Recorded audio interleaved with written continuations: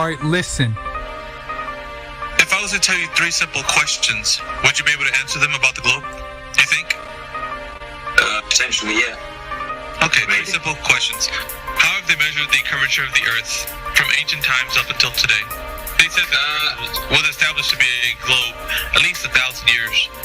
For at least 1,000 years. Well, I couldn't tell you the scientists because I haven't got anything up in front of me. But there's some scientists who used a mountain and also a lighthouse. It was somewhere in Egypt or something. And he basically went up. He knew the distance between these 2 points, went through them to sort of figure out the distance between the top points, the bottom points, and then sort of work out the curvature of the Earth. Alright, so what I'd like to ask you is that the method that you're speaking of right now, do you know it fully, or are you just kind of vaguely responding to what you think Just it was? vaguely responding. Okay. Yeah, it's good that you're honest in this conversation because that is key, right? Yeah. For us to have a good discourse. Yeah, All right, so since you are vague, I would say that, well, you just believe that that's how they measured it, right? I mean, because of the information that you received and how you're telling us, right? Yeah. Okay, so now up until this point, is there any time in recent times that they've measured the curvature of the Earth that you know of? Well, I'd use this may not be a good answer in your book, but you can use the ISS as an example.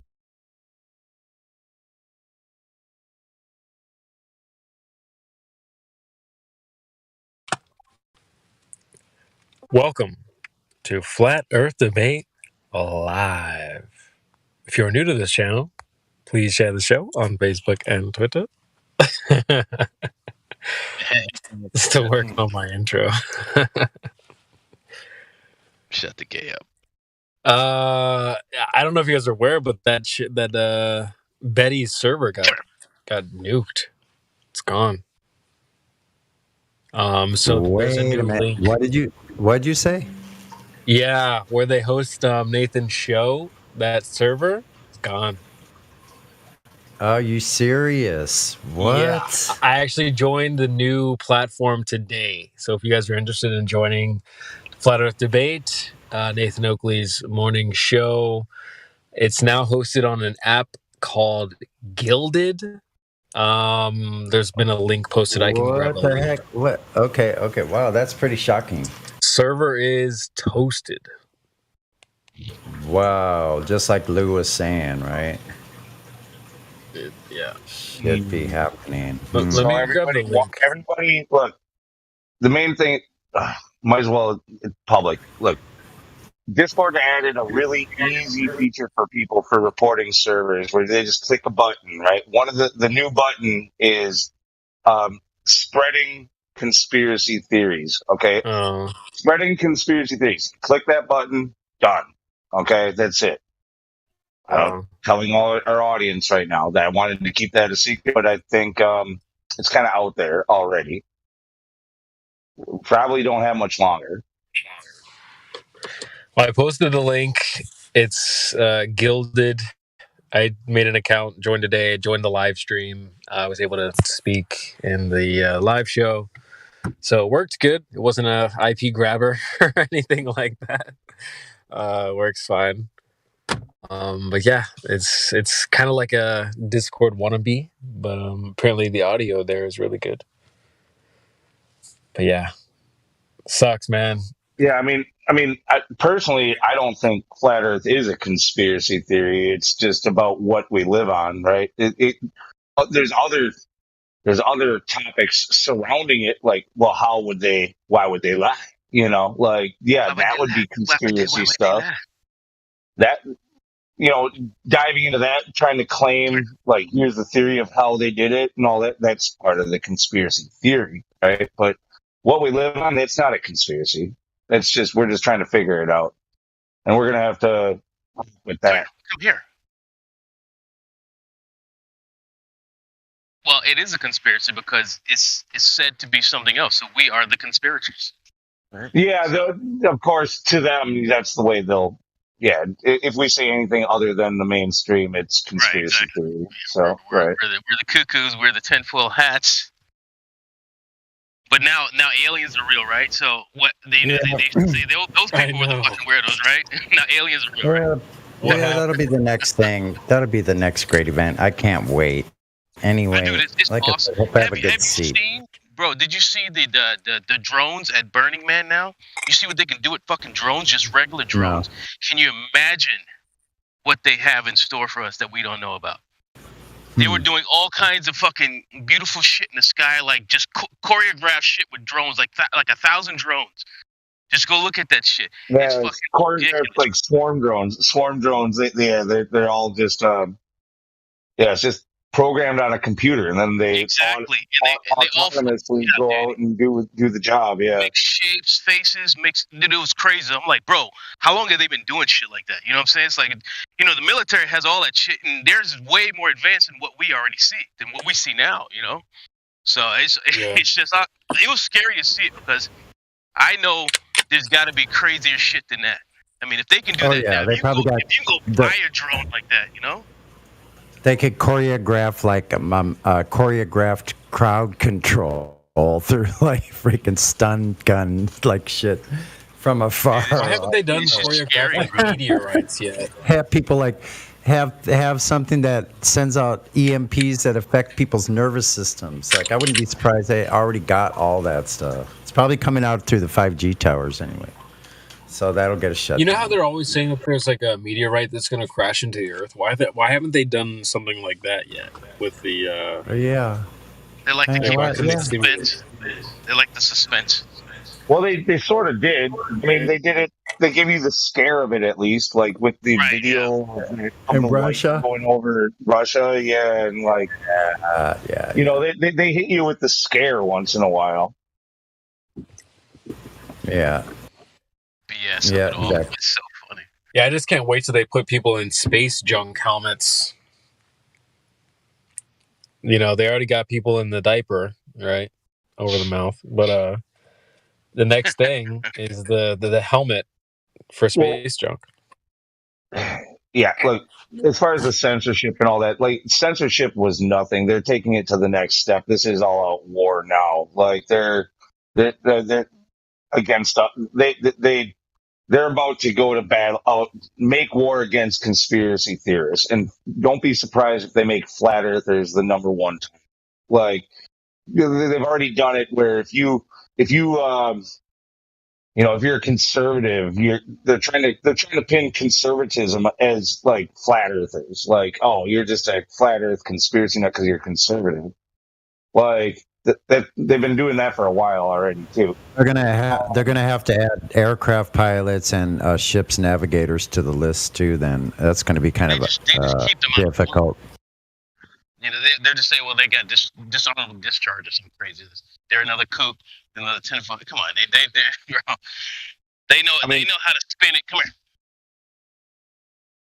I heard somebody in here. I think I was listening in on the YouTube. I heard somebody in here a couple of days ago talking about like numbers. You know, they don't mind a few thousand people or even a few 100,000 people, but when it starts to get into the millions, you know, like somebody, I don't know who was speaking, but I think he said like, you know, millions of people can topple empires in days. You know, like Yeah, we were talking about Rogan and stuff like that. yeah.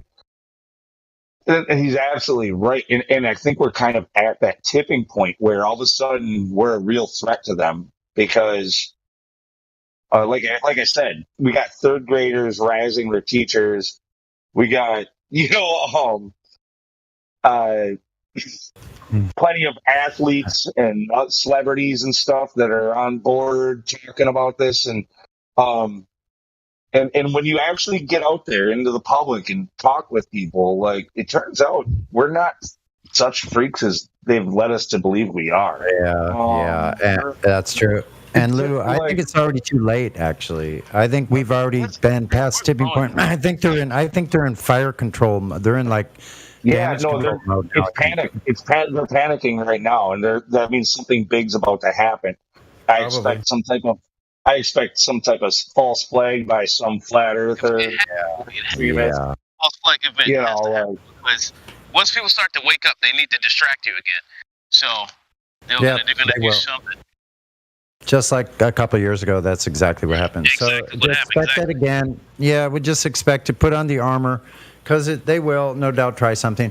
But you know what? It's only because But they're they can't. losers and they're Yeah, sore but they can't losers do and they're too what they late. did 2 years ago again.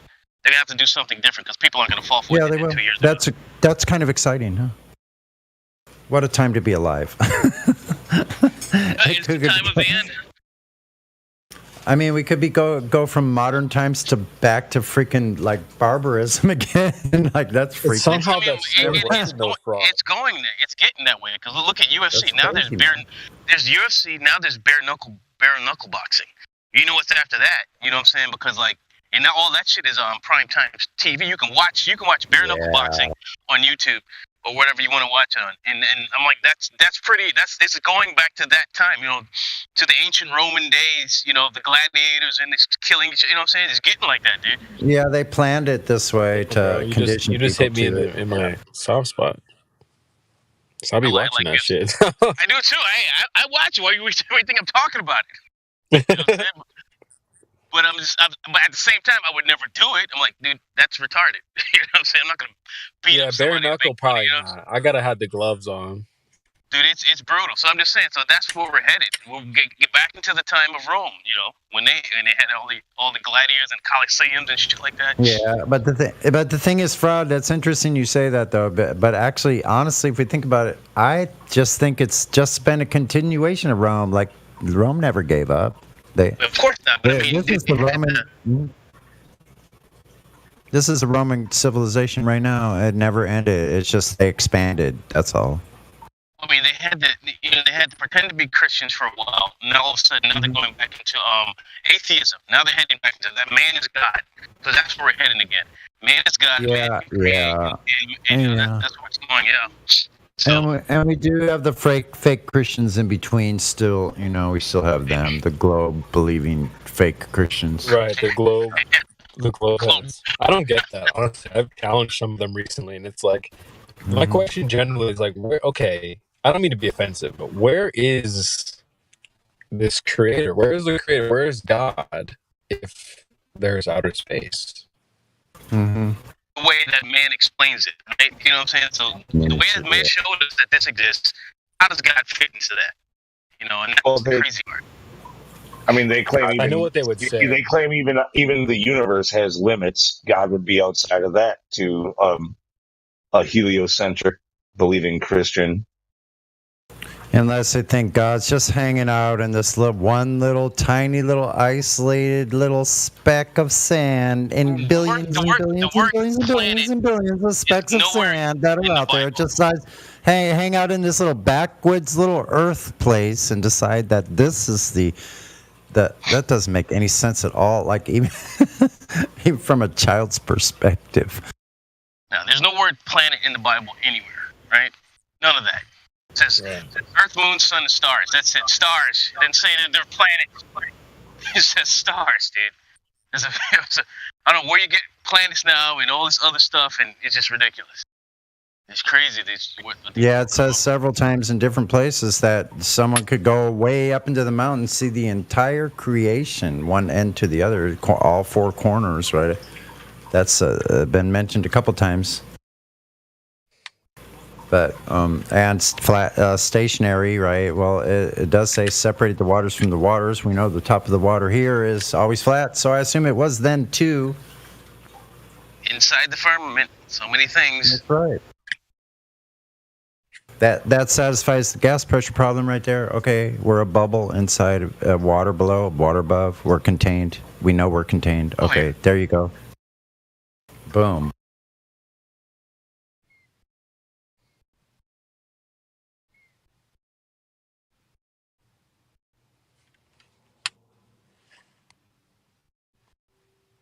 That's probably the most interesting part.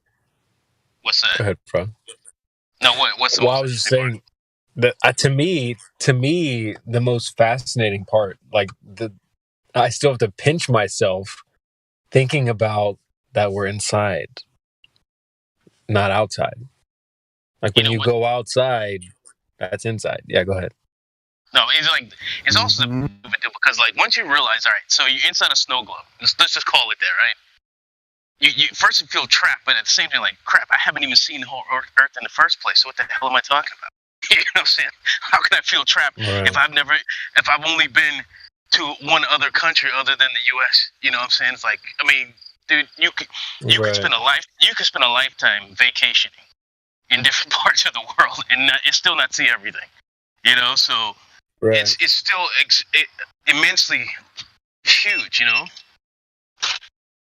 So, I mean, Yeah. I mean, the way I think about it is you go from this random speck in this giant, meaningless void to the curtains just opened. You're now on the stage. You're now on the main stage. Flat Earth is the main stage. So, yeah, I mean, we don't know what this whole place looks like, but now you're under the bright lights. This is the spot. You're live, you know? This is it. All eyes are on you. Not, you know, there's all not eyes on us. any other place. Rap song in my head. All eyes on us. I'll be singing it all night. Yeah. So the curtains get kind of unveiled when you realize there's not a bunch of other potential other Earths out there. I You know that know? you'll never, ever see. You know what I'm saying? It's like there's 16 Yeah. other super Earths. There's 16, right? In the Goldilocks zone. That's what they say, right? I'm like, you fucking kidding me? I can't. I have. I barely go out my house. And you talking about this? They have you in dreamland. That's where they have you. They like to keep you there. Yeah. They want you I out mean, of it's just reality. cool. Go ahead. So they want you out of reality. They want you to keep being dreamily thoughtful, pensive about everything, and then they pull the rug from under your feet and shit like that. I mean, that's just all they do. Like, look, this dog and show pony. Look at this whole art. So we're going to the moon. Oh, now they pushed it back again. Right? So, I mean, it's like they keep doing this shit, and people just excuse them of it. Oh, well, you know, you got to make sure this isn't going to happen. I'm like, but meanwhile, SpaceX is launching more so-called satellites, but NASA can't get off the ground. It's like, I don't know, bro. These guys, people just don't pick up on anything anymore. Their brains have become numb. Yeah, I mean, I don't know all this stuff. It's hard to get people to wake up, even though, especially with your family members and shit, dude. It's just, it's exhausting. I mean, even just like a normal person. But they've got these. I've been on Facebook for a little while now, hopping back on it, and then you got these NASA pro NASA thing promos that come on, and people comment, "Oh, this and that." So I've been back and forth with people, but also on these comments is a lot of people like us that are commenting. There's more people like us commenting about the fakery, and I was like, "Holy shit!" There's a lot more of us than I thought. And I was like, "Wow!" I was surprised. So I'm like, I'm not the only one on here calling their bullshit. So I was like, this is good. It's all good shit. We talked about that last night. The tides are kind of turning in the comment section and so on. Like even just like you go on, you know, Nathan's YouTube channel in the morning for me, 9 a.m. He's doing his live show. A couple years ago, the comments, a lot of the chat was ballers. Yeah. Now it's people who get it. And they're saying the same thing. And they probably used to be brings ballers. a little bit of comfort. Now they're becoming skeptical, you know, because they realize Yeah. something's not right. This doesn't make sense. You know, they keep telling us all this stuff and not doing anything. Mm-hmm. I'm starting to think that the intelligent ballers are the ones that have now become flat earthers because I mean look at who we're dealing with in these final days now. We're dealing with the bottom of the barrel baltards now. The smart ones already came flat earthers. So we're scraping at the bottom of the barrel with these guys at this point. That's why it's so quiet in here. The smart ones already figured it out. Yeah, I They mean, don't need help. I mean, it's quiet in here, but it's also because we banned all of the globe cards. But like, there's see, like you go to other servers, like you know, some other servers might be bumping, but they're filled with a whole bunch of intellectual, dishonest liars. Like, Yeah, they're that's why we got rid of them. yeah. We don't really want them here, honestly. Like, this is kind of a hub for flat earthers. Globe earthers, yeah, you can come in and you can debate, but we're going to scrutinize your tactics. Like, you're going to have to like try to dump those tactics and be honest with us. Like, when you make a claim, we're going to force a concession, and what we expect after you've conceded. It doesn't mean that you can reassert the same fucking thing over and over and over again, day in, day out. Like, you doesn't, like, it's not how They do it attempt works. to do that. That is a baller tactic, though, Lou. Just keep saying. If I just say it one more time. Yeah, no, it's because they're gatekeepers. The people that we deal with, the anti-flat earthers, like, okay, if you are a normal person and you've just heard about this flat earth thing and you come here and you want to find out more about it, you think it sounds extreme and outrageous, and you're like, there's no way. And you're like, fine, we love those conversations. But if you're the guy who is like, flat earth has to stop now, it's my new mission to take out flat earthers wherever they may be. And you know, make sure to disrupt and intercept anybody who might be new coming into it. No, these people are gatekeeping shills, is what they are. They deserve zero respect or time. Like, they don't deserve the mic. They don't deserve our time. Correct. They rely 100% on us. They exist because we do. Right. They can't exist independent of us. They don't have a case of any value. So essentially, they're a parasite or a bacteria that Correct. like lives on your skin, like that you don't. Correct. That you should not really care at all about. Cut it off. Get rid of it. Yeah. Yeah, the question is, are they paid? Yeah, good question there as well. Who knows? Sad part is a lot of them will do it for free. That's an interesting statement, that they're a bacteria. Let's kick that ball for a quick second.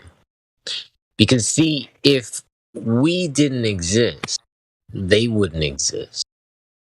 So if we didn't exist, they would have nothing to feed off of. Hence the idea, which I totally love it. Yeah, they would vanish into a crowd. Because we have formed, we are the life-giving, you know, the life is here, the energy is here. So they have now, you know, like a leech, they latched on, and they're getting their lifeblood from us. So yeah, there's no life in the globe, obviously. Otherwise, because, you know, if we vanished, then they would just vanish into the thick crowd of globeheads that we used to be. We're not that anymore. We've figured some stuff out. And so they've latched onto our ankles with their teeth and their tongue, trying to suck up any lifeblood that we got. Damn ankle biters. I call it trolls, you know. Troll isn't bad enough. I think we finally described it properly.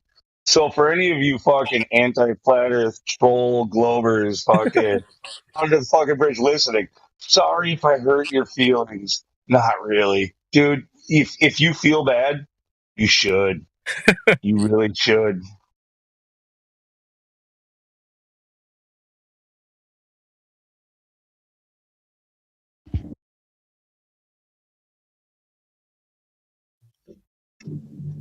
Fire team, we've encountered a strain of Xenos mutated by the pathogen. Find and cure their source. We can't let the mutant bird escape those ruins. The whole movement. What the hell is that?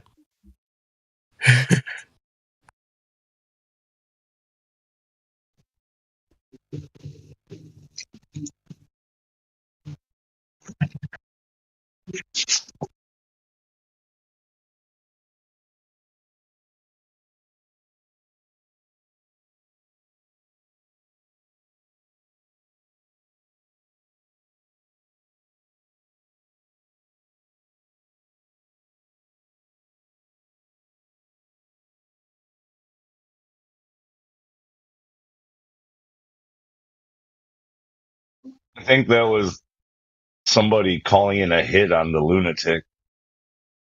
I gotta get going. All right, well.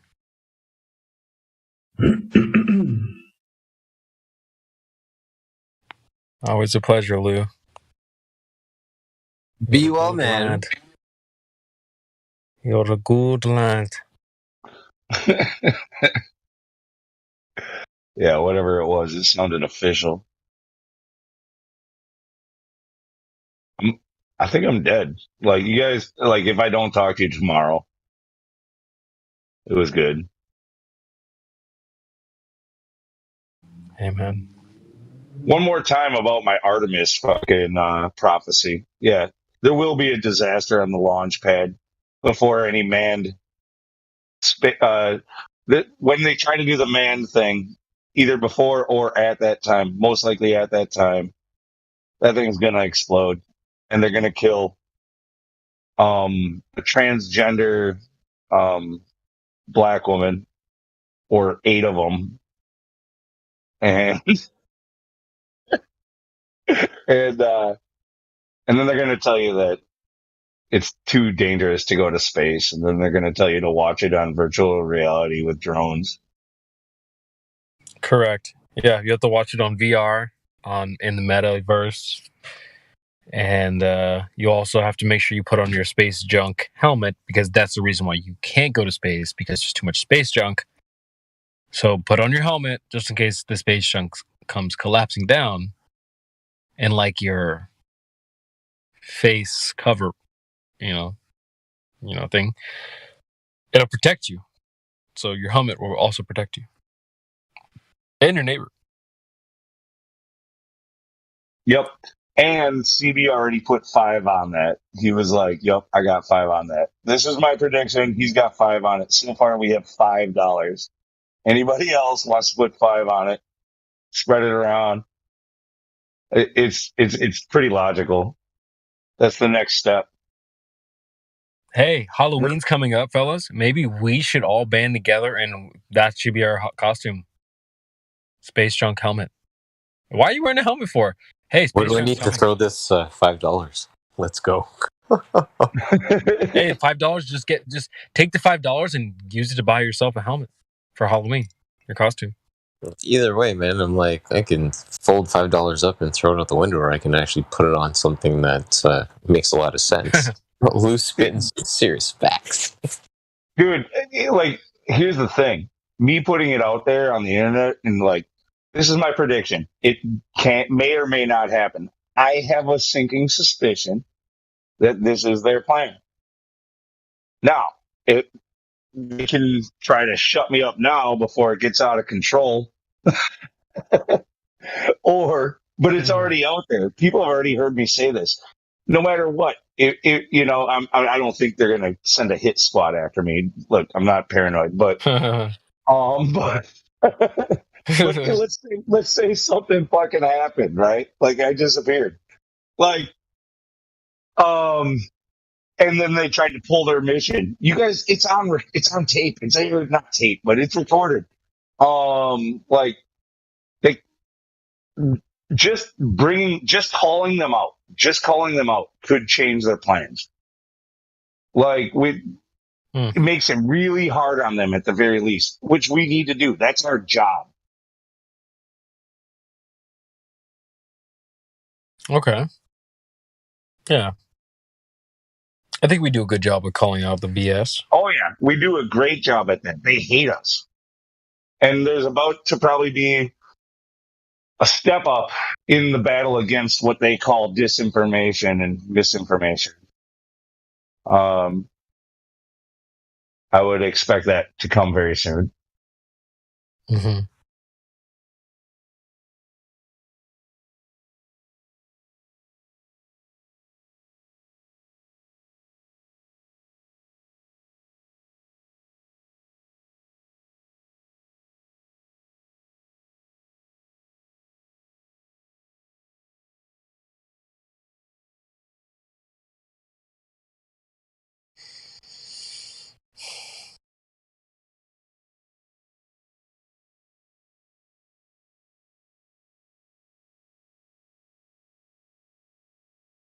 But you can always look at the bright side. If any of this like goes down, this war on what they call mis and disinformation.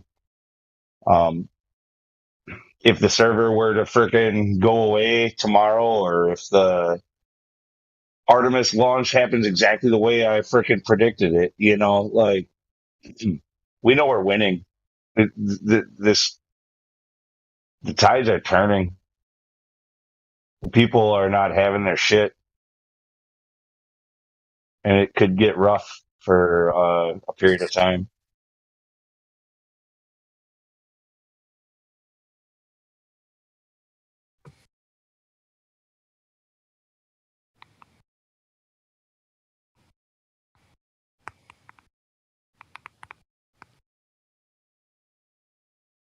Yeah, I agree with Lou that the battle's already over. It's already been won. It's already been decided. There's no question. And so now the next is going to be the whining. But the whining probably is going to be more hazardous than the battle was. You want to take it a step deeper? Sure. With who's doing the whining? With right, which whining I'm talking. No, let's say all of that is correct. Let's say we are winning. We do win. The tides have turned. It's already decided. How do you know that we didn't do their bidding? How do you know we didn't fall for it and help to push the new agenda? Well, I think there's pretty much no doubt that we did. But I don't think there was any other way.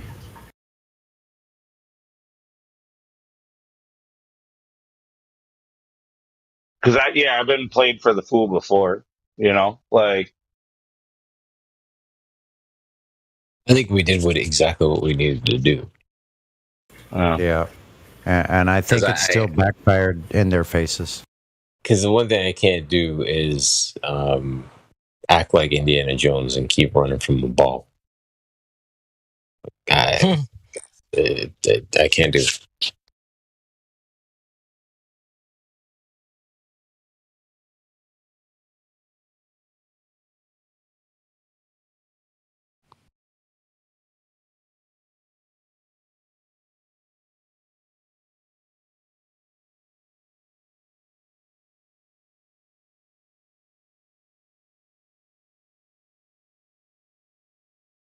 Indiana Jones.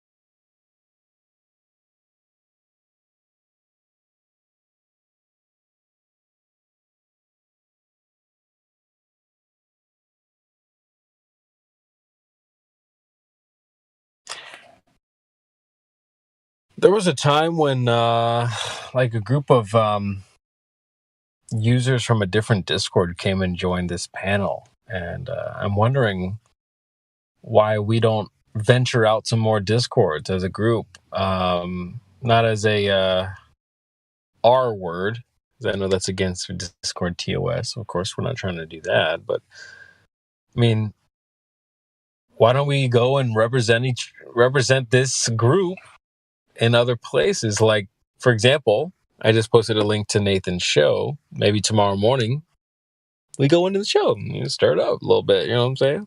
Give it some, give it a little hype, give it a little attention. So that's something we could do, perhaps.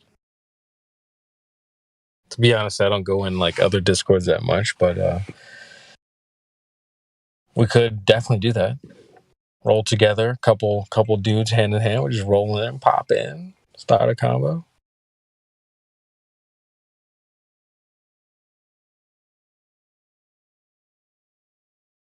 Anyway, Do you have a specific Discord in mind? yeah. Well, I mean, I don't know about your guys' time slot, but Nathan's show starts for me 9 a.m. in the morning, so I'm usually up. That's usually a show I'm able to tune into. I like to listen in. I'm a big podcast, kind of voice talking, word of mouth type of. I like listening to speaking stuff. So the show is great to listen to in the morning. So maybe we could pop in the show in the morning. I dropped a link. He's on a new panel. His Discord got shut down, so he's on a new platform. And Gilded, I posted a link in the live stream, so that could be fun. I mean, he does housekeeping every morning, right? So he's asking questions about radius, gravity, rotation, these different types of things. And it's fun to sort of, like ballers are not going to come in as much as we would hope they would. But it's fun to go in there from time to time, I think. And the discussions that come up are interesting. So, but also there's not just that. I mean, we can go into the op, we can go into the op, you know what I'm saying? You want to go into Gamma Pandas? We can go in there. We can hit up the op. We can hit up our opposition. That's no problem. We're not afraid I of won't them. lie. It's kind of fun once in a while to hear those fucking lying parasite fucking bacteriums fucking spew their shit, right? Like, it's kind of fun. It's fun. But no, I don't want that on my home turf. Like, get the fuck out of here, you filth. Get the fuck out. So are you Eastern, Western, or Central? Me? I'm in Yeah. Central. Yeah, whoever's saying that, it comes on for 9 a.m. for them. Oh, I think that's that was Eastern. CD. That's That's 9 a.m. Eastern here. Yeah, I'm in the Midwest, so I have I'm to on get New up York at time. 6. Yeah, I'm Pacific. 6 a.m. Damn. I often do actually get up that early anyways because Okay. I have to make phone calls to like the East and they open for business at 9 a.m. So Yeah. Hey, well, the show starts 9 a.m. every day. Monday through Friday, they're live, and then on the weekends, a lot of times he'll just do a premiere. So if you're awake, pop in the show, man. There's usually a limit, but Righteous Force is the guy who sort of moderates. I'm sorry, I have a lot of rain in the background, so forgive me for that. It's raining hard here. But yeah, Righteous Force can bump you into the show, and you can pop in and stir up some, conversation.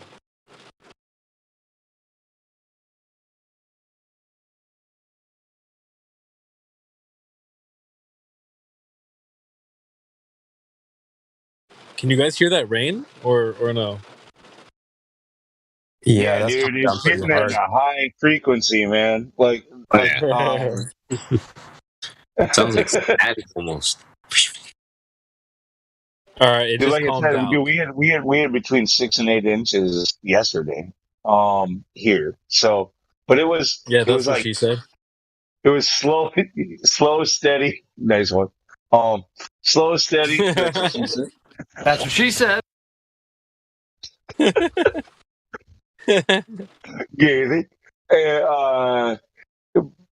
but yeah, like there were just big drops that like kind of went at a slow frequency, but it added up to like 6 to 8 inches, like throughout the course of the day. Like that right there. If it was coming down like that, dude, I'd have like 50 inches. Yesterday. Damn. I'm telling you, like you were like, no, we didn't get that torrential like storm downpour. It was just like where the cloud is just like, it was all rotating off of Lake Michigan, like coming backwards and like just sitting there in a low. So yeah, also great flat Earth proof. Like, so this system just sat here right for like days, like, and just dumped tons and tons of rain. But in the meantime, the Earth rotated 3 times underneath it, and somehow we're supposed to believe that helicopters and hummingbirds are attached to the atmosphere on the moving Earth. Gravity, Lou. Gravity. I don't know. It just doesn't fucking work, dude. The answer for all. Gravity. That's all you have to say. But not bullets always. I just happened to come outside and look at the moon. I'm gonna share a picture of this. Holy shit, it's like orange. I'm just gonna position myself to be able to take pictures. Everything white. Did you say the moon? Yeah, man. Shit's Yeah, orange. past couple Like orangey yellow. past couple nights have been like orange. Yeah, You see it? yeah, I see that. That's dope. That's refraction. Yeah, it must be.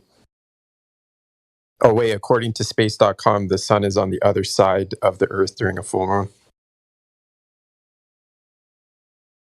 Must be refracting through the Earth's crust and through the core, so-called core. I mean, what else would it be? Well, gravity waves that refract other gravity waves make the moon orange. Everybody knows that. Gravity waves.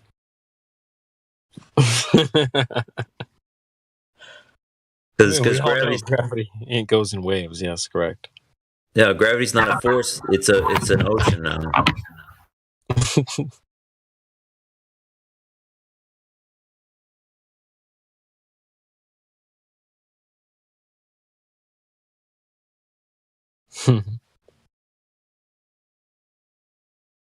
Like, so Newton said gravity's a force, and then Einstein said, no, it's like a bending in the fabric. So then they go, well, why couldn't you have a ripple in the fabric? Because we're already talking about fabric. So then they go, well, and now they say they've measured gravity waves. So it's all just like working out so well for them.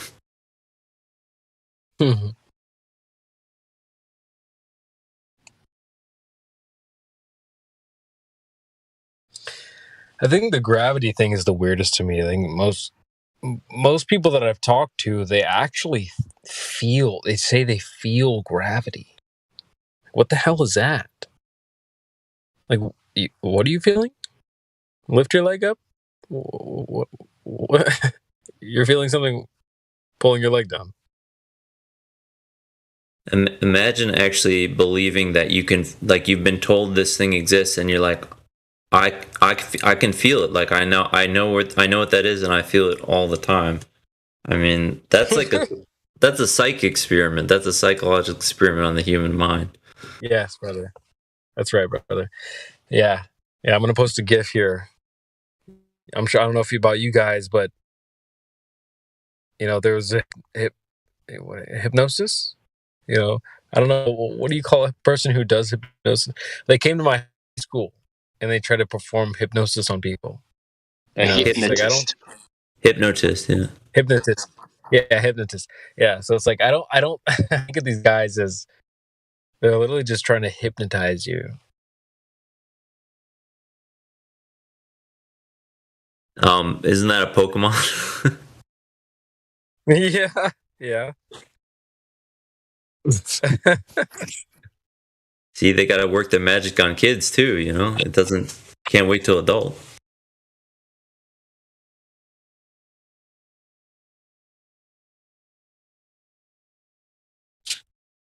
So what is the the main like Globe Earth Discord channel?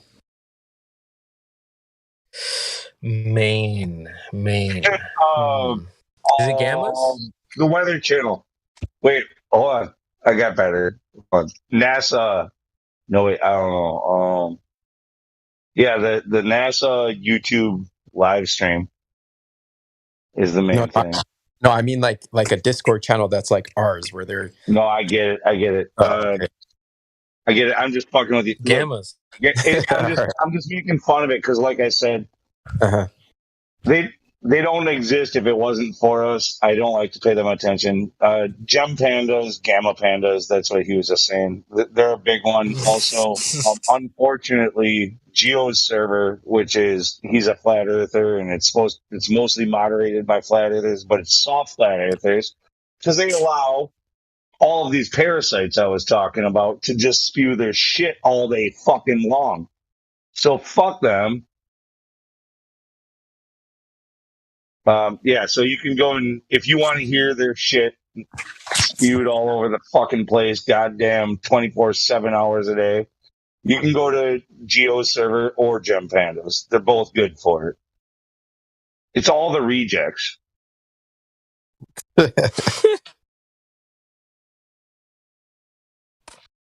And that's why I always say home is home. Sorry about the open mic and the noise. But yeah, 247 is home, man. Yeah, I like this place a lot. I was at actually the server that got taken down, the Betty server where Nathan hosts his show. That's where I was hanging out, and I kept hearing ballers talk about, oh man, we got to wall off that 24/7. I'm like, what the hell is this 24/7? And eventually got a link, made my way here. Here we are, boys. I actually got this link from somebody who was like in a court role-playing chat. We were like role-playing to defend ourselves in court, and somebody gave me the link. Yeah, because it's all about Socratic method, right? We're doing the same thing. We're just attacking their affirmative claims. So somebody was in there, and he's like, you know what? Your Socratic method's pretty good here. You'd be interested in this channel. So I came over here. That's weird. No, that's really good. That's cool. I hope they keep doing that, man. Because that's what you've been wanting to do, yeah. Yeah, that's exactly. The funny thing is, most of them are ballers. Most of them are ballers in there, except for like the one guy who gave me the link. And yeah, like they'll apply scrutiny to law and like the validity of it, but they won't apply the same scrutiny to like physical reality. Yeah, I get you. There's kind of a paradox in their thinking, basically. they have it. They know how to think properly, but they refuse to when it comes to this topic. Yeah, exactly. So, like, if you're not even a big flat earther or anything, but if you really like arguing, come join Flat Earth because you can have the best arguments of your life.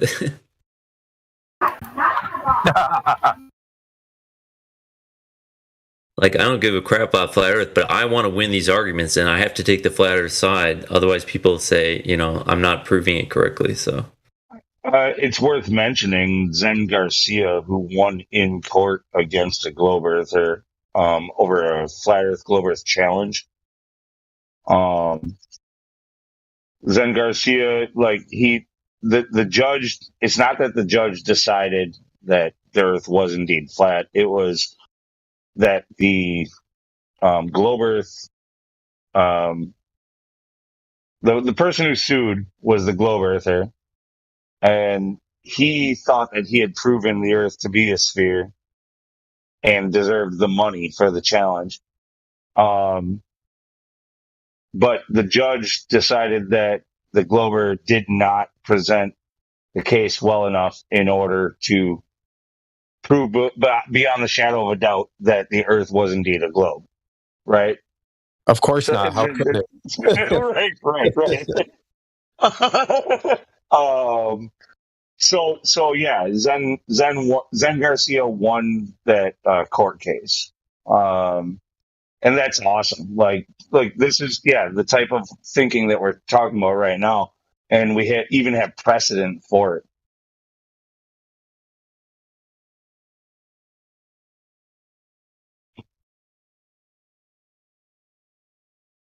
Yeah, he didn't get to collect the money because he felt that he would just go to court with what he claimed was evidence, and they said no, that doesn't prove to the level that the original question needed. That right, that they said he didn't prove it, so he didn't get the.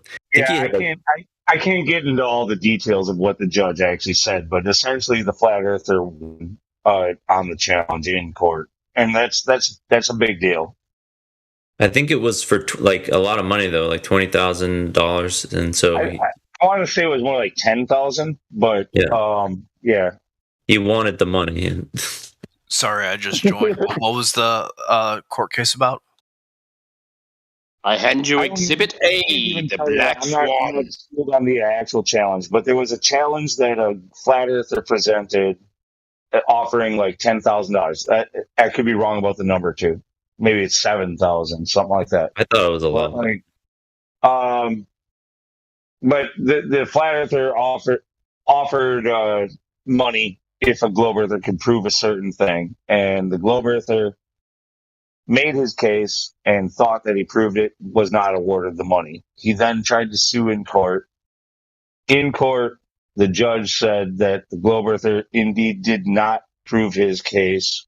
Well, court has the rules of evidence, so you can't just go in there with opinion. I mean, you can go in there with expert testimony, but I mean, that still has to be backed up by factual evidence. Exactly. Yeah, exactly. Yeah, so that's what we're saying. We're talking about viewing it through the lens of like how the court system works. Like, what is proof? What is not? What is evidence? What is not? What holds value in court? Because like you can have evidence, but it might be thrown out, right? Like it might not be admissible evidence. Yeah, you have to have personal first-hand knowledge. Yeah, for example, doctored photos. Like I know we're not supposed to speak about this topic here, but Dr. Stefan Lenka went to court about I think it was the AIDS virus at the time, and some of the evidence that was submitted by the other side was so-called microscopy of viruses, right? The AIDS virus. But since they were in color, the court ruled that these are nothing more than artwork because microscopy should be in black and white. It's like x-rays. So the photos are obviously doctored. You get what I'm saying? So anybody who would say that a NASA photo is the real Earth, they would say the same thing because they're all like obviously doctored.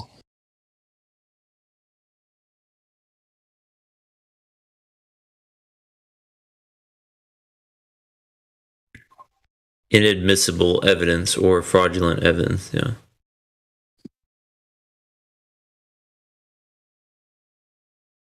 That guy probably really wanted that money, though. He's like, I can prove the globe. Oh, dude, no, he was passionate. Yeah, he was passionate. He was certain that the Earth is a globe, and that the judge would also believe that the Earth is a globe, and just say, "Yeah, this guy's crazy. Come on, everybody knows the Earth is a globe. You lose." That's not how the court system works, though. Hey, could that be considered providing? Could that be considered providing false evidence if you put in, let's say, the blue marble and say, "Look, we've got a photo." Could that be like contempt of court? Yeah, it could be for presenting an image as a photo, as a realistic photo. It probably could. That could be a separate court case. Yeah, you could possibly sue if they presented that in court. Yeah, you could possibly also sue them for, like, if you won that, you could then sue them for, I don't know. No, I think the wrongdoing you're talking about is that the lawyers are supposed to abide by the bar association rules, and that could be a violation to where you could file a complaint against the opposing lawyer for not filing a court case in good faith. and not reviewing all the evidence properly beforehand. And there's also like it could be considered like a frivolous lawsuit, and then so you get sanctions for that, for like your lawyer's fees and stuff. Well, what if the lawyers presented evidence like a murder weapon, like just made it up to try and get the guy like framed? That seems like that would be breaking the law, not just like a slap on the wrist to me. Yeah. There is a point to where it does get into criminality, of course. Yeah, you're right. If they frame you basically. Well, it is. It's like providing a doctored photo of you being somewhere else when the murder took place, but you were actually, not in that place. Yeah, You're providing a doctored photo. I agree. I think a case could be made for that. Like even possibly on Zen's case. Yeah, but the person bringing the lawsuit is not going to be the one that is going to create the image. They're just getting NASA. You would have to prove that there was criminal intent, that there was intent of some type. Maybe not necessarily even criminal, but you'd have to prove that they meant to deceive the court. Yeah, so that'd probably be the difference between not admissible evidence and actual crime.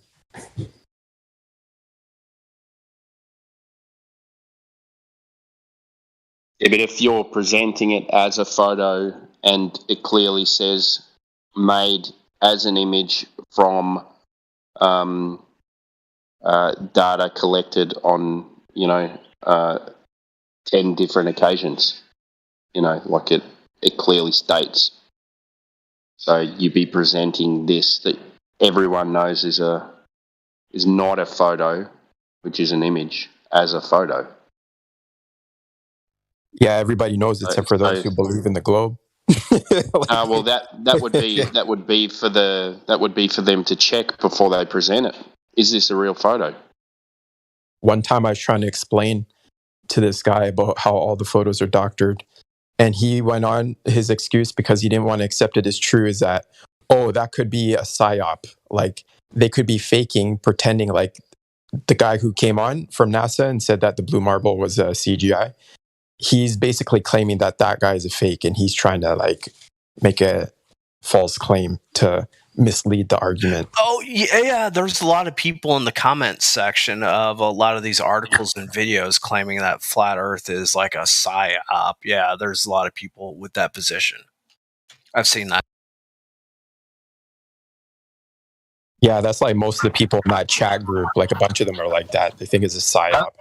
No, that's super common. Here's the weirdest thing: is that might not necessarily be so ridiculous. I'm not saying it is, but even as a flat earther, it's still, it makes the most sense. But is it a controlled leak?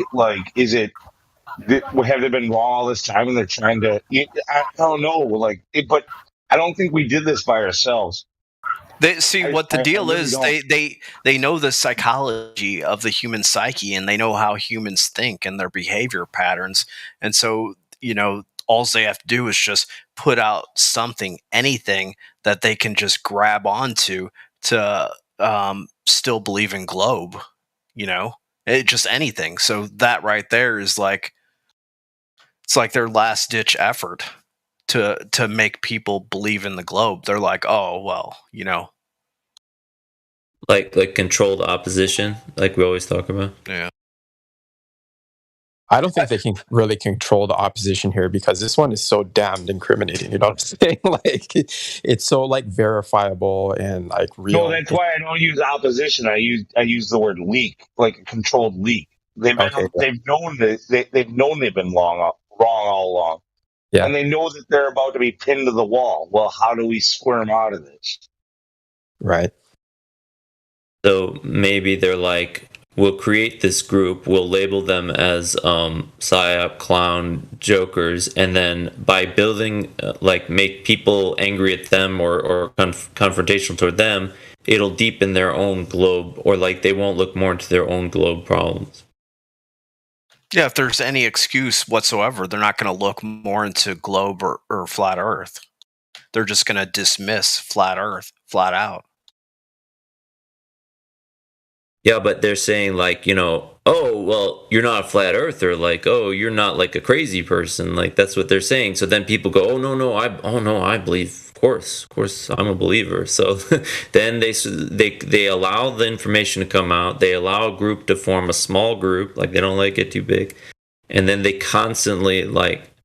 I remember Obama talking about flat earthers all the time. This is before I was even into this stuff. And I was like, why is he constantly talking about flat earthers? Like, what the hell is going on? Damage control. That's how I saw it. Well, let's be perfectly honest here. For most of us who started off this latest wave YouTube suggested flat earth to almost everybody here. Yeah, I came here from YouTube. No, like I said, I came through that Discord chat. To flat earth, I mean, not to here. I mean, it was suggested way back in 2012, and I never clicked on the video. No, 2012 was like when Mark Sargent and like B.O.B. B.O.B. and maybe even what's the Thai, the guy that moved to Thailand? Come on, damn it, Eric Dubé. Like those guys are like how that guy explains flat Earth, man. I wish he would like be more active or something. The first guy that I heard talking about it, I don't know if you know a guy. I believe he's in Florida. His YouTube is called Red Pill Philosophy, I believe. But that's the first I've heard of it from. But okay. You're a newer flat earther then. Like that's what I'm saying is I'm talking about what started this modern wave of the flat earth. It was like those guys that I mentioned, Sargent, Dubé.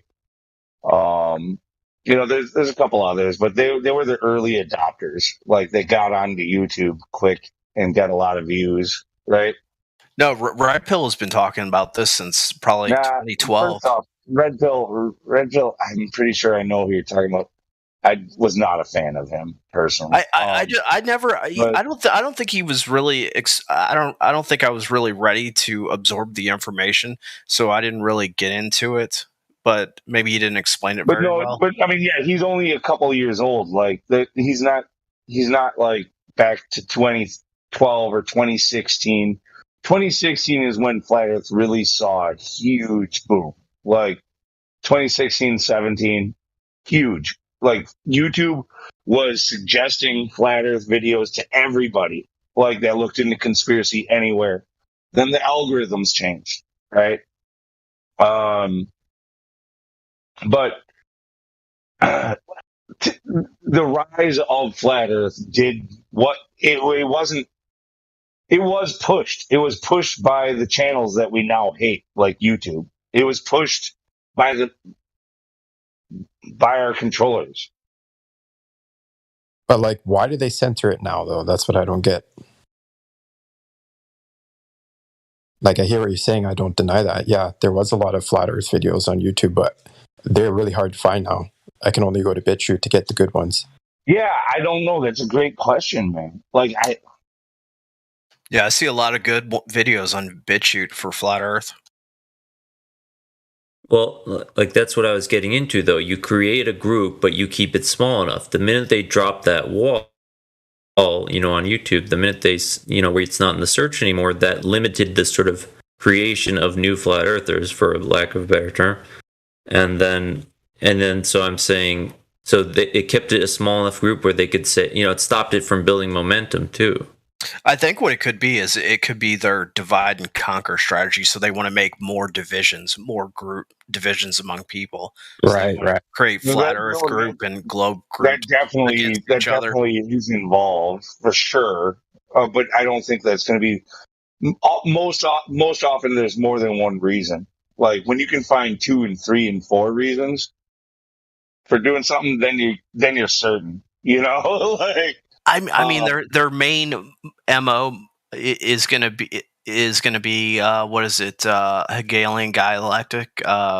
Hegelian dialectic, yeah. Problem, reaction, solution. Yeah.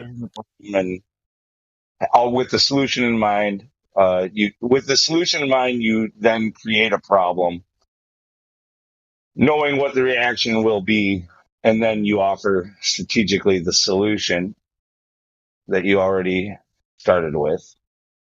Yeah, that's the Hegelian. I mean, that's what they always do. That's their standard playbook. Yeah, exactly. So, like, these guys are. That's what I'm saying here is, I feel like the evidence definitely shows the Earth is flat, but why are they doing this? Like, because it was helped. Like, why are they releasing any of the information? I mean, some of this you can't ignore, I guess. But you mean the ease of getting? Nobody would have ever pointed it out if it wasn't. I don't think anybody would have pointed it out. Like, and it wouldn't have caught on at least. If it wasn't helped, if it wasn't just kind of boosted along a little bit. So you think there? Oh, so you think there definitely was? It wasn't sort of a grassroots, as they call it. It was people who is like the forces that be. Yeah, that's how they run politics too. But like at the beginning, wasn't YouTube like really unregulated? Like pretty much anybody could go post anything as long as it wasn't like violence or whatever. I guess there is violence on YouTube, but you know what I mean? Like the standards were a lot less strict. Like nowadays you could just say the wrong thing and like your video will get deleted, like, or put the wrong, you need to have royalties on your music, otherwise it'll get deleted. You know what I mean? Like it was not so regulated. So at the beginning, maybe people just put up videos to pique curiosity, and then it kind of snowballed from there, and then they couldn't stop it. And at a point, they're like, okay, now they come in and try to take over, because that's how I see these guys operate. If they can't completely squash, like this whole, like, if you can't beat them, join them mentality, you know what I mean?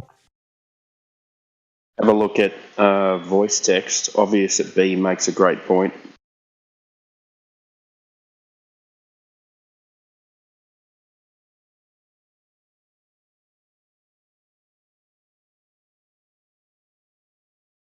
Oh yeah, reveal the people in society who are susceptible to seeing or wanting to see, or anything like that. Exactly.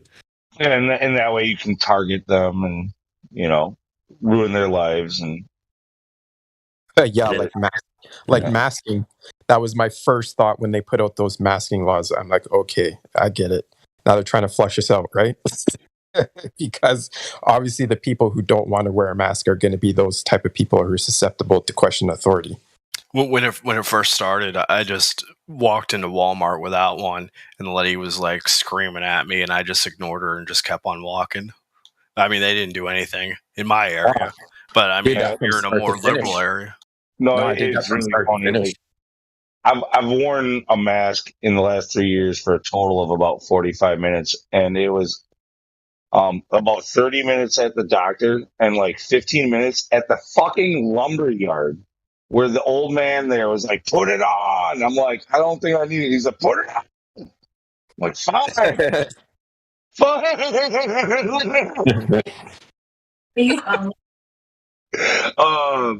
Anyway, yeah, the whole mask thing. Yeah, it was all. Anybody who wears it, like, okay, for a guy like me, if you're a masculine man, or if you're a bigger dude, or if you're in construction, whatever, and you walk with it, if you're assertive and you have a certain, like, people don't mess with you. Like, I have not had anybody other than that dude at the lumberyard fuck with me by not, just ignoring signs and shit. I do it all the time. Nobody ever messes with me. Like, ever. Well, and they put the fear into older people. Like you said, it was an older man. They told them, like, they're so at risk that, the slightest thing can get them. So they made them even stronger sort of believers. Oh, I'm going back to work.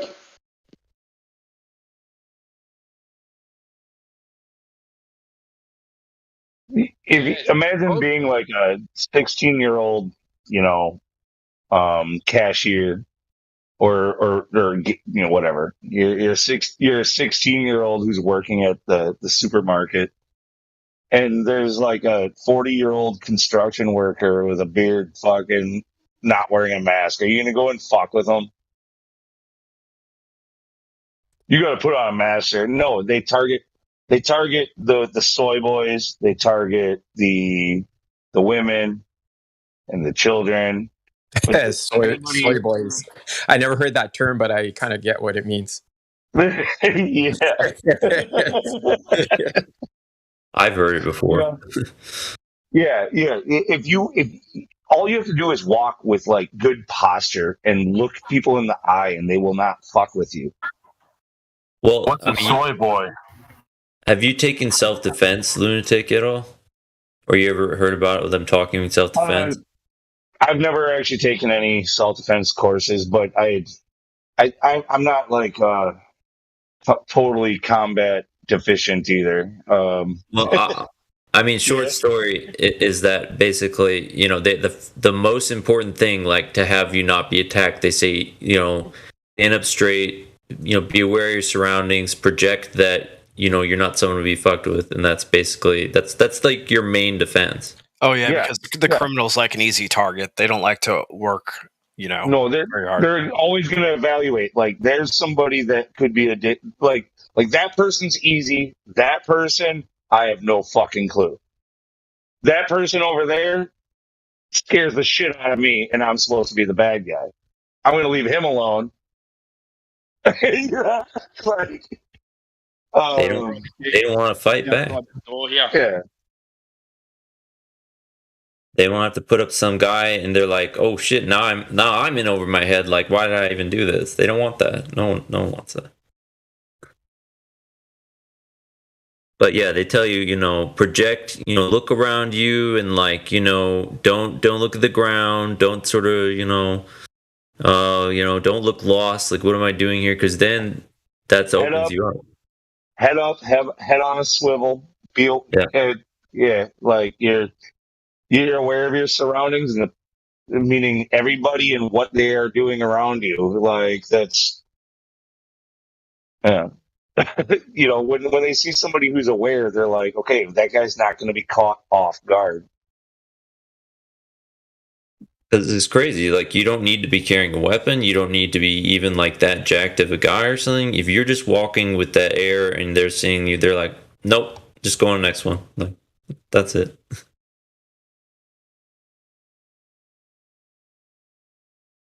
Yeah, to answer somebody's question a few minutes ago, and again, I never heard the term before, so I'm going to take a whack at it. Soy boys, he's referring to like feminine men because soy is notoriously high in estrogen. So if you eat a lot of it, they say you grow tits. Is it? Am I right? Yeah, booyah. Yeah. You pretty much nailed it. Yeah, that's about it. Low testosterone. I'm surprised people don't know about that one. Soy boy. I used to, you know what? I used to love drinking soy milk. I thought it tasted good.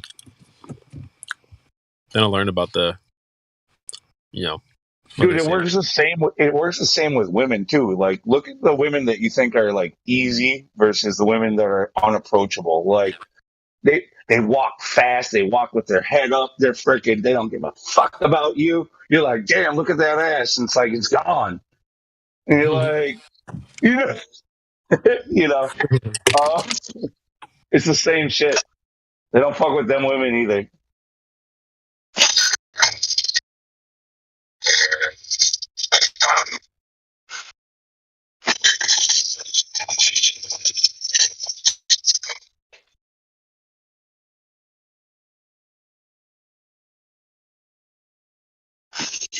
Yeah, but anyway, I had to step away for a minute. What's going on, boys? Any ballers around? Guessing not.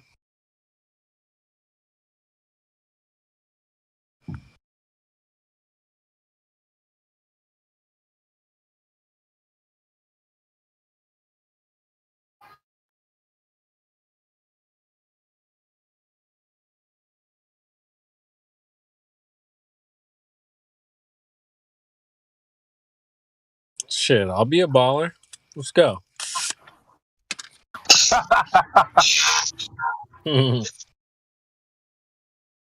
Come on, I see the curvature. I saw the curvature from an airplane. Come on. Yeah, I didn't see the curvature from the airplane. That's fun.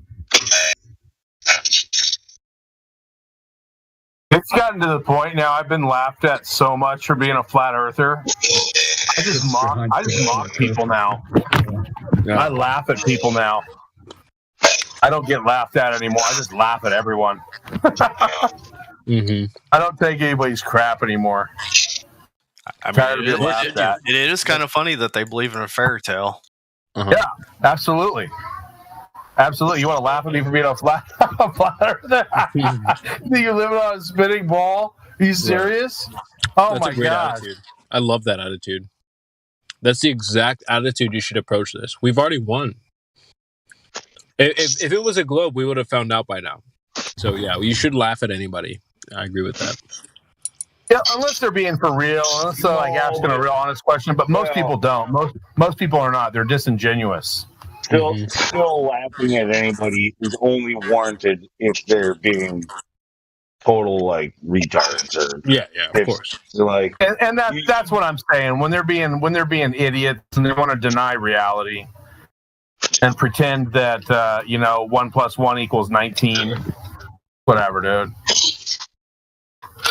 Yeah, no, it's not cool to go around just pointing at people and laughing at them. Like that's then you look like the douchebag. No, that's not what I'm talking about. I was talking to my friend the other day, and he was trying to tell me that up and down is objective on a ball. And I'm like, I don't even know how to process that. What are you talking up and down on a ball? By definition, that's impossible. Stuff like that, where you just want to be illogical and you're going to do anything you possibly can to cram your fantasy into this box. Logic, math, be damned. Whatever.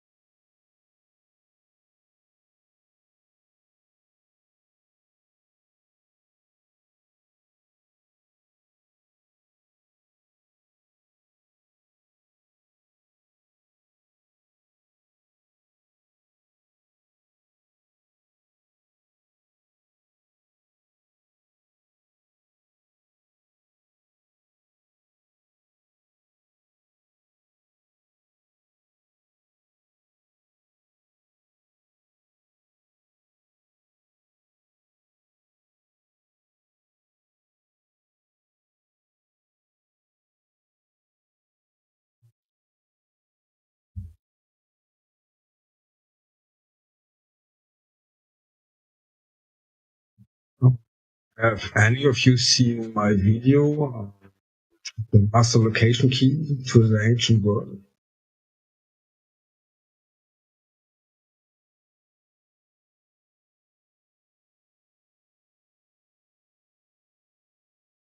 What is that? Your video for what?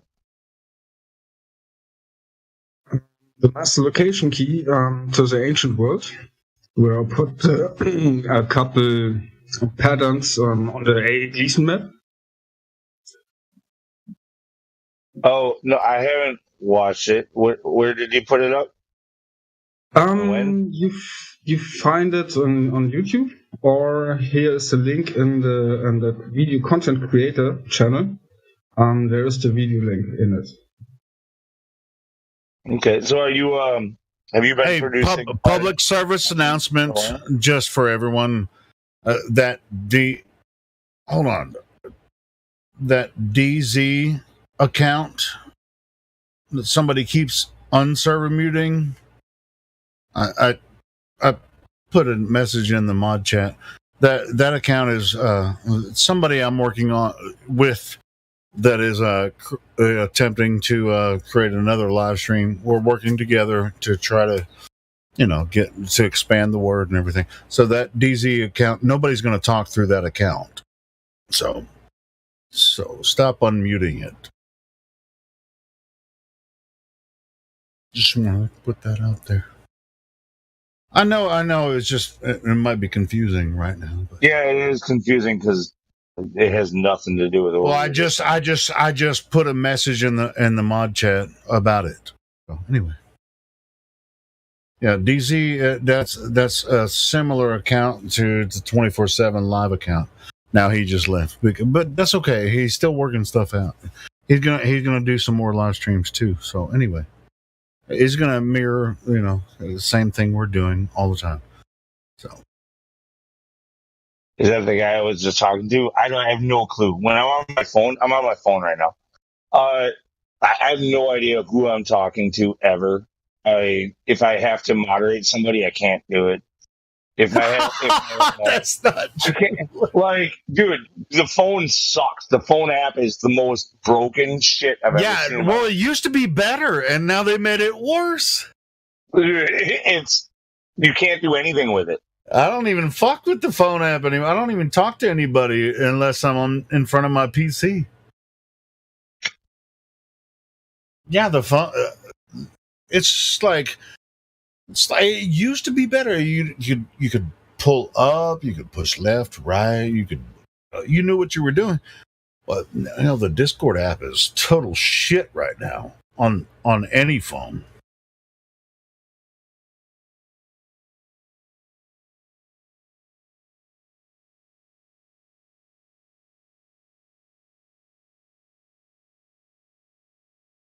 I usually don't join on my phone because my Bluetooth headphones are shit.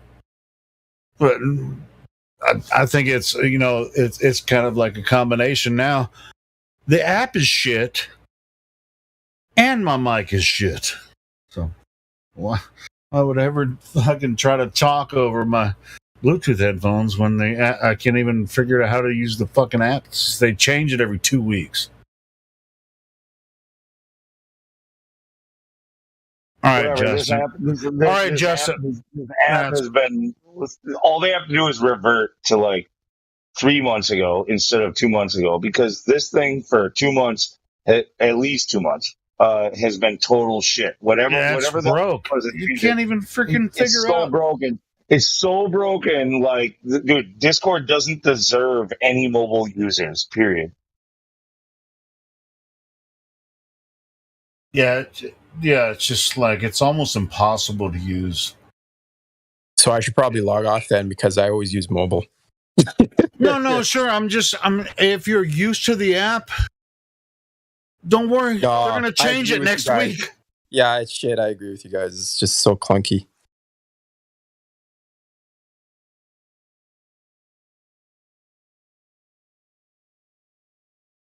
It's not half as bad as Skype. I mean, they even came up with a term called getting Skyped. That's how bad that app was. Do you guys remember getting Skyped? Yeah, well, there's a difference. Skype sucked from the beginning to the end. Okay, like Skype has never been a good application. Period. Like Discord was good up until like 3 months ago, and then they were like, you know how you had like a pretty cool like app that worked nice. Like we're gonna change that. I found that's pretty consistent across the board, though. Like almost every app that I have downloaded on my phone.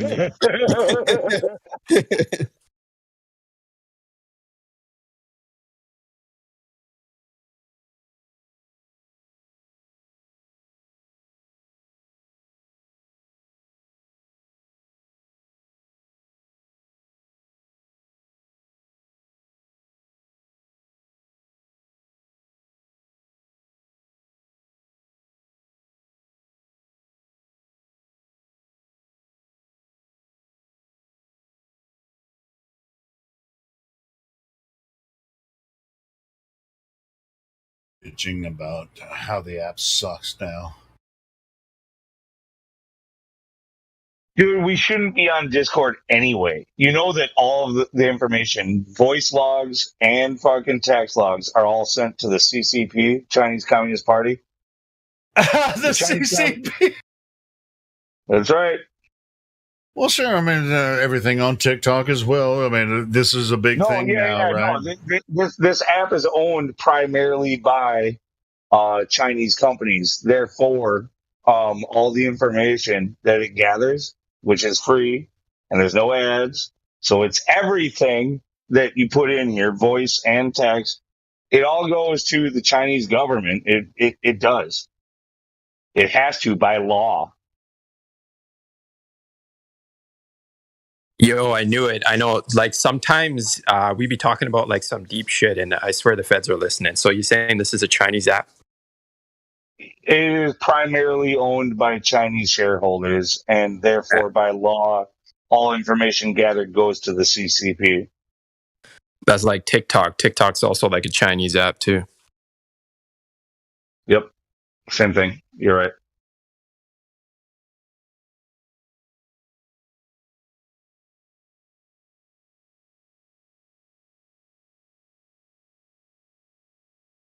We shouldn't be on this thing. Either way, even if it was owned by a fucking American company or whatever, we shouldn't be on this thing. It's data mining. That's what it is.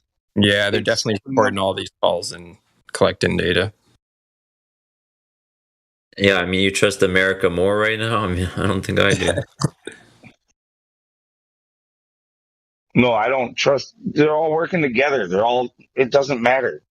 Like, Russia's the enemy now. but if you want to, look. I'm talking shit about Chinese because that will get more people's ears ringing. They're gonna go, wait, really? But the truth is that our government and the Chinese government works together. So does the Israeli government and the Russian government and the North Korean government. And you get where I'm going here? No, I mean, I know China is like, because it's foreign. I mean, maybe not to all of us on here, actually. I mean, but it sounds like, oh no, like, what are they going to do with it? But lately, I feel the same way about America. So, yeah, no, I mean, but I'm not gonna fall for some Chinese psyop. I know them even less. Like, you want to know your enemy, right? Like, I don't trust China at all. Like, no. No. Yeah, know thy enemy. Like, you need to. I know nothing about them. That's a scary movie. Well, I mean, if you believe, we're all on some sort of Truman Show, in the end, it doesn't really matter. Like, do these things even exist in the way we believe they do? I mean, that's sort of how I think. I personally, and I don't know why you said that. Maybe you read my roles and read into them or whatever. Or you've heard. No, I just say that. No, I don't think we necessarily live in a Truman Show like the movie, but it's a good parallel to like some of my line of thinking. Yeah, like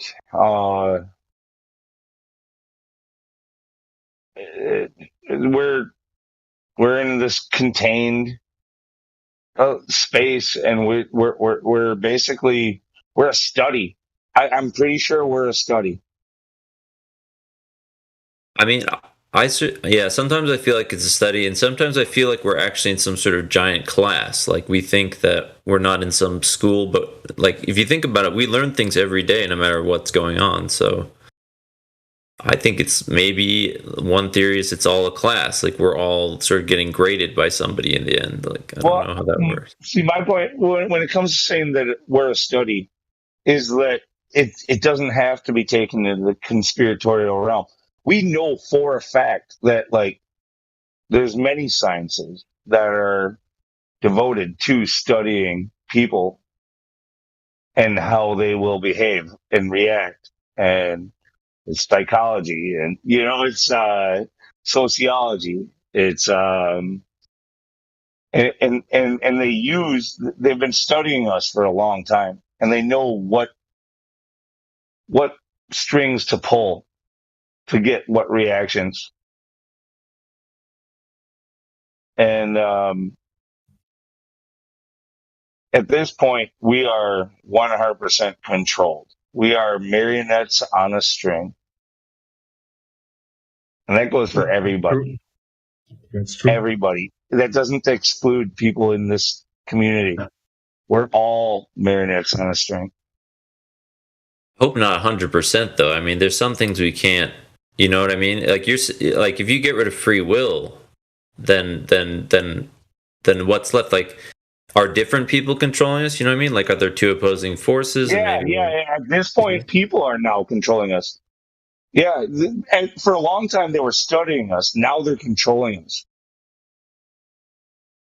Well, sometimes I think about the fallen angels versus sort of like the angels. Like, they believed one thing, and then the angels believed, they were following God, so they believed this other thing. I don't want to get into what the scriptures say, honestly. Like, I'm not against God or the Bible or anything, but I'm not studied in it, and I don't want to like argue about what the angels can do. You know what I mean?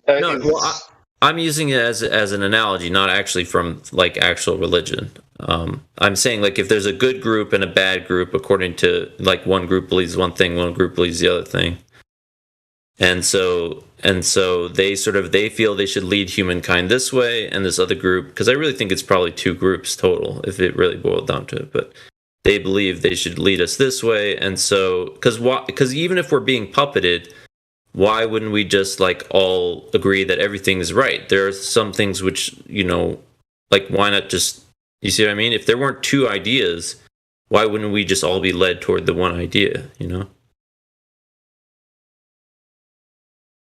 That may come down to just the nature of, like, our kind of construct that we're in, if it's a construct or whatever, because all things kind of exist in contrast with each other, like up and down, light and dark, good and evil, right? So maybe that's why there's two different directions, as you're saying. Yeah, it could be the nature, but I mean, if you're making an argument that we're being puppeted then by beings that are, separate from ourselves, then are they doing it just for fun? Like, you say, why are they doing it? And, like, I think they're probably, or they feel they're teaching us. Like, that's one of the major things I come up with, but it's not good to be puppeted, though. It'd be better for us to be free, obviously.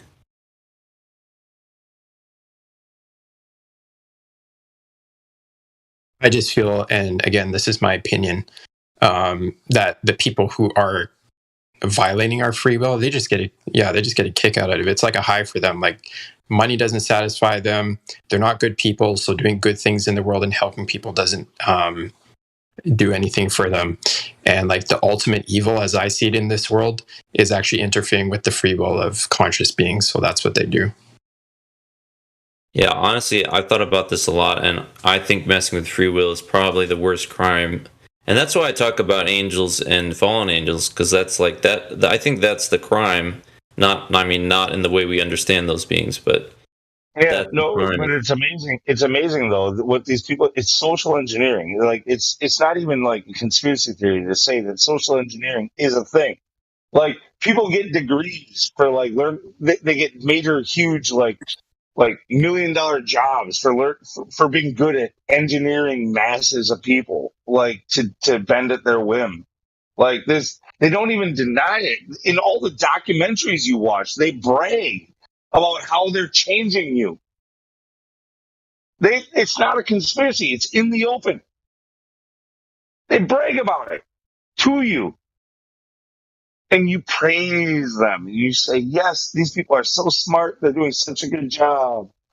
I mean, not you people in here. We're the exception, but like the masses.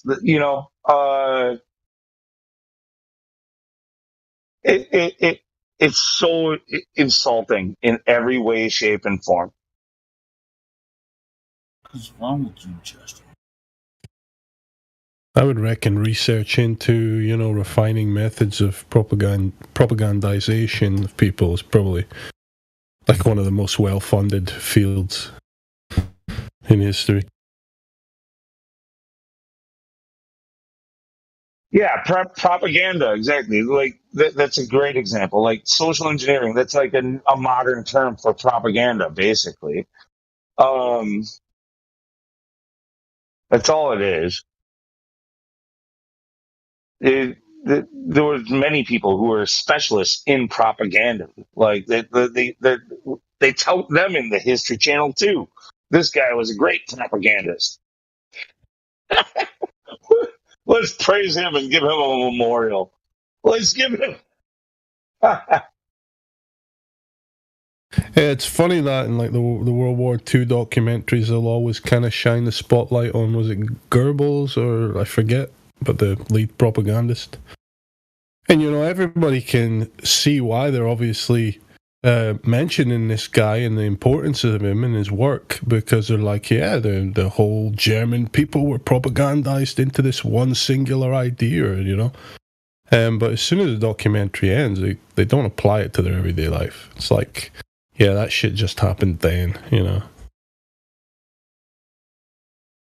There's a reason they're like 30 minutes of the 1.5 hour documentaries dedicated to talking about this one guy, the head of propaganda. It's because that's the crux of all, atrocities. Yeah, dude. All you gotta do is like, how like in the United States when I went to a little bit of college, but it was required. Even though I wanted to do electrical engineering, I had to take sociology and psychology. I had to. I had to take at least whatever credits of it. Why do they force that? Like, it had nothing to do with the trade or the skill that I wanted to learn. This is indoctrination for the propagandizing machine. Like, there's a reason. So if you were to follow those credits, and let's say you don't want to do the 101, you want to do the, master's degree with a fucking, continued education afterwards in that, like, that all of a sudden your job is manipulating the people. Your job is people coming to you saying, "This is what I want. How do I get it done? I need the people's support." I mean, you're basically talking about the entire let's keep it simple, American political system, right? Yeah. Like, that and educational system. Yeah, but I mean, like, okay, this candidate, like, we got to convince them, this candidate, whatever they believed last week, we got to convince them there for, electric cars now. So they've always been go out there, spread the word, get websites, get call, like. That is our system. Convincing people, that's our system. Right. It has nothing to do with what is true or what is right or what is moral. You know what I mean? Like, no, it's only about because we live in a capitalist system, and now I'm going to get somebody to be like, you don't like capitalism? Come up with something better. Anyway, no. But because we're motivated by making money, it's just whoever is the highest bidder gets you to sell away your morals.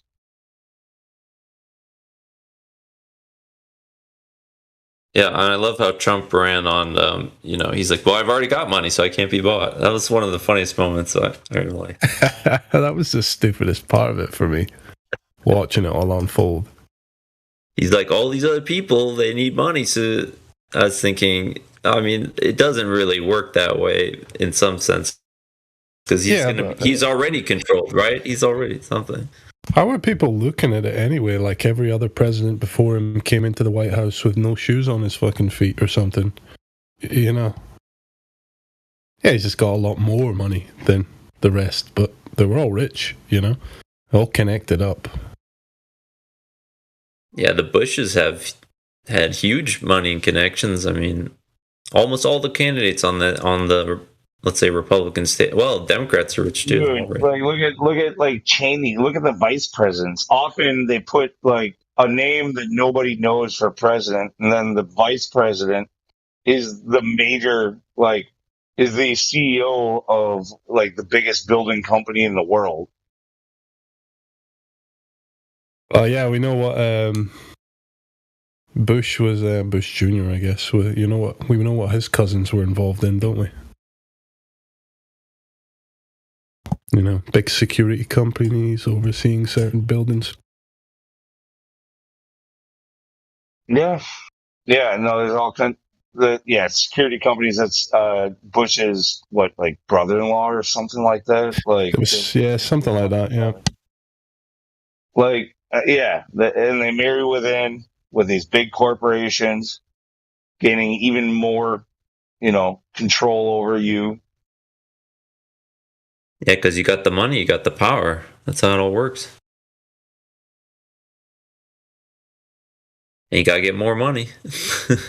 I wonder when people are going to realize that money is the least of the concerns for these people. You know, it's so down the list of priorities.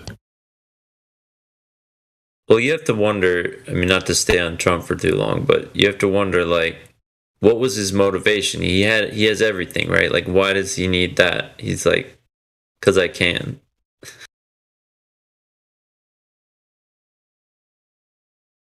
I don't know. It was Trump's whole era was just some sad years, man. Watching people that seemed to have their minds about them just kind of revert right back into the political theater because they thought there was some hope in hell he was going to change anything. Well, I think our whole system right now, I don't know if you're in America, but the whole system right now is in complete chaos. I think people don't trust the votes or if even the voting system works anymore.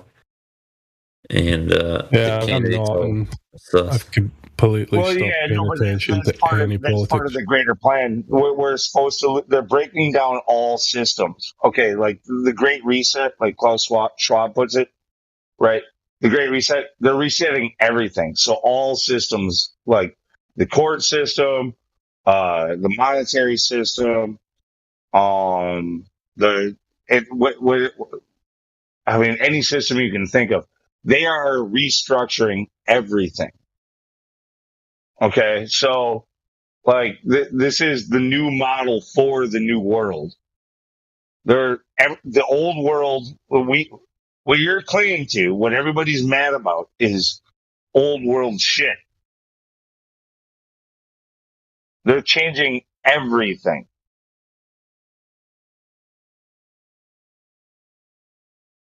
Wait, what are you saying, Lunatic? It's the Great Reset, literally, like they call it out. They're changing all systems into the new world order, basically. Well, yeah. Well, I mean, and we sort of get a taste of what the new world order is with the dissolution of all these systems. Like, are we just going to have, just like you said, full puppetry? Like, you're just told this is what you like, this is what you want to do, this is your government. I mean, they're already doing that. Well, look at just the transition of working from home and all that, how that's taken over so quickly. What do you guys think about the Internet of Things? Oh, Internet of Things. Oh yeah, like the Yeah, no, it goes beyond, dude. That's like 4 or 5 years old. The Internet of Things shit, dude. They're beyond that. It's about Internet of Bodies. What do you think about that? There's my answer. What do you think about Internet of Bodies? That's what I'm talking about. The Internet of Things. They want to hook us up to the Internet. Things and bodies are different. Things and bodies are different. So things is like the things that you buy, your underwear and your clothes and your cars and your thermostats. Those are things. Okay, bananas. That already happened. Your smart fridge, your smart thermostat, your smart TV, your smartphone. That was the Internet of Things. The Internet of Bodies is what we're doing right now. That's why we're getting into mRNA and DNA, fucking the biological fucking aspect of this. It's now the Internet of Bodies and making us into data. Yeah, I saw this crazy World Economic Forum video of how they're like, chips in the brain will cure all disorders as we know them right now. That's a real video. Captain Dan just jumped in. Yeah, hi everybody. It's Captain Dan. Captain Dan. Yeah, Lou, just to finish off, say, as far as all that DNA manipulation stuff, I'm not sure how much I give them credit for anymore, because we've seen the last few years some pretty big theories collapse completely.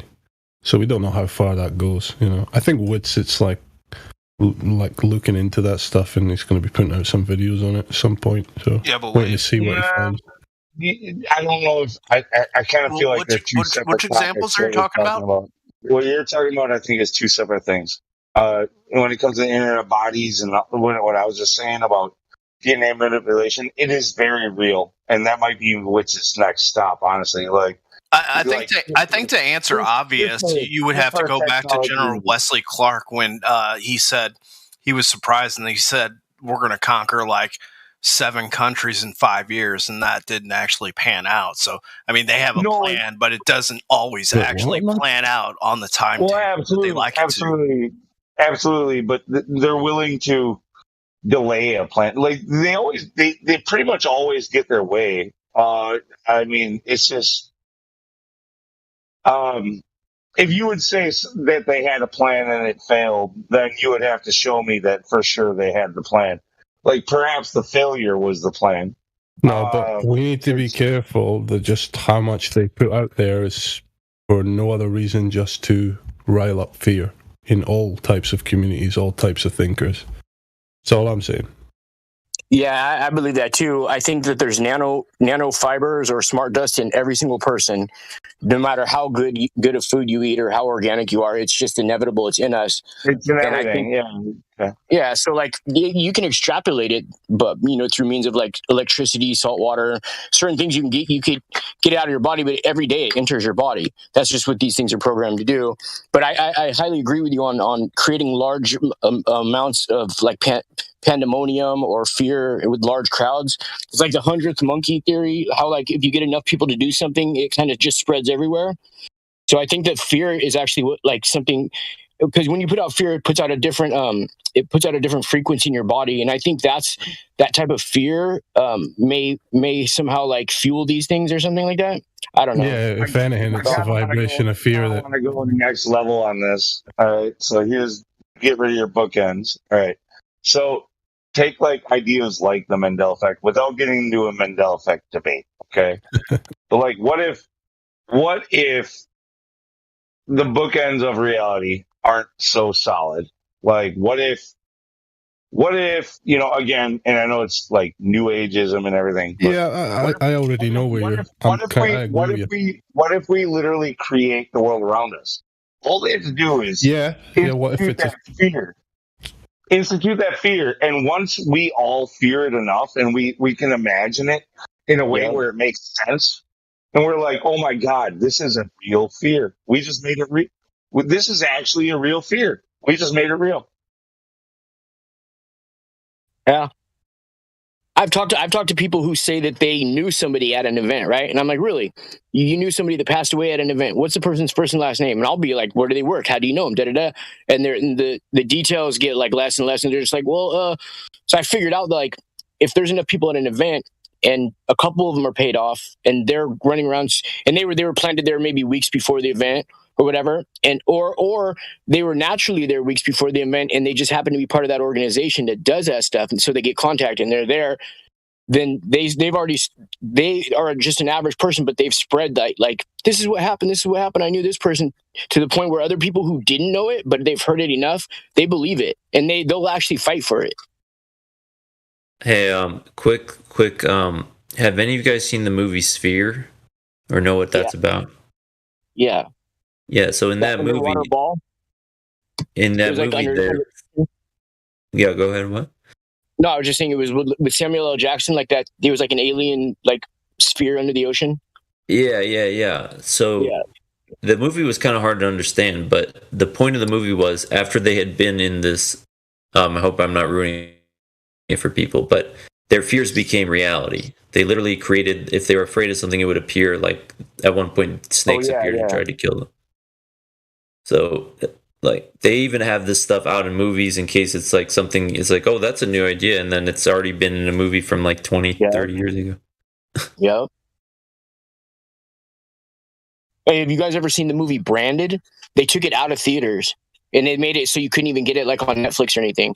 But this came out in like 2015, I think. And basically, maybe before that. That one. I'm pretty sure I saw that one. Yeah, where like the guy has an ability to see, like They Live, you know. Well, he has an ability to see things that other people can't see, and he sees like all these product placements, like Coca-Cola, McDonald's, all these things that people have, and he can see the giant, like it's like a monster behind it, like that's coming off the person. It's like a spirit. I was just like next level They Live type stuff. Yeah, dude, Branded, but they took it out of theaters and everything. It's pretty trippy. I haven't seen it. I need to go and watch it. It's hard to find. You said there was monsters behind the individual people or the companies, or what was that? Okay, so you know how the monsters look in Ghostbusters? Like the Steve Marshall there? What'd you say, a Ghostbusters? Yeah, in the movie Ghostbusters. I only saw the old Ghostbusters years ago. Okay, Dan so, Aykroyd. like the Steve Puft Marshmallow Man. Right. Yeah, that's what these things look like. They look like they're the actual colors of the brand, and then they're morphing into like it looks like something giant. Dan, you need to mute your mic if you're not speaking. Oh, sorry. I'm getting bad echo from you. Hello? Okay, I was hearing that too. I thought it was just me. No, what were you saying? Because I couldn't hear any of that. Okay, so you know how the monsters in or the ghosts or whatever in Ghostbusters looked, how like they took on the Stay Puft Marshmallow guy or the Michelin tire guy, how like it became a giant like walking mascot kind of that brand. Yeah. It was like that, but these things were like they're like floating. They were like bubbling up from the person's back and becoming like Macy's Day Parade type of floats. And they would like little bits of it would come off the person as he was eating the product, and they would all these little like orbs would fly onto whatever building that that was part of that company, right? And then the building for that company would have like one of these giant things like bubbling from the top of it. It almost looked like insect kind of, like a cross between like alien and insect, but it was everything kept the brand colors in the logo and everything they did. And as the kid ate it, the stuff would come off his back, float up into this thing that was on top of the building and just make that thing bigger and bigger. And these things were like everywhere, like flying through the air like demons, like all these different brands. So it's like siphoning out their energy or their life force or something. Yeah. Oh no, I didn't see this thing. It was a trip, but yeah, that movie's hard to find though. Yeah, it's amazing. They tell you weird truths in fiction, and then they lie to you on the news. Mm-hmm. Yeah. you know, all the Disney stories, or like most of the original Disney stories, were stories that they got from the books taken out of the Bible, and they just watered them down, took certain things out, perverted them, and then charges us for them. Stuff that's supposed to be for free, they perverted and charge us for. Can you give an example of a story that they took from the Bible? That they The Sword and the Stone. Sword and Stone. The Sword and Stone. Well, King Arthur. I don't think I've seen that before. Yeah. What about Aladdin? What about Aladdin? Offhand, I can't think of it, but I know a lot of the stories were taken out of the Bible, of books they've taken out of the Bible, though. All right, but I could definitely. Let me list another old one, because maybe the newer ones, maybe not so much. But what about Sleeping Beauty? That's an old one. Yeah, I'm gonna have to find the book and where it's at, because some of the old ones that they removed aren't they're not like numbered and chaptered with verses the way the 66 book Bible is. Do you know what I mean? Yeah. I'm not downing you. I just thought it was kind of interesting that you mentioned that. No, I've mentioned stuff like this recently too on here, and it's weird. People want me to cite the source, and so I think I'm going to have to get a list of sources to cite from there, or if it's like on audio, I'll be able to give you the link and then say like it's at this time in the audio. So it's just gonna be just me doing a little bit of listening for a couple hours to get the information I need. You know what I mean? Yeah. It's not like something I could just go pull up, like, you know, John 3:16 or something. You know what I mean? Right. But yeah, dude, there's so much stuff they've taken out of the Bible that they actually have like graphs and charts, like old school ones with that'll tell you like the exact time to do a certain thing when a star is like whenever you're born. It all depends on when you're born, in which this star will align with this during this type of moon. It's very, very it leaves like very little to chance, like to get it perfect. And so it's just a trip. It's like a rule of formula to do certain things. But I realized that like the rich and the elite, they if you really pay attention to things that they do that seem the rituals and stuff that they have, that they seem like inconsequential or like superfluous, or like, you know, I always looked at them like going to like the opera house or like theater or something like that as like just stupid things that rich people do. Can you shut that door? So, hold on just a second. Most of you guys were religious before you got into Flat Earth, or how many of you guys got religious like after you found out about Flat Earth? No, I was religious before, and I'm still not. Actually, so I'm still not religious. Here's the thing, but I was, before Flat Earth, I was always, for a long time, I was like on this like weird place where like I was like, you know, I don't believe the Bible, but I don't think that I came from nothing. Like, all of this is planned. All of this definitely has meaning. All of this is, you know, you can just look around you through your life experiences, and maybe that's why people who have turmoil early in life, like, they find a realization early, you know, but you realize early that it's not just this isn't by chance, you know, and there's reasons for things that happen, and sometimes it's almost like there's an intervention, you know, whether it's angels or God or whatever else, and that's even without being a, you know, I came from a Catholic family, but not, you know, Catholics are great at not giving a shit about religion. So like, they're really atheists, but they claim to be Catholics because their parents are Catholics, and they make sure that they buy a nice gravestone and that they have a nice funeral, and that's when you go to church. You know, you know. Yeah, I agree with what you're saying there. Yeah, a lot of Catholics are they're not serious about any of that. They just go. Yeah. So is the release of the Flat Earth information, is that to spawn people to be more religious and make more money for the Catholic Church? I think it is whatever you make of it, bro. If that's what you choose to do with it, then that's on you. I think every individual is born with what our Creator gives us, is the ability to discern certain things So if you get away from everything and you're trying to discover something's true or not, you could just read it to yourself, and the resin that your words create in your own heart will tell you if it's the truth or not. But people are so distracted by stuff, they spend all this time and money chasing their tail trying to get the answers to stuff, and who has the best remedy or answer to this or that, who has the dopest thing, this or that, when really that stuff is for free, programmed in our hard drive. We were programmed like that. But instead of just being silent and being by ourselves and getting that information, we seem to go like everywhere else, chase hard. I'm guilty of it too, you know, but it's all right there. Really, it's really the best, most organic things that'll help us live the longest in this life are all free. There's no way that they could cost money. Just know that. Yeah, you can go straight to God now, and you just ask God a question and take a little nap, and you know you're going to get downloads if you're an honest person who tells the truth all the time.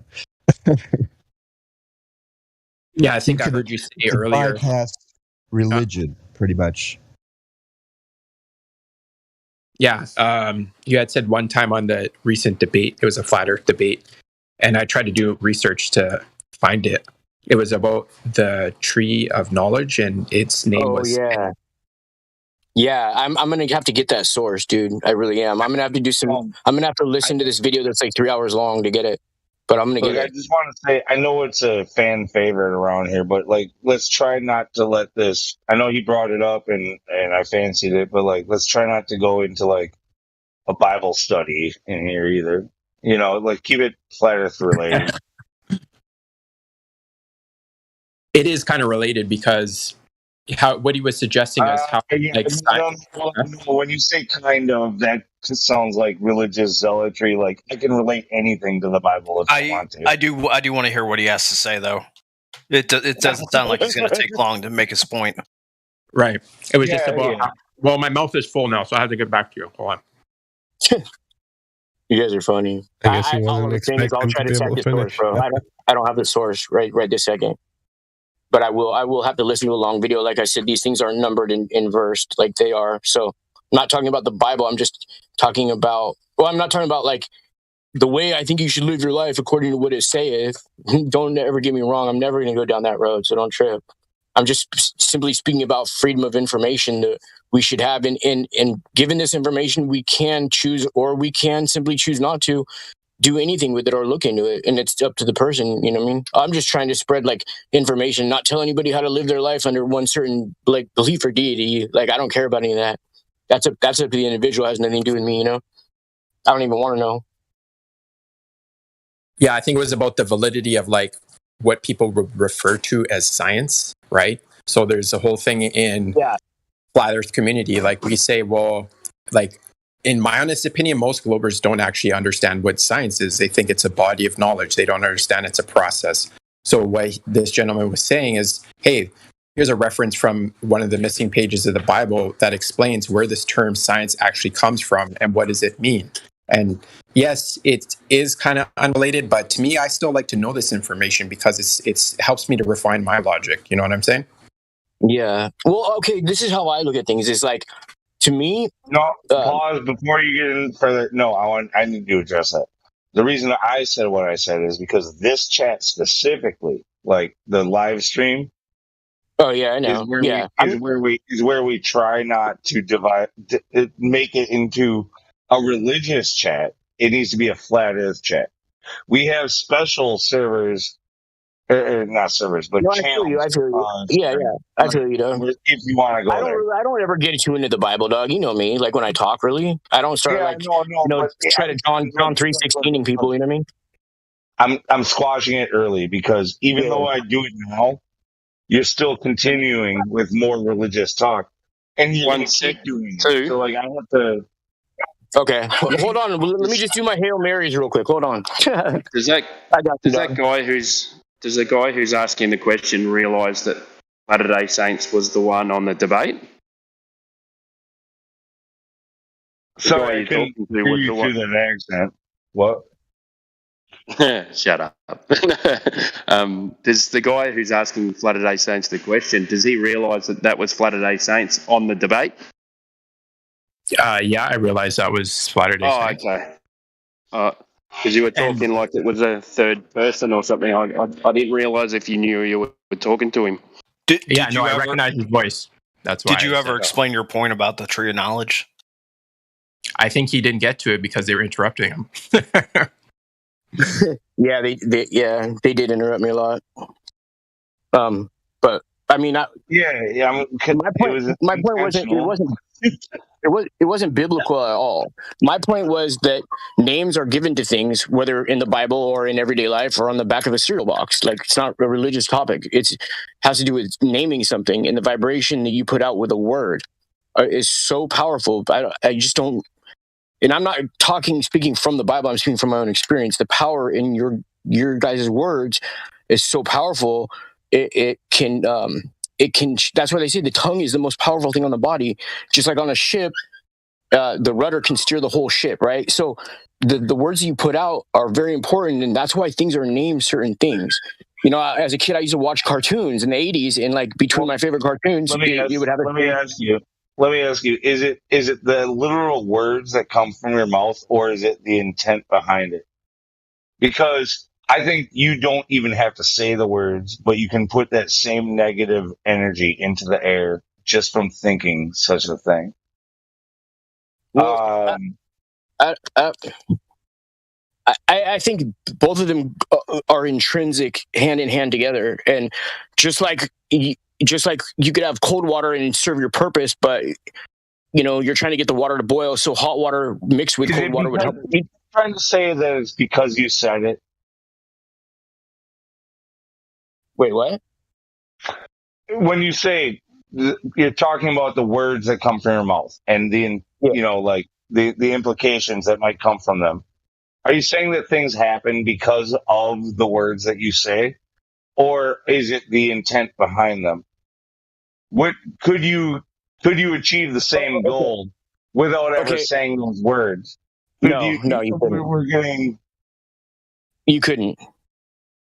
Oh, because I thought you were talking about like knowing the meaning behind the meaning of the word gives the word its power, but you're talking about only spoken words. I see. So knowing the meaning, you're going to have everything. There's increments of power. Knowing the meaning and knowing everything about it, of course, you're going to have more power than somebody just speaking the word.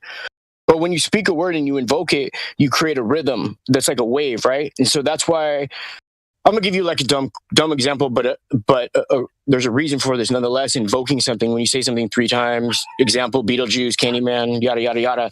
You once you say something 3 times, like in the court of law, and that's why they say until he's dead, dead, dead, right? So the first time could be a mistake that you're saying it, right? Or the first time you have no idea what you're talking about. The second time could simply be a mistake. But the third time you say it, you leave nothing to doubt, nothing to question. You absolutely knew what you were doing when you stated it a third time.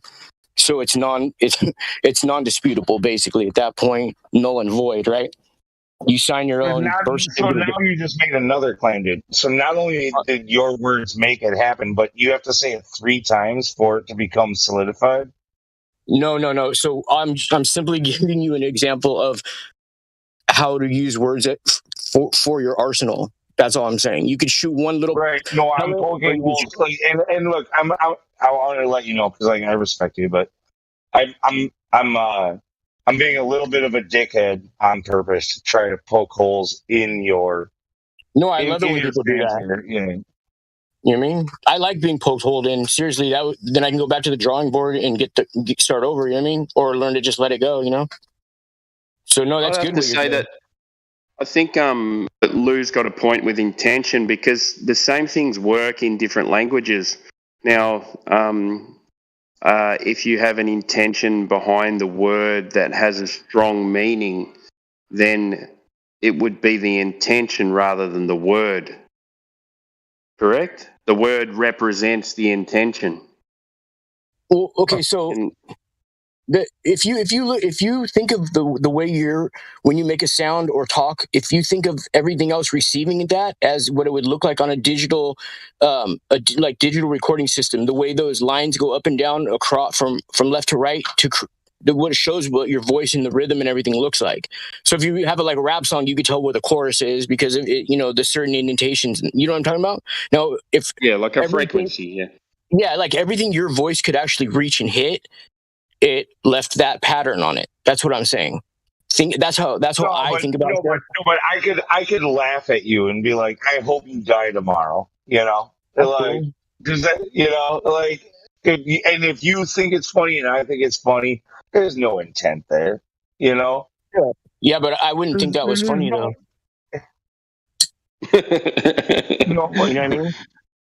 No, it wouldn't be. It's not funny the way I put it down, but like maybe no. he was. Just, maybe your intention is just in saying it, bro. Your intention is just in saying it. That shows your intent right there in just saying the thing. Even if you say you're joking about it, it doesn't matter. You're still putting it out there.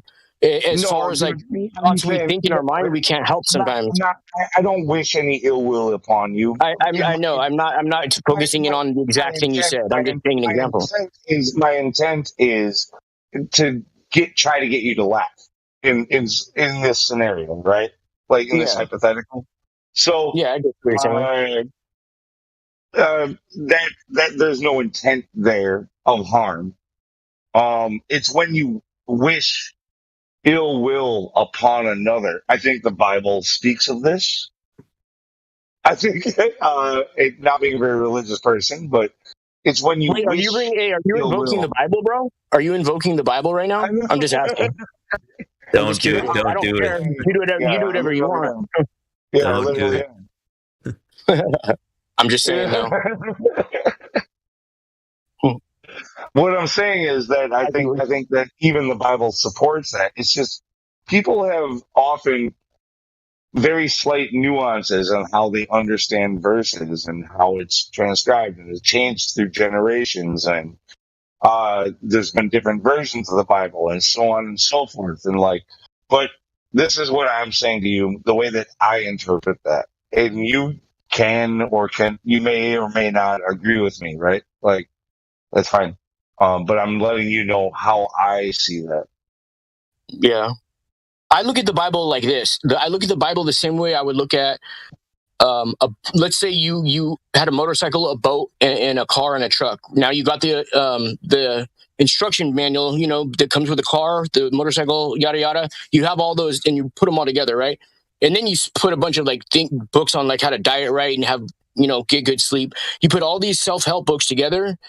And that's what, to me, the Bible is. So, if you had your car windshield broken, you had to replace your windshield, and I see you, I'm not going to start telling you fire and brimstone, on you. You shouldn't be doing that, because I'm looking at the manual that shows how to change a tire, and according to that, you're not doing it right. I think the Bible is for each individual. I don't think it's something that people need to preach to other people.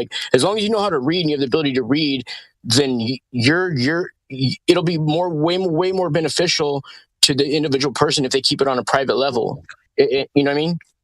Personally, I wouldn't approach a guy that was trying to change his windscreen by removing his tires. Right? You know what I mean? Trying to put a square peg in a round hole all the time.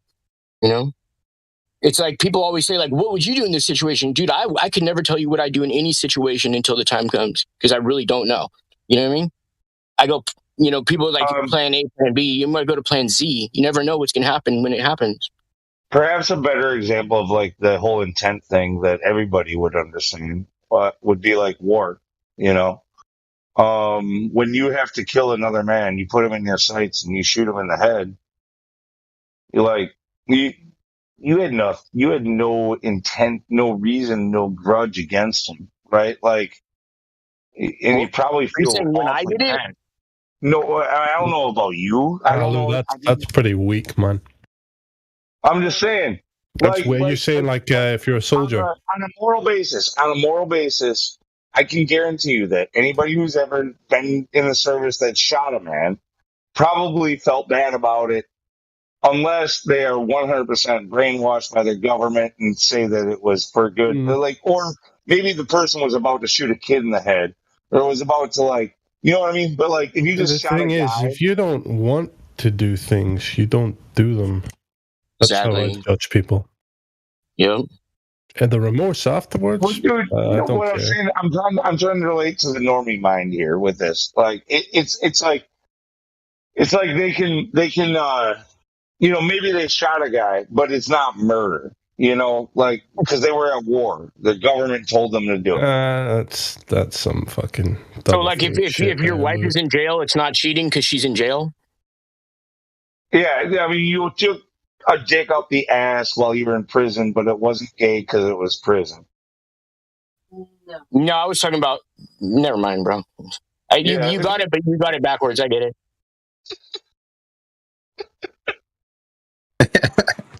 Hey, Lunatic, ever since I got on here, you've been trying to reverse engineer everything I say, homie.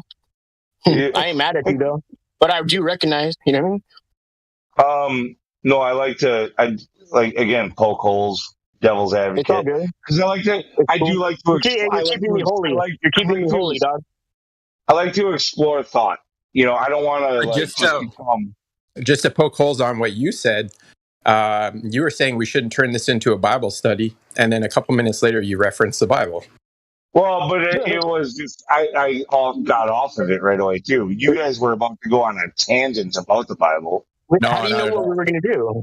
Can you tell the future? Yeah, kind of around here. Yeah, it's not that hard. Okay.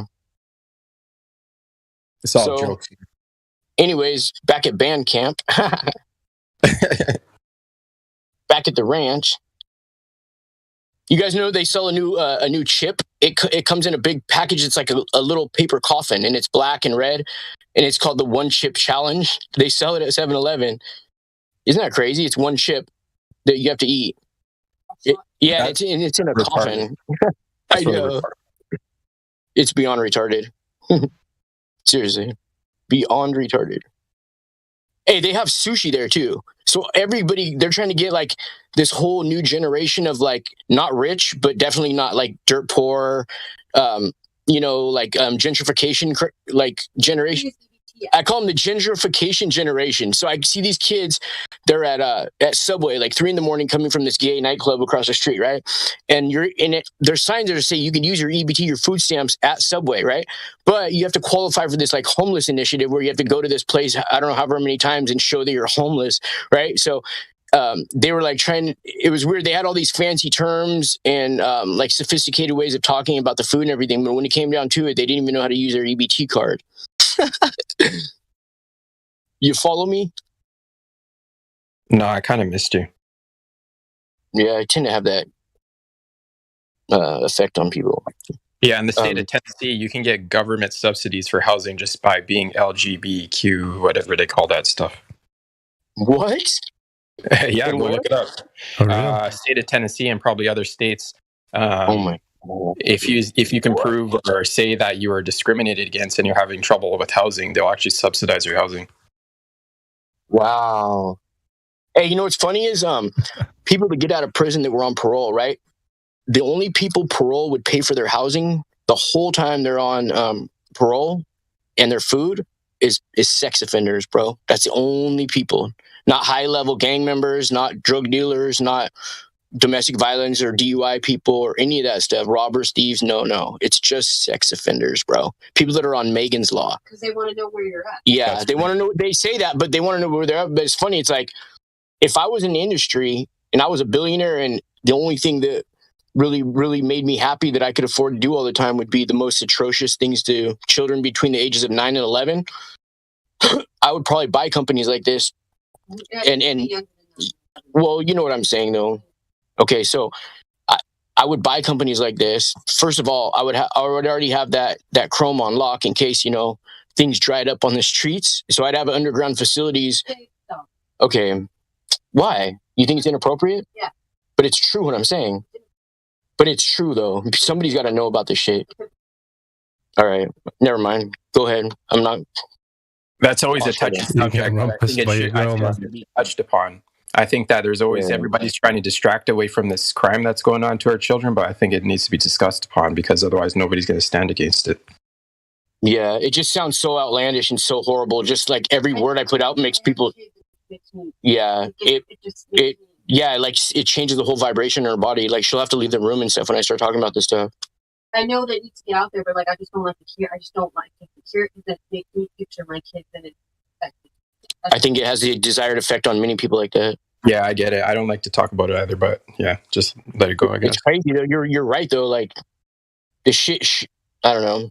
I don't think we can even really go into it on live Yeah, I stream, to know. be honest. Yeah, I know. Of course not. It's cool.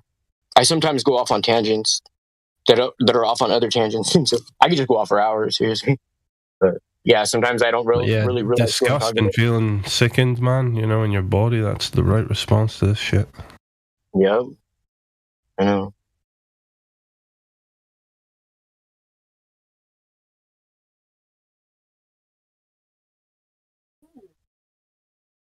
I don't know. I've been like that since I was a little kid. I was always like, You have Asperger's. yeah, I guess I do have Asperger's pretty bad. I was a little kid in Who is first that grade. bitch in the background telling you have Asperger's? My girlfriend. That's Jackie May. That's Jackie May. She's the actual working flat Earth model. Are you actually diagnosed with that, or is she just fucking telling you that? No, he is. No, I diagnosed him. no, yeah, that's what I thought. She diagnosed him. Yeah, she's my doctor. She plays doctor with me all the time. I'm a psychiatrist. And my psych too. Oh, that's a dangerous game, bro. Yeah, she's about to write a script that my ass can't cash. All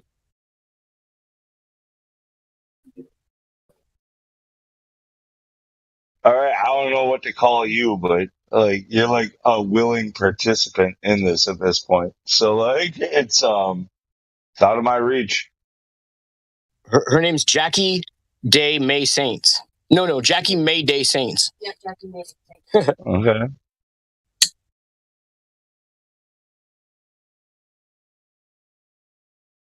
Okay. So your girlfriend's also a flat earther? Yeah, she's been one longer than me. No way. I think my girlfriend is starting to get it because I'd be ranting all the time. She's like, yeah, I guess so. Right? She's the one that told me about it at first, and I just dismissed what she said flat out. You know? Flat or wrong? I'm eating. Come on.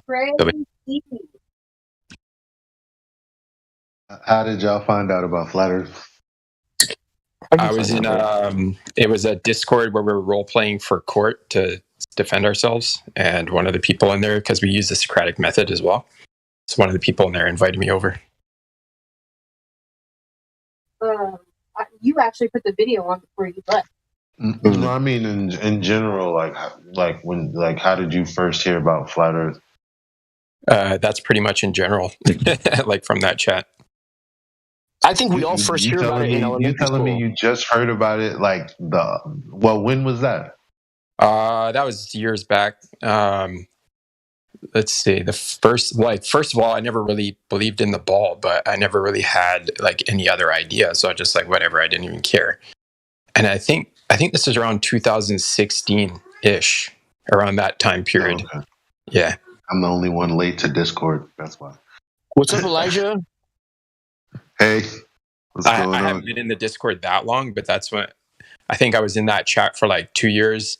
And then people had mentioned it a couple of times. And then, yeah, probably like a year or two, like somewhere around there, somebody gave me the link to come over here. So like, yeah, 2016-ish. Hey, Elijah, I don't put people who are globers or who believe in the heliocentric model really usually in high accord. But I do got to say that dude, you were on that stream that one time when I messaged you, that dude's a legend, bro, as far as like what he knows about the law and stuff like that. I'm sure you know already. Right. Yeah, you know what I mean? Yeah. And like, I mean, it's crazy. I found out that night. Yeah. Have you had the chance to talk to him about flat Earth at all? I don't know if you even would have the chance or not. You know what I mean? I have to reach out to Vinny via email because I totally forgot he doesn't have my new number. Yeah, so, that dude's not easy to get. Yo, Vinny? I think Vinny's in the chat that I was in. That name sounds familiar. Cool dude. Is he from? Where's he from? South Africa, Australia, something like that? I can't remember. No, he's from the Bronx. No, it's a common name. Yeah. But that dude's not an easy dude to get a hold of, bro. You know what I mean? Yeah. I'm sure you could though. We'll see. I mean, it's like, and I know he's an intelligent dude because yeah, all he did was sit back and listen. Like, that's what he was doing. He was listening intently. It seemed like, even when Killer asked him, he was just like, you know, I'm just listening to the brother speak because I never heard this stuff before. And I'm like, I could have been his doorway in, you know? I know, bro. He's the type of person that, like, he's the type of person that knows so much on the subject of like law and our rights and everything, dude. He's one of the most versed persons I've ever heard, and I've looked pretty deeply into the subject for about like a year and a half, 2 years straight, you know. And that dude gets pretty deep into it, you know. But it would be like one of two things. Like if he got all that information and still didn't do anything with it and still continued, because he said on his thing, he says like certain terms like we are the star seed or stuff like that I don't really understand. But just when I hear terms like that, it makes me not really feel good inside. It makes me feel uneasy inside. Like there's falsehood to it. You know what I mean? Just stuff like anything that has, you know what I'm talking about. So like no disrespect to him at all. But yeah, like, so stuff like that makes me uneasy, and it almost pollutes the rest of, like when people say happy birthday and they're like happy solar return. It's like, nah. Yeah, exactly. Yeah. You know what I mean? Or like wish upon the star, like just these weird terms, dude, you know? Because they all want to, basically, we're all taught that we come from stardust, which is ridiculous, you know? But anyway, yeah, that whole terminology, bro. So usually, even if people have some good things to say, when they start using terminology like that, I'll just disregard their whole message for the most part. I'm really, really picky in when it comes to stuff like that. So that's what I'm saying. I'm not saying it lightly. Like, this dude's a legend as far as like what he's looked into as far as that. Which leads me to one more point: is if somebody could be that intelligent on that and then get this much information and not do something with it, then it would be safe to say, but not 100% to say, that possibly this person is in a position financially through that, whatever they're doing, that they can't lean to the left or to the right, you know what I mean? Or back or side to side. They got to just stay that path. Otherwise, their whole thing will be derailed real quick, you know? Yeah, it's hard when you, energy is, like when you're building momentum off of one specific thing, it's like it's an entity of its own, kind of, in a sense. Yeah. Like, you know, this reality won't allow you to veer off into anything different. Like, you have to be really strong-willed to do your own thing and create a new path. Once you're like set in stone. Like the way like people here perceive you, they kind of just, they don't let you reformat that. Is really hard. So it's like when you have a business and then you're like, well, I want to talk about this. That kind of shatters it, because then everything that's not exactly what you've been doing all this time seems unauthentic to the people who've been following. Not just that, it's not profitable either. What can you sell about that? You can't sell anything about flat Earth, really. You know, there's nothing to sell. I mean, I've seen some people sell aspects of it, but it's like, look at how every time there's a flat Earth, like on Killer Priest podcast, those have been his highest numbers. Like, people are out. It's showing that they're really suppressing the conversation, and people actually do want to talk about it. Oh, yeah. What I'm saying is, though, that like the knowledge of flat Earth, converting everything from this like global warming, huge monopoly, bro. Everything that even has to do with global warming, even has any type of global warming go green symbol on it, bro. It's super profitable for a certain crowd, and vice versa for us.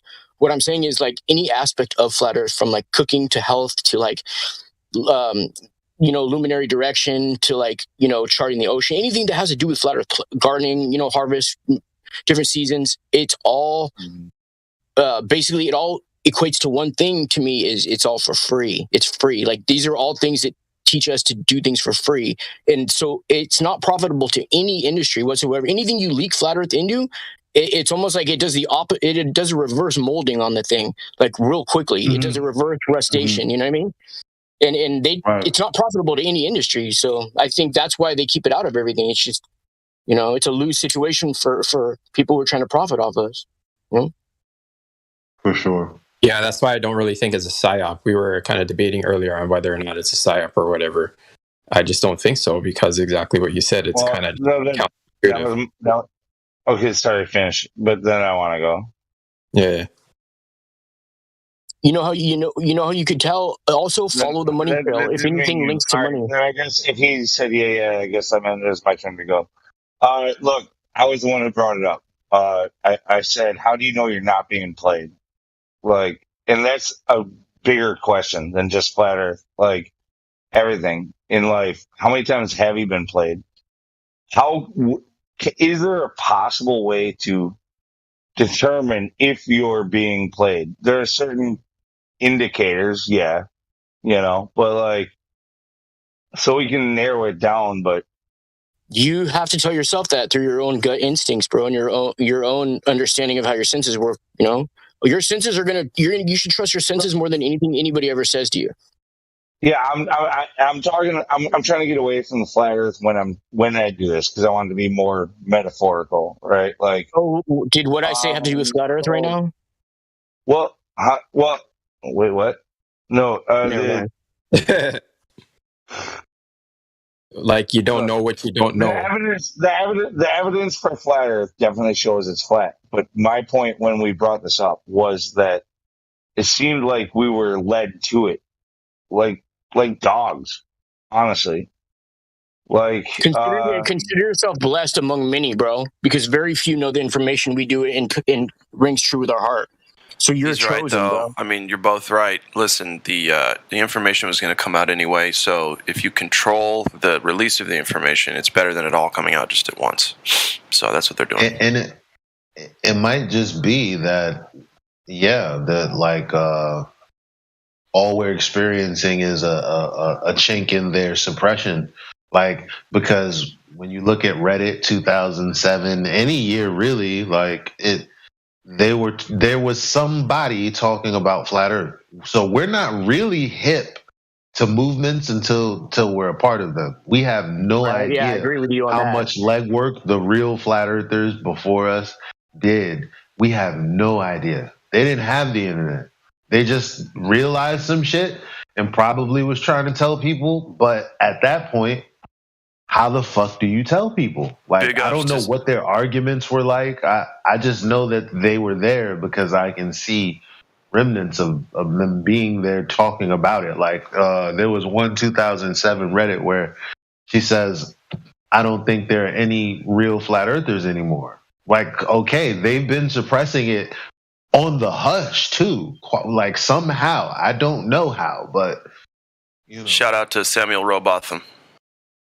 Yeah, I was just going to say, there's all those books like from the 1800s and whatever. Eric Dubé always references them. Like, people have been trying to get this information out for a long time, like at least back then.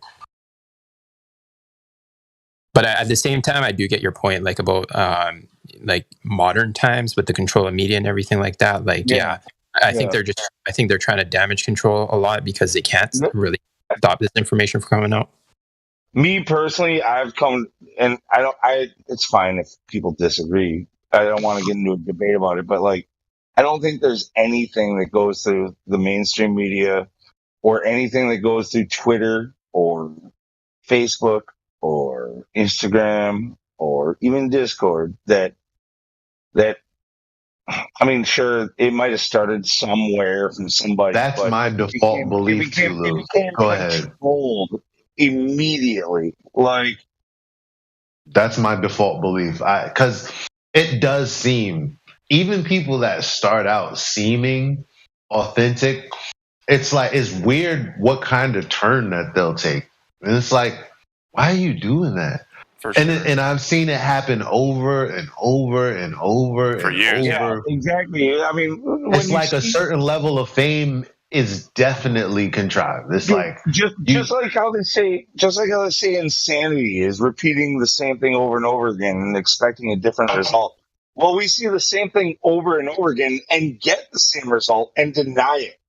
What do you call that? No, that's just stupidity. Insanity is different if you look it up. shit, there was something I was going to say. Yeah, we were. Oh, here it is. Okay, so when I first stumbled upon the subject, I was looking for aliens nonsense, right? SETI. I was also doing deep underground military bases. All the other shit that I'm supposed to fall for. Jordan Maxwell and all these things, and then I stumbled upon a flat Earth video, and it was actually from Quasi-Luminous, the Blood Over Intent folks. That's what I stumbled upon first, and first I was like, what the fuck is this crazy shit? But then I saw that he was talking about flat Earth, and he showed like a disk system and this kind of thing. I was like, well, shit, okay, I'll finally give this a shot. You know what? Fuck it. I haven't found any new videos, any new quote unquote truth. I'm not, I'm bored. Let's just see what this is about. And that's when I started delving into it. And then I found, within a year's time, I was like, holy shit, there's a lot of flat Earth stuff here. Wow, and I didn't notice how obviously there was all of a sudden a shitload of available flat Earth information. I mean, a shit, like endless and endless and endless out of nowhere. And when before I would only see it every once in a while as like a suggestion in my conspiracy research, right? All of a sudden I could go anywhere I wanted to, and it was all flat Earth on the internet, anywhere.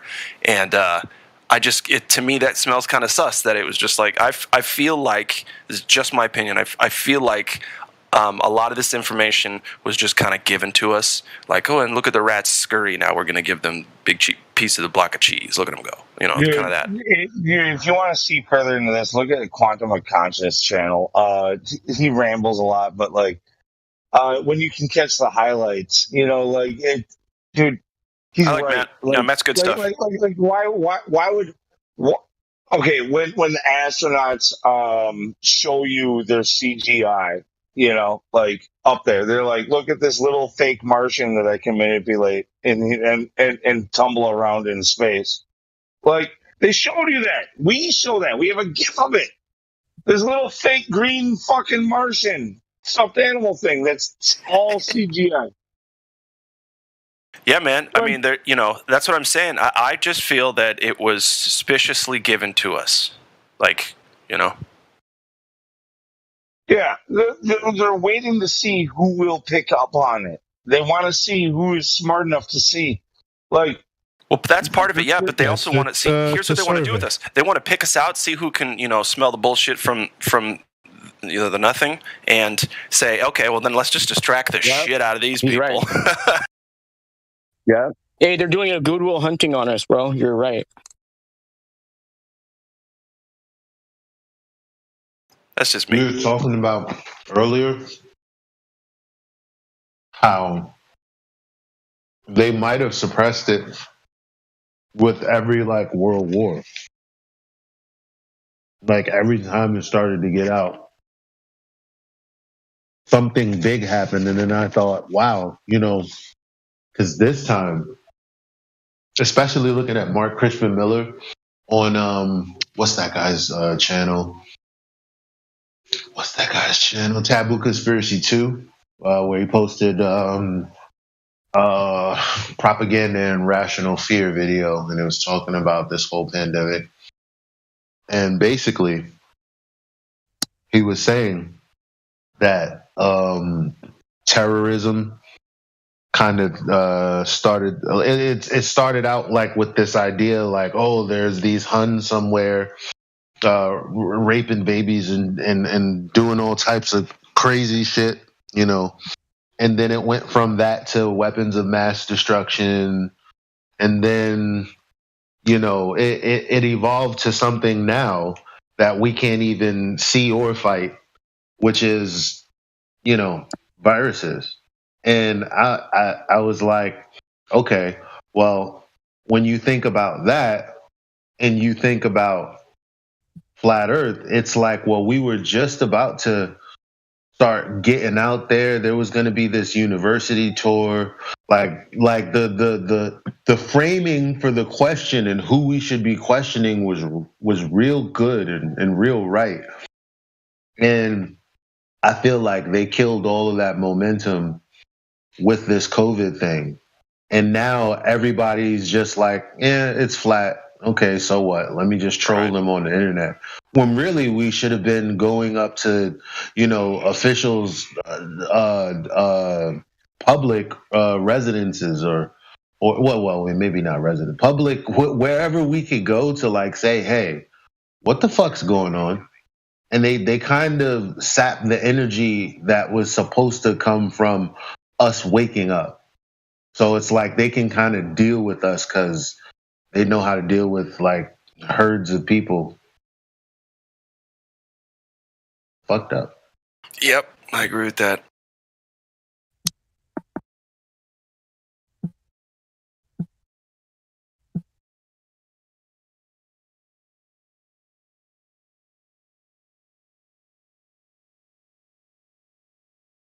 I mean, I'm not going to say names, but there's definitely been some personalities that did not help our cause.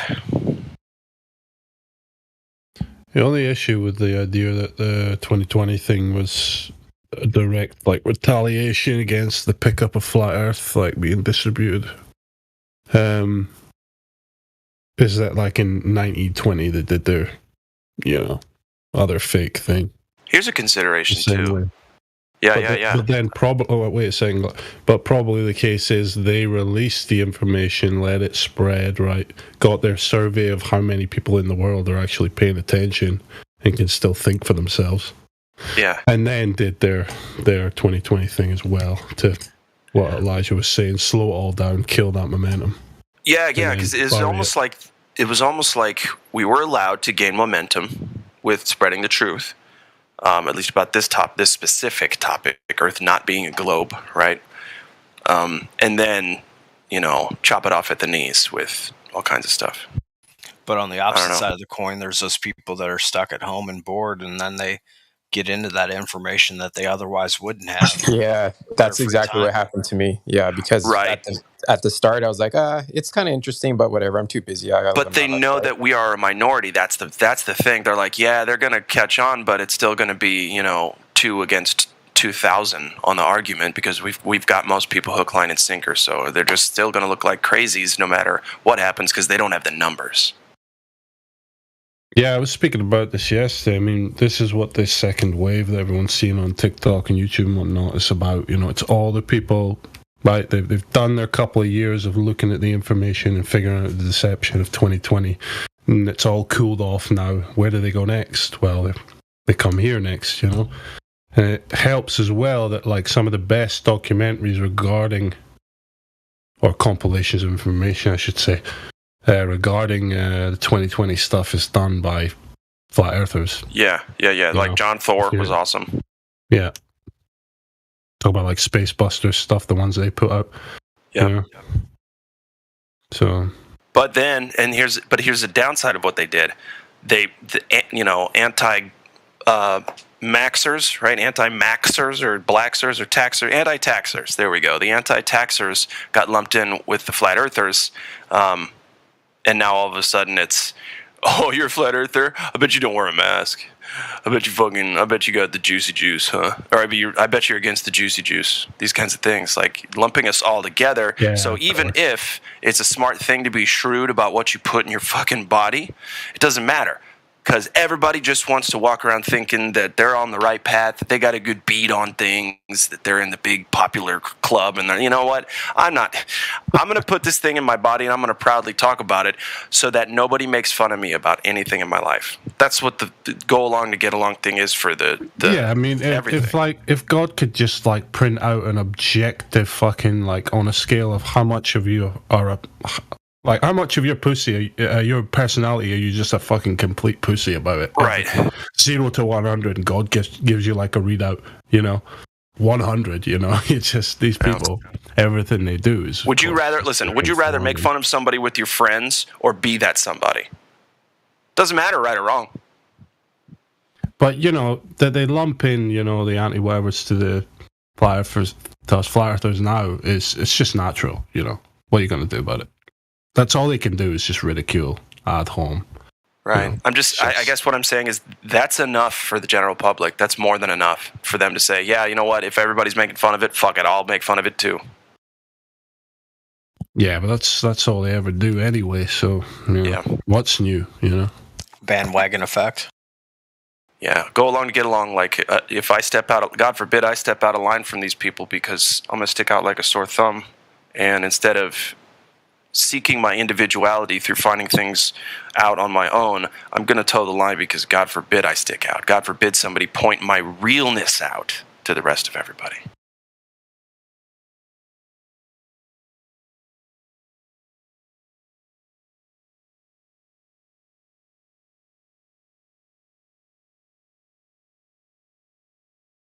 Yeah, God forbid you think for yourself, eh? Yeah. That's what's good about this place as well. The egos doesn't seem to be the main factor of it. Otherwise, you would. We just turn into Jim Panda server. Yeah. Out. Yep. Yeah. And that's the thing. It's like if take a look at all the Globers who hang out, they just talk shit about flat earthers. But what we do is we go out and check the Earth, and then we talk to each other about it real calmly. And every once in a while, we'll get stirred up by an anti-flat earther, and we'll call some names and do some stupid shit because we're human. And then we'll go back to testing the Earth empirically, scientifically, and then it's like, well, shoot, the flat earthers can get kind of loud sometimes, but they're actually going out there in the world.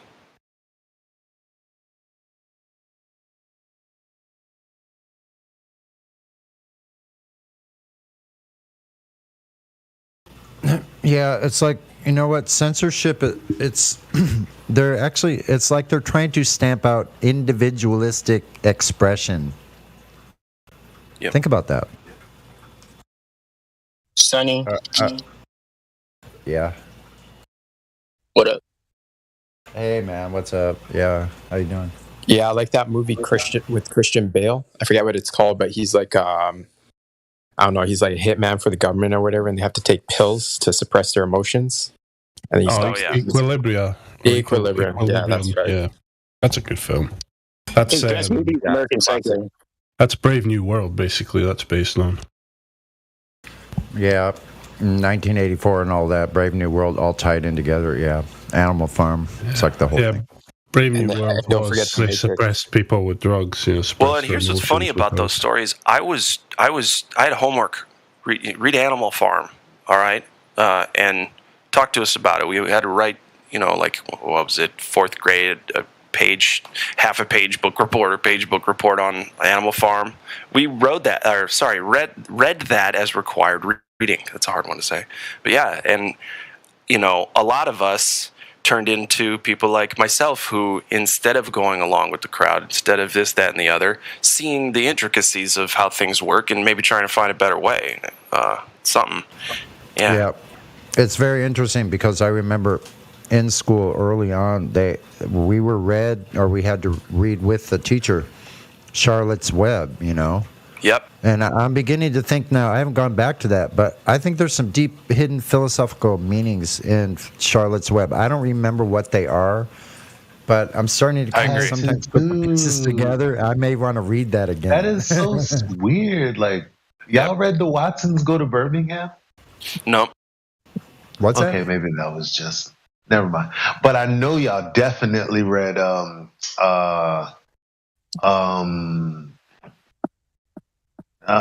something Henson. No. Anyway, I know you'll The Outsiders. That's it. Oh yeah, The Outsiders. We read it and then we watched the movie and then we had a whole test on it. Lord of the Flies too, man. Yeah, they made us watch that shit and read it. So there were some woke teachers and woke curriculum writers, right? And they were trying to sneak as long as they could, keep critical thinking, sparking literature in the curriculum. Yeah, maybe that's it. Well, because at the end of the day, Yeah, go ahead, Elijah. No, I was agreeing. Maybe that's the case. Maybe that was on some local or maybe collectively local level. Yeah. Subconsciously, the people trying to fight back the system. Right, like the only way they knew how, under the rug, kind of. Oh, this is, and they could make it they could spin it any way they want for the administration, right? The higher ups, Board of Education, be like, well, this book demonstrates this, that, and the other in community and how to, like da da da da da. And, oh, that sounds great, yeah, because they don't really care, right? They're not like, oh, they'll say, well, if the teacher thinks that it's going to help the student learn about this and this is part of the curriculum, then let's just do it, blah blah. And then the kids are all getting good grades and they're all learning and being happy and you know what I mean. But yeah, on the sly, it's shit like Lord of the Flies, is shit like Animal Farm, that without anyone's knowledge but probably the teacher, the back of these kids' head is developing properly.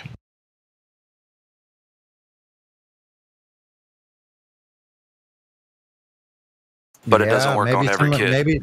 Maybe some of those teachers they knew what was going on slightly. I know my 6th grade teacher was fucking woke as shit, dude. Woke as shit. She was. I think the 1900s was the big transition from like individualistic world to conformity,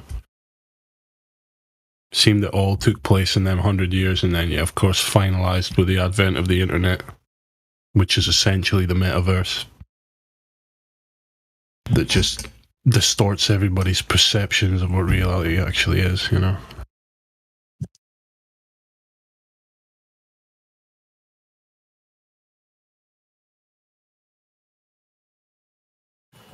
Yeah, the one thing they can't stamp out is that spiritual longing to be free that all of us are born with. They can't stamp because we're born with it.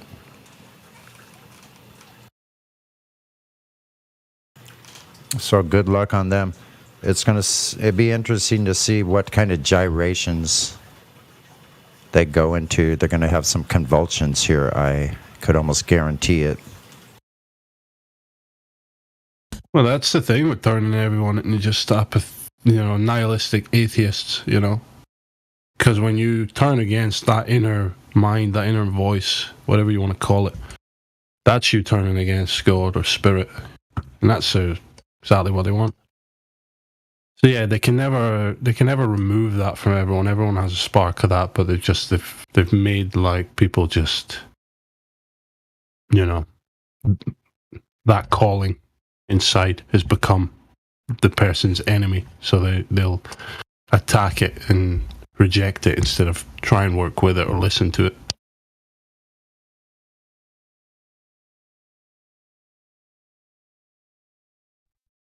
Yeah, that's a really good analogy how you put that.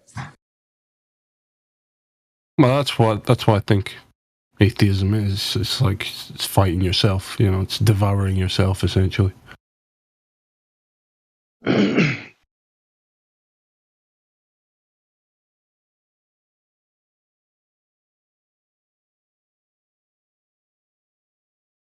All right, I'm gonna get off, guys. Thanks for the chat. Take care. See you, Malik.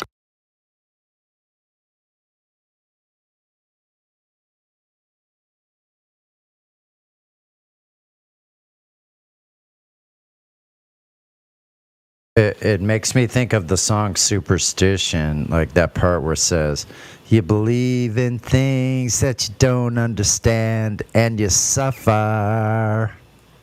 Superstition is the way. The globe is the superstition.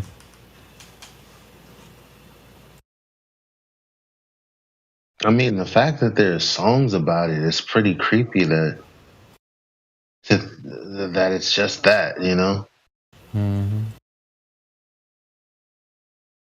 Wow, wow, wow, wow, wow, wow, wow.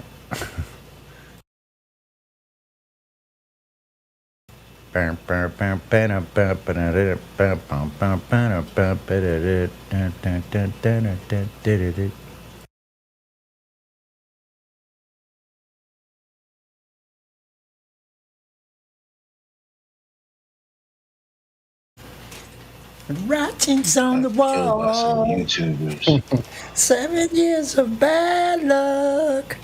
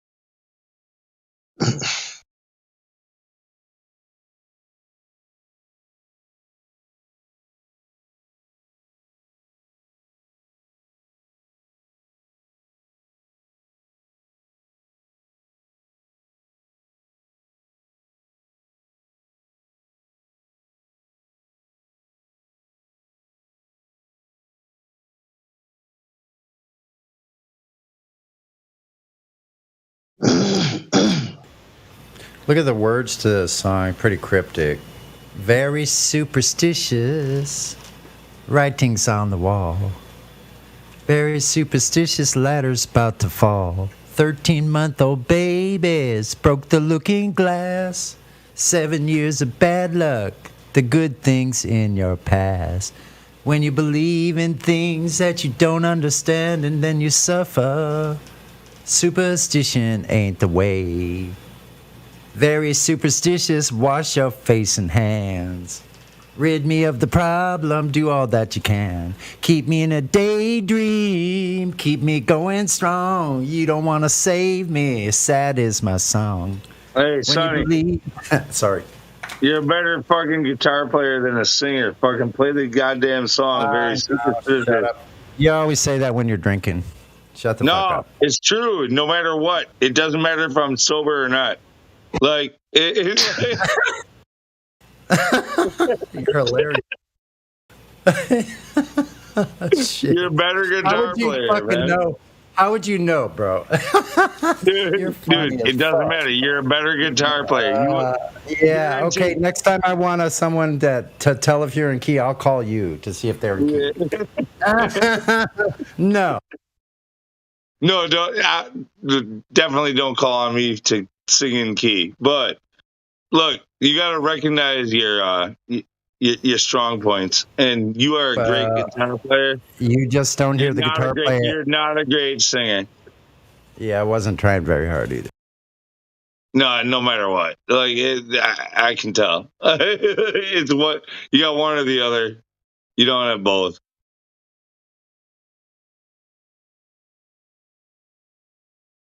Neither did Eric Clapton. He was forced into the position also.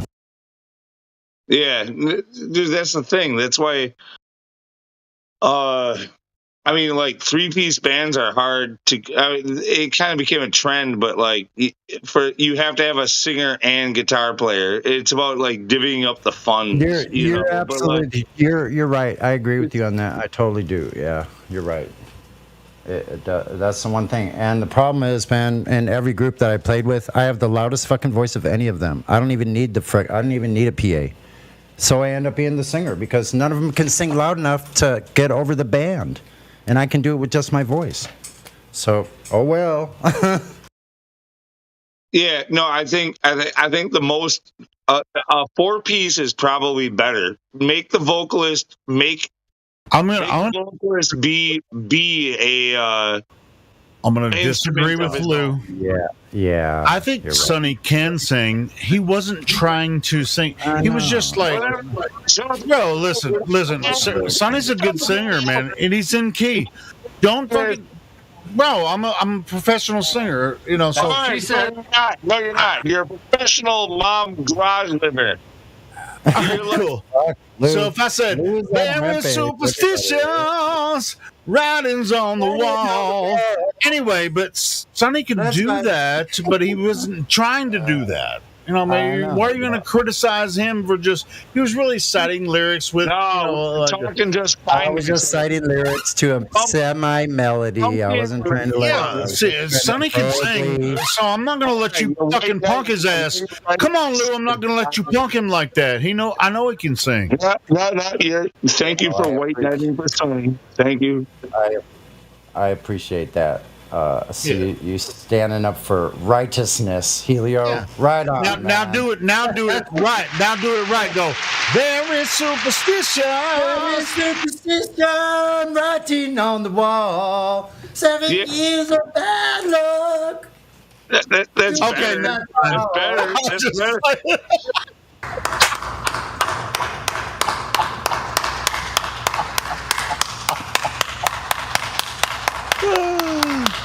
Woohoo! Yeah. Shit, my bad. Sonny, what I'm saying, Helio, here's what I'm saying. If Sonny shreds that shit on the guitar, it'll be a million times more epic than if he sings it. Right. Now listen, when I get on the guitar, I can sing it in the right, because I start I can align my voice with the guitar, and then it syncs up. then it's like I work as a pair. Like I can do that with my voice with the guitar in my hand. Yeah, yeah. That's why I've heard you sing better than that. I mean, you were just kind of going through the motions, very superstitious writings on the wall. It wasn't like in the groove, you know what I mean? I know exactly. You're right. All right. You win. Yeah, man. Sonny can sing better than that. He was just going over the lyrics, in a tonal mode, Yeah, I have recordings on SoundCloud of me doing like dozens of songs, like ZZ Top songs. I'm singing all of them. Hit After Midnight, like I think Sonny's a good singer, man. CCR songs, I'm singing all of those. Sultans of Swing, singing that. Like let's see, the Who song, The Seeker, I sing that one pretty good. Yeah. I don't know. I'm just saying what you just did wasn't that great. And Helio's all like... that was just like... That'd be like... My girlfriend asked me, how does this song go? And I was too tired to sing it. I would just kind of like vaguely outline the song with a voice like this. Yeah, very superstitious. You're right? Yeah. That's all. That's why I was just kind of like, I was listening. I know Sonny can sing, and he's giving you shit. And so I just wanted to come and back up Sonny. It's okay. Lou's just got a category error. It's all right. No. What you did was not worth putting online. You should be playing the guitar instead. Okay. Well, that could be arranged. Crazy Monday nights. I don't know what it is about Mondays, but crazy days and Mondays always get me down. Mondays are kind of strange, you know what? And lately, like the Mondays and like the middle of the week feels like the weekend. I don't know how to explain that. It feels like that could just be me. Like, well, it's like you blow your load on the weekend, and then it's just like Monday, you're just like, yeah, it's always been kind of been like that with me for Mondays too. It's just like, I don't know what's happening, but it must be Monday night. Well, for me, as you guys have recognized, yeah, I have had a few drinks tonight. I'm probably not like, wasted like Helio is, but you motherfucker. Wow, I wouldn't even take that over the internet, bro. Seriously. Holy crap. Really? No, we're good. He's laughing. See, we're good. Anyway. I get it. Just don't drive to the store. No, but on the weekends, like I have my daughter, half of them at least, and I like even when I don't have her, for some reason on the weekends I'm doing shit. I'm mowing the lawn and freaking picking weeds and whatever. I like going shopping and cleaning the house. I do that on the weekends.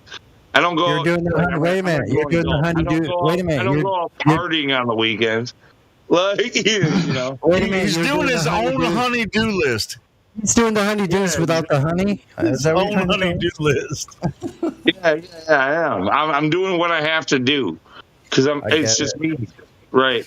So like, come Monday, Tuesday, yeah, I want to have a few drinks. I'm like, you got done with work, work. Yeah, and the weekend. Same shit. Working on the weekend. Yeah, I get it. That's where they have that song, Saturday night's all right. You don't even know shit happened until Monday comes around and you're like, oh shit, now it's Monday. Is it Monday? I don't know. We're having a fun time. Monday. I don't know what the hell's going on with Monday, but it's always I mean, when you work physically for a living, you go out during the week and you do your shit. When you get home, you want to like sit on the couch and have a couple of beers.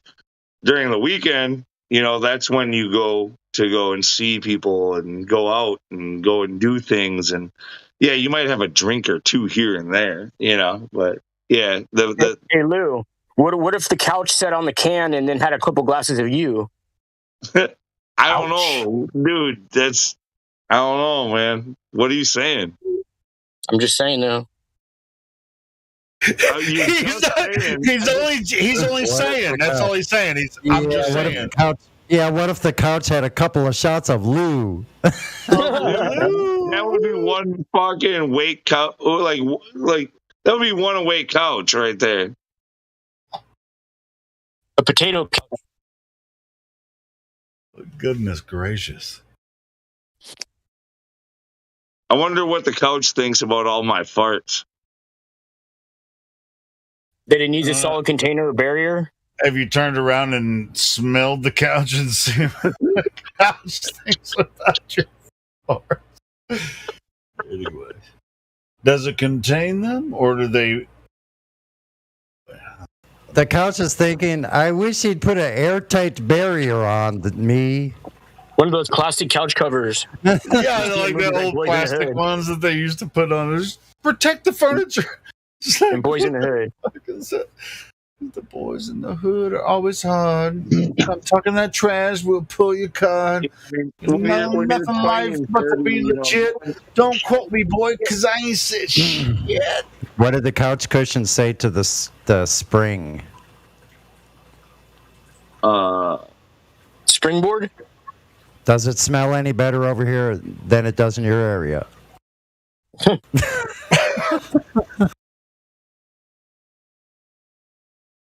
Okay, that one has to settle in a little while. Don't worry. Next week it'll be great. You're gonna have to smell it next.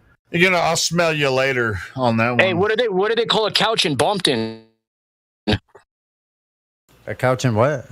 In Bompton. Bompton? Yeah, they call it a bouch. You know what I'm saying? A bouch in Bompton. Oh, and they can't pronounce a C word. They have to call it a B word. Bompton. You can't say, straight out of Bompton. No, Bompton. Bompton. That's right. I know, right. That's right. Y'all California motherfuckers are going to have to figure that shit out. I don't know what the fuck that is. There's whole pie charts and graphs on this shit, dog. You know what I mean? That's kind of close to towny. There's been periodicals written about it. I get it. Peer-reviewed studies, dog. Brownie. Well, we're supposed to come up with it's a contest. Who can come up with the lamest joke ever, right? No, these are California location jokes. Like, it's so funny because every location has a joke about it in LA. So when you talk about LA, we can make a joke about every single area. West Hollywood. Fucking hilarious. These areas are hilarious. Like, listen, North Hollywood is no-ho. South Hollywood, Soho. Go figure. Soho, yeah. West Hollywood, West Ho. Jesus, I try not to call people retarded, but you people are fucking retarded. Oh, man. No, that's only the beginning. It's another level. So you got. Hey, how can I be retarded if I was never retarded to begin with? You totally get it. You just have to be here. Lou, I was never retarded to begin with, so how can I be retarded? I don't know, man. Maybe you are. Maybe you just were misdiagnosed. I don't know. I don't make misdiagnoses. Do you hear that? The doctor doesn't make mistakes here. No, she's the doctor. We'll go with whatever she says. What are you trying to say? We have LA-itis or something? I don't know. What the fuck? California knows how to party. Flat out of Black Swan. California, I think, is definitely an itis. Like, it's a Californianitis. Like, that's you guys. A lot of you guys have it. I don't think that the real flat earthers have Californianitis. That in that way. A lot of flat earthers have Californianitis, especially the ones from California.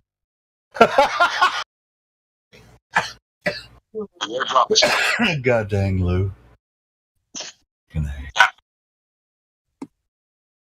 That might be, in the same way that I'm Arkansided, right? Yeah. Whatever we can attribute to Arkansas, you definitely have it. Yeah. How many diseases of intellect exist in Wisconsin? Oh, wait, there's no presidents from Wisconsin. Oh, okay. Well, never mind. No, we're just cheeseheads. Like, all you can laugh about is how we like cheese. You're cheesy. We're just going to call you cheesy. Yeah. Have you ever done the Lambo Leap, bro? You ever done the Lambo leap? I thought you were slick when you were calling us cheeseheads, and we were like, "Yeah, we're cheeseheads," and you were like, "Why do they accept it?" And now you see our bigger game. Now you're retards.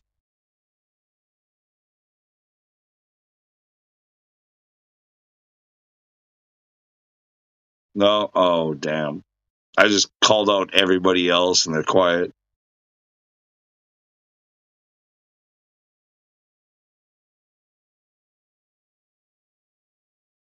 I love you. Sometimes. Not all the time. I love your dogs. I think dogs are great. The only thing is I never know when they're going to get riled up or not. You know what I mean? I like you. Sometimes I'm not by my phone. Hey, I was just grabbing another beer. Make sure the beer doesn't grab you. You know what I mean? Oh, it always does. So whatever. Don't worry about that. Oh, I'm not worried about nothing. All right. So, who's your favorite president of the United States? I think I love you. None of them. Wait, I don't. Why would I have to have a favorite? I think they're all. You don't have to. I was just asking if you have one. No, they're all bad people. All of them, very bad people. Okay, I was just wondering. I mean, no. Anyone I'd have else? to go with Nixon, bro. Personally, I love Nixon. He's so funny. All right, now they're all bad people. Can we agree on that? Well, we don't know them I don't think they're people. personally. I mean, shit. There's been 175,000 presidents. No, there's been 46. How many are there? 46. 46 presidents. 46. Yeah. All right. So, out of the 46, can you pick one that Lou thinks they're all bad? Which pick one that was good. Probably I just true. want to know: can somebody name a president and say this one was good? What do you consider good? Yeah, Garfield, like the one that got shot 6 months into his 6 months in, he got shot. Garfield. It's not up to me. You just have to pick a president and say this one I would stand behind. If they're bad, even if they're bad or good, this one is a good guy. And unfortunately, that's not what I asked. That's not what I asked, Lou.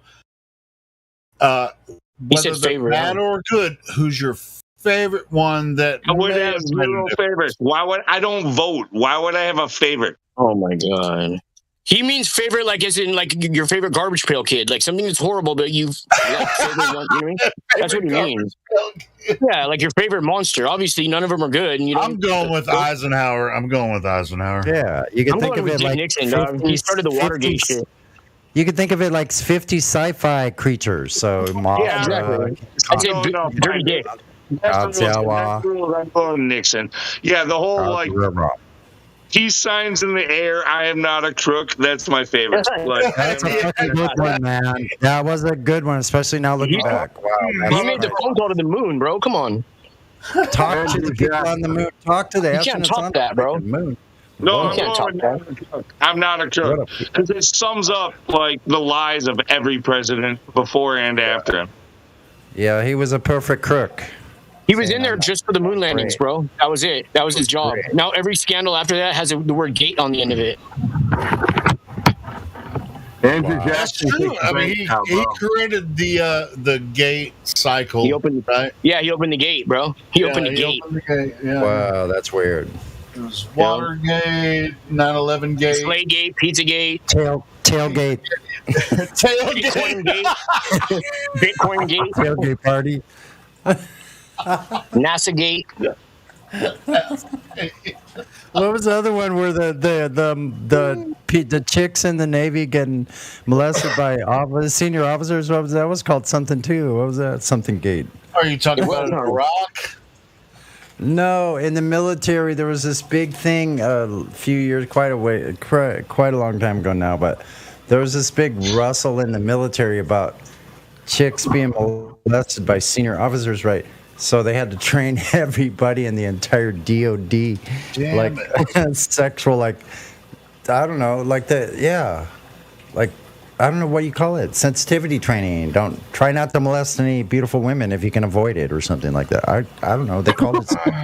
Yeah, I've heard about that, but I mean, it's like, wow. All the money they put into making over a whole agency, they could save all the problems by just only having men in certain positions and women in other positions. It's so fucking superfluous. Oh, sure. Well, but it's, I don't know. I won't even address that. Never mind. You know what feminist is FEMA and NIST agency. That's feminist. Feminist. That's where you get feminist from, bro. You know what I mean? That's not where it comes from. What I'm saying is you can say that, but that's not whatever. FEMA put together with NIST, like the one who investigated fucking 9/11. Yeah, because they remake whole agencies to deal with the feminist problem, bro. Get it? It's all a subterfuge. Feminist. No, well, no, you can say that if you want to, but I don't think that's where it came from. No, I'm not saying the word feminist didn't come from that. I'm saying that's why they made those two organizations with those acronyms like that to come together like that. Really? Who did that? You always think we're all crazy. It's because some of us are fucking crazy. You people are fucking nuts.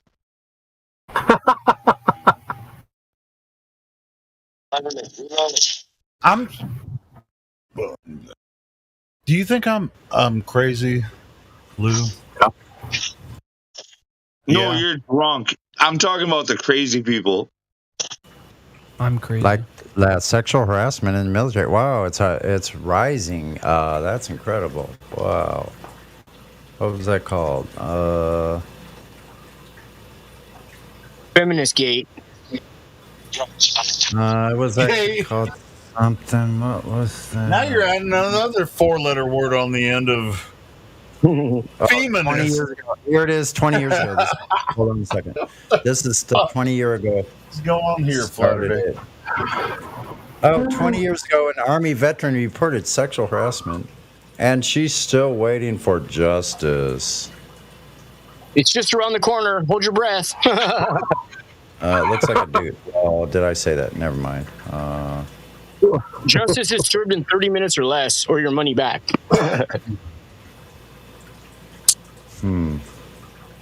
Hey, do you oftentimes? I mean, let me ask you guys. Do you oftentimes think that it's more simple, and we make it complicated sometimes?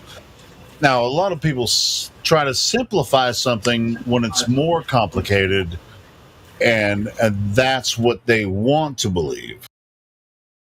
But it is more complicated, but it's not as complicated as they might think it is. So that they don't want to actually look into. I mean, this is going into an intellectual. Okay, now you're crazy. Now you're crazy and drunk. See, you get it? See how this works? No. See, no. When you start saying shit that nobody else gets, but you seem to get it, you're crazy. Okay. Well, hey, bro, I'm going to tell you this particular thought process that I'm going through, even though I'm saying, no, it seems crazy. It's not so crazy, but it seems logical and all this kind of, these connections in spirituality and mental acuity actually happen for everybody every single day. As you're thinking about what you're going through, I'm not crazy. Institutionalized. You're the one who's crazy. Institutionalized. Dude, they let me out like pretty much every day, but like I have to do my work every like during the like for like. If I was crazy, could I build all those fucking cabinets for these rich people? Hey Lou, you say the word like more when you drink, huh? Or when I'm making shit up. No. Lou. Lou says like. No, don't even. Just every time Lou says like, just ignore it. Lou says like. He says a lot of really cool shit. Lou says. I just you didn't even listen to me. I literally give the best burn. I say like when I'm making shit up. That's pretty much it. That's not true. Like a lot. He says Lou says like a lot. Like when Lou says like, I mean, it just like means just like it's really kind of you say like I can explain dude, it. I've been listening like Lou, like all the time. Like I don't know. Like I'm It's trying to beautiful figure filler, out. Lou. Beautiful filler. Tell us your story about how you utilize this word like while you're having a conversation with people, because you use it a lot. Now I heard you use a word just like 2 days ago. Like that they used probably like 20 times in like an hour. That it was fine the first like 2 or 3 times, but then you just kept saying it and saying it and saying it. Like, come on. Like for sure. They're all saying like a lot. No, anyway, I mean, that's just the way Lou talks, man. Quit giving him a shit about it, man. Oh, wait, you're the one who's trying to fucking call me out and I'm sure you guys can fucking pick out some shit about me, you know, whatever, you know. Don't fucking fuck with Lou about him saying like too much. Helio, yeah, you're right. All you guys are arguing with yourself right now. I'm arguing with the other people that are just giving you shit about saying like too much. Yeah, all those bad people who are pointing it out. No, it's just the way, dude. It kind of gets on my nerves. It doesn't get on my nerves. I just know that you just say like a lot, and that's okay. I mean, it's just your vernacular. It's okay. I was just like poking holes in it. That's all. Yeah, fuck you then. I mean, it's just the way Lou talks, man. What the fuck? He's the one who pointed it out and then went on to defend me. He came out and said, "You say like a lot," and made fun of me, and then said, "Why are you guys making fun of Lou?" Well, it's a good thing we accept crazy people here, Lou. You're accepted. Yeah, Helio, I can't believe you started that whole thing about him saying like. It's crazy, Helio. I'm sorry, way around. Full circle there. That's so sweet. It's not like any of us, not like all of us haven't noticed it, but we just, we just fucking accept it as, that's the way he talks, fucking hey. Fucking like, he just sounds like he's from California. Yeah, we got everywhere citus now. Everywhere a citus. Hey, I encourage you to move forward without acknowledging this. I should probably stop holding a grudge against you, right? Like I'm the bad guy. You got to gaslight me real good. Make this my problem. Say like you started it and like you're the one who needs to adjust. Like I didn't start it. I don't know why you're not gaslighting yet. I'll teach you how to gaslight me better. Okay, wait a minute. Here's the preface. You're getting a little there. You're getting a little uppity there, aren't you, cheese muncher? Uppity? You fucking cheesehead talking about Do all the people in Wisconsin say like all the time? I don't know. Has anyone spoken to? You're picking up the one point where I was about to bullshit you, and I said like 3 times, where I was trying to fucking figure out what I was gonna say. On the other hand, yeah, because you can't even figure out how to say like right. I haven't said like once unintentionally that way, and I've been grating the shit out of you the way that we do with cheese up here in Wisconsin. Oh, we do. What's your favorite cheese up there in Wisconsin? Do you like that cheese? Yeah, fuck yeah, we do. Cheese is great. Anybody who says they don't like cheese is either fucking... Dude, I'm a huge fan of it. You just said like again. They're either allergic to it or they're lying to themselves because they think it comes from an animal. What does the cheese taste like? Finish your load out if you got to. The best cheese in the world comes from Wisconsin. The best cheese in the world comes from Wisconsin or Italy. I guess I was complaining about the bullet speed, but you know what? The damage is like when I play in multiplayer. Hey,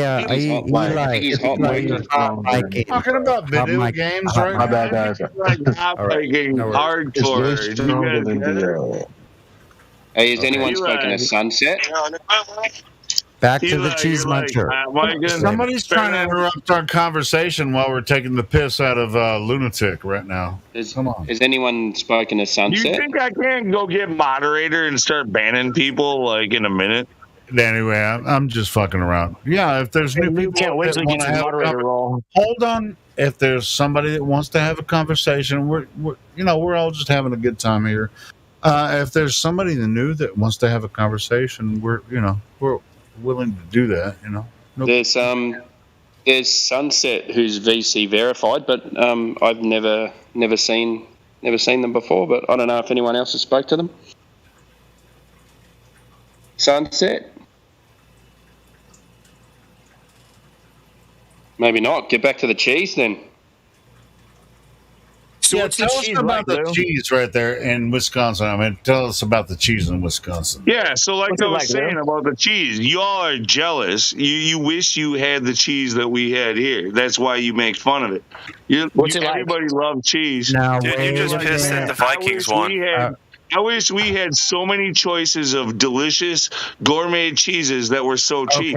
Okay, wait a minute though. I'm gonna steal man you. I love Wisconsin cheese. You know what? I think it is the best cheese ever made, but that doesn't mean I want to live with all the cheese. That doesn't mean the Packers won in my recently. rooms and like y'all do, I guess packed up like on the ceiling and all that. I'm trying to get Lou worked up. That's all. I mean, can you make fudge out of cheese? No, but you can make fudge out of a football team, man. That's exactly what they did this year with the Packers. You guys probably don't know. I don't even. Are you trying to say the Packers were packing fudge? What? Dude. See, I kind of let it there, but it was not my fault. Homo shit. I expect it from Sonny and fucking Helio. There's no problem. But if we want to talk about fudge and cheese, did you know both can be in a fountain? You can have a fondue fountain of cheese or chocolate, and you can just do whatever you want with it. Yeah, but have you ever had cheese chocolate fondue? It's disgusting. In spite of the previous swipe from the cheese muncher, I would agree with the fondue.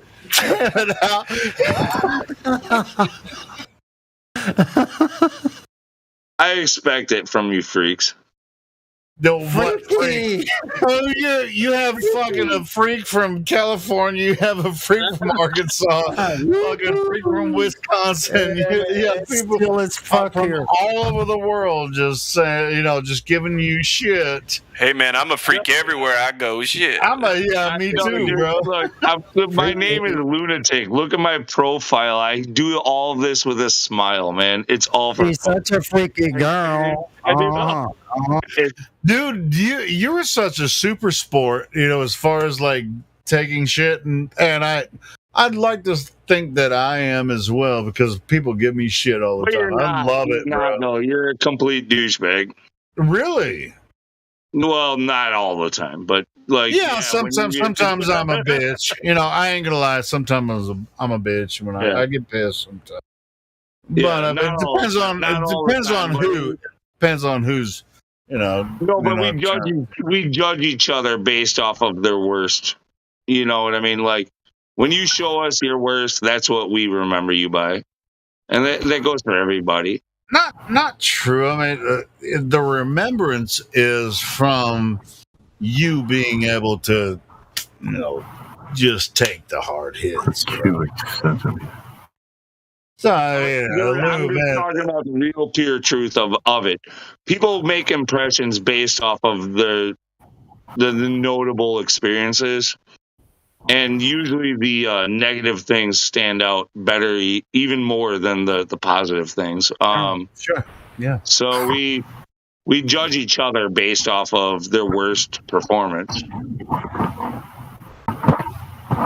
Yeah, I mean, there's sometimes when somebody's being a total dick, they should be just ripped apart, Yeah. Of course. Or a total bitch, if it's a woman, or if it's a man or a woman. I could say that dude's being a total dick.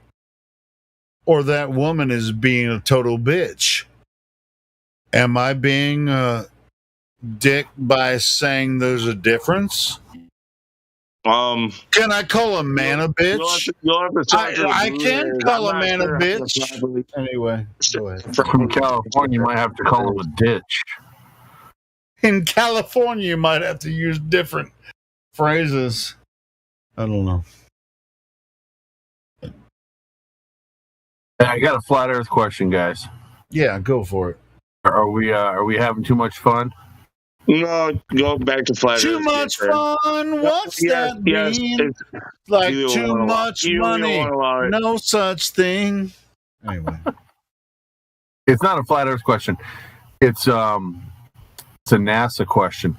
Why? I can't figure out what is the motive that they have for saying that the Earth's atmosphere extends past the moon now. Why are they saying that? It's because they have to refute the infinite vacuum narrative that they went with for so long. Hold on. Who said that? That's what it is. Why do you say that? Wait. Who said that? If you're going to bring the information in, you're going to have to tell us who said that, when, and where, and what evidence they bring in. We all know about it. He doesn't have to do that. Well, if he's ignorant about it, then he definitely He's does. not. He brought it up because he's not. All right, cool. So, yeah, why would they do that? My suspicion is that it's too obvious to physics and even normal people, lay people, that an infinite vacuum doesn't make sense. Is the general populace aware that this information is out there?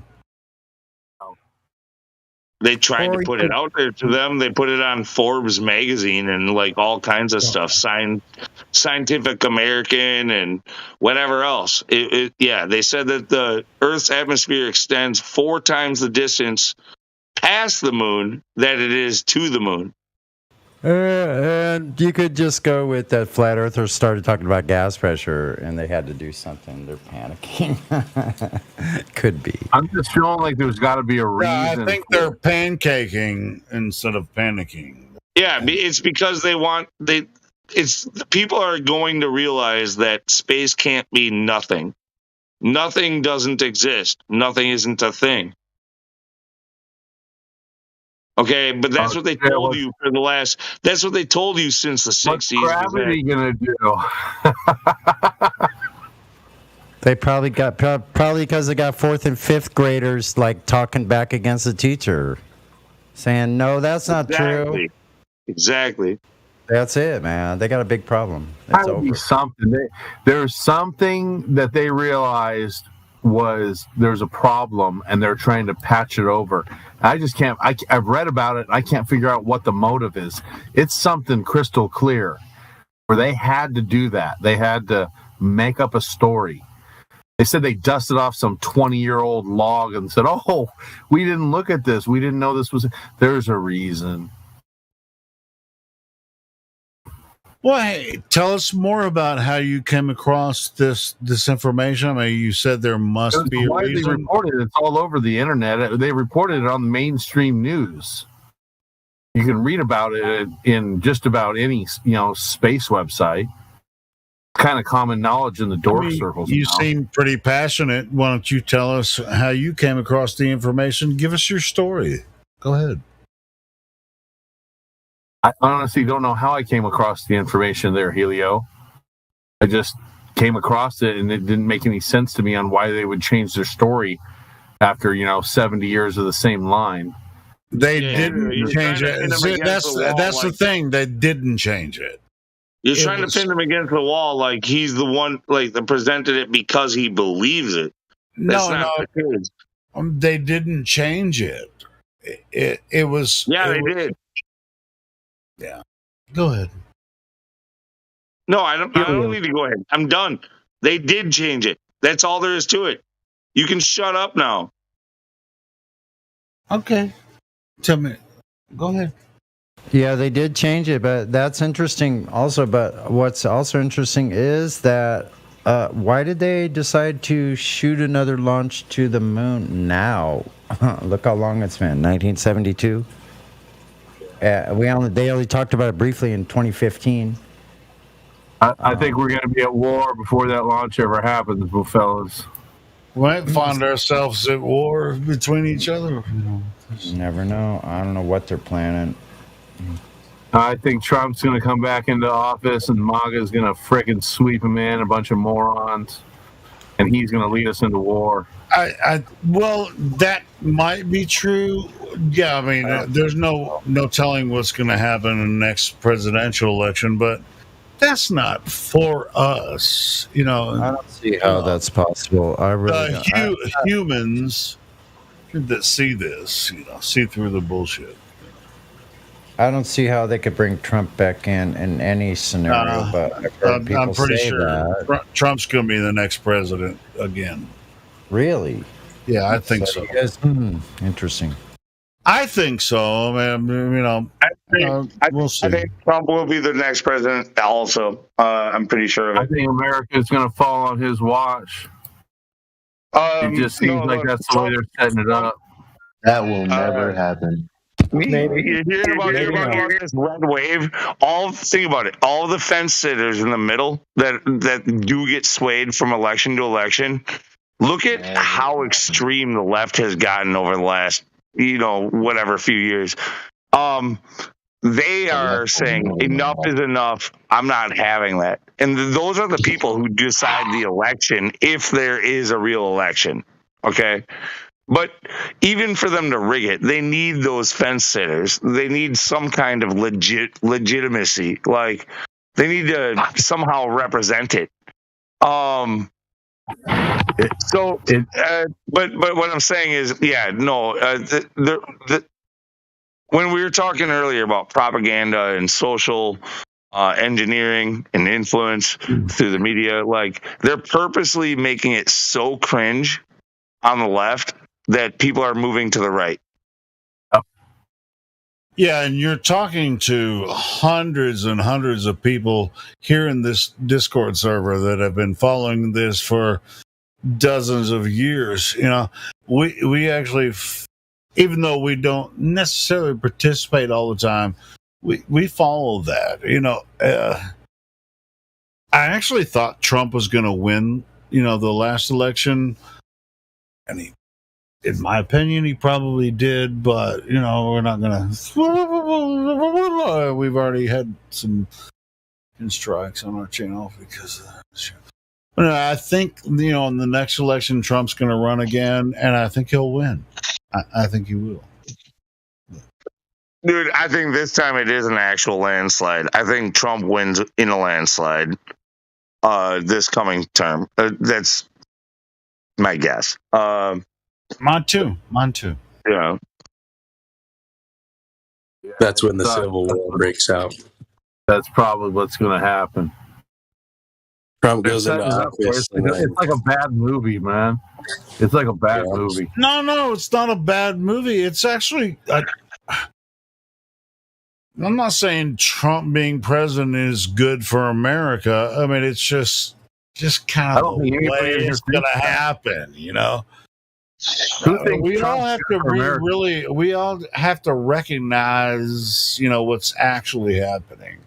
And during that thing, with the banking system and everything, the way shit's going right now, you're going to have to figure out how it resolves into that situation, because it's not good for any human that actually lives on Earth and participates in the monetary system, which is every fucking person that lives on Earth.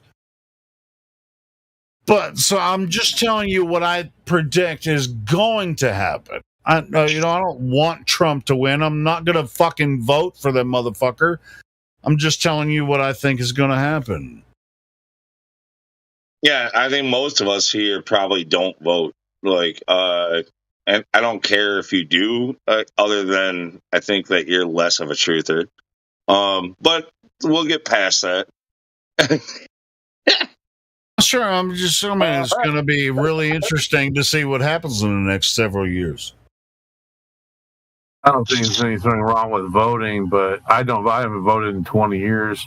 I don't believe it matters anymore. I think that I believe they've been picking our leaders, counting the votes for decades. If I was going to vote, I'll tell you, if I was going to vote, I'd vote for Trump. I'll tell you that much. Because if I was going to vote, I would vote for anybody but what the left or the right is pushing. Pretty much. I mean, I could vote libertarian, and I've done so in the past, but I'm just saying, whatever, we can all just, have our opinions. Whatever. I was thinking this earlier. Whatever. Go ahead. We need a new political party. There's Republicans, Democrats, and Flat Earth.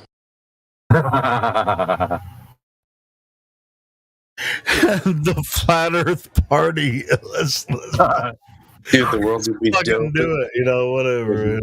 I'll take it. Yeah, what if millions went in and asked for the Flat Earth ballot? Who's president?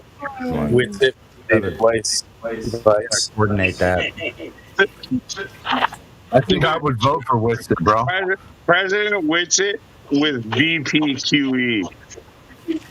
Oh shit! That'd be dope. God.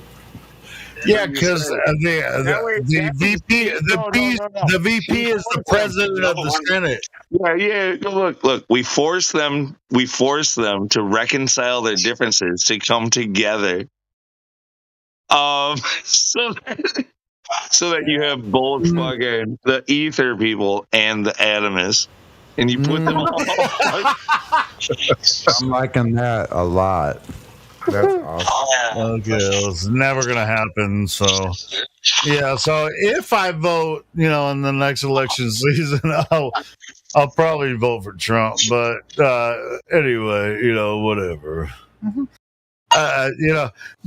Just for the sake of it, I'm a libertarian, but I would, if I had to choose a political party, but if we created a Flat Earth Party, fuck it, I'll just vote for president. Broken party. We have to first elect a Flat Earth representative, which. Dude, do you want a radical fucking ether person, or do you want? It's not gonna happen in the next couple of years, bro. It's not gonna happen. And I don't vote anyway, so I'm just saying, if I were to vote, I would go Trump, next election. But I just don't vote. I think it's and if if there were a Flat Earth Party created in the next couple of years. If I voted for Whitsitt or whatever, I don't think it would make a difference, anyway. I think we're making a difference here, so whatever.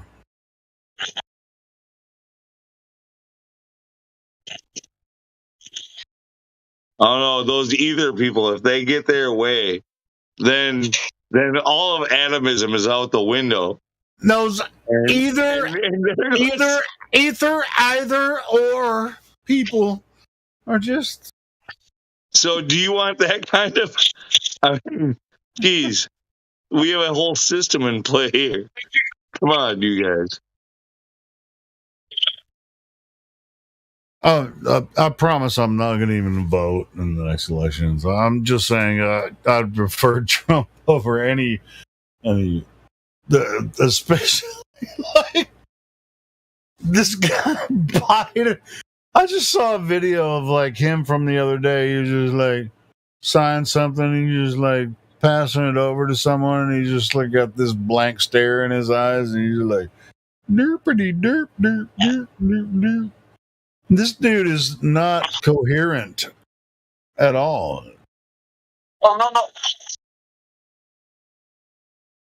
I don't know what's going on with Biden, but I just don't think he's. Even if I was all right, cool, everybody. I mean, just like Obama, I didn't like that motherfucker either. But at least he could. You should understand. He could say sentences. He could say sentences. You should understand Biden better. He's only a few years older than you. I know what's not happening with Biden. Motherfucker, that motherfucker's 20 years older than me. God damn it. I know what's not happening with Biden. Synapses. Dude, he's just like, dude, I don't know. I mean, maybe it's just Facebook to show me some videos of him looking like a, I don't know. Well, you guys have seen it. Don't give me shit about it. Whatever. He just looks like he has no cognizance whatsoever. And they put it out there for everyone, and they're like, "This is our president." He's like, "Look at him." I mean, it kind of reminds me of you remember the end of Kim Jong Il's fucking reign. You know, it's like Kim Jong Il. He's like, "Look at him." You know, he's our god over here in North Korea. Well.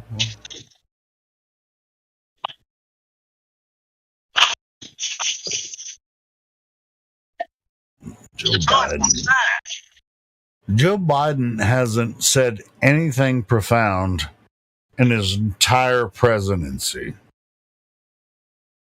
Nothing profound. That was like, oh, that shit makes sense. I think I'm glad that they elected you as president. What about him lying in his law school? He was caught lying about tests, like his tests. He was lying on tests. I'm just wondering about anything that he said while he was president. I'm trying to find something that I was like, that sounds pretty good. You know, I want to do this as president.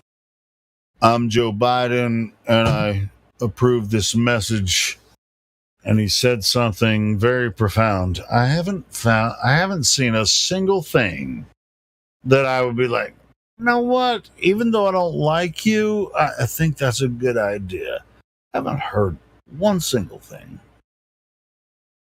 I mean, even with Obama's term, he's like, he was, you know, very astute and stuff. Some of the stuff he said, I was like, that sounds like a good idea. I don't believe you, but you're a smart guy, you know. But Joe Biden, it's like every time you see him speak, he really makes no sense at all.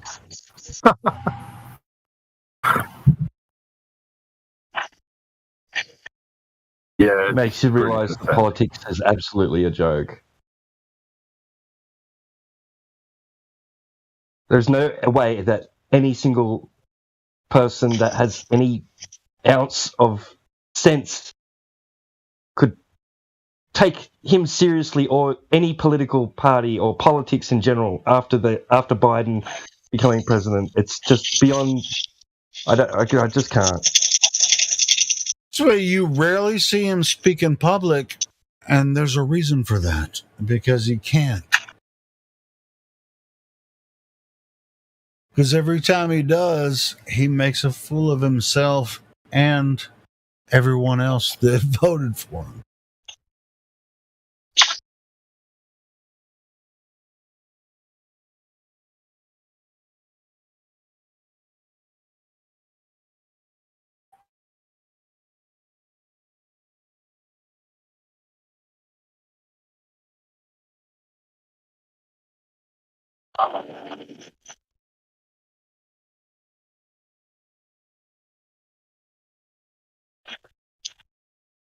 Helio, how long after you heard about Flat Earth did it take you to accept it? 6 months to a year, probably. Yeah, I thought it was complete bullshit, even though I was totally conspiratorial. Why do you ask? I was just curious. Yeah, it took me a long time. I thought Flat Earth was the dumbest shit I ever heard of. What about you, Elijah? Is my mic on? Yeah, we can hear you, brother. Oh, okay. What was the question?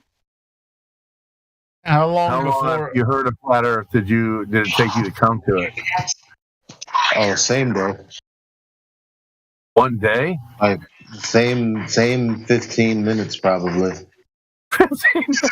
Dude, it took me months before I actually considered it.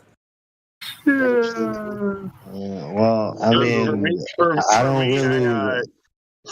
For me, I came into the 1.0 server of this place very interested. I've been watching a lot of flat Earth videos for months, and I was pretty well convinced. But because I'm a skeptic, I came in with questions, and I went to I think it was the Globebusters at the time because I was watching a lot of Jeranism. I went into there, and immediately I started asking some questions, like legitimate questions like a person might have, and I got confronted as a troll. Somebody, I wish I knew who it was. It feels like Justin fucking was the person who greeted me to Flat Earth. But anyway, eventually Karen B got called in, and she sent me over to Flat Earth Discord 24/7. And even still, I wore the Flat Earth. I'm sorry, I wore the on the fence role for easily a year. Only because even though I argued for Flat Earth and I thought like Flat Earth, I wasn't convinced of Flat Earth. And eventually I heard enough, and mostly, to be honest with you, mostly it's like the lack of evidence from globe earthers that makes me believe in Flat Earth. Or initially, anyway.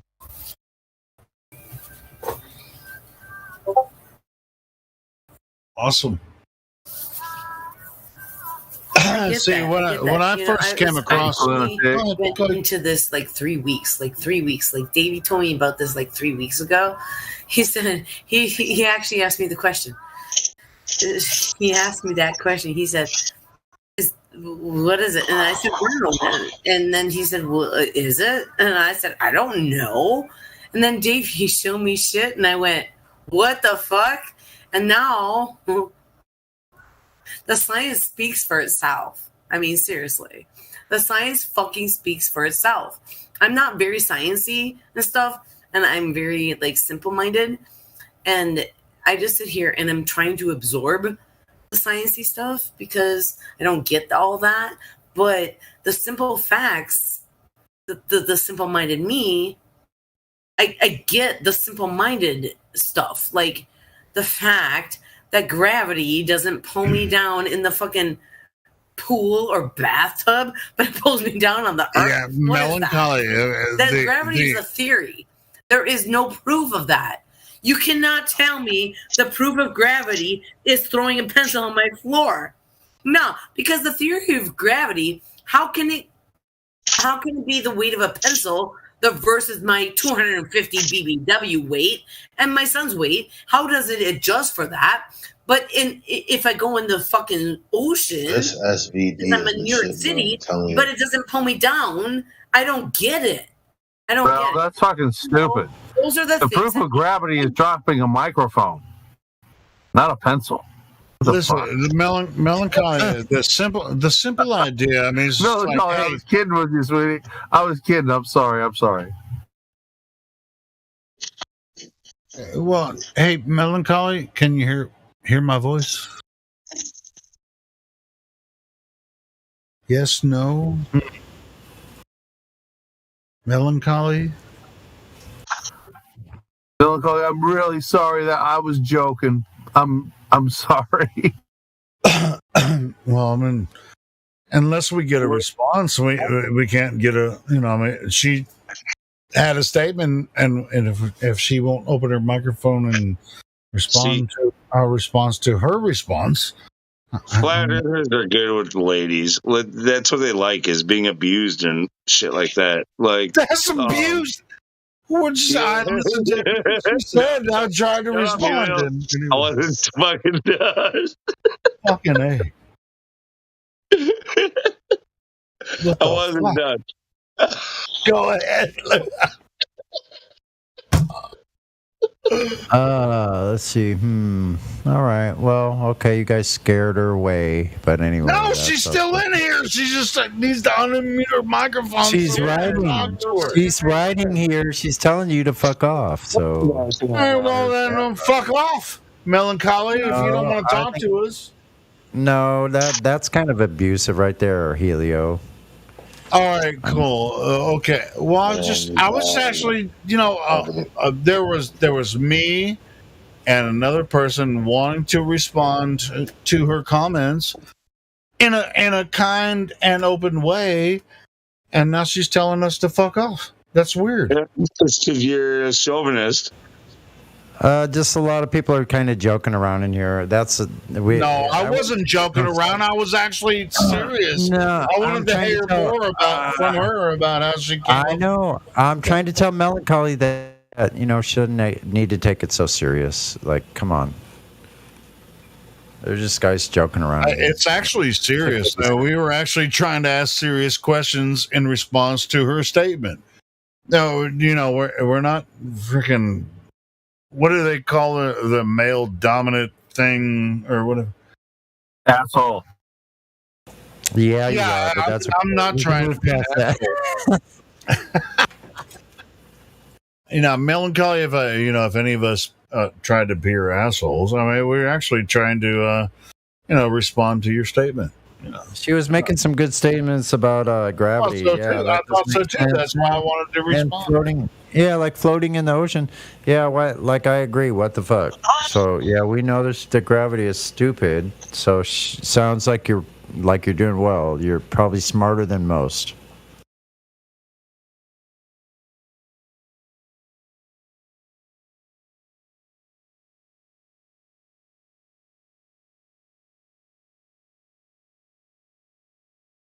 Yeah, she may be having trouble with Discord or whatever.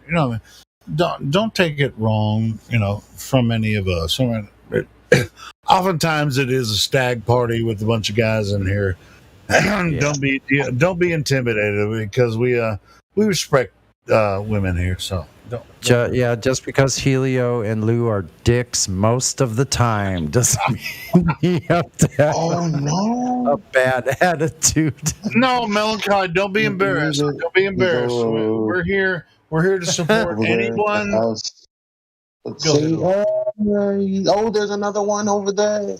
Wait a minute, Eli. We're in the middle of your game. Holy shit! I feel like I just entered into a game. Is this? Wait a minute. Which game am I in? So I know what to be prepared for. Call of Duty. Elijah got up with Mike playing the game. I went ham in this match. Okay, he's still not hearing us. So I am hearing you. I'm talking to you. Okay. Oh, good. There we go. We do have confirmation. Okay, good. Hey, Melancholy, if you don't want to talk to me or any other dickhead in here, you can talk to the other guys. Yeah, no need to be embarrassed. Like, really, I'm telling you. And definitely you don't need to hate yourself from me. We all appreciate it, even though some don't know how to show it. I don't even know what I did. See, that's how much of a dick I am. Yeah, never mind. I'm going to tell you guys something about myself. Right now, I'm a Scorpio, and I have bigger balls than most of you guys. And you just fucking pissed me off. Davey didn't want me to do this here, and I was respecting him. But man, I have bigger balls than most of you fuckers. So fuck the fuck off. Okay. Davey was expecting you to do this here. Sounds like a measurement thing. All right, cool. So, Davey invited you here to talk to Flat Earthers about Flat Earth. I don't know what the big deal is. We've been talking about Flat Earth for quite a while, about 3 years. Did I miss something, or was any of that warranted? I'm not sure really what happened. I mean, she's still in here. Hey, Melancholy. Oh. I interrupted Melancholy, and I was rude, and I'm really sorry. Yeah, and I was. I mean, hey, Melancholy, check this out. We get a lot of, people coming here, dozens of people a day coming to the server. So we're not sure who we're going to meet. If you're cool, we're cool. It's all good. Yeah, don't let one small experience, like spoil like what could be a much richer experience. And I don't doubt what you said. It was very convincing.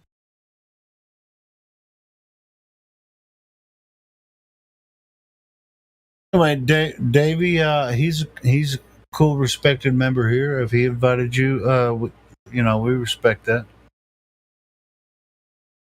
I mean, don't get mad, dude. I go into other servers and imagine how we're disrespecting on other servers. You couldn't imagine. I don't even go into other servers anymore that much because I get made fun of and all kinds of shit. So I just kind of hang out here. And so if you're curious about Flat Earth, that's what we're here for. I'm not trying to make fun of anybody here.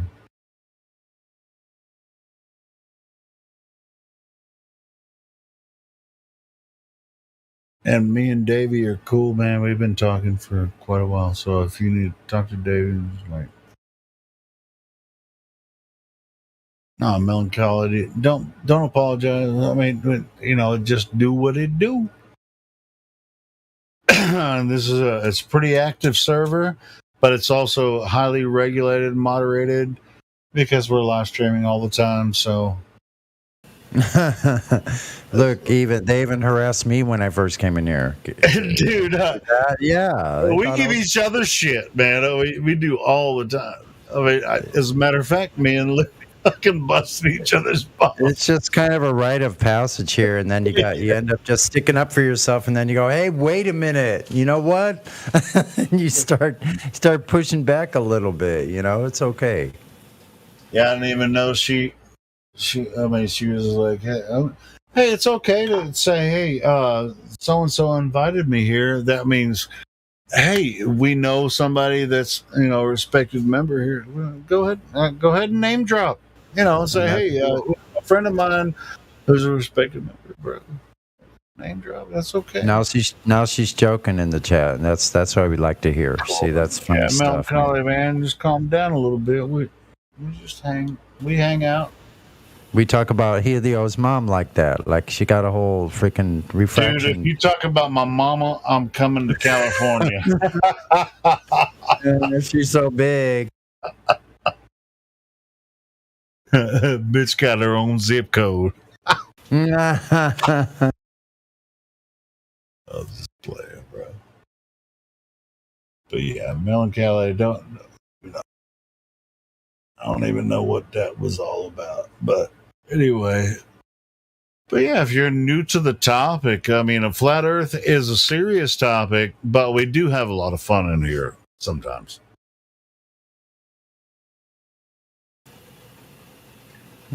Well, I guess Google coordinates could be a good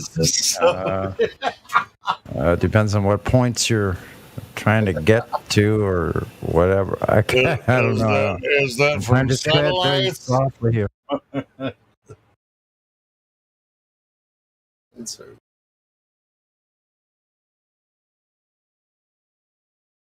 And by the way, it's really good to meet you, Melancholy. You've been a good sport. I mean, because with your spirit earlier, a lot of people would just leave and not ever have anything to do with us again. But now you're back, so cool, awesome. So you don't have to even open your microphone.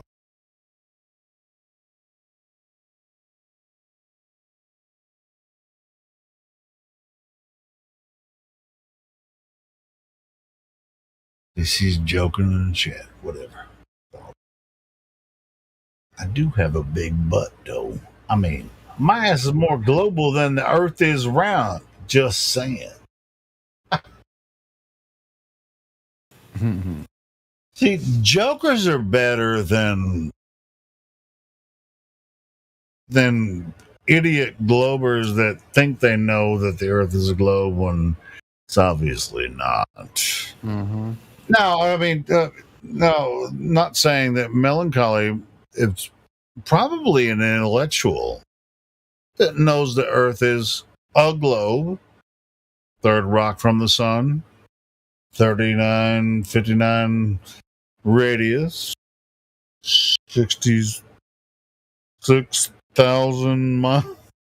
All the numbers and everything. Spinning around infinite space in this infinite vacuum.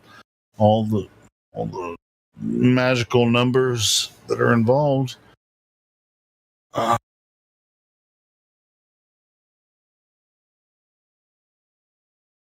I think that melancholy is a pretty cool person. Might be very new to the topic.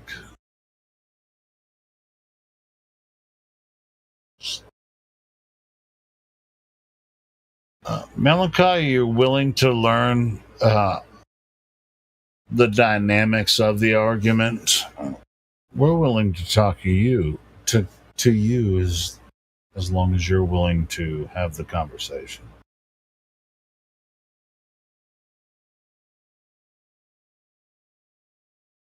Yeah, our bot does time people out for 5 minutes for swearing. Yes, you're correct about that.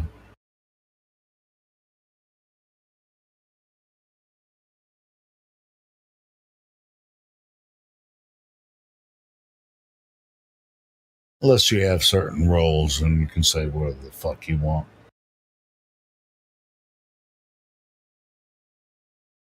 We've been doing this for quite a few years.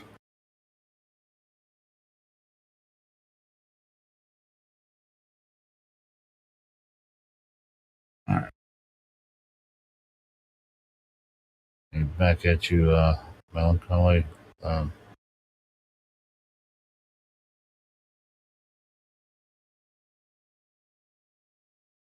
Hey, tomorrow I think she's probably gonna be on other servers going, those flat earthers. I'm not gonna say.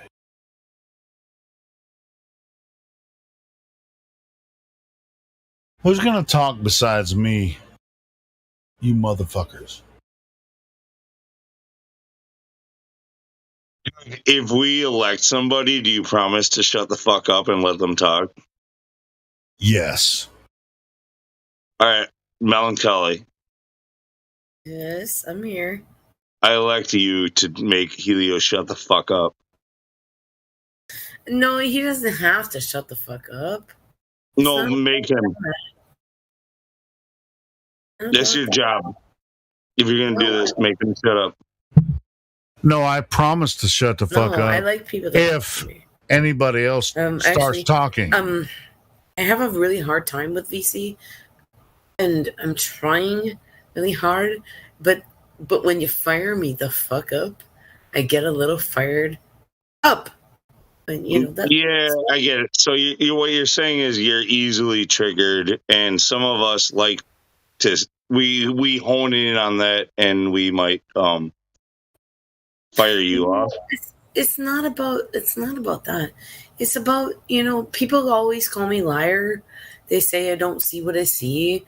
They tell me things that, and you know what? I know my truth, and I only speak my truth, and my truth is my truth. And when people tell me that I lie or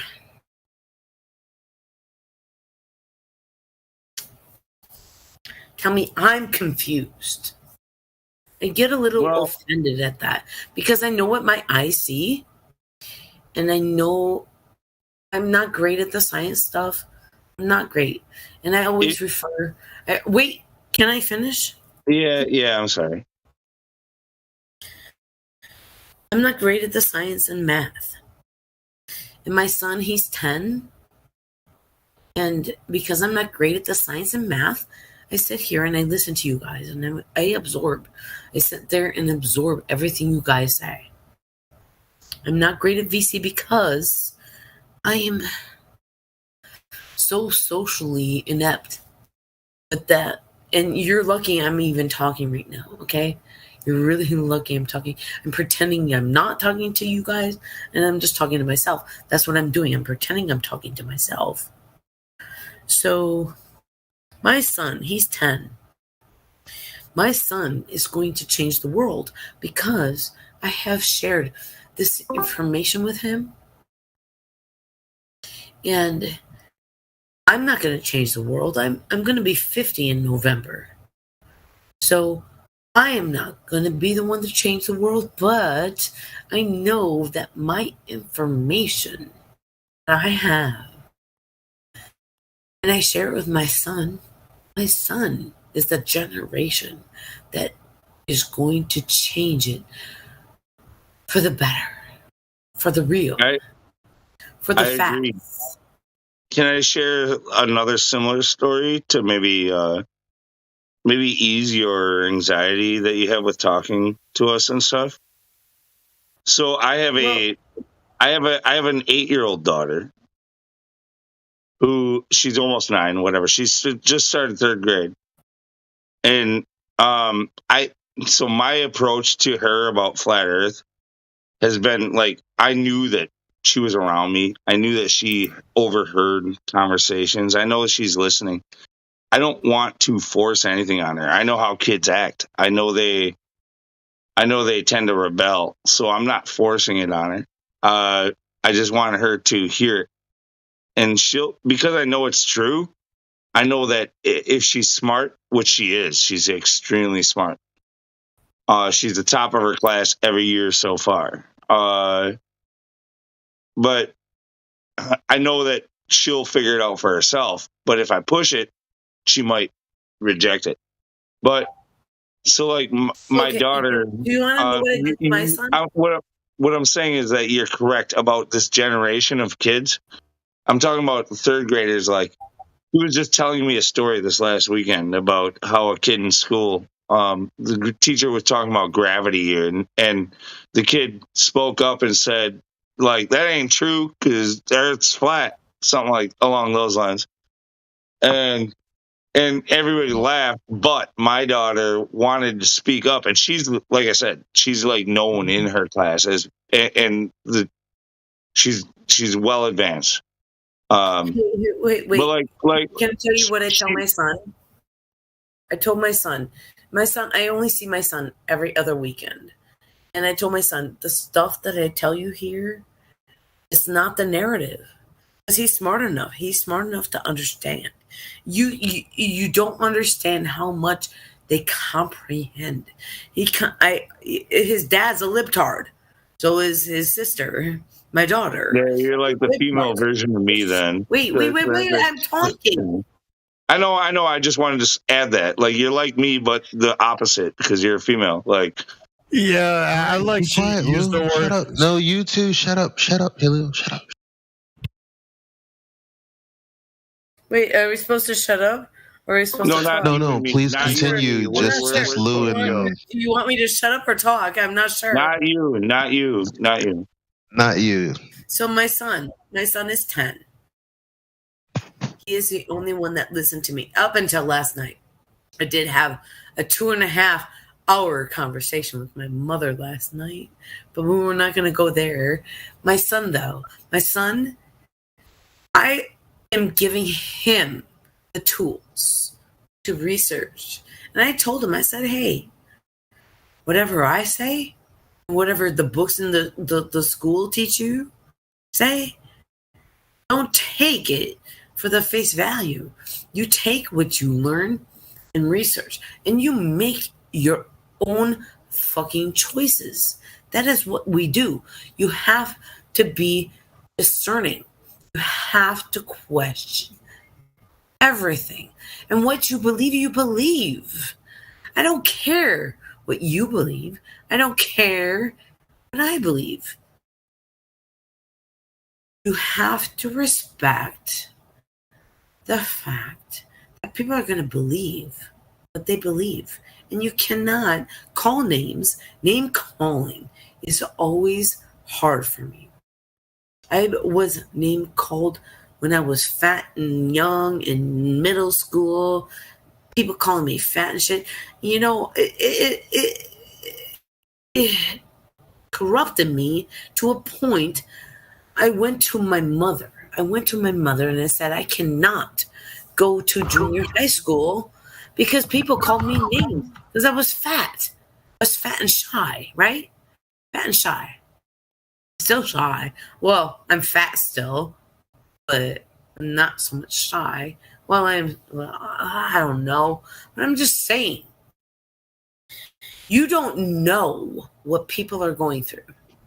And the one person that could come in here that we can let them know the science of it, the facts behind it. Name calling is not going to get you anywhere, anytime, because it will not. I'm going to tell you why. Someone tells me not to do something, I will do it in the reverse. But with my son, you just have to give them the knowledge, show them the way, and they make the decisions for themselves. Don't ever call me a liar. Don't ever call me names.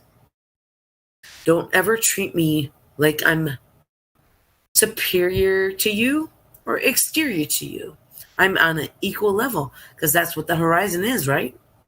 The horizon is level. It's equal. There is no curvature, is it? There is none. And we see that from proof. There's so many pictures, so many videos. Let's talk about the flat earth. I want more information that I can pass on. Can we do that? Yeah, that sounds great. So why did we need all of this?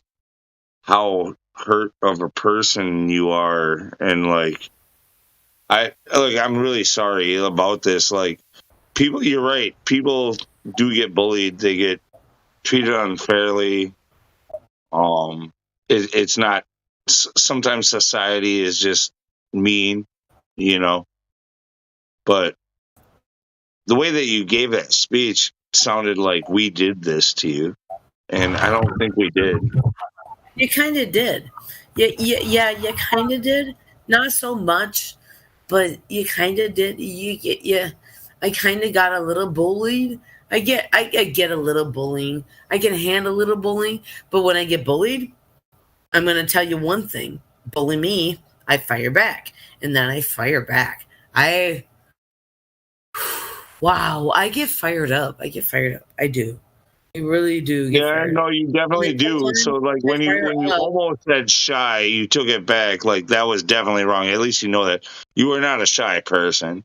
You're pretty outgoing. Like, that's why Davey thought it was so funny that people said they call me shy, closet, flat earther, because Davey knows I'm not shy. Yeah, I'll tell you what. I mean, a lot of. Check this out. A lot of guys will shy away from this room. Am I being get shot down? A lot of guys will just leave this room. Jesus Christ! I'm not being hurt. When I speak about, I blame the Flat Earth Society. I get loud. Because I believe in it. But I'm sorry, Davey, that I don't even think Davey is here. But I'm really check this out. I've been talking to Davey all day. Jesus Christ! Am I not being heard? Can Melancholy not hear me? You guys, can you guys hear me? Melancholy, Healer's having trouble interrupting you. Disrespect anyone.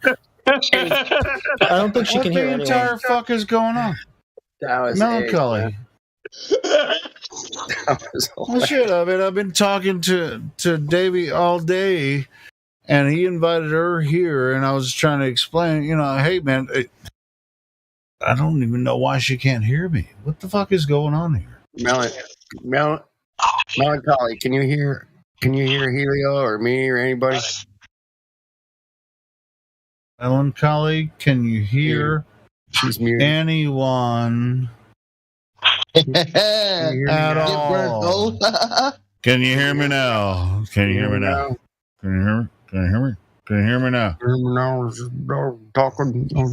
I didn't know that nice. Davey See, he couldn't follow me. That was the one instance. Sorry, I'm hot micing again, aren't I? No. Oh, wait, you were trying to talk something.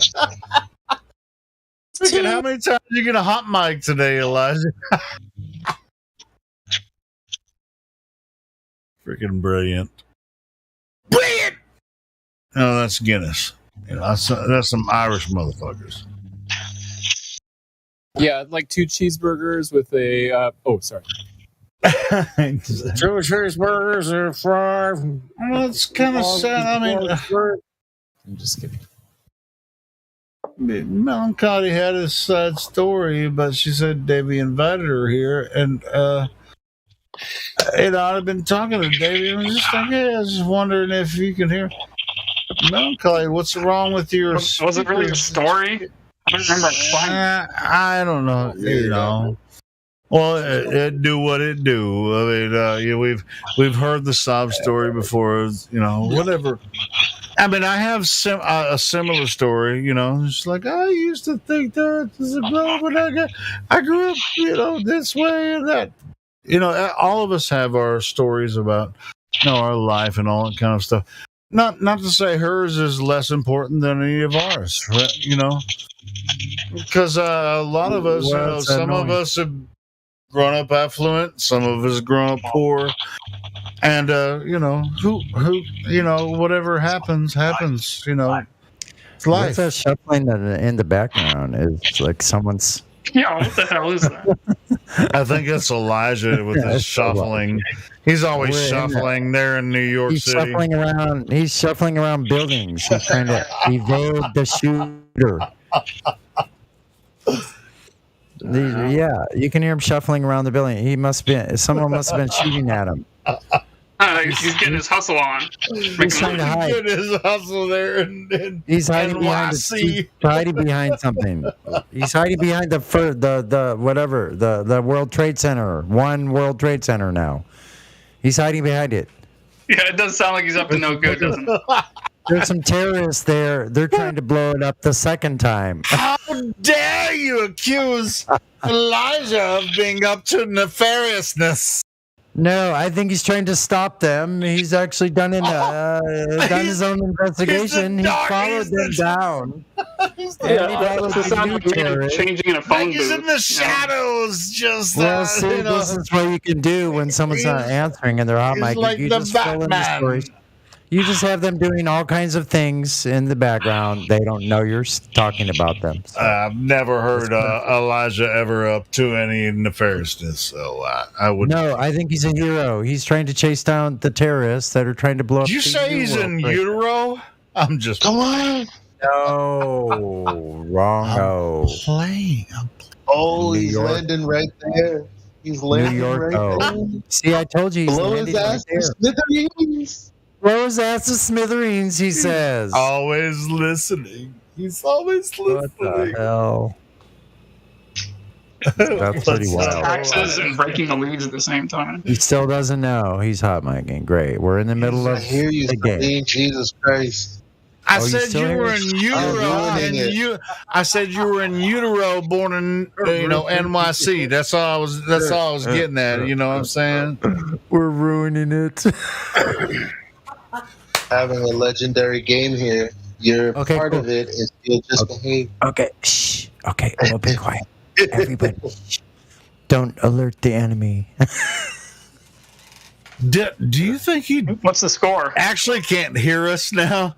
And no, he can't. He's hot micing. He knows he's allowing us in. So shut up, Helio. Okay, well, I'm gonna go smoke a cigarette and grab another beer. Y'all motherfuckers listen to Elijah play his fucking stupid. That's game. Right. Well, it's on a flat Earth. Oh gosh, I'm yawning. He does do flat Earth on that game, So. Hey, Helio. Elio, if I said to you that I don't believe that I'm on a flat Earth, but a spinning ball, which I don't believe, but what would you say? I'm on a spinning ball. What would you say? Well, I mean, what do you experience? Wait, when I do have a question. My son actually asked this question. My son asked a question. He said the Arctic Circle shit. You know, he was wondering about that the ice shelf and shit. Can you tell me more about that? Are you talking about Antarctic or the Arctic?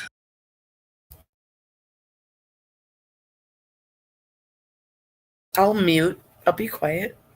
No, I'm actually curious. Since you're asking questions, I'm willing to answer them. I just want to make sure that we're talking about the same thing. Her soothing voice. You just be quiet and let her speak about whatever she wants to talk about. Well, she said the Arctic Circle and the ice shelf, which don't answer her damn question. Then I have questions. All right, then I'll shut the fuck up, and I won't fucking. I mean, I already know the science of it. Wow. I'm already convinced of it. I am convinced of it because of the science behind it. But I need to know more. The fucking Arctic thing freaks me the fuck out. Like 60,000 miles of Arctic ice. Like, what happens? We're on a flat Earth, right? So we're on a flat Earth, surrounded by the Arctic ice. What is beyond the ice, though? Tell me. I want to know. It's unverified. So if you're asking us, it's unverified. Why? Because of the Arctic Treaty. Well, yeah, we can. In essence, nobody can go but there. Not necessarily just that reason. See, I'm gonna get fired up. It's just that reason to begin with. See, I have a lot of shit. I live in New York City, right? That's interesting. So does Eli. I was just gonna say, isn't that interesting? I'm also from New York City. Mm-hmm. Well. But anyway, not trying to make it weird. I'll go on mute. I tried to work here. I did for 6 weeks. I tried to go and get a job. I tried. Do you know what you have to work in New York City? I can only guess. It's hard enough here. You have to have proof of the vaccine to work. Just so you know, you're allowed to tell us things like that, but just try to avoid the V words because they'll try to find any excuse to censor us. You know what? Here's the thing. I just tell my truth. My truth of my facts. My facts are I cannot walk out of my house, get a job without being vaccinated. Hey, so can you hear me? Testing. Can you hear me? You hear me, right? I hear you. Well, yeah. So just remember, like, YouTube has got a stick up its ass these days when it comes to the subject you're talking about. So we're not really allowed to talk about it, period. But like, you can talk about it, but you got to talk about it in code. So just call it the Coco V, and if you call it the Coco V or the jab, then we will know what you're talking about. If you say jab or the Coco or whatever. And to be honest, it doesn't matter what city you live in. You can get a job without having evidence for that. I understand. I 1,000% understand all of that. Yeah, I do. Get it. Yeah, but you can still tell us the story. You got to tell it in code. Sucks. Nah, you know what? It's hard to talk in code, and I can't talk in code. I guess. So I just. There are exemptions. I'll tell you my pain. The pain of living in New York City is painful. It's expensive and oppressive. There you go. See how I did that? Yeah, think of it this way, though. If it gets worse, where are you going to run to? Another country that's better than this one? Seems to me like all we can do is fix this. You know, God is going to take me one day. God is going to take me one day. If you're certain that New York, if you're certain that New York is so bad for you, just move out. It takes me. Yeah, I wouldn't want to live near New York. Maybe that's just because I know how to handle Portland. Actually, clean air over here. I don't want to be. I'm not sure if you do, but I don't want to be here either. I really don't. I mean, you're not like bound to New York. If you think it's such bad like shit for you, like or whatever, just go elsewhere. Like go to Jersey. Go to I don't know where you want to go. Go to the Midwest. Oh, Jersey's worse. God damn it! West is the best. Why the fuck would you suggest New Jersey? I suggest it because it's funny. I suggest it because it's funny. No, that's why. No, New Jersey stinks. New Jersey stinks. Yeah. So does New York, according to you. Love you, New Jersey. I'm just saying. I love you, New Jersey, but it stinks. All right, do you hate it or do you love it? No, I hate New Jersey. Every time I've been in New Jersey, it stinks. It stinks so bad. I don't know what that is. But face it, you love to hate New Jersey over there. Ballers, all the ballers, like pretending they're like living in this world, but I don't know. I go through. What are you talking about? I think she's trying to say ballers are worse. That New Jersey's worse than ballers. I don't know. Maybe. Yeah, Jersey's bad. Jersey is so bad. I hate going to Jersey. I have been to Jersey. I went to the NPAAC for the showing of fucking the Breakfast Club, and Molly Ringwald was there. It stank the whole way I went there, but then I got there, and then I sat in that fucking audience. I was the only one that yelled out, "I love you, Molly." And Molly stood up and said, "I love you too." Molly Ringwald is the shit. She's the fucking ginger, the hair shit. I love Molly Ringwald. What do you think about Molly Ringwald and Breakfast Club? Hey, that's my shit. Let's talk about my shit. I know my shit. I know my music. I know my 80s shit. I'm gonna be 50. My 80s movies are my shit.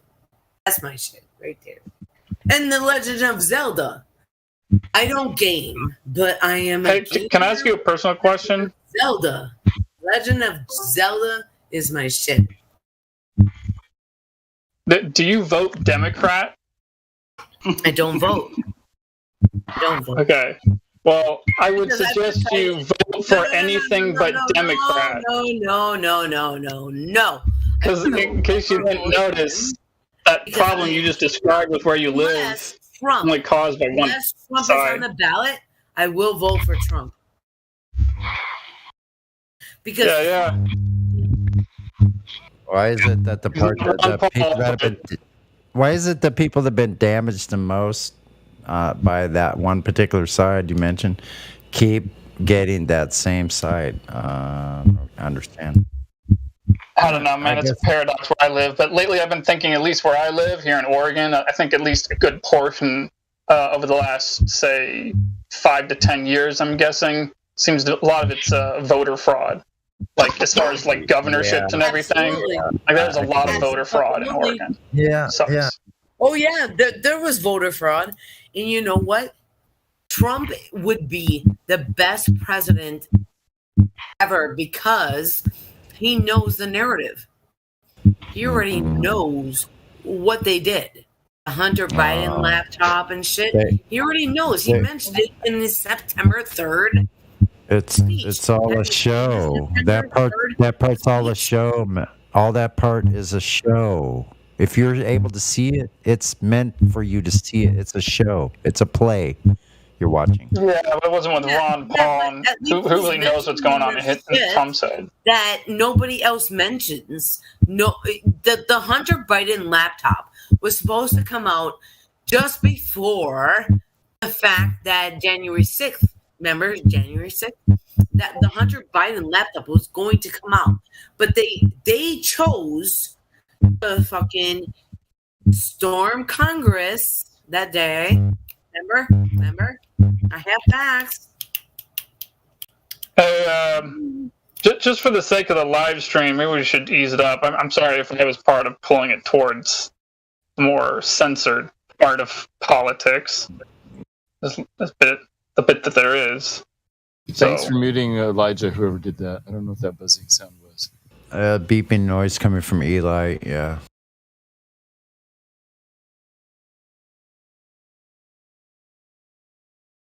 Hey, Matthew, would you say the West is the best? I think Western civilization has things done pretty well compared to other times in history. No, Matthew. I didn't mean it like that. I'm talking about the lower 48 of the United States. Would you say that the West is the best? The left coast? Yeah, there's some advantages. Nice weather, sort of laid back. So I like it here. I'm in California. Mm-hmm. Exactly, and I'm in Oregon. I'm just saying we should tell Melkany, either go to the Midwest or just go west. Mm-hmm. Yeah, Melancholy moved to Lincoln City, Oregon. Yeah, it's a good idea. There's lots of places in the Midwest that are better than that. Actually, San Diego is probably one of the best places on the whole West Coast. Yeah, if you can afford it. If you can't, you could still live here, but they're making us more poor by the day. Yeah, so if you can afford it, then you can find a place along the entire West Coast to live. Keep in mind, the further you get from a major metropolitan area, the cheaper land and resources of certain types get. Mm-hmm. So it's not really like you can't afford to live in any particular state. Any one of us in this chat room can afford to live in any state in the union. It's just all a question of where we go to set up shop. Yeah. Yeah, but see, here's the thing. So, people pay, way more than what land is worth to go and live with a whole bunch of retards on the West Coast. Yeah, I guess you're not talking about the. But it's also Oregon, which is better. I guess you're not talking about the farmers and ranchers that are actually like horse stables and ranchers and orchard owners, things like that. It's not just California. A few miles east. It's the entire West Coast. It's not. You don't have to take personal offense. It's like the entire West Coast. I'm not.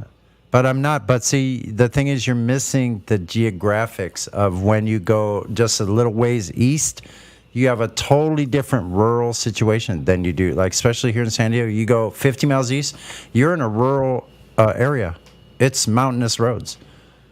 You're traveling, there's ranches and horse farms and chicken ranches and stuff like that.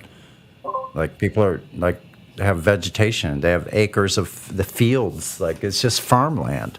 Yeah, but that farmer is also voting for fucking that farmer is also voting with Klaus Schwab on sustainable development and shit. Well, look, I haven't sat amongst a bunch of farmers and asked them what they're voting for. I mean, you got a point there, but I don't think it's much different than farmers in Wisconsin. Yeah, no. Look, I really don't. California, when it comes to corporate farming, California, you guys, yes, have a lot of farmland, but it's all corporate farming. That's a major problem. No, that's not what I'm talking. That's not what I'm talking about. Okay, now you're putting apples and oranges. That's not what I'm fucking talking about, Lou. I'm talking about rural areas that are just little towns, where people have their own personal, they're not corporate farms. They're personally family-owned everywhere, Lou. Generations going back 100 years. Exclusions, yes. Everywhere you go in the country, there are exclusions where there are small farms still, but they keep being bought out. They're dying. They're a dying breed. Oh, that's true. That's true. Yeah, as long as you don't buy from them, Lou, that's definitely happening. But and when I say you, I mean you and everyone in here and myself. Yeah, I know what you meant. I mean, I think you'd find it hard to find the mentality different from a dairy farm that's here in California, out in in some mountainous area, than a dairy farm or whatever, like in Wisconsin. An example, like again, the cheese thing. Okay, so like California is actually the number one. California is the real cheese state. I live in Wisconsin. California is the real cheese state. You guys produce way more cheese than we do here in Wisconsin. But your cheese is produced for corporate farms. It's crappy cheese. Here in Wisconsin, we have a lot of family-owned small farms making specialty cheeses and shit like that. So, like, there's a real difference from what you have out there in the West from what you have in the Midwest. Like, we're talking, and what we have in the Midwest, you guys have long forgotten. You guys, you think that there's some of that there, and you're clinging to it. That may be true, but our bread and butter comes from that like family-owned farm, and that is being threatened here. Okay, so it's being threatened here too. Well, no, here in Oregon too, man. You guys lost. You can't just say you guys. No, you can't just say you guys. That's a cop out. The problem you're describing is something that applies everywhere. What you're missing, Lou, is the geographic differences between areas. You're putting them all into one big basket, and you haven't been here. You haven't experienced it yourself. So that's fine that you want to make up these attitudes that these people apparently have, that you would somehow know what attitude they have, being in a rural area, being family-owned farms, being family-owned orchards, and you don't have to let me finish either, I guess. Yeah, don't let me finish. That's okay. Family-owned. You're missing a point about geographic differences. Family-owned farms for generations, for hundreds of years in California, just like in Wisconsin. No fucking difference. So we have more area where there are more rural farms than there are. So there are more rural farms being threatened here than there are there. In your little isolated Wisconsin. More people too, which makes that statement again meaningless. There's more people there, so of course that statement's true. Just because of the fact that there's more people there. That's true by default.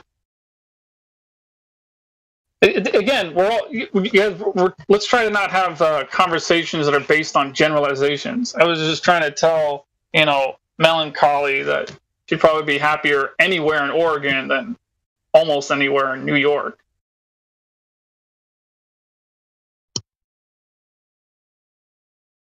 Yeah, I can't imagine why somebody would want to go from one extreme to the opposite. Like, I would probably say go somewhere in the middle.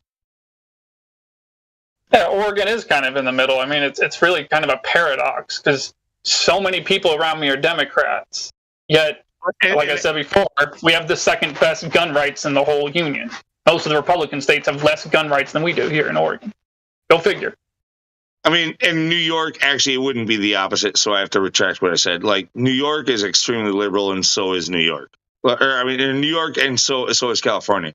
So, all you're doing is, like, going from one coast to another and adopting another extremely liberal attitude. Stop a second.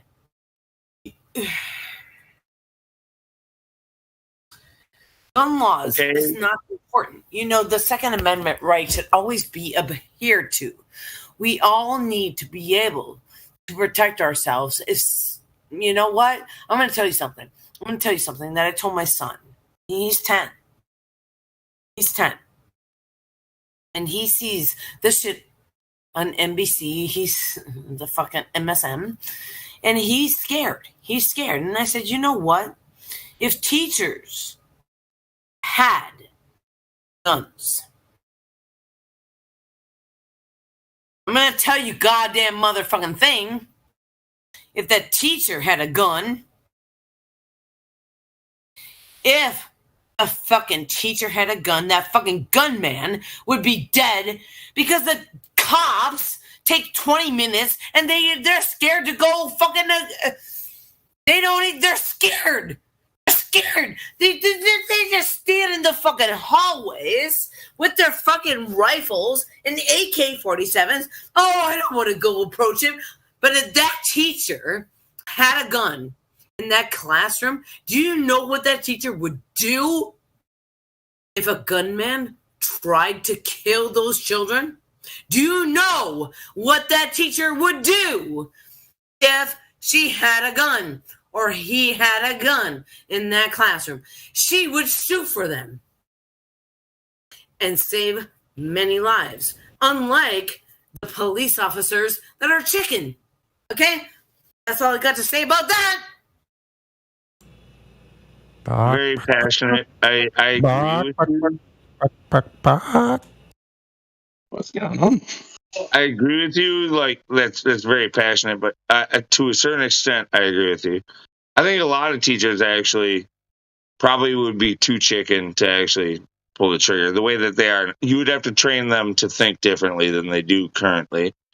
But yeah, even just a teacher packing.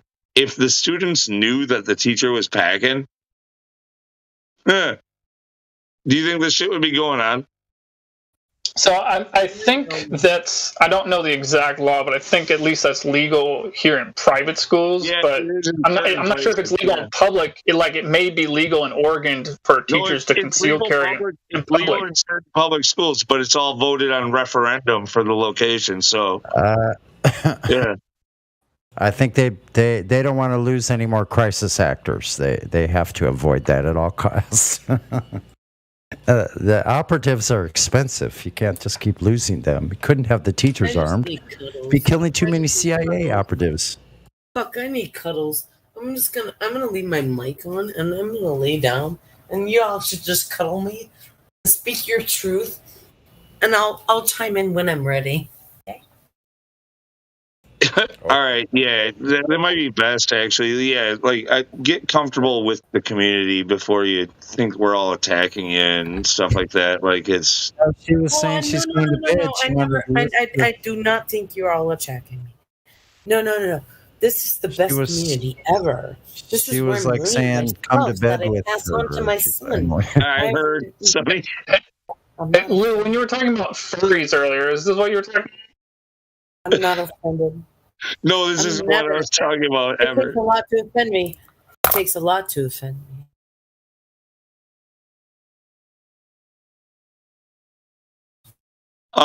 You are a unique individual. We will say. I will say that. You're a little bit of a different personality. You're a little bit of a different personality than we're used to. Coming. Who is that talking? Who is that? I'm lunatic. Okay. Oh, yeah, you're a lunatic. Oh, I'm a lunatic too. I'm a lunatic. I am so lunatic. I almost.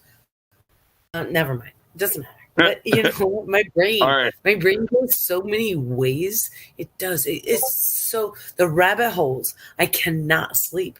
I have. I went 6 days with 8 hours of sleep because of the rabbit holes. I try to sleep. I try, but I can't because things in my brain just they ask me. They say, "Hey, go look that up. Go look that up. Just check it out. Check it out. And I try to pass my fucking nonsense to my son, who's 10. My son, who is 10, I guarantee goddamn to you, he is going to be the changer. That generation, the generation of our youngins that we teach them now, that is a generation that is going to change this narrative. Because we're going to see. Wait, listen. Yeah, I'm agreeing to a certain extent. Have you looked into Indigo Children? That's all I was about to ask. Like all that. Have you heard of that? Indigo Children? No, can you give me a link? I'll look. You can look it up yourself, but it's this idea that went around probably. No, you don't understand. I'm too. I'll find a link for you. I'll find a link for you. Are you in the live stream? Are you in the live stream voice text? I'll put a link for you. Let me see. Indigo Is this message recording? I'll wave to Elijah. Elijah, okay, There got we you. go. Now, see, I get lost. I get lost on my Discord. Here's 13 signs. Oh, that's from Gaia.com. I shouldn't do that. Gaia.com is kind of gay. Oh, you want to? No, Okay, I'm kidding. Just kidding. Don't mind me. I'm just joking. Wait. I'm sorry. I'm distracted.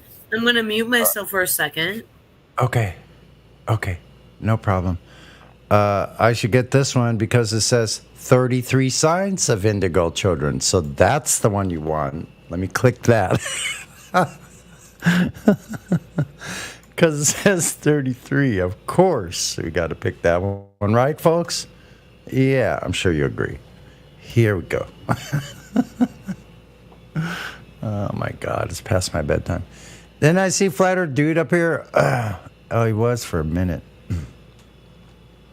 Snuck out again. Oh, and get a free copy from that website. Get a free copy of your Energy Healing with Your Angels book. Okay, awesome. Check in with those angels. Let's see here. We got, I think there are angels probably.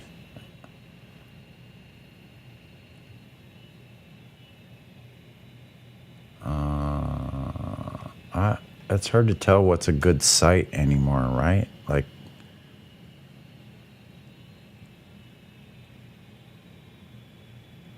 allthat'sinteresting.com. Indigo children, the mysterious children who possess higher intelligence. Okay, let's look at that one.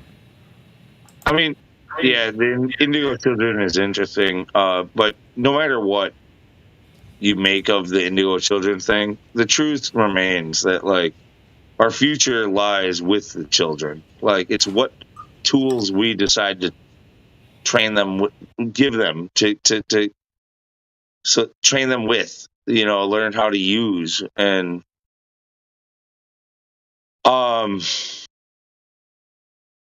yeah, we have to rely on the future people, the children, so, like, you do have to focus on them and whatever. It's just the way that we've done it now with public schooling, and we're leaving them to the state to become misguided and lost. Like, it's so bad.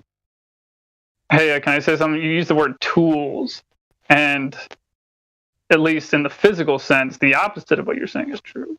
Because the tools that we show them to use today, they're not going to be using. They're going to be using more advanced tools, like how you use an electric screwdriver today. But 150 years ago, that didn't exist. But with tools, you mean cognitive tools, I guess. And it's like that's why I did as much libertarian political activism as I did. Trying to get people to focus on the Constitution and not just blindly vote for whoever or whatever the hell, and actually think about it, and try to have high information voters as opposed to low information voters, because those are the most important tools. Not just children, people of all ages. Yeah, no, you're right on. You're right on to what I was saying. Exactly. Yeah. Cognitive tools, all that. Children, very important to teach that to them, but not just them. You're right. Like, everybody around us. Most people are not given the tools. Most people are not taught how to think. That's true.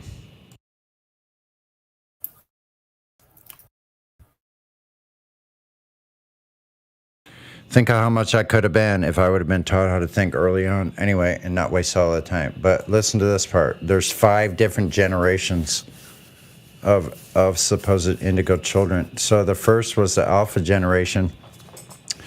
The first generation of indigo children, which is called alpha, includes children born 58 and 68. Oh, I fit in there. According to TAP, the period of awakening of the alpha generation was from 1986 to 1996.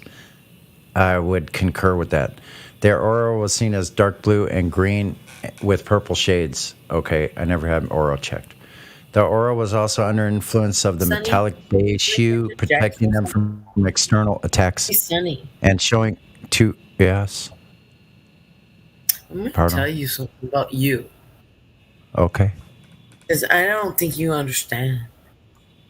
Understand what? The way you talk and the way you have explained this stuff for me. Because I've been here for 2 days listening to you. Your voice, the way you have explained things is amazing, and I appreciate you so much. You don't understand because I'm like a 5-year-old, right? I'm like a 5-year-old, and I need to explain it to me, and you have done that for me for the past like 2 days. I just sat here in this fucking VC for like days, and I just listened to you, and thank you. I wanted to thank you for doing that because Wow. I don't know. I don't know. And if I don't know, I refer to others, and you're the other. You're the one I would refer to. When I don't know, I'd be like, go ask Sunny, because Sunny knows. Sunny. And Wow. I want to say thank you. Thank you for I don't doing know that what to for say. me for the past. I've been in here for a bit, and I've been listening a lot. Listen, I've seen you in the Thank chat a little bit, so I know you were standing by and not speaking. But I really appreciate that. You know what? That means a lot to me. No, for real. What you say, and you pause it. You pause when there's a stream. You pause it, and you sit there and you explain it to me, like I'm a 5-year-old, because I am. I'm fucked up. I don't know. I'm stupid with the science and the math stuff, and you make it understandable. I'm You laughing make at it what Lou's understandable right. for the peasants like me. Like the peasants like me, you make it understandable so I can pass this information on to I'm just a peasant. And I'm just a trying. peasant too. Listen, I'm just one of you too. I'm just one of the peasants too. Oh, wait, no. Sunny's mine. Nah, fuck off. Fuck all you off. Fuck off. Nah. You all need to step off, back up. Sunny is mine. I don't even know if you have a woman or anything, but Sunny's mine. Sunny is my information. What should I call you? You need a role. What should I call you? My information. My magical information provider. That's too much. That's too much. My magical information provider. You should see my Discord. Sunny, my Discord has people like Tammy's Queen, Tammy's Idiosyncratic Friend, Tammy's Cuddle Buddy. I didn't know I didn't even know I deserved a fan. You know that? No, I make roles for people in my server but Sunny, wait. Sunny is going to be my flat earther waker upper. Flat earther waker upper. Yeah. Yeah, man. Well, I appreciate that, but I'm like way over here. Maybe you should consider someone that's closer, like maybe in New York City. Maybe you should get in my Discord. Maybe you should get in my Discord. I'm going to DM you. Hold on. Oh my gosh. I wasn't expecting this on a Monday night. Where are you? Fuck. I have to find your name somewhere. I'm gonna whisper you my Discord. I think you will enjoy my Discord, really. Okay. I own that bitch. Nobody can ban me. I have been banned so many times. Wait, you have your own Discord? Yes, I do, sir. Oh, Yes, I okay. do. Where are you? Can you just type in the chat so I can find you? Type in the chat, Sonny, please. I can't find you. No, yes, I do. I do have.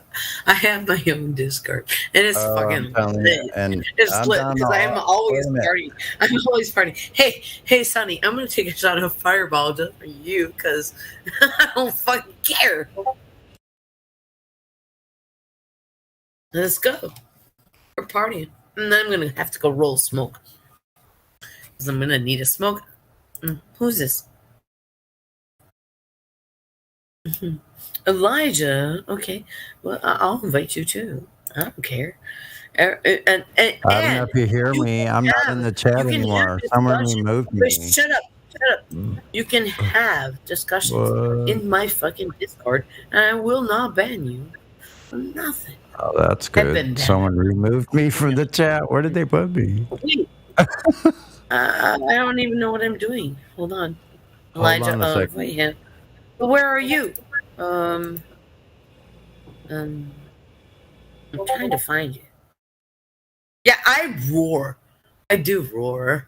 Kind of like cat-like, like the cat roar. I'm my bark is not as bad as you think. You're all welcome. If you want to post my Discord, I mean, you're all welcome. You're all welcome. Because I love people. I did.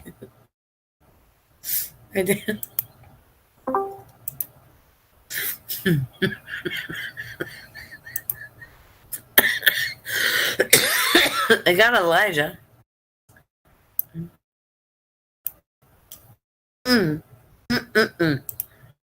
Hey, wait. Hello? Can you hear me? Hey, Sonny. Yeah. Now I hear you. Hey, Sonny. Okay, if you come in, well, I don't see me anywhere though. I'm not where I'm supposed to be. Wait a second. Wait. If you come into If you come into my server, I will. Give you someone changed my name to Stud Muffin. You better fucking change that back to what it was. Okay, Stud Muffin, what color? That is not appropriate. Stud Muffin, what color? I will do it. Okay, whatever. Just make me look better. Okay, leave it at Stud Muffin. Watch that. Stud Muffin, but what color? What color? Lover boy. Now it's changing rapidly. What color you like, baby? Come on. I'm sure you'll be able to change it back. Okay, look, now they got Loverboy right above you there, hey, Melancholy. Sonny. Yeah. Somebody already else in my server has the color yellow because they're Sonny. What is your favorite color, Sonny? What is my favorite color? I actually like purple quite a bit. Everybody likes purple, and that's the problem. I can give you purple, but you're not going to be unique with the color purple. But I will give you. Are you in my server yet? Because I'm just trying to figure out where I am now in this server since someone changed my name. The roll of Stud Muffin with big old purple. Big old purple. I'm going to give you the roll of Stud Muffin in big old purple, but purple's not unique. Okay, well go for a light blue then. Like see the emblem, light blue. No. I'll decide the color when you get in my Discord. You decide. The roll of Stud Muffin and the color I choose. Fuck off. So fuck off. That's what I do. Here I am, Madame Stud Muffin at your service. Who is Sonny's girl? I am not a girl. I'm almost 50. I'll be 50 in 2 months. I'm almost 50. I'm not a girl. Jose, look, Jose's trying to move in on my girl now. What? Wait, Sonny? Sonny, are you single? I am single, yeah. Oh, but I'm too old for you. I'm 50. I'm older than you, so how about them apples? You're not older than me. Yeah, I am. No. How old are you? God, I'm vibing now. I'm 64. I just turned 64. You are not. No. Yes, I am. Dude. I'm still a hippie I'm still a hippie at heart too. Davey said something to me the other day. He said a lot of flat earthers find their partners in the flat earth Discord. I'm not saying that, but it happens, doesn't it? I didn't know you were single, Sonny. I didn't know that. Yeah. I didn't know I'd ever find a partner from anywhere. So I flirt a lot. I flirt with everyone. I just speak my truth. I'm just it's that's not good. it's not I like being unfiltered. It's just about being me, and I just talk about me. I just talk. I just talk. I like to flirt back. I like to. found it so funny when someone said I was a shy closet flat earther, because I'm not shy and I do talk. I just have to be comfortable. And don't fuck me off. If you fuck me off, I'll fuck you off too. So fuck off. Right. That sounds like a bad situation. I would never want to do anything like that. I would never try to. No, I'm really glad you came out of your shell, though. Now you're scared. You be like, this could be my woman in the future. Well, I don't listen. You be like, I ain't gonna fuck off that woman. I don't scare very easy. Listen, I don't scare very easy, but you may be one that could scare me. I don't know if that's possible. That's good. I should scare you, and you should scare me. If you're not scared, then we're not living, right? Boo. Boo. If I am not scaring you and you're not scaring me, then there is no emotions involved. If you feel scared, you know it's real, right? No, I'm more like people that are scared. I'm like the protector for people that get scared. Wait, fuck off. You know what? Fuck off. I need music. I'll fuck off for a second. Okay, go ahead. I need music. Do you want some flat earth music? Would you like me to play you some music? No, I play my music. I'm playing my music. Right. I have a playlist. I have a lot of playlists. I do my shit. I do me. I stream my music. You're becoming, you know what? You're more fascinating by the moment. Saying that.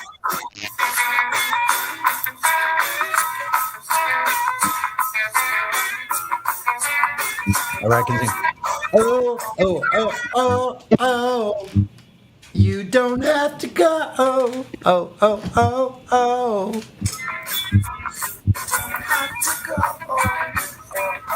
I love it. Fuck off. You and I need to shit. I'm gonna stream. I'm gonna go stream. So I'll talk to you all later. I'm gonna go stream. Okie dokie. I need to vibe on some music. So all those tears I cry. Maybe you should follow me. Follow me and come watch my stream. I'm gonna stream in like 2 minutes after I set it up. I'm gonna go stream. Bye.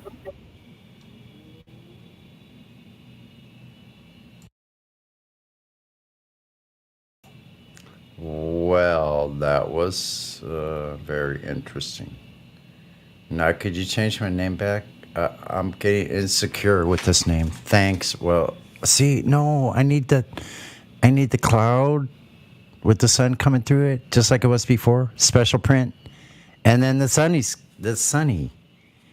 You didn't lose that, did you?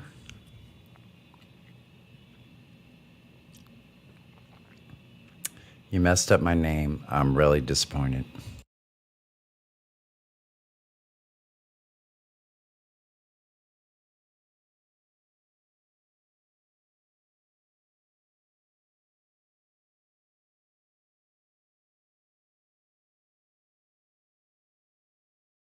I'm gonna have to go find those fonts again. How rude.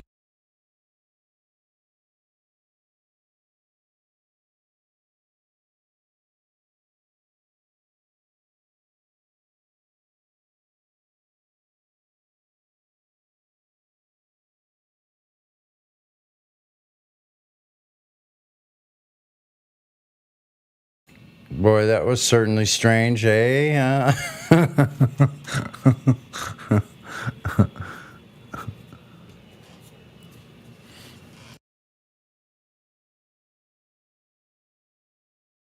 Yeah, and there's still plenty to do that with. There's nothing lacking in that area, if you get my meaning, okay?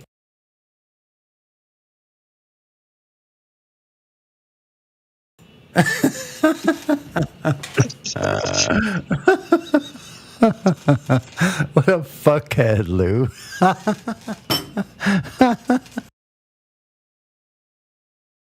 This has been the best fucking night, though, I tell you what. Other than the name change.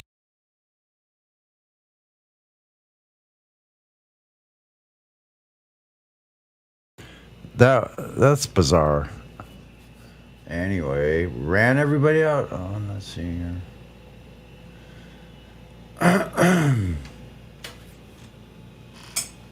Getting tired. Probably need to watch the rest of damn, is that late? Watch the other half of Moonfall. You said watch, but it sounded like wash. I don't know. I'm getting that tired. That's for a wash. I'll go wash it. Yeah, it's past my bedtime. I get it.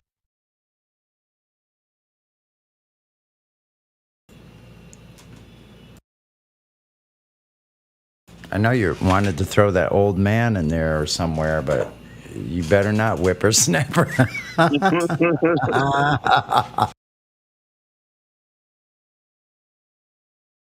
Nope.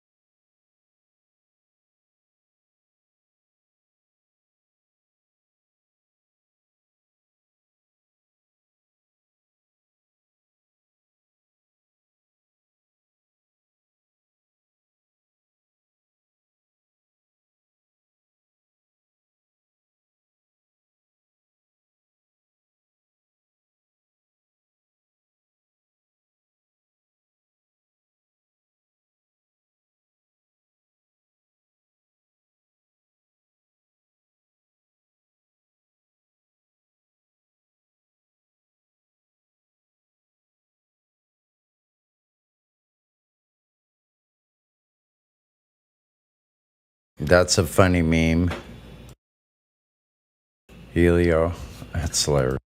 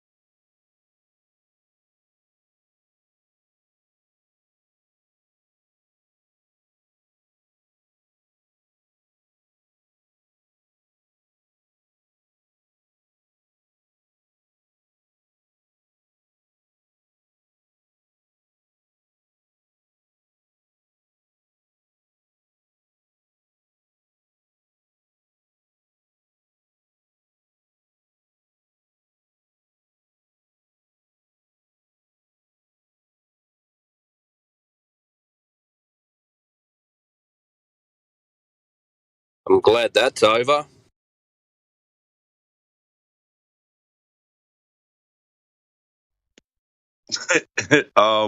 Which aspect of it?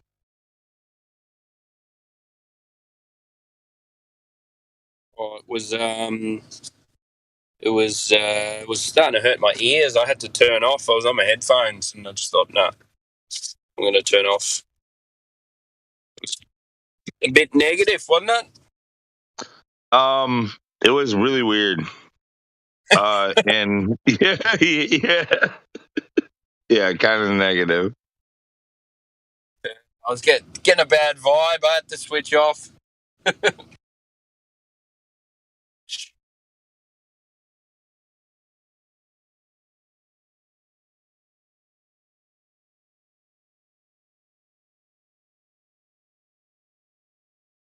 Well, now that they're doing their thing together, let's get back to the flat Earth. Oh, what did they go to a different area? Did they? Did they go to a different room?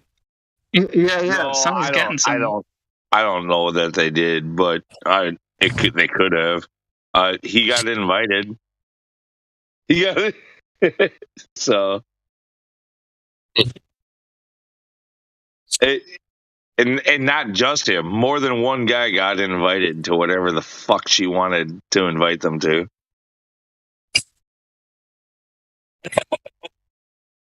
I thought you were making friends with her there, lunatic. I kind of was, but like in like not a friendly way. Like I was being facetious. Yeah. Because you guys had something in common, you know. You're a lunatic and she's a lunatic. That's Oh what no, she dude! said. As soon as she went down that, like, yeah, like, oh man, like all of a sudden I was like, oh, she's one. Oh my gosh! All right, so this is yours, Sonny. This is yours.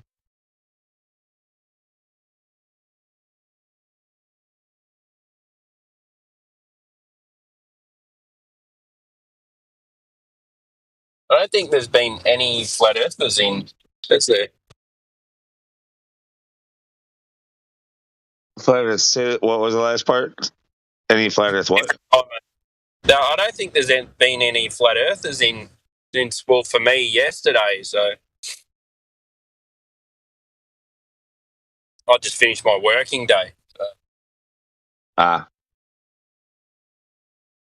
But been listening day and in, but. Now, I told this story quickly earlier, but I think you might enjoy it if you didn't hear it. So my daughter was telling me this last weekend about during her new school year, the teacher started talking about gravity, and one of the kids in the class spoke up and said, "No, it ain't, because the Earth's flat." And everybody laughed and everything. But my daughter, and with the way she told me the story, she said, and I wanted to speak up, but I didn't. But I wanted to say, he's probably right. It makes a lot of sense. How old's your daughter? Yeah. And so my daughter said in third grade, yeah, like that's what she said this weekend. Like, I just want to be there when I kind of want to see the teacher's reaction when she realizes, because my daughter's like, she's by last year, at least in the second grade, like the teacher in a parent teacher conference, you know, she was saying like this, she's by far the smartest kid in the class, but like, don't tell the other kids that, you know, blah, blah, blah, blah, you know, but like, so wait till this year's teacher realizes that the smartest kid in her class is a flat earther. He'll go, we're losing them all. Yeah. We were making a joke about it at work, because we do these voices, so this is funny. You wouldn't really get it unless I describe this properly, but it comes from like a sketch that I forget who the comedian is, but he talks about how little kids are monsters, and then he does this voice where it's like, yeah, oh yeah, and like that's like a little kid voice. So we do this, and this is the impression of my daughter, in like at school, like, hey, where I don't want to give my daughter's real name. I've probably said it before, but whatever. Like, hey, where's that one girl? Like, oh, she's over there by the oak tree with the fourth graders giving a dissertation on the flat Earth. You know, like, okay, now all of you retards, sit the fuck down. Like, and, you get it? You gotta get it. All you retards, sit the fuck down. We're gonna talk about buoyancy and density today. You know? There's an up and there's a fucking down, and that's it.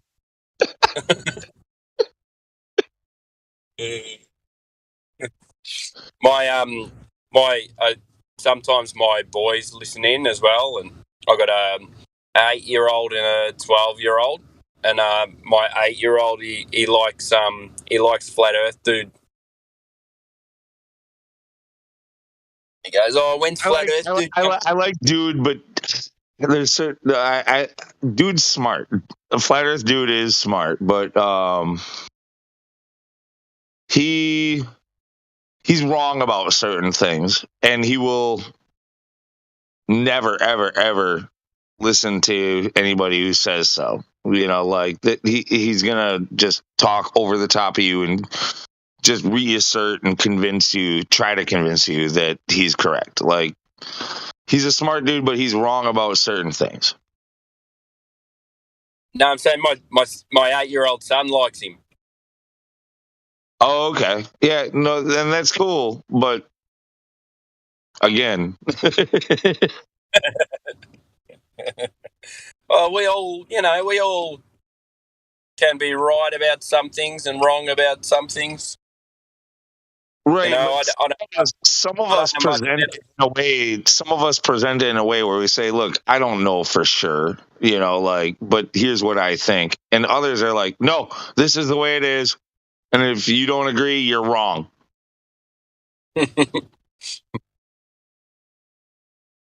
Yeah, I don't think I could ever be like, because I was wrong about so many things. So, you know, everything else. If I'm wrong again, I just go, okay, I'm going to look at that. I need to see this.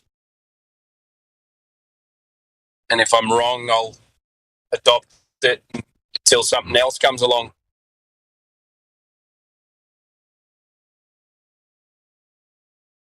You got to stay open. You came into Flat Earth being an open mind. You got to keep an open mind. Yep. Well, but a lot of people who have channels, or maybe they've been invested for a long time, they have a certain following. Yeah. They've said things, and once you've gone out there and said it, you gotta stand by it. Or admit that you're wrong. Yeah, people don't do that too often. It's good for me. I'll never have a channel. Yeah, I mean, especially if you have a channel. Like, in real life, it's hard to get that concession from people. I was wrong. Like, how often have you heard somebody just admit that they were wrong in your life? See that's why I'm voting for Trump, because he at least sometimes admits he was wrong. Like, these other politicians, they just like stay consistently corrupt. So we don't hear much about US politics here. Like, is he running again or what? Well, it's not official. Yeah, yet. man. Yeah, of course. I don't think it's official. Of course he would be.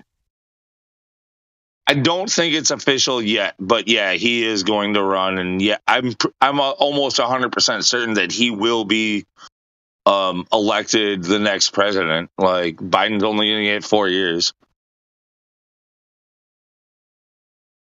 I can't It'd be funny if he got 8, though. It'd be pretty funny if he got 8. Well, yeah, that would be funny if because that's actually a little weird caveat that I've heard only in here, but because Trump was impeached in his first term, for some reason that first term doesn't count, so he could technically still serve 8 years, giving him a total of 12.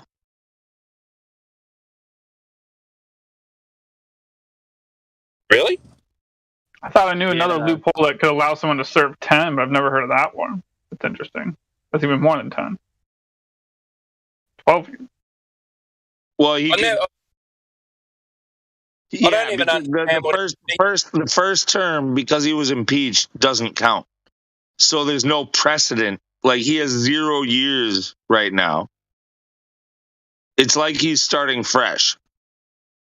What does impeach even mean? So to me, if you impeach someone, you stop them from being the president. Yeah, but that never happened. So I can see I'd be a little confused.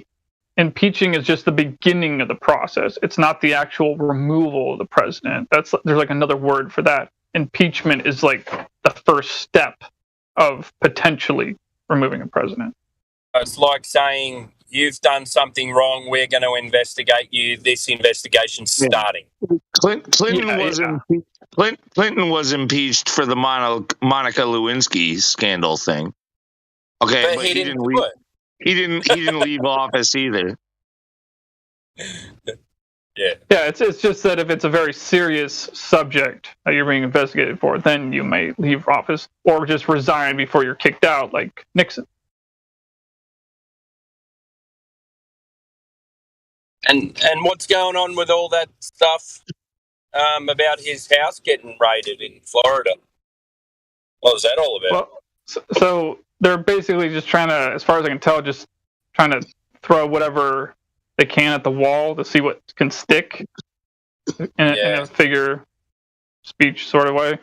And as far as I can tell, I mean, I'm not going to say he's any perfect guy or anything, but it just really does seem weird how, I mean, if they're putting it on as a show, it's one hell of a show, but ultimately speaking, it's what's that term? Oh yeah, the path of least resistance.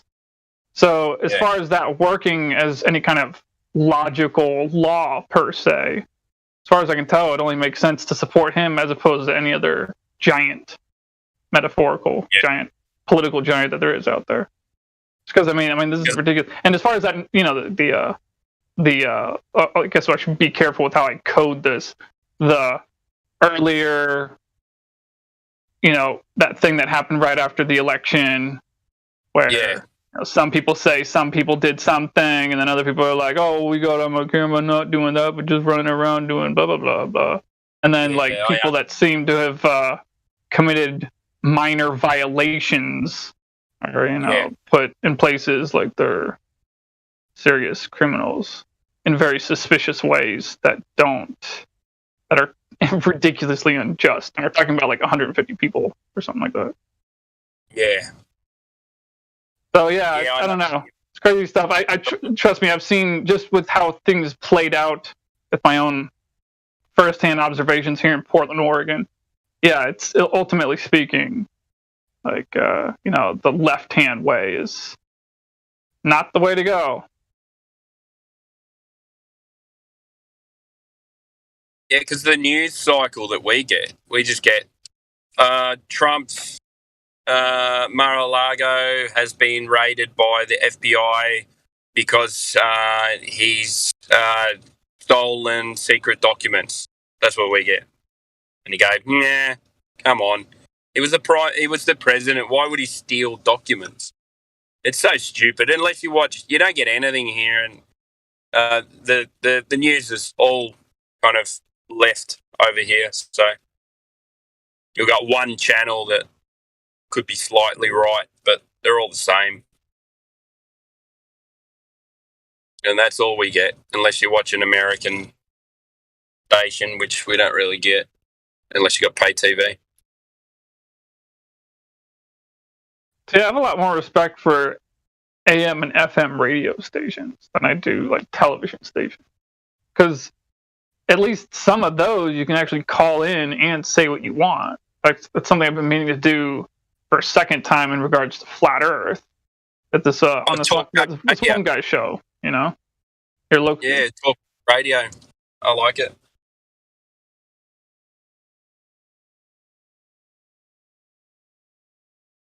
I've given up. I just watch it and laugh now. It's So do you ever scan through the stations in your local area? Yeah, I do. I kind of have it on in the background on at 6 o'clock just to see what the dickheads are saying, but just to keep up with kind of what's happening. But I don't watch it intently. I gave up over the last 3 years. What's happened? So, but I mean the radio, not the TV. The radio? No, I listen to podcasts and 24-hour Flat Earth Discord. Because I think I'm going to try to maybe make it a regular habit to do this, because I know I could, which is to just call into certain shows on a regular basis, but not so regular that they're like, oh, no, okay, Flat Earth, whatever. But, just do it every once in a while. Because I know I can do it with this other show again. I want to. I need to. But it's like, what's that like? I'm just saying, like, what I'm saying to you is, if you know of a show where some guy is broadcasting locally or not, or whatever, either way, it's just an individual that has one of these free speech Fridays or First Amendment Fridays. So the guy I call into, he calls it First Amendment Fridays. Rush Limbaugh, he had Free Speech Friday, but I never called into his show. I don't know, I just never did. But this guy, Lars Larson, he's got First Amendment Friday. And, it's your choice to call in and talk about whatever you want. So you're not saying anything like terribly bad or yelling cuss words or anything. Like, say whatever you want. So I called in and talked about Flat Earth for a few minutes. Probably could have talked about it for longer, but I was just, being concise and wanted to seem like I was rambling on. I just wanted to get to the point. And what was his reaction? He was willing to have a civil discussion about it. Like he was reacting like he ultimately speaking like, yeah, I don't know. He was interested in it, I think, at least a little bit, but I don't think he's interested in enough to really look into it too much. His mind is really focused on politics. Yeah, but he wasn't ready. I would say that's a bad thing for most people, but not for him. He's like the one guy I'd say that's not a bad thing, or I wouldn't hold that against him. This guy, because he's good at politics.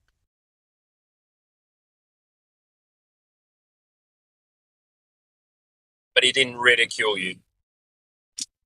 No, he did say this one thing that was like he was referencing some movie, but I don't remember the name of it was. But he was like saying, like, when I was telling him you can't have gas pressure without a container, he was like, oh, so you're saying we're like inside some big, he didn't say greenhouse, but like some container or terrarium thing, like in the movie blah, blah, blah, blah.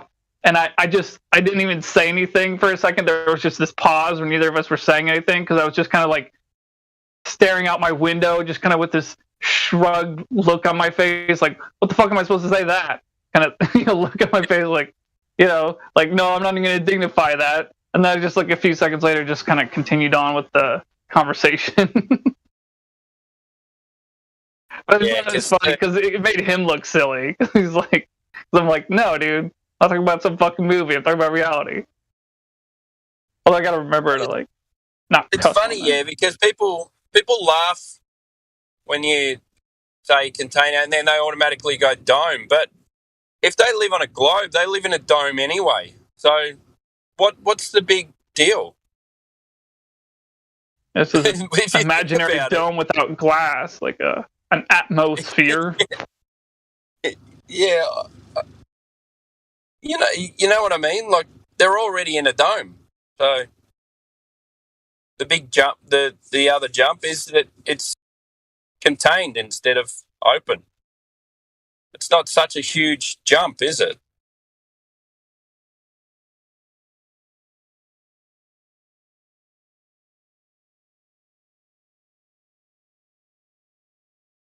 Fucking, if it's flat, man, you can fall off the edge.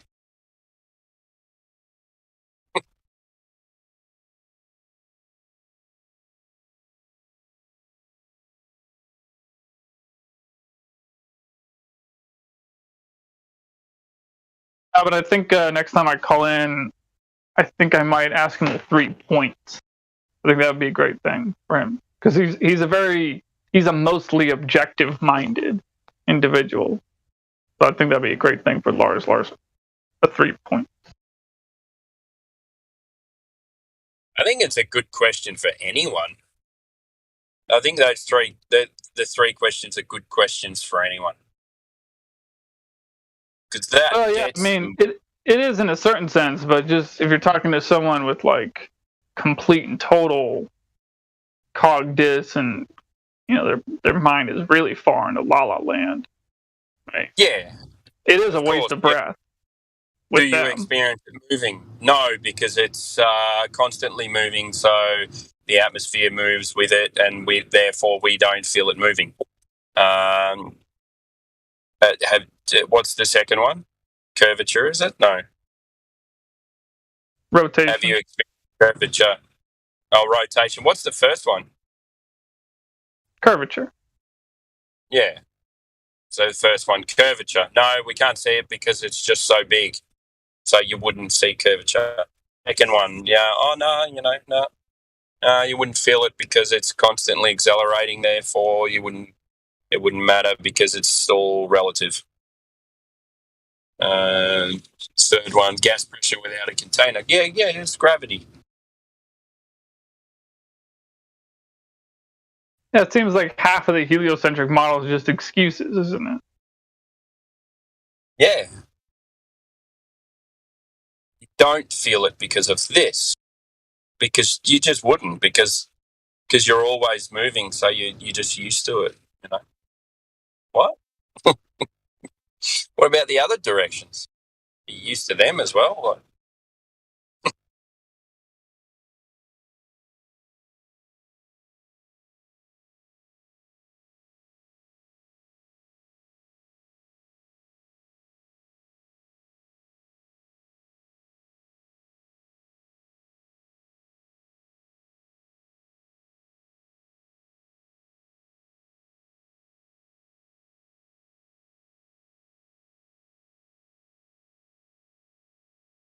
I think I might try to call into the Michael Berry show. It's got like 2 different lines, like one for like calling into the regular show, and then one that's like an answering machine where they just like, I don't know, find the most interesting things people leave on the answering machine. They play it. But on to one of them.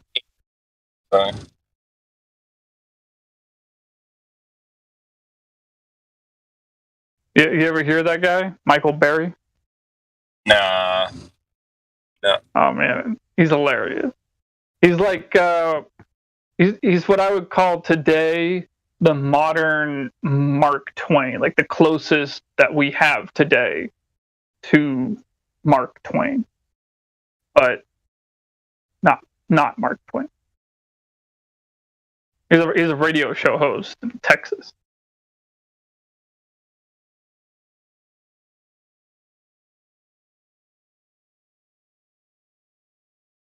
I'm wondering, there might be something that I might be able to find that might be copyright free that would be funny to play in here. It's a parody he did on his show where he was playing like clips of Joe Biden talking to this woman in like a press conference, and they were playing some song in the background, and they were kind of like stitching it together to make it sound like he was hitting on her in the press conference while this like alluring song was playing in the background. It's just one of the funniest things I've ever heard in my life. But I'm not sure if it's copyright free or not, though.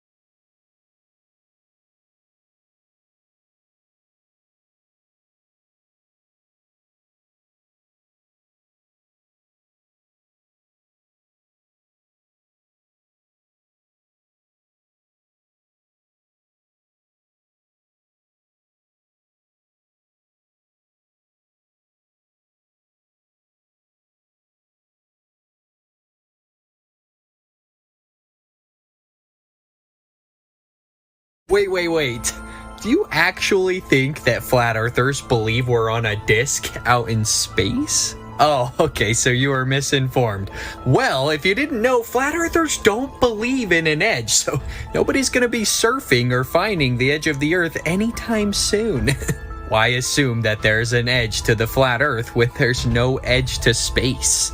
And if you've been misled to believe that we think that there's an edge to our level Earth that we live on, no, dude, there's a shoreline, bro. Antarctica. And here's all the pictures for everyone that keeps asking, like, where's the picture of the shoreline? Where's the picture of the edge? This is as far as we can go out, okay, until they start shooting people. And do you think I'm joking? I am not joking at all. No independent exploration is allowed beyond the Black Circle, beyond the 60th south latitude, okay? You go past this, just look up videos of people doing it.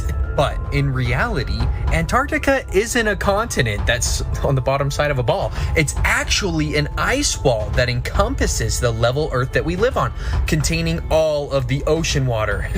What, you thought 500 billions of gallons of water was sticking to an oblate spheroid that's spinning? Whoa! No one in history believed the Earth was flat.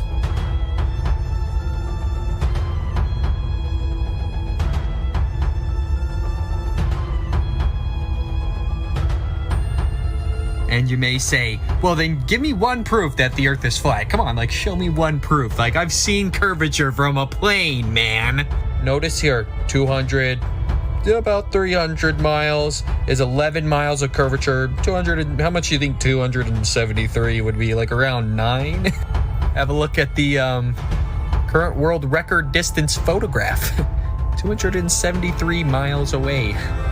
That's 9.4 miles of missing curvature. And I can already hear all the heliosexuals in the comments. Dude, the Earth's not a parabola, bro. This was from Zetetic Astronomy, Samuel Rowbotham's book. He was a flat earther. This isn't even our curvature model.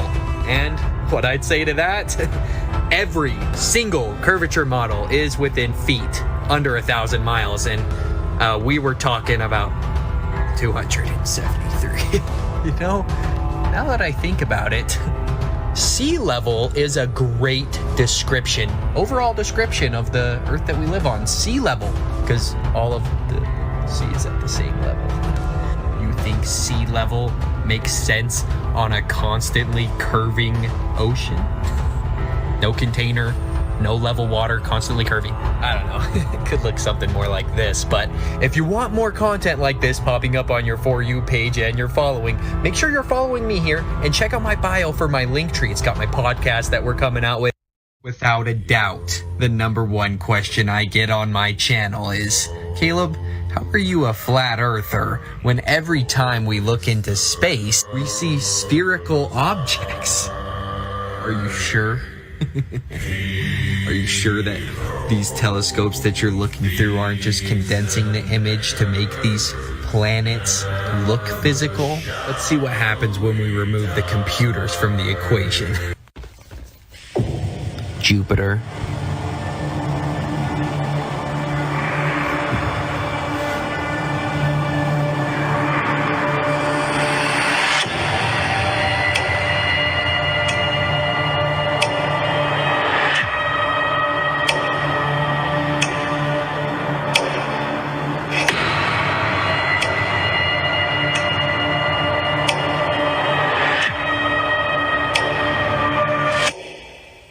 Venus.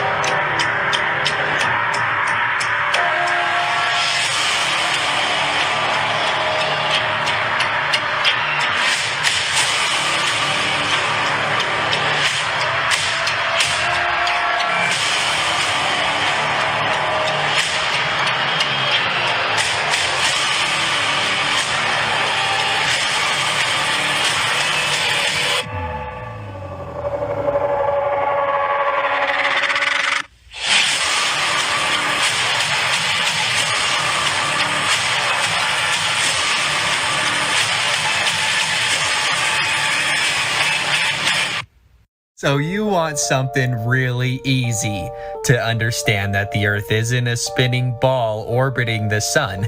Well, all I'll need is Polaris and the Georgia Guidestones. And I know, unfortunately, I'm going to have to use rocks that had to keep the population under 500 million. I know, terrible. But you're going to see why in just a second. So if you weren't aware, Polaris stays in the exact same spot in our night sky, and during the day we just can't see it, and it has for thousands of years. And if you want to say that there was another North Star, I'm calling pseudoscience right away. Extraordinary claims in absence of extraordinary evidence, like for real. But it gets way worse. Not only does Polaris stay in the exact same location in the sky, the Georgia Guidestones had a hole drilled into it that sat on Polaris 24/7, every single day and night. How is that possible if we're doing this? Do you know how much synchronicity is in our sky? The sun goes around the level plane that we live on every 24 hours to create day. The moon phases to create months. The stars realign in the exact same location every single year, once a year. Same thing with the Orion Belt. It aligns above the pyramids in Giza every year, once a year. I want you to just look at this and think, would there be any synchronicity in the sky if we were actually on a ball doing this? Would the Georgia Guidestones be able to line up with Polaris constantly if we were actually doing this? Now let's jump into reality. The North Star is fixed here in the firmament. The stars, the sun, and the moon rotate above us. The Earth is fixed and motionless. That's how all of the constellations have stayed in the exact same shape, because the stars and everything are apparently doing their own orbits around their own black holes. And how would they stay in the exact same shape? Ursa Minor, Ursa Major, Polaris, Cephus. There's just simply no other explanation for how Polaris would stay in the exact same spot. And you'll see the trails when they get farther away from the North Star, they get longer. It's because they're all fixed in the firmament, doing a circular motion over our head.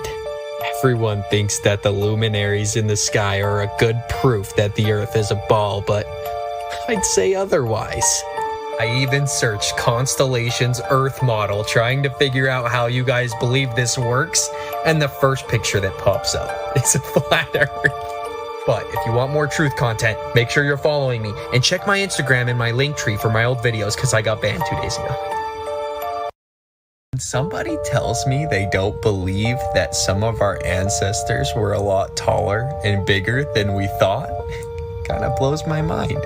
Not only did our ancestors depict these people over and over again in our history, but we have literal pictures and remains of giants. What, am I supposed to believe this instrument was made for a normal-sized person to play? Who was this door made for? Seems a little unnecessary to make such a big door. Just what if this lie is meant to hide this truth? What? You think normal-sized people with horse and carriage hoisted this bell? I'm not taking what the mainstream narrative is feeding down my throat, if you get what I'm saying. I don't believe that our ancestors hand-chiseled all of this detail. I think what we've been handed through the history books might be a lie.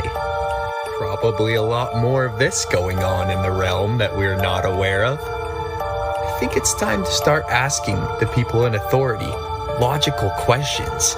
What was going on in our past that you don't want us to find out about? What were these people doing?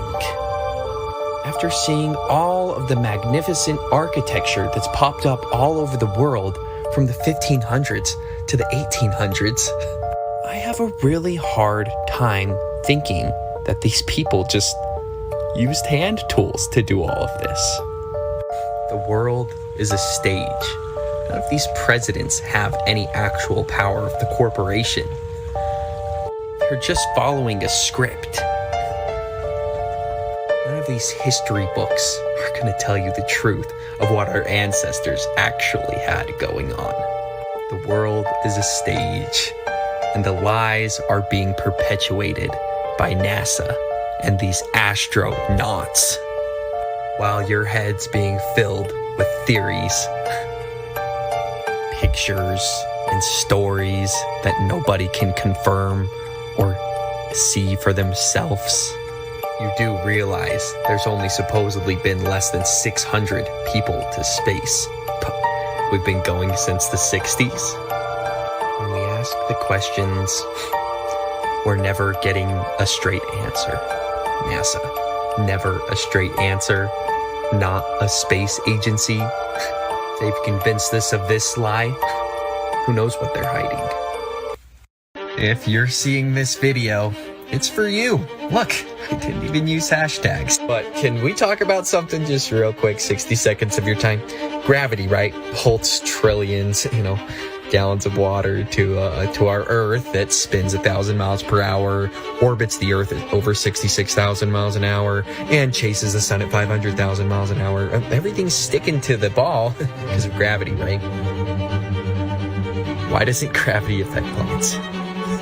Why doesn't gravity pull the ISS back down if gravity's constantly pulling towards it? Seriously, makes no sense. Gravity is pretty strong, man.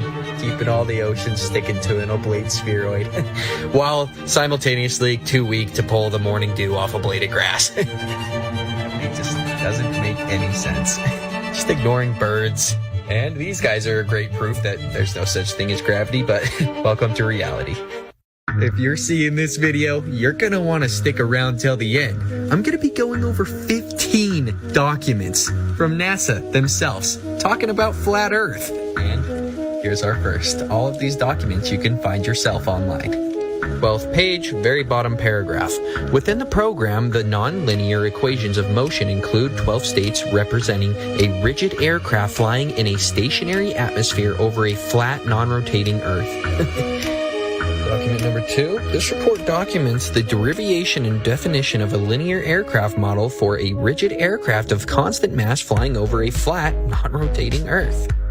Number 3. In this paper, the rigid body equations of motion over a flat, non-rotating Earth. Also says it later in this document. The DPS equations of motion use 4 assumptions that simply the program, while maintaining its fidelity for most maneuvers and applications, point mass modeling, non-turbulent atmospheres, zero side forces, and a non-rotating Earth.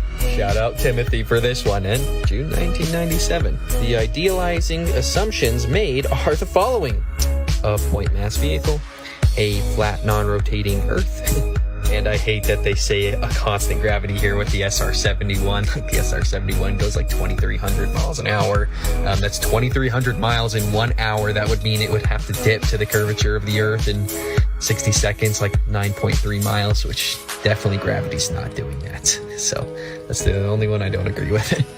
Next one from our guys over at NASA.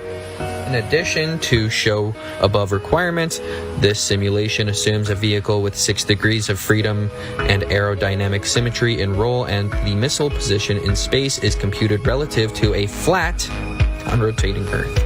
Next one, keep up with me. The nonlinear equations of motion used are 6 degree of freedom equations with the stationary atmosphere and flat, non-rotating Earth assumptions. More than assumptions, people. Just reality. Keep going. Let's keep going. Keep it rolling. I'll keep it rolling. Here's the next. Flight dynamics of a rigid aircraft flying in a stationary atmosphere over a flat, non-rotating Earth. Next one. The helicopter equations of motion are given in a body axis with respect to a flat, non-rotating Earth. But I think I've made my point. NASA, these guys, they know the truth. That's why this ellipsoid that they paint in Photoshop for you guys never looks the same. Your guys' ball literally violates the second law of thermodynamics, man. But while they're laughing at you, literally putting the flat Earth map in your face, split into 33 different sections, by the way, I'm not laughing. If If you're not laughing anymore, follow me, comment, let me know. Now, if you're not aware, there's some serious problems with Antarctica. And when you really start looking into this continent, things get really weird. Like, why are they naming places Dome? Dome Argus, Valkyrie Dome, Dome A, Dome C. I don't know. Maybe there's a dome out there, but does anybody know who this guy is? Or this guy right here? Anybody know who this guy is? These two handsome guys are Captain Cook and James Clark Ross. They circumnavigated Antarctica, and get this, the Antarctic shoreline, we're told, is about 11,000 to 12,000 miles, and when these guys circumnavigated, it took them 60,000 miles and up to 3 to 4 years. Are you seeing the problems that I have with this continent again? It's not a continent. It's an ice wall that surrounds us. It's about 200 feet tall and, again, about 50 to 60,000 miles long. But what's this up here? Antarctica Treaty. The Antarctic Treaty. You mean this one that's completely stopping anyone from independently exploring the Antarctic Wall and seeing if there's more resources and land out there, like Admiral Byrd suggested? That's the exact treaty that I'm talking about. And it literally writes right in it that the provisions of the present treaty shall apply to the area south of the 60th south latitude, which is this black line right here. Yeah, 100%. We are being gate-kept. We're being gate-kept in here by NASA for over 50 years. Here's another, thing to think about the North and South Pole. They should be pretty similar due to the tilt of the Earth and it precessing and orbiting. But one's in water and one's on ice. And the North Pole can sustain life pretty well, and there doesn't seem to be a lot of things living out in Antarctica other than some penguins hanging out on the edge. And by edge, I mean over here and in places I don't even think that this is possible. I think only here where they'll take you on these little trips that cost $10,000. Like this one right here, $13,790. And this is all they do. They come down here, you get to see some penguins, and they turn around and go home. So don't ever ask another flat earther again when anybody's going to be sailing off the edge of the earth or where it is, because there is no edge to the earth. All we know is there's an ice wall surrounding us that we're not allowed to go explore. And if I need to remind you, none of our ancestors thought we were on a precessing, spinning, orbiting ball chasing the sun. They actually all thought it was flat with a hard, fast firmament over our heads. But what do you think? Flat or round? Make sure to follow me. Scientist shares new star photo, but admits it's actually much closer to home. What is this guy talking about? Photo of Proxima. And then down at the very bottom, it says the French scientist apologized after he posted a photo of what he called the closest star to the sun, but what was it? A Spanish sausage. I'm sure everyone was just, How many retweets? How many likes? Not good.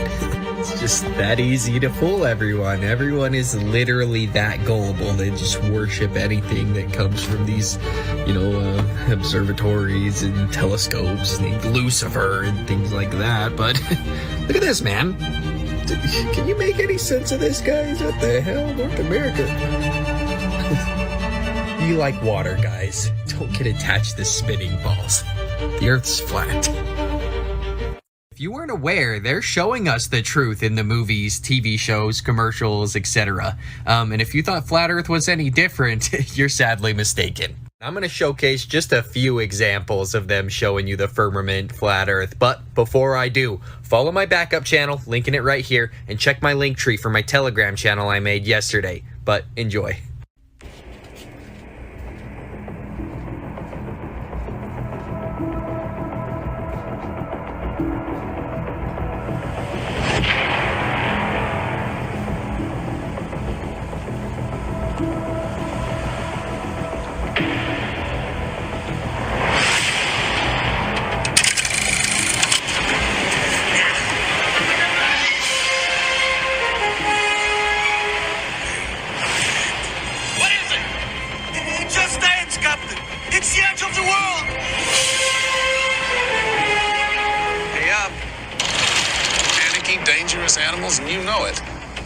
1,500 years ago, everybody knew the Earth was the center of the universe. 500 years ago, everybody knew the Earth was flat.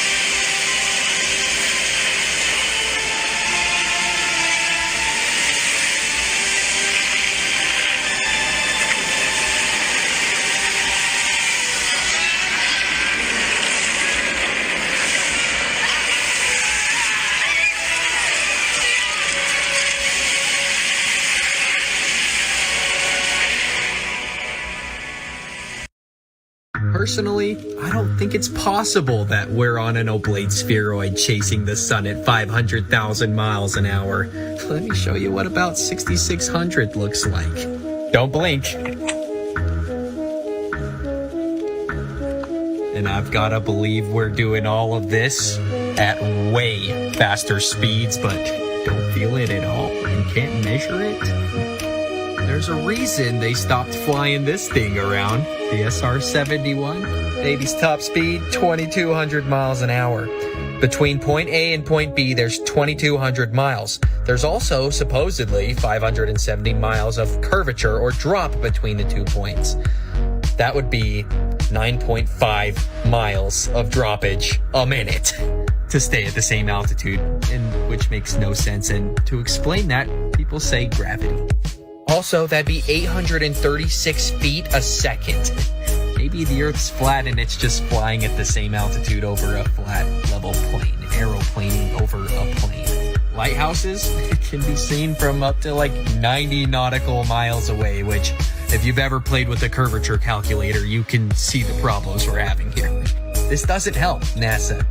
Us finding stuff like this doesn't help your case. And this should honestly scare you, that they're this confident to do these type of poses in front of you. The guy that started NASA was a Nazi from Germany, and when he died, there's Psalms 19:1 on his headstone. That literally reads that the heavens declare the glory of God and the firmament showeth his handiwork. There's a Nazi talking about the firmament. The clouds on this image, these images, not photographs, are copy and pasted over and over, which doesn't inspire confidence in me. Everyone keeps asking me to send up a balloon into the sky to see. We've already done it. And also, why does the horizon rise to eye level? If we were on a ball, it'd do this. If you didn't know, Neil deGrasse Tyson literally said that the Earth is a pear. Yeah, thinks it looks like this. Can't make up their minds. Pluto, the cartoon, and Pluto, the planet, were discovered in the same year. If you didn't know, the ISS isn't orbiting the Earth 250 miles away. This is a plane that they fly by the moon and everything to mess with everyone. There's no way that the angular size of the ISS would be possible to see. It's literally the same size as a Boeing, but that's 253 miles. Max height of the commercial planes flying is 7.2, which, yeah, just do the math. Seriously, think about it. Quite simply, we can see too far. The farthest photograph ever taken, 275 miles. That's 9.4 miles of missing curvature. The Earth's flat. Do eclipses prove that we are on a ball orbiting the sun? Absolutely not, and I'm gonna explain why. So the sun and the moon perfectly eclipse each other on a schedule that we can time down to the perfect second. Also, visually, they look the exact same size, and they are. That's why they can perfectly do this. But what science will tell you is that the sun is 400 times bigger than the moon, but is also 400 times farther away from the Earth, causing them to visually look the same size, but apparently they're not. They also admit that this is insanity. Scientists say that the odds of this happening elsewhere in the universe is about 1 in 1 billionth of a chance, because it never happened. Also, you've got to believe that this all perfectly realigns every 19-18 years from the Big Bang. And if you still think that this makes any sense, you've probably never seen the three-body problem. No matter what physics program we put three bodies of mass doing gravitational orbits around each other, they never realign ever again. Here's one example, and here's a second example. How am I supposed to believe that we've got 8 planets orbiting our sun? Those planets have moons, and somehow all of these planets' gravitational poles are not affecting each other, pulling their orbits off of the sun's orbit. Like, some of those planets are pretty big. But if you're new here, there's no such thing as planets. We're not on a planet either. Minus the T minus. Like NASA says, plane. We're on a level plane. And I've got to believe this is all going on. How does Polaris fit into this? Never moving for centuries. Staying in the exact same location. And again, why isn't everything collapsing into the sun? Honestly, I think our ancestors were onto something. The only way that they can simulate what's happening in the sky is by recreating the firmament. The irony.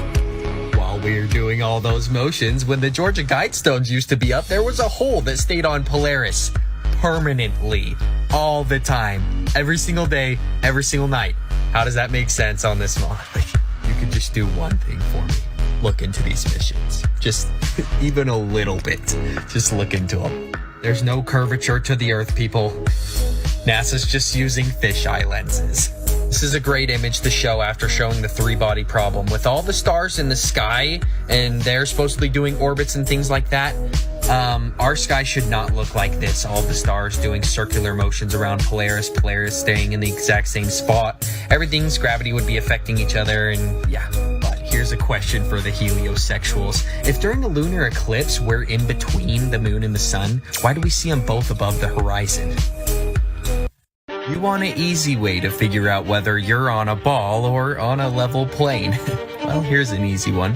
You guys understand longitude and latitude lines, right? If I were to tell you that Ursa Minor, Ursa Major, and the Polaris star are visible from the 30th south latitude. How are people from the 30th south latitude down here seeing a star that's aligned with the North Pole? And everybody loves to say that the Southern Cross proves that we're on a globular testicular ball. But it doesn't prove anything, actually. It actually would only make sense that the Southern Cross should be seeable every single part of the night by all of those areas, and it's not. But that's the part the heliosexuals leave out. You can only see the Southern Cross at very specific times in these 3 locations. Completely possible on a level plane, guys. Hey guys, you might know me as KCD Industry on TikTok. Well, I'm no longer KCD Industry on TikTok. Why? Oh, well, I opened TikTok about 20 minutes ago and it said account status logged out. I'm like, what the hell? I just need to log back in? Okay.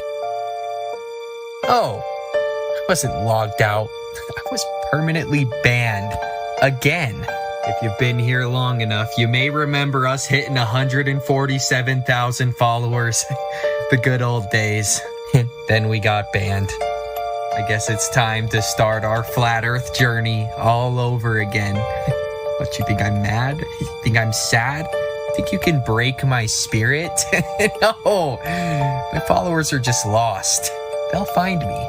But with your guys' help, I think that we can help a lot of my lost followers find me again. So hit the like button, comment, share, favorite this, and repost if you're able to, if you feel willing, and maybe duet or stitch this and let everyone know that I'm banned again for my extremely G-rated content. I don't even swear. But also, the heliocentric model completely violates the second law of thermodynamics, so look into that. I'll say you've got to go so high to see the curvature of the Earth because we're so small. But then again, just contradict themselves completely and say that this is curvature right here. I don't know. If you guys want to see all my old content from my first and second page, make sure to check out my Instagram. I am going to be trying to force you guys over there. I think this shit's getting crazy over here, and this is an axe on a tree. Not like, what else would it be?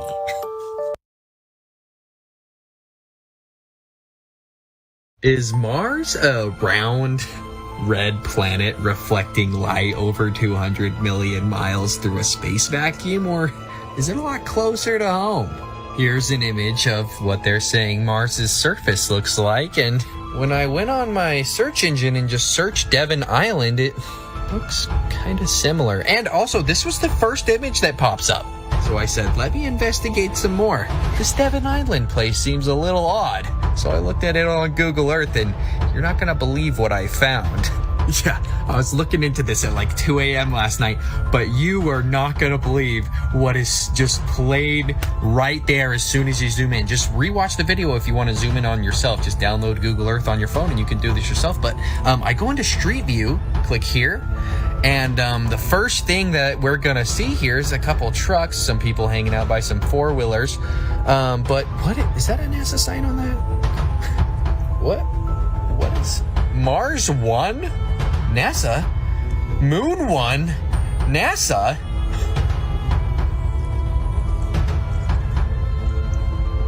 Mars? A lot closer to home. It's in Canada, people. Seriously.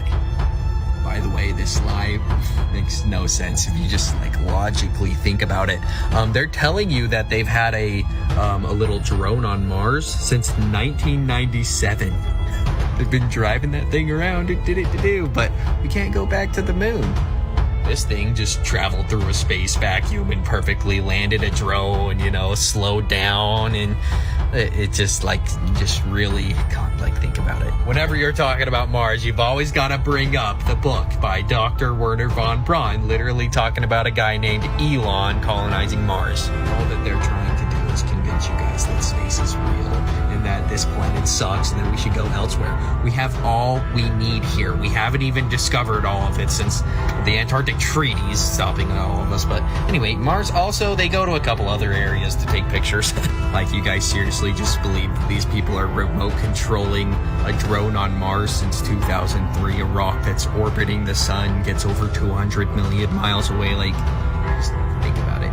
But in my opinion, I don't think anybody's going to be landing on Mars anytime soon.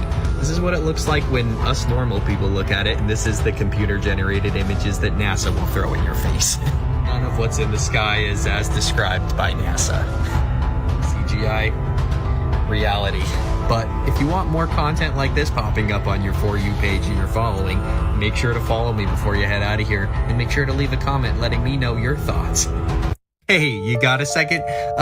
You may think Flat Earth is stupid, but NASA? They sure don't. Linear aircraft model for a rigid aircraft of constant mass flying over a flat, non-rotating Earth. Number 2 in this paper, the rigid body equation of motion over a flat, non-rotating Earth. This is a good one. The program, while maintaining its fidelity for the most maneuvers and applications, point mass modeling, non-turbulent atmosphere, zero side forces, and a non-rotating Earth. Here's another one. I wonder what point A is. The Earth is flat and non-rotating. I wonder if that's why Obama was always making fun of flat earthers, so it would become herd mentality. Also, maybe us taking long distance photography photos 273 miles away. The top peak of these mountains that we're seeing is 3 miles high, okay? So there's 9 miles of missing curvature, so if you add the peaks of the mountain, that's 6 miles. The Earth's flat. For anybody with a conscience still, this should be obvious. See no evil, hear no evil, speak no evil. And these guys are, stare at this picture too long. I know that they brainwashed everybody in school. Like, no, everybody thought Copernicus, Pythagoras. We all thought that the Earth was a ball forever, man. No. Whoa, they lied. They lied to us. I'm sorry. They lied to you. They lied to me. All of our ancestors left us pictures, and none of them were drawn balls. I've said it before. I will say it again. Something's going on at the North Pole. This is what our ancestors drew, and this is what I'm getting on Google Earth. No way in hell. Let me go check right now. Density, guys. Density, buoyancy, electromagnetism, observable, repeatable, measurable forces. Gravity is not holding Australians to the bottom side of an oblate spheroid that spins 1,000. No, just because Freemasons say it doesn't mean it's true. Seriously. Think about it. Lighthouses, right? We can see these things from like almost 100 miles away, dude. There's no way we're on a ball. That's 6,666 feet of missing curvature. Over a mile, man. They're laughing at you guys, okay? Yeah, you get it? They're laughing at you. That's a flat Earth map. That's the UN logo. Look it up. This model defies the second law of thermodynamics every day. Okay, seriously, check out my link tree. Check out my Instagram. It's got my old videos. Follow me here. I just got banned. Have a good night. Hey guys, hope you're having a good day. Does anybody think it's weird that all of the astronauts that have been to the moon, all the dudes that have walked on the moon apparently, are Freemasons? Like, I was like, okay, like maybe one or two, like that's like still a little weird, but every single one? And we know exactly what lodge they go to, what rank. Yeah, Tejon Lodge number 104, huh? Colorado Springs, James, huh? Here's Buzz Aldrin's lodge number right there. Edgar Mitchell. Yeah. James Irwin. Yeah. We got Leroy out here repping lodge number 82 out of Colorado. Coincidence? Don't believe in those. But I don't think anybody's landing on the moon. We literally see the blue sky through it. We can picture stars through it. Like, it's not a physical object, dude. It's like a plasma, a holographic projection. I know exactly what you're thinking. Man, those flat earthers, they're a different breed. We can see the curvature of the earth from planes. Like, seriously, get on a plane, go travel. Have they not traveled at all? Like, look at the Felix Baumgartner jump for the Red Bull jump.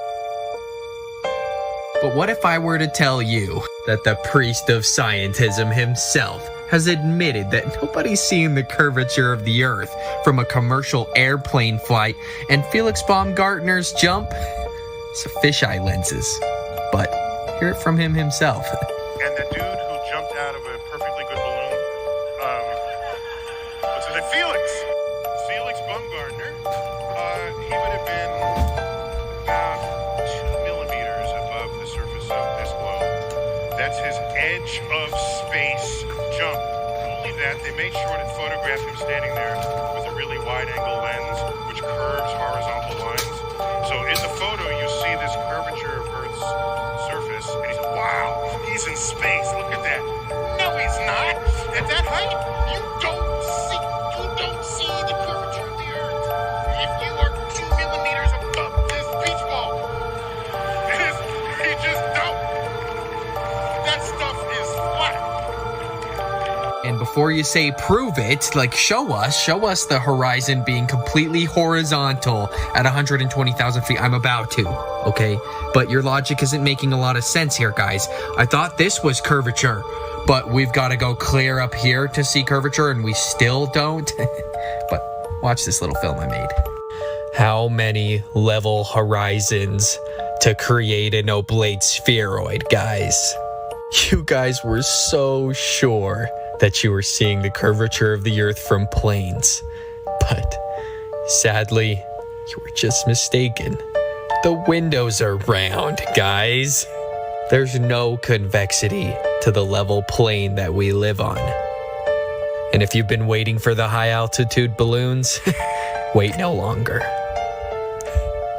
120,000 feet plus. Not an inch of curvature. 60,000. Again, over 100,000. Why does the horizon always rise to eye level? If we were on a ball, it would do this. Time to wait. But if you want more truth popping up on your For You page, make sure you're following me. My account just got banned yesterday at 80,000 followers, so I've got a couple people that are probably looking for me. And check out my link tree in my bio.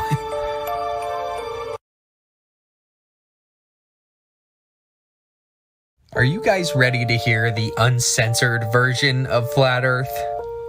You may know me as KCD Industry 2.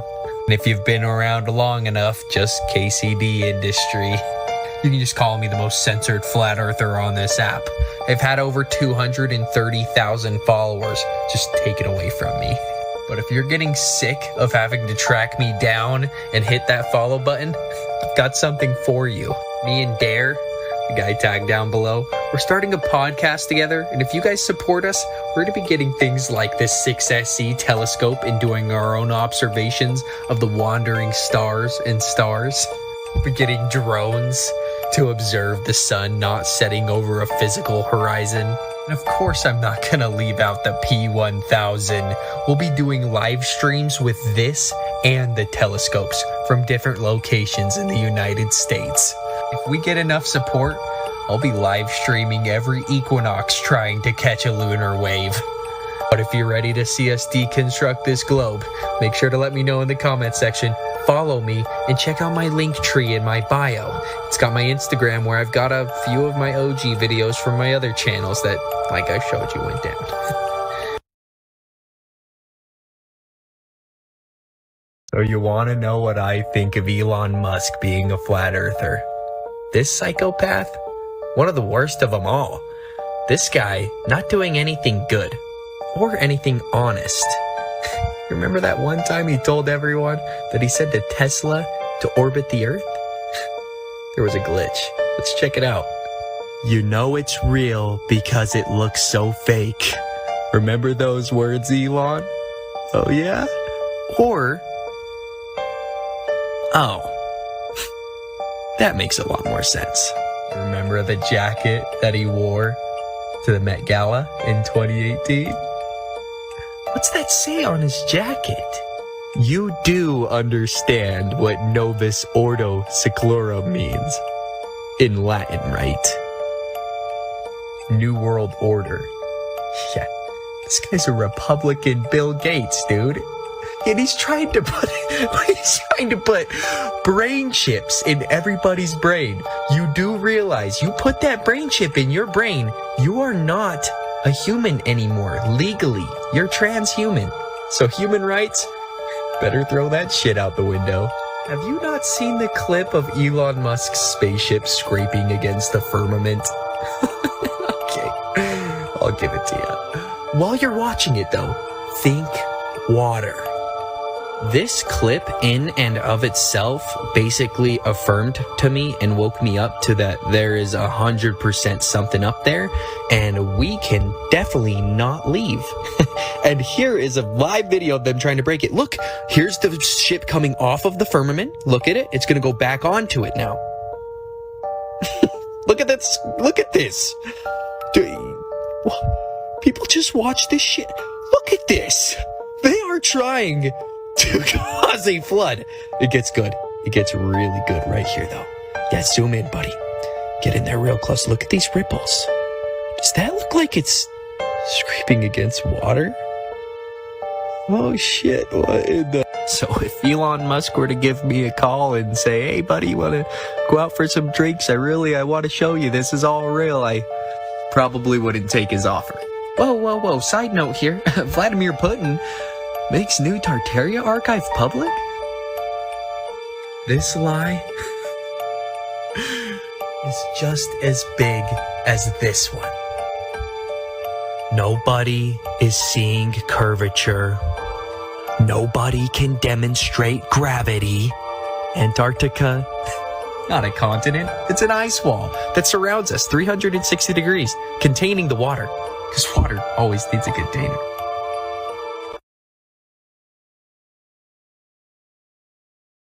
Now, I'm not saying this as proof, but you might find this a little odd.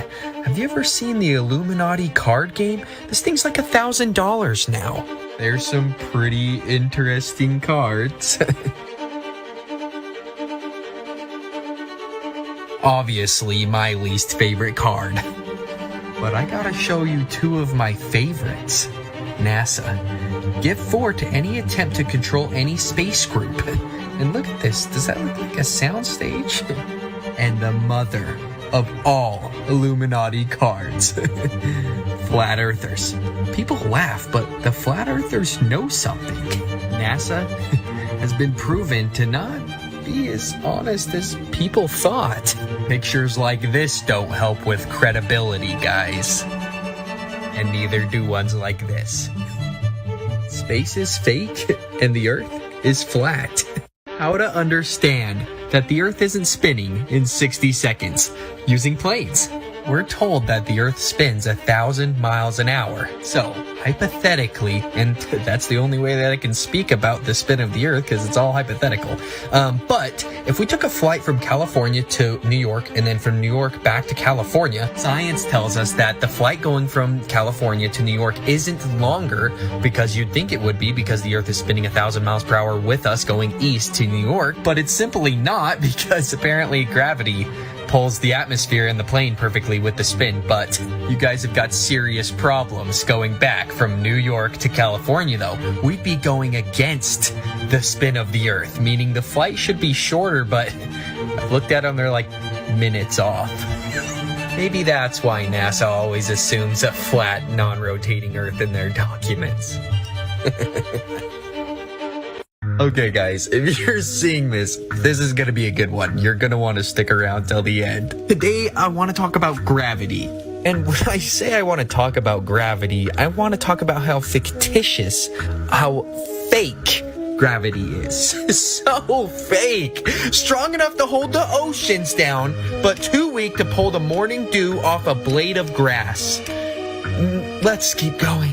Next example of how gravity makes absolutely zero sense. Strong enough to hold trillions of pounds of water to a ball that's spinning 1,000 miles per hour while orbiting the sun at 66,616 miles per hour, yet weak enough to let seagulls fly. Gravity. One of those things that just keeps the moons at perfect distances and elliptical orbits going around the other planets. Supposedly, I don't believe in planets, if you ask me. Honestly, I don't believe in planets. I think they're just luminaries. But if they were planets and there were moons orbiting these planets, why doesn't the sun pull those moons off of their elliptical orbits? Why don't the planets affect the moons of any of the other planets? Why don't the planets affect the other planets' orbit around the sun?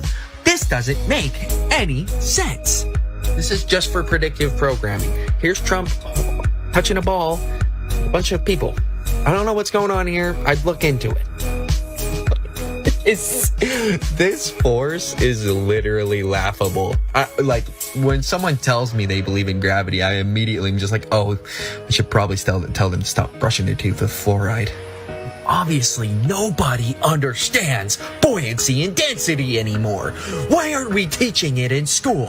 Why? Why are we teaching gravity? I don't understand. I am not allowing my children to be taught I know. I've got you here.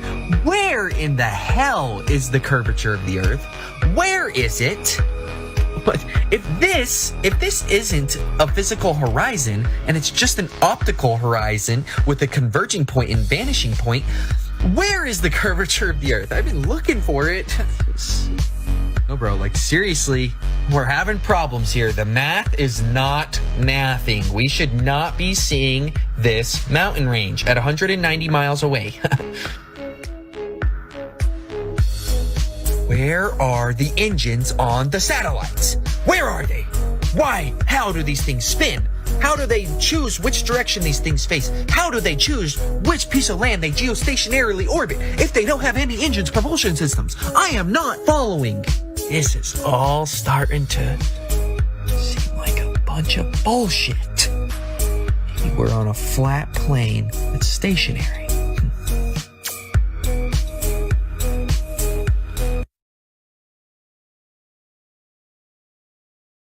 The number one question that I get as a flat earther has to be, how are you a flat earther when whenever we look through telescopes, we see spherical objects?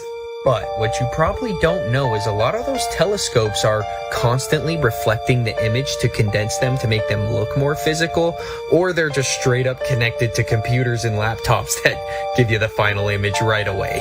But don't worry, I've got some exclusive footage from my buddy David Shane, and I'm tagging him right here down below, and my second channel, because way too many of you people already followed me. 40,000 in 7 days. Thank you, but I don't know what's going to happen, so make sure you follow my second page, but enjoy this footage from David's telescopes. Mars, as your eye would see it.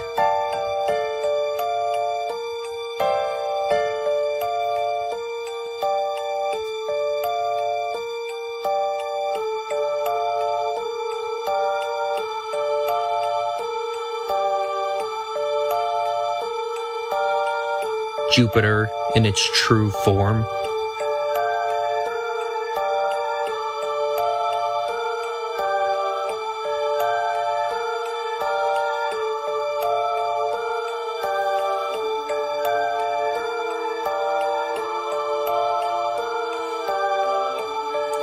Venus being this bright might tell you that it's giving off its own light. Maybe it's not reflecting the sun's light. With the red filter, notice how bright this planet is.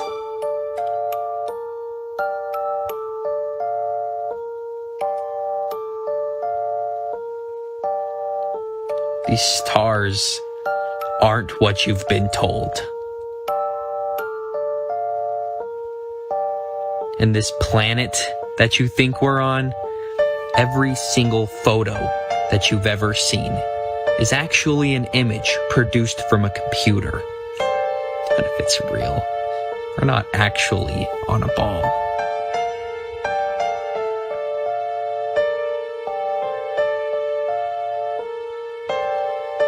Here's a Google Pixel 2 commercial exposing the truth right to your face, but nobody was looking.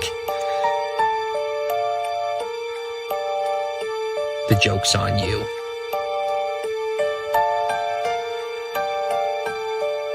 Is the International Space Station actually orbiting the Earth at 17,500 miles an hour? Or is it a lot closer to home? A lot of my Instagram followers have been sending me this post very misled, thinking that this thing's actually real. Here's the details of the photograph, and here's the ISS apparently transiting the sun. So I'm supposed to believe that we can resolve the angular size of this hunk of metal that's 250 miles away from the Earth? Let me put this into perspective.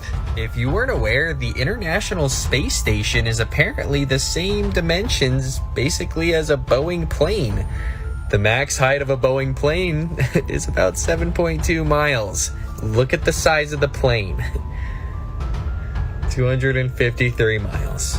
Look at, like, you guys actually think that we would be able to resolve the angular size of the ISS? Genuinely, come on, just like think about it. And if the International Space Station is actually in space, I thought that space was empty. How is this astronaut's helmet filling with water? NASA alarmed that astronauts' spacesuits keep filling up with water. Starting to think that these guys might be filming this stuff in a pool with a green screen or blue screen. I start trying to connect the dots. NASA, on their website, literally admits that they have an exact replica of the ISS in a pool.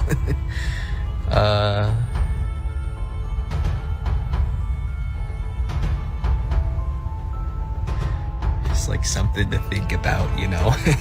But you really think that as the sun pulls us through space at 500k miles an hour, you think this thing's just tagging along, huh? Like all the other satellites. And I know what you're thinking, like, why does this matter? Like, I gotta go to work tomorrow and pay my rent still. Like, who cares? What if you didn't? What if we weren't giving so much money to the government? $19 billion a year. sprinkled with some CGI, guys. That's what we're getting. $19 billion. But if you just look into the ISS, you'll see problems. And if you just critically think about it, a bullet travels at 1,700 miles an hour, and the ISS travels 10 times faster. And I'm supposed to think that they can get on and off of it? But if you were to ask me my opinion on what we're seeing here and in other photographs of the ISS apparently transiting the moon and sun, the government's admitted they have scopes that can see through concrete walls and read heartbeats. You don't think they could retrofit a plane to look like the ISS and fly it past the moon or sun? But make sure you're following me and follow my backup right now. Is the moon actually a rock that's tidally locked to the Earth that spins, but we never see the other side of it for ever? One thing that'll tell you we weren't taught anything, about the history of the moon. There was a recorded time in our history where there wasn't a moon in the sky at all. According to numerous ancient accounts, there was a time when the moon did not exist in the sky. Read the full thing. There was a time when no moon could be seen in the night skies, in describing the history of Greek region of Arcadia. In the area since very old times, at a time when the moon did not exist. Maybe I missed that day in public school, but I don't feel like a lot of people don't know that. Let's go back to March 15th of 1848. On my first looking into the telescope, a star of about the 7th magnitude was some minutes of a degree distant from the moon's dark limb. I saw that its occultation by the moon was inevitable. The star, instead of disappearing the moment the moon's edge came into contact with it, apparently glided on the moon's dark surface, as if it had been seen through a transparent moon, or as if a star were between me and the moon. I have seen a similar apparent projection several times. The cause of this phenomenon is involved in impenetrable mystery. Yeah, not only are we seeing through the moon during the day when it's out, but we're seeing stars through it at night. And I've got videos of it as well. Check it out. What is your theory? Well, it has been rather more than a theory. 10 or 11 years ago, I stated to various scientists that the moon is not a piece of rock, but it is plasma.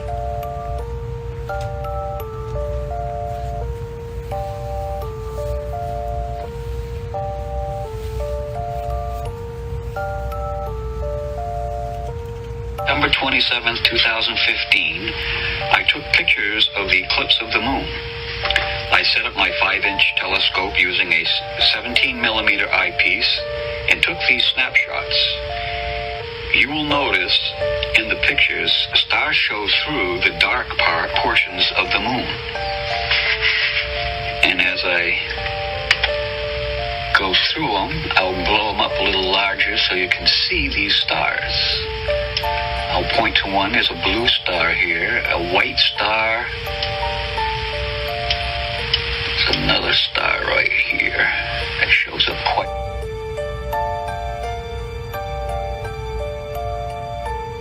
Some even theorize that the moon is a direct reflection of the Earth's continents, and apparently there's more that we don't know about. Definitely let me know what you think in the comments section, and make sure you're following me. And also follow my backup. Way too many of you people are following me already. And have a good day. Yeah, that's right. Today, we're going to be going over the 7 ways to identify pseudoscience so everyone can realize what's going on around us in this realm, on the internet, on their phone. What is happening? Number 1. The use of psychobabble. Words that sound scientific and professional but are used incorrectly in a misleading manner. Maria, love your lives. I see people doing this all the time. Not good. Really obvious one. A substantial reliance on anecdotal evidence. Just to make sure we're all on the same page, I'm literally going to explain anecdotal evidence. Anecdotal evidence is basically personal experience. See, pseudoscience relies on anecdotal evidence from personal experiences of other people. Example, we've got to believe that a bunch of Freemasons landed on the moon in this because we don't have the telemetry data to prove it. Unfortunately, I didn't bring any of that back. 3, one of my favorites. Extraordinary claims in absence of extraordinary evidence, like claiming that the Earth is a ball on a tilt of an axis, orbiting the sun, chasing the sun at 500,000 miles an hour, and then our galaxy is supposedly going over 1 million miles an hour through a space vacuum infinitely that's expanding apparently, but no one can prove any of that or has any scientific evidence of it. It's like it's pseudoscience. claims which cannot be proven false. This image should help out with this one. The Big Bang Theory, I can't time travel back to the explosion. Evolution, that we spawn from a single cell organism, seriously. The general, I'm not skipping insanity. Heliocentric theory, yeah, I go over this one a bit. It's all pseudoscience. Didn't you know? The layers of the Earth is also a pseudoscience. They're saying we know what's down to the core, the center of the Earth, but we've only dug 7 miles. Whoa, slow your horses. Way too much pseudoscience going on here. Claims that counter established scientific fact. Self-explanatory. Absence of adequate peer review. Get some flat earthers to go up into space. Stop just sending Freemasons. Claims that are repeated despite being refuted. Like the Earth is a ball. There's been flat earthers since ever. I'm not sure if you've seen my other videos, but all of our ancestors. And then NASA tells us, well, here's another quick pseudoscience for you. The sea levels are supposedly rising. One last way to identify pseudoscience before you go. Any body of knowledge purported to be scientific or supported by science, but which fails to comply with the scientific method. But if you want a lot less pseudoscience on your For You page, make sure you're following me. Seriously, I keep getting banned for some reason, I'm pretty G-rated. And check out my Linktree in case that happens again. I've got all my other socials there. Now, I'm sure that you've seen this picture before, the Chicago skyline being seen from 60 miles away. Mainstream media told everybody that this was nothing but a superior mirage, so I said I better study mirages a little bit, and I did last night. And you're not gonna believe what I found. Let's get the basics down. There's an inferior mirage, which mirages things down, the virtual image down. And then there's a superior mirage, which mirages things up, but reflects it. This is due to cold air stacking onto warm air and vice versa. Give you some examples. Superior mirage, another superior mirage.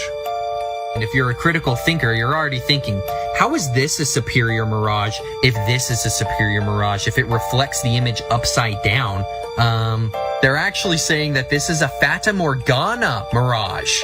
You can read here about them. Here's an example of a Fata Morgana mirage. Another example.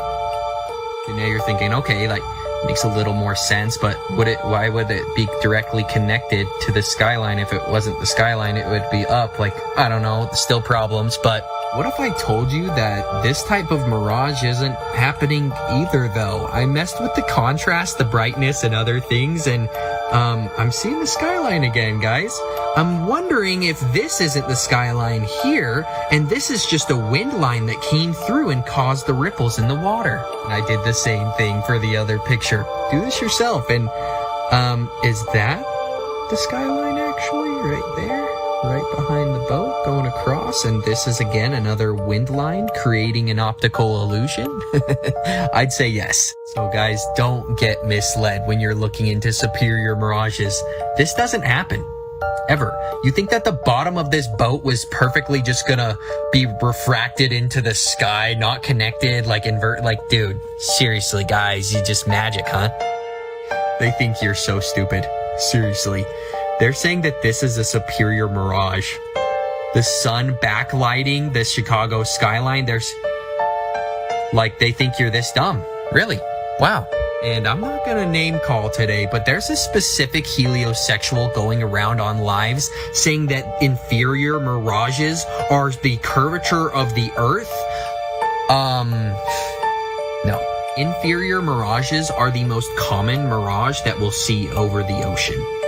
There's no curvature to the Earth. Look how obvious this is, though. Look at this Fata Morgana mirage. Oh, it's just a wind line. They tried to get away with this one, too.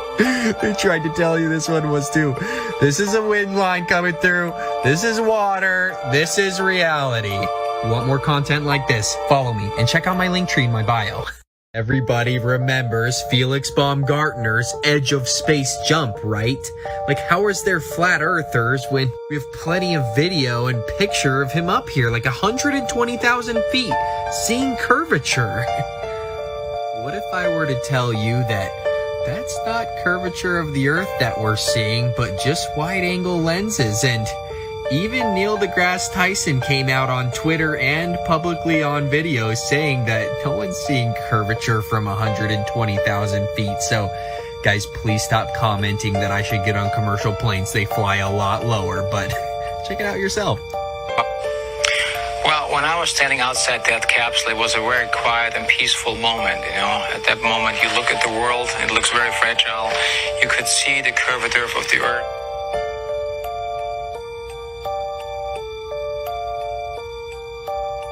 And that dude who jumped out of a perfectly good balloon, what's his name? Felix Baumgartner. He would have been about 2 millimeters above the surface of this globe. That's his edge of space jump. Only that, they made sure to photograph him standing there with a really wide-angle lens, which curves horizontal line. So in the photo, you see this curvature of Earth's surface, and he said, wow, he's in space. Look at that. No, he's not. At that height, you don't see the curvature of the Earth if you are 2 millimeters above this beach ball. You just don't. That stuff is flat.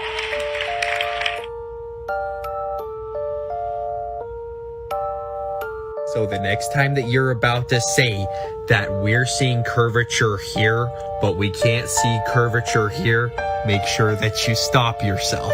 It's funny what happens when you zoom in on our optical horizon. You just make the angular size of things bigger and they come back into frame. You can't see curvature from planes, and boats aren't going over the horizon. They're just getting too small to see. And don't forget the public statement by Brian Simmons, NASA's digital artist that designed the blue marble. It's photoshopped because it has to be. How many level horizons to create an oblate spheroid? You guys seriously need to try a lot harder. You left the hand tool. But if you want more truth content popping up on your For You page, make sure you're following me and check out my Linktree so you don't lose me. I keep getting banned, So you may be asking yourself, how is this guy so sure that the Earth is flat? Flight paths. It makes it pretty obvious. Now, in this flight, they made a stop in Amsterdam, which on the globe would make no sense. Why wouldn't they just fly from here straight through and stop in Africa? There's another one that won't make any sense. Why did they go all the way up to Calgary here when they could have landed, somewhere in America? Okay, this one's gotta be seriously obvious to you guys. From London to Pakistan. And they emergency landing in Moscow. Why did they land it down here around, and the most obvious one of all, my favorite. These guys landed in LA. If they had, just look, guys, it's all. You still think that flat earthers think we're on a disc in space? Flat earthers definitely don't think that we're on a disc with an edge. We don't know how far this thing goes out. We don't know if it looks like this. And unfortunately, none of us are allowed to go and poke around and find out. No exploration past this line, the 60th south latitude. Another thing about the globe that might make you take a double take is how many sixes surround it. It's been recorded that we can see Polaris, Ursa Minor, and Ursa Major from as low as the 30th south latitude. Yeah, how's that work on your globe? Emergency flight path landings is one of the most obvious ways to prove that we're on a level plane. Anyone with eyes to see can tell there's something wrong with this model. But make sure you're following me because I keep getting banned, and check out my Linktree for my other socials. Hey guys, you might know me as KCD Industry on TikTok. Well, I'm no longer KCD Industry on TikTok. Why? Oh, well, I opened TikTok about 20 minutes ago and it said account status logged out. I'm like, what the hell? I just need to log back in? Okay. Oh, I wasn't logged out. I was permanently banned. Again. If you've been here long enough, you may remember us hitting 147,000 followers. The good old days. Then we got banned. I guess it's time to start our flat earth journey all over again. What, you think I'm mad? You think I'm sad? Think you can break my spirit? No, my followers are just lost. They'll find me.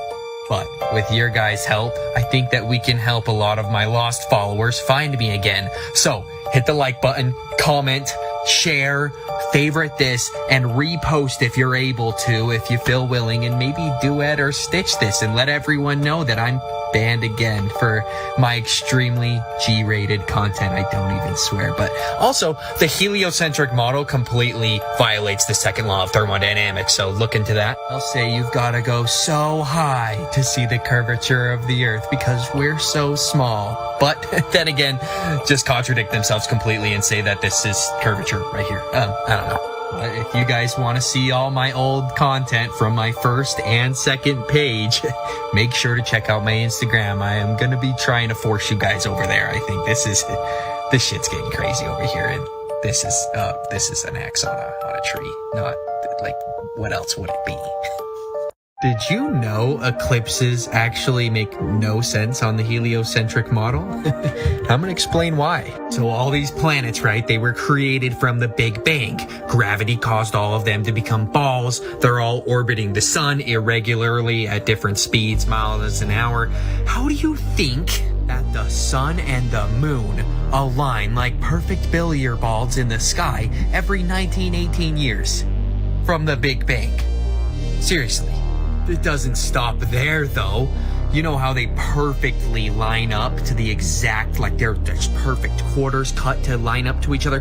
They say that that's happening from the sun being 400 times bigger and coincidentally somehow 400 times farther. From a cosmic explosion from a central point, like... But make sure you're following me. I just got banned at 80k yesterday, and if you think the moon is a solid rock, think again, we're seeing through it. Stop what you're doing right now. This video could change your entire life outlook. You know what lava looks like, right? Like, we know what lava looks like as it's hot. Runs kind of like a river finding its level.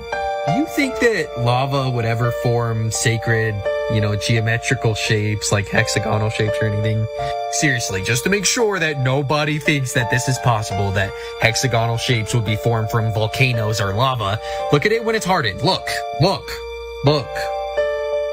like a black river or something. I've shown you what lava looks like cooled and hot from a volcano. And we're told that this was formed from a volcano. Yeah. Remember Avatar? The huge tree that was cut down?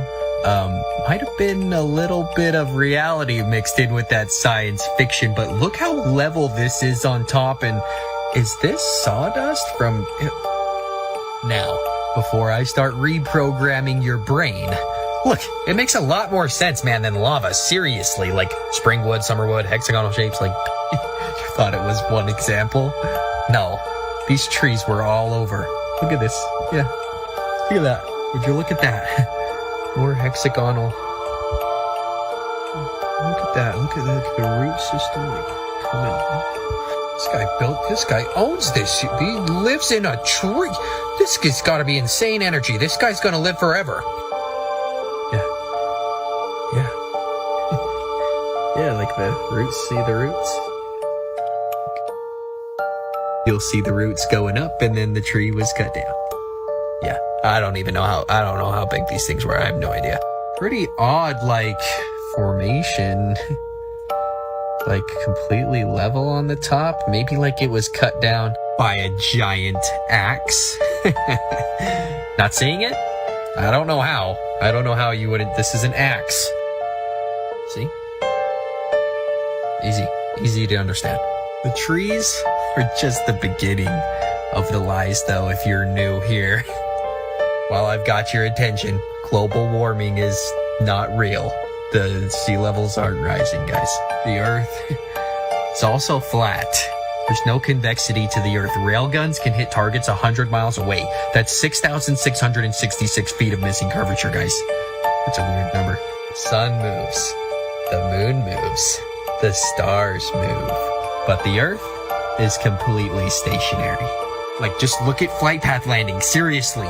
This was an emergency flight path landing. How did they land thousands of miles in Los Angeles quickly? Like, that would take like hours. But on a flat Earth map, probably flying right over it. I'm not trying to come off like one of those crazy conspiracy theorists, but if the North Pole looks like this, what were our ancestors on? Like, how did they... Like, over and over again. This wasn't just one. Like, they kept drawing these 4 continents with 4 rivers. Like, maybe something to think about. Is Antarctica a continent? Or is it an ice wall encompassing the level Earth that we live on, containing the water? Because water always needs a container. It always lays level, dude. Like, everybody knows this, right? Water on a lake, water in the sea, water in the pool. Let's see, level at the top. It's all level, okay? And then you've got this. Like, big problems, guys. No container and no level water on this curved oblate spheroid, ellipsoid, pear, whatever you guys believe it is.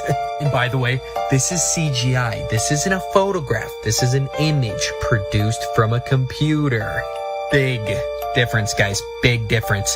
But anyway, if you didn't know, we don't have a working flat Earth model because 1, we're not allowed to go to the North Pole, and 2, we're not allowed to go past the 60th south latitude right here. And you can see the maximum penalty down here in the red box. I know some of you guys are real thick. You really want a spoon-fed to you. This is the Antarctic Treaty. The provisions of the present treaty shall apply to the area south of the 60th south latitude, including all ice shelves. Keep reading if you please. Also, is there a dome out there? The firmament? Dome, Valkyrie Dome, Dome Argus, Dome A, Dome C. I have no idea if there's a dome. Again, we're not allowed to go out there. But do you guys know who Captain Cook is? And you probably haven't heard about James Clark Ross, because the indoctrination camps we all went through, we call public school, definitely didn't teach me about him. They circumnavigated the Antarctic wall. It took them 3 to 4 years on a boat, and they tracked 60,000 miles. And again, this thing's supposed to only have a shoreline of 11 to 12,000. How did they manage to go 60? Why would they lie to us? Do you know how much resources could be out here? Oil, fish, food. Maybe they're not being ran by pedophiles. I don't know. NASA stands for not a space agency. Just a bunch of gatekeepers, guys. Just a bunch of gatekeepers. And before you say, dude, you can go to Antarctica. You can pay to go there on a trip, man. $13,000 to do this. And look at this. This is where they're taking you. Go around Little Island. Look at it from the bigger picture, guys. But don't just blindly believe me. I'm just a guy on TikTok. You should definitely do your own research. But if you want more content like this, in my opinion, check out my link tree in my bio and make sure you're following me here. I got banned at 80,000 followers. You may say, if the Earth were flat, wouldn't pilots tell us? Like, wouldn't they whistleblow and tell everyone? They have. Pilots have told us that the Earth is flat before, but usually they get grounded and fired, so they refrain. Don't believe me? Check out this video I made for you. Question to ask. Flat or a ball? Flat or a ball? What's that? Well, I never feel as breaking round. If we live on a ball, surely we'd have to fly around it. Yeah, it feels like flat or a ball. Flat, not a ball.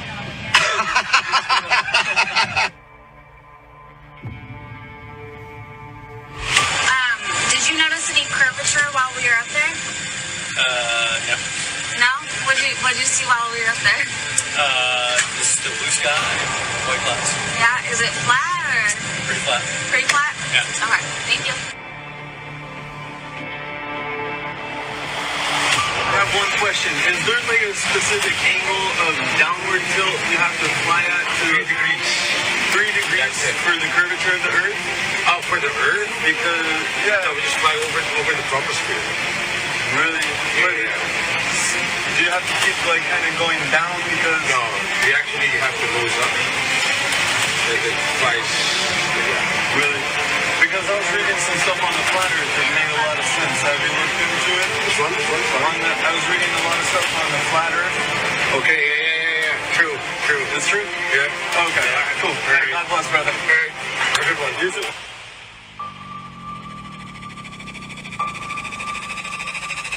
Did you notice any curvature while we were up there? Curvature? No, there's no curvature? It's just all flat.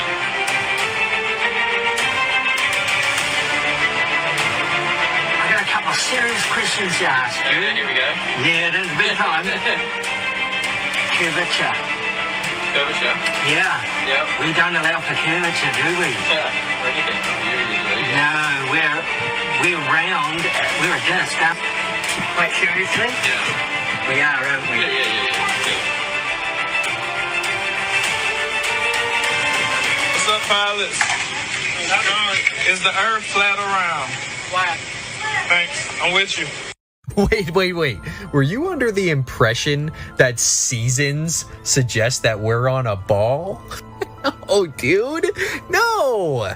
Seasons actually prove that the Earth is flat. Let me explain. So I'm supposed to believe that the sun is 93 million miles away from the Earth, and seasons are caused by the simple tilt of the Earth as it orbits the sun? Yeah, there's a lot of problems with the heliocentric model, but this one's really obvious.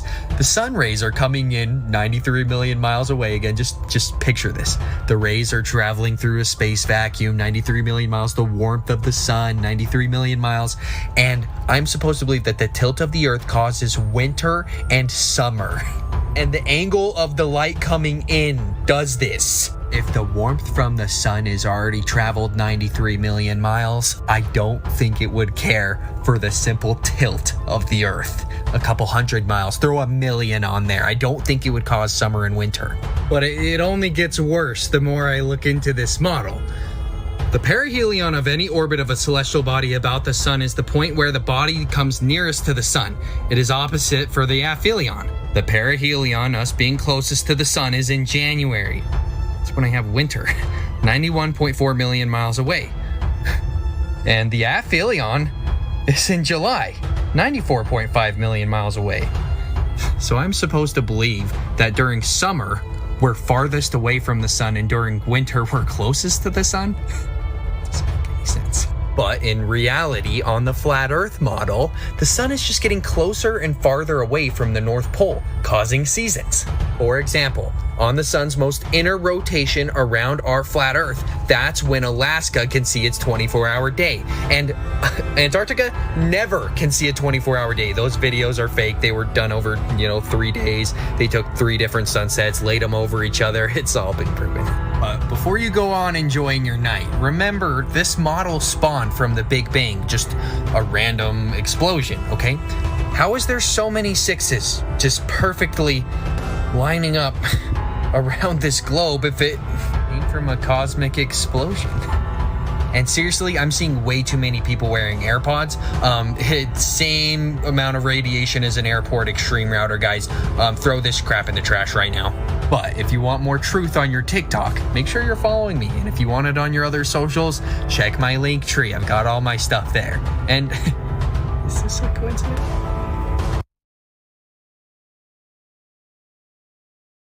Now, I'm sure that you've seen this picture before, the Chicago skyline being seen from 60 miles away.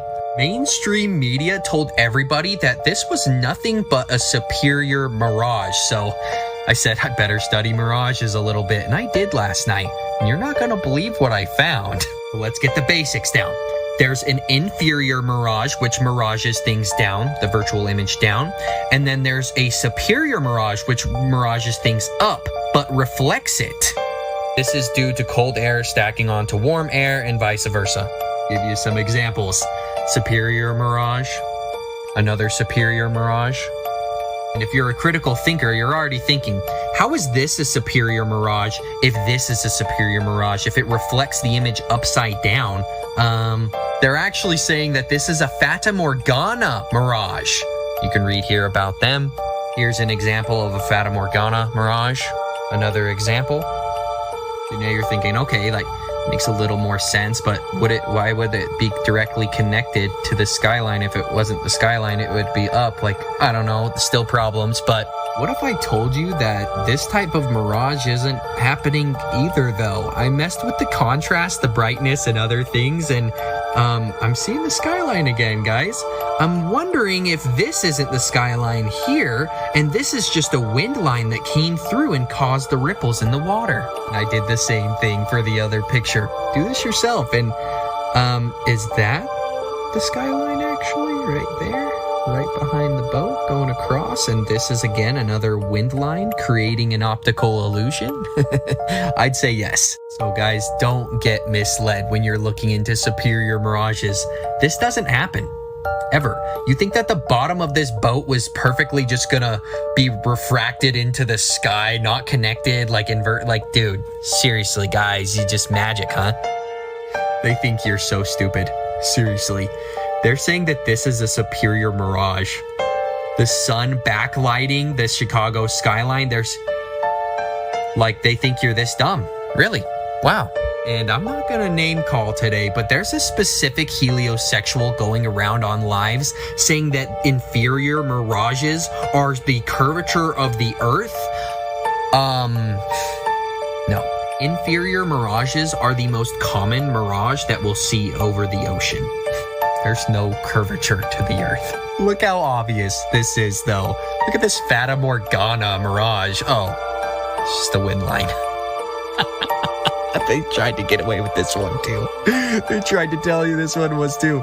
This is a wind line coming through. This is water. This is reality. You want more content like this? Follow me and check out my link tree in my bio. You may have been misled to believe that tides make sense on the apparent oblate spheroid that we're living on, but I'm here to tell you, absolutely not. And if you're new here, yes, the Earth is flat. And before anyone comments that this is a projection of the globe, absolutely not. Scientifically and practically correct as it is. But what the science community is force-feeding down everyone's throat about tides is that the moon is actually pulling the oceans away from the earth. So let's just get an idea of the scale here. This is the earth next to the moon. So I'm logically thinking, okay, so how much gravity does the moon have then? If it's strong enough to pull out I don't know how much ocean water's in the ocean. We'll check in a second. 16.6% of the Earth's. So if I'm to jump into fantasy land, this ball is big, so it has more gravity. This ball is small, so it has less gravity. How is this ball's gravity being smaller than this ball, superseding the gravitational pull of this ball to pull out oceans miles high? You're joking, right? You guys are kidding. This has to be a joke. How did I not see this before? How did I not see this earlier? Question. How? So, 0. Dark blue is 0. So, 0. 0. 0. 0. 0. 0.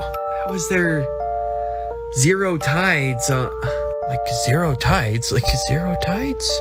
How does zero tides work if we're on a pair? But my boy Collingworth picked up a pen and pencil and wrote down this masterpiece. I'm not sure if this is exactly how the tides work, because the tides is very complex. And don't worry, we're still going to answer how much gallons of water is in the ocean. Tides are caused by the gentle and gradual rise and fall of the earth on the bosom of the mighty deep. So you can see this is their model. This is what they believed. I'm not saying this is exactly what's going on, because I've also been made aware that our ancestors were drawing pictures like this. This is the North Pole, so I don't know if tides are coming in and out of these 4 rivers. Something could be going on with that too. But let's find out how many gallons of water the moon is apparently pulling out. if you want more obvious truths, like the moon definitely isn't causing tides at all, make sure you're following me. And I'm going to tag my backup account down below. Make sure you're following there. And check out my link tree in my bio. Have a good one.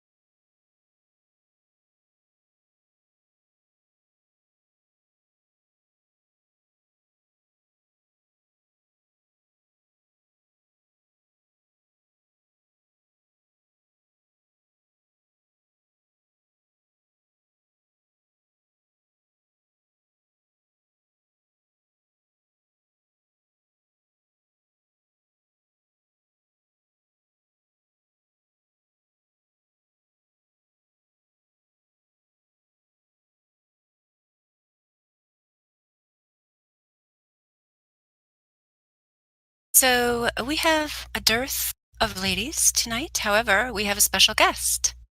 Oh, thank you. Yes. So other ladies may show up. You know how ladies are often late. I'm sure you've all experienced that before. Yeah. Yes, Jedi knows. So we will start off. We're going to talk to our Glober friend, Broomy. And then I also have a quiz game for later in the show. So even if the ladies don't show up, I'll make you guys play if they don't show up. So you better recruit some if you don't want to have to play the quiz game. But if you are interested in playing the quiz game, some people like quiz games, go get the app, Kahoot. I put the link there in the live stream voice text. It's a fun app in general. Like, you can find quizzes about different topics you're interested in. You can make your own and such. Anyway, I made one about the globe model. And so we're going to play that game later in the show. You can always play along at home, or if you want to officially join mine, I'll provide the code, and maybe there'll even be a prize. I don't know what the prize would be, but I'll try to think of something before that happens. But anyway, if anyone's listening in on YouTube and you would like to join in the conversation to ask Flat Earth Women your question, or if you are a Flat Earth woman or man or a Glober man or woman, which should cover most anyone, but if you're anything in between that, you're welcome to come as well. Everyone's welcome. You can head up to the VC check-in and ping a mod or a gold, and someone will check you in so you can get the VC verified role and then join in here. So the purpose of Flat Earth Ladies Night is to encourage more Flat Earth women to join the server, which we have achieved that goal. We have a lot more than we used to. Of course, here in the summertime, everyone's traveling. I was traveling last week, so I wasn't here. They might not be here right now, but they are here somewhere. And we want more, because the female voice is missing in the Flat Earth community. It's a mystery. Many people have theories about why that might be, but if you are a woman who understands the Earth is flat, we would love you to join us. And so anyway, we have Broomy here. So when I got in here earlier today, I had so many high hopes for Broomy. I thought he'd just come to the server and he was listening to the stuff I was saying and interested and asking good questions. Then I found out his name's Tommy and he's been around forever, and he was even on the Nathan Oakley show. So Broomy, I was a little bit disappointed when I found that out, but I'll still accept that you maybe were not just humoring me earlier, and when you said that you would indeed believe the Chicago skyline was there if we took you in a boat and showed it to you. Mm-hmm. That gave me hope, because some people can't even answer yes to that question, and you did. You said it was hard to say yes. I'm very direct. I'm very direct, and I'm honest, and that's why I still, even though I warm to the globe side, I still see problems with both sides. So I don't even know that people would call me a glober. I'd still critique the globe itself. I'd still be skeptical to even what I do hold to be the best answer for myself at the moment. So like I was saying a moment ago, with coincidences like the sun and the moon being the same size, that to me, even though I haven't done the maths or I haven't found out how the distance to the sun, I've taken that on faith from what people have said to me. But that's something that rings alarm bells to me. That's something that makes me think, well, why is it the same size in the sky? That's a bit weird. What else was I saying? When I was on Nathan's show years ago, I introduced my friend to Flat Earth and he became a Flat Earther. I debated Nathan. Nathan does what he normally does, mutes people, shouts over them, it doesn't listen to anything they say. And I reviewed the debate with me and Nathan, and I spoke to a friend of mine who became a Flat Earther, and he'd said that I need to unlearn everything I've ever learned in order to see what Flat Earthers are saying and understand how they see it. So I did that. I unlearned everything I learned about, curvature, etc. Then went to Nathan's show, and I said to him, well, yeah, this may be an alternative explanation for why things seem to disappear bottom up, or why things appear to be disappear behind a curvature when it could be an alternative reason. They then subscribed me to being a flat earther because I'd said this point is possible. Not that I said it was, but just because I said it was possible.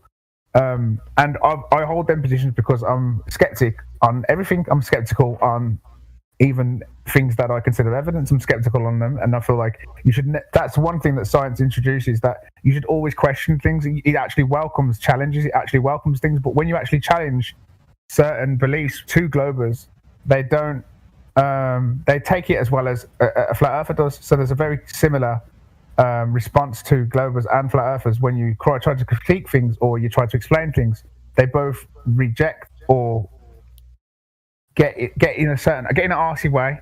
So I'm quite aware that even if you do see me as a Glober or you subscribe me to being a Glober, I'm aware that I'm not biased. If you show me somebody getting in a boat and they see Chicago when they go over to it, and all the measurements are fine and they ain't elevated or there's no tricks, or then obviously it's impossible to deny what you see with your own eyes and what you can calculate. But if there is stuff to critique, then I'm going to critique it, just like you don't, like a lot of flat earthers don't accept the Cavendish experiment. They don't accept certain parameters like the materials that are used. There could be wind, there could be currents of the earth that are helping it move. These. So if we're going to have such a high standard on one end, we need to apply that to both sides. That's all I've got to say. Yeah, so it sounds like you need to do so in all of this time. So you said it was years ago, you went on Nathan Oakley's, you somehow accidentally turned your friend into a flat earther. Have you gone out and done any observations there on your island? My goodness, you live on an island. You have plenty of opportunities. I mean, you could have started walking and been there by now, no matter how far you are from the ocean. Yeah, when I was in Thailand, I looked at the sun setting, and there was a mountain in the background that put a shadow on the underside of clouds, and that observation for me was like, good evidence suggests that it isn't, the sun is below the horizon and the sun isn't converging, and the sun is actually, that's what conclusion I came to with that. So I've done some observations, but that's one of them. But I do when I get on a plane and I look at the floor, look at the ocean, or whenever I look at the ocean, it does look flat. It does appear flat to me. It doesn't appear curvature. And when I'm traveling the plane, I can understand why people would subscribe to this idea that we are being lied to. And I do think it's possible that everyone around the world could have it wrong, but I don't give it much possibility. I give it a good 15%, which is quite generous, I think. Yeah. So a couple things there. I'm sorry. I really, what you said about the clouds and the reflection. I'm sorry. I was trying to find the Rob Skiba video for you, because you said that might help you. You saw it. So I will try to find that before we end today. And also, you've been invited to go to the arena later. Mm-hmm. Have you heard about the arena? Never heard about it, no. Oh, okay. Oh, I'm sure you would enjoy it. It'd be lots of fun. Yeah. So don't get too worn out. We won't wear you out here on Ladies. We're very low key here. Also, Justin wants to make sure you know that we do not have a model. I'm not sure if you know that. You'd think hanging around flat earthers all this time, you would know that. Do you know that, Justin? That we do not have a model? A model. Yeah, I know that. I know that much. I'm not like a noob, but I have got quite good knowledge on both sides. Okay. Yeah, because what you said there is interesting because, the 15%, you call that generous. Yeah, I guess I would say that probably is just that you are willing to entertain the idea, although sometimes I've noticed people say that even though they still do seem to have the presuppositional gold model in their mind. So I'm not really sure if you've got the 15%, but you want to have 15%. I'll acknowledge that. Okay. That's more than what some people would do. But to me, it's like, if you really went through all this and gave us the 15% possibility, that I feel like some of this would have pushed you further over the edge. Because every time I ask you about a specific argument, such as the Black Swan, you seem to avoid getting into details, and it was the same when other people were asking you about it. The Black Swan specifically, I find it's been created by this argument's been created by people that are agenda pushing, and that they have better examples and better observations to make and to critique, but they choose these kind of very highly refracted, highly low quality pictures, and that they have these very muddied waters examples, like they use towers, like the one before that Nathan was arguing about for a long time was some lighthouse. Is it a lighthouse? Yeah, there's a lighthouse he was talking about for a long time, and now they've gone from a lighthouse to an oil rig. And I'm thinking to myself, well, you've got mountains and you've got big massive structures that you can see from a large distance, and that would factor out all this. The horizon. We could all agree where the horizon is. We can all agree at the object we've seen in the distance, and we can all do some measurements, and we can all agree on the mountain height. And it's a lot easier for us to all agree on something. Whereas using these small convoluted things like the Black Swan, I don't entertain them or get involved in them because I know they're just full of mud and mess. Do you know what I mean? So it's not that I'm not trying to avoid the truth and I don't want to look at the truth. I'm all open for truth, but I'm also aware of the tunnels that people try to drag you down, and then point out one little thing that you ain't said correctly, and then he doesn't know anything, and it's a bit ridiculous because I'm quite rational, and if we want to all agree on something and we all want to use a good explanation, there's better things to use. So it's not that I'm rejecting what they're using. I'm just saying there is better stuff out there. Let's use the best examples. If we're really in a search for truth, let's not look at this little oil rig. Okay, well, you haven't even really, I feel like you haven't even looked at or given it a chance at that. But I did ask you here, you were going to explain your thought experiment, which I admit I was not really paying attention, just vaguely know it's about a grain of sand. Yeah. So you were going to explain that to me. I'm going to take it seriously. Mm-hmm. And then I'm going to explain the Black Swan in detail, which is a very good example. The logic is very tight, and there's many observations that follow the same logic. That's only one example. If you don't like oil rigs, then put a big picture of Bozo the Clown up there, put a poster on the oil rig. It's just a thing. It doesn't have to do with the oil rig. It has to do with the argument and where the horizon is and the distances. So the oil rig itself is completely unimportant. So if you dislike it, that's not a problem. No, that's fair. I think that's fair enough. We got the same argument with the buoys, like we told you earlier. You like the buoys better? We'll go to the buoys. We can look at it. We can look at it if you like. That's fine. Okay, well, come on. Lay the thought experiment just a thought experiment for you, which is just basically if you was a grain of salt or a grain of sand, or just imagine a very small something. Let's just say grain of salt, and you're on a large hot air balloon, probably the largest hot air balloon you could ever imagine. All right, and you're a grain of salt on that large hot air balloon. Now, obviously, the grain of salt represents the human being, the size of a human being. Yeah, this grain of salt. I'm sorry. I am a girl. I'm sorry, ladies and gentlemen. I'm sorry. I got distracted by the chat, which I'm now not going to look at because I still missed the hot air balloon part, which I missed last time too. Okay, yeah. Don't worry about the chat. We'll handle the chat, Mary Mom. Yeah, we'll handle that. I really apologize, Broomy. Okay, this time I'm really going to focus on closing my eyes. Okay. No worries, yeah. All right, so a grain of salt, right, on a large hot air balloon, probably the largest hot air balloon you could possibly imagine. Right? Got it. Yep. You're a grain of salt on that hot air balloon. And that grain of salt represents probably like a 6-foot male or a 6-foot woman. You're a woman, so just picture a 6-foot woman. So that's the observer height or whatever. Now, if you're a grain of salt on a hot air balloon, she's wearing hardly anything. I figured, yes, I could already tell from your comments earlier. So, would you expect to see the curvature of that hot air balloon? Picturing yourself being that grain of salt on an extremely large hot air balloon. Okay, now I understand why people are upset. Yeah, we need more dimensions. We need a scale. Like you're saying, she's 6 foot, so I mean, your hot air balloon must have a radius of 3,959 miles. That'd be a really big hot air balloon. You're saying the salt is 6 foot tall? No, I'm just trying to say a grain of salt on a hot air balloon. But let's just say that the hot air balloon's the size of, I don't know, I'm going to give you dimensions. Let's say the size of a football field, a large hot air balloon. And you're a grain of salt. That salt could definitely see curvature on a football field for sure. Well, our football fields are 100 yards. If you was the size of a grain of salt. How long are your football fields?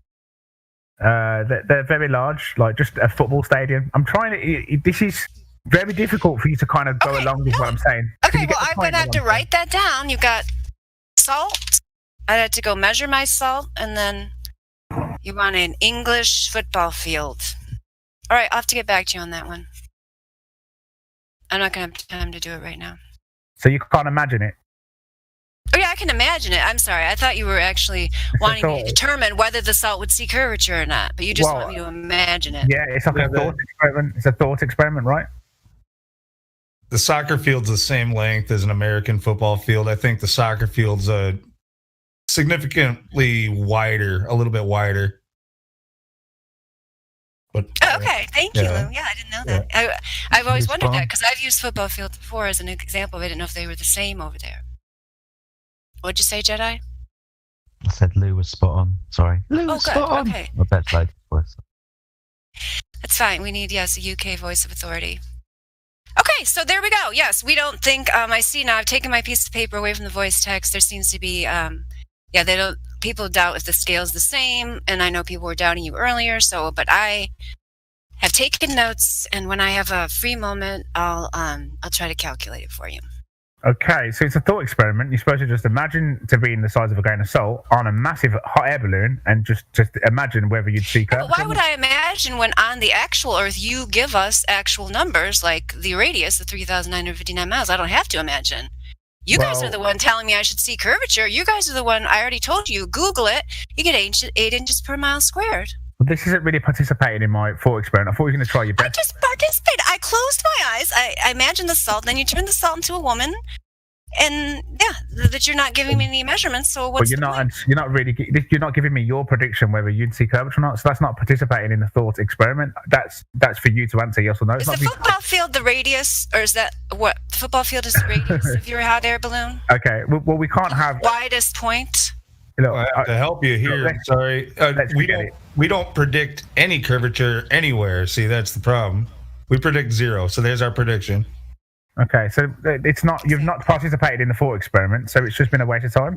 I think we should run a poll here. I think I did participate. I participated really well, way better than anybody did earlier, and better than before. Okay, so anyway, if anybody else has a question, jump in here. Otherwise, I'm going to. Oh, even Tom says I did, and he's an objective viewer. I don't even know Tom. Okay, if I know you, Tom. So do you see it or not? Do you see curvature or not? Yes or no? No. Okay. So you wouldn't expect to see curvature on a hot air balloon. Oh, I'm the salt now? Okay. Yeah. The salt, just want me to guess salt, football field. I'm going to go ahead and say no. Okay, cool. Well, that's good. So you wouldn't expect to see curvature. The salt sitting in the middle of a football field, he's not going to see curvature. The salt's on the hot air balloon. I know, I was just teasing you. That was such a great exasperated side. I wouldn't be surprised if you did actually think that, though. Because I know, I was just pretending to be an airheaded girl. I'm really good at that. I fooled you. I can tell from your side. Anyway, no, I'm going to say the salt could. There's my final answer. Salt can see curvature on your hot air balloon. Okay. Well, I wouldn't expect to. But let's go to your Black Swan then. Let's move on. You think you would? I don't think you wouldn't. I don't think you wouldn't. And there's reasons for that, but, Okay, well, good thing that we can do math when we get around to it and find out for sure who's right. I'm glad. Yeah, that's good. I'm taking the opposite position. Sorry, Mary Mum, just a clarifying question. When you're talking about being this grain of sand on this balloon, what type of curvature are you talking about? Are you talking about horizontal curvature or curvature along the z-axis, as we were talking earlier, from you, point A, to a point B at distance? In any direction, mate. Like from point A to point B in front of us, or left to right, doesn't really matter. Okay, cool. Just clarifying. Thanks. I just wouldn't expect to see, as a grain of salt on such a large ball, I wouldn't expect to see the curvature like that, like the way that you guys expect to see the curvature on Earth.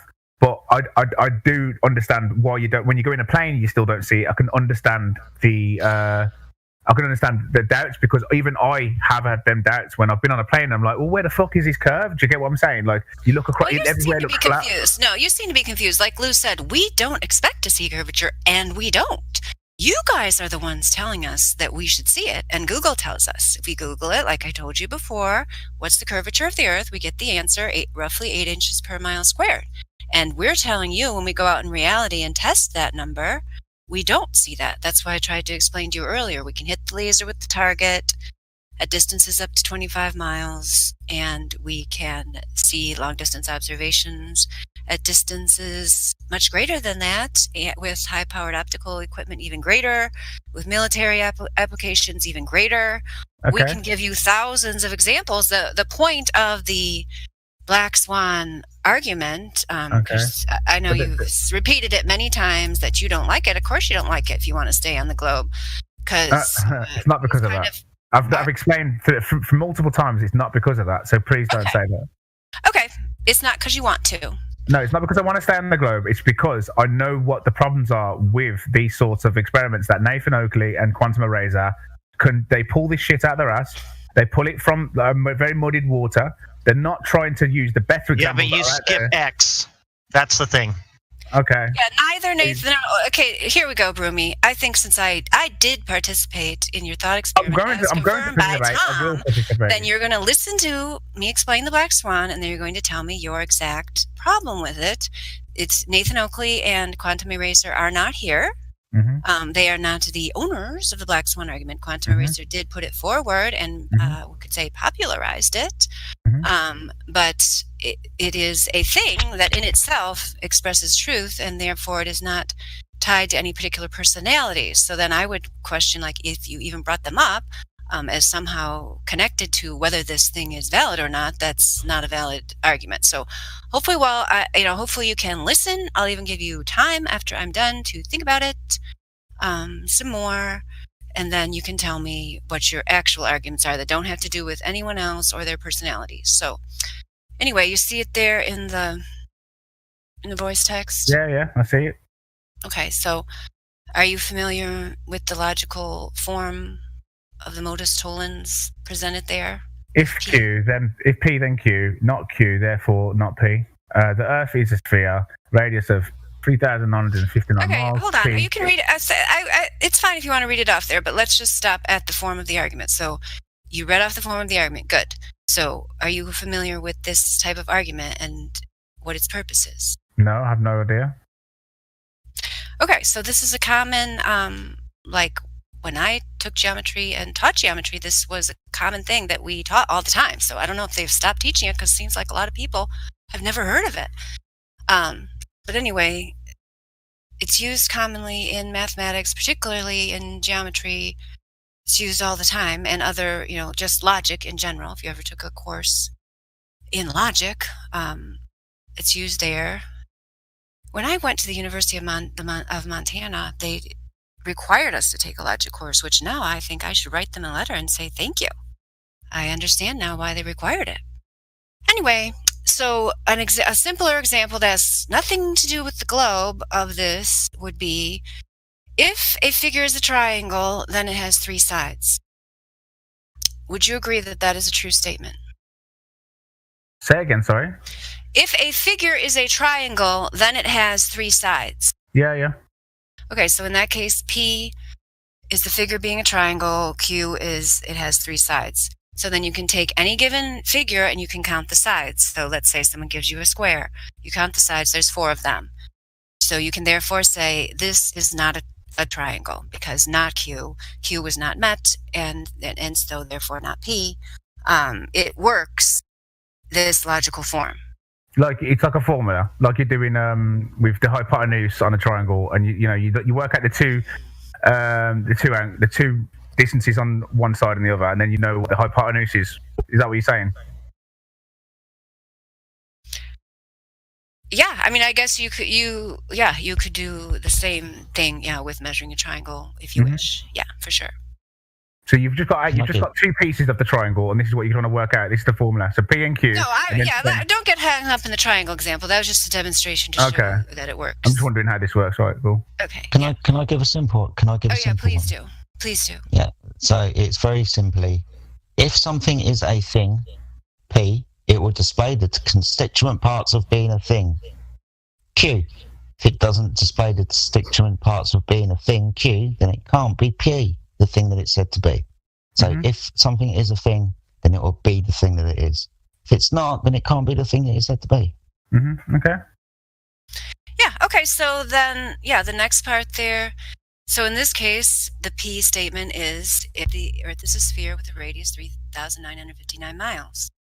Then the Q part is every horizon distance measurement must be no more than 1.225 times the square root of the observer's height in feet. And you can use a curve calculator. I earlier showed you how you can make the calculations by hand, which you're welcome to do, or if you just want to acknowledge the curve calculator is correct, you can do it that way.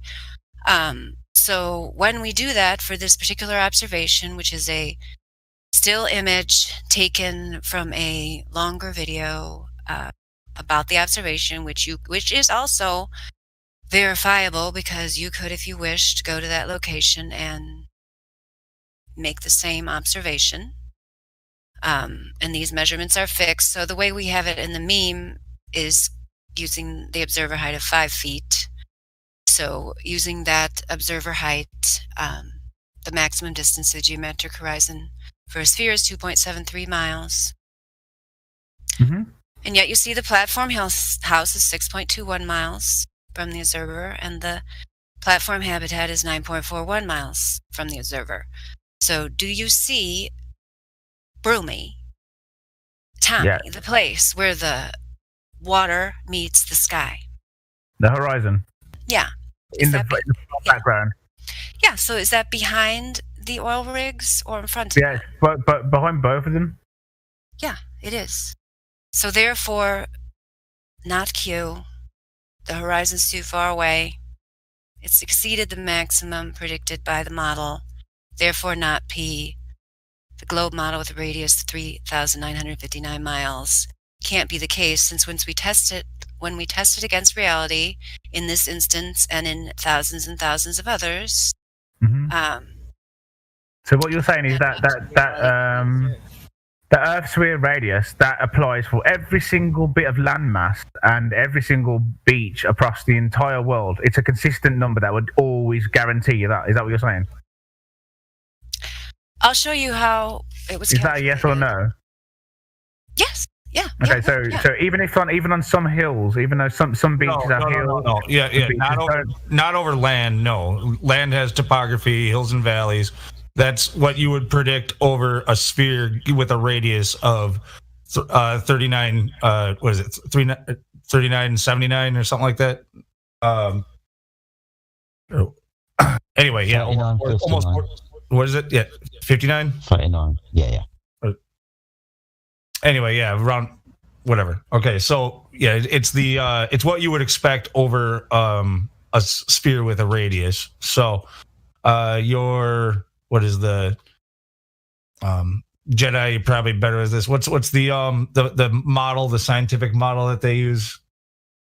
What, the WGS-84 model? WGS, yeah, that's it. The WGS-84 model does take into consideration some like whatever, like indentations and stuff like that, like where they say that the Earth is bulged out slightly more below the equator than above and stuff like that. The WGS-84 takes into consideration that stuff. I think there's a deviate. I think, sorry, just to be clear, I don't want to take this away from Mary Mum. Just to be clear, between east and west and north to south, I think there's a difference between about 20 miles of the radius of value of the Earth from these points. So that, over the scale of the Earth, even when put into the Earth curve calculator, still comes up to 7.98 inches per mile squared. It is so negligible. Overly observed distances that we're doing.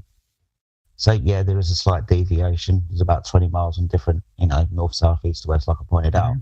But even it's negligible. It doesn't make a difference. So because I can see a horizon. All right, sorry, but because I can see the horizon that's further than 9.4 miles. Therefore, the Earth's not flat. The Earth's not a globe. Sorry, that's what we've come to a conclusion of. Well, you have to remember the argument. This is geometrics. Right? This is just geometry. Your altitude, tangent line to the sagittar of the sphere. This is the geometric horizon, physical obstruction for things to hide behind. Now, we've pointed out that the geometric horizon, the physical location, doesn't exist because the horizon is always apparent. not fixed in location. It's a geometric curve, which so we are seeing. Would tell us it would. Okay, so we're at 5 foot above the sea at the coast. Okay, I assume. Actually, and that's, if I could just for 1 second, sorry. It should be noted actually, like that 5 feet that's given there, that's giving 4 feet. It's actually from a video that you can watch. He has it not zoomed out at all. It's all the way back, and you can see that he sets the camera down on the sand, a foot or two maybe up above the water on the sand, and zooms in. So it's actually giving you like a whole bunch of height for observer height. Mm-hmm. All right, so we've got basically a camera trying to go along the seabed, right? We've got a camera going along the seabed, and you can see 10 miles of seabed. Yeah, we're seeing at least 10 miles to the horizon, like 1 foot off the water.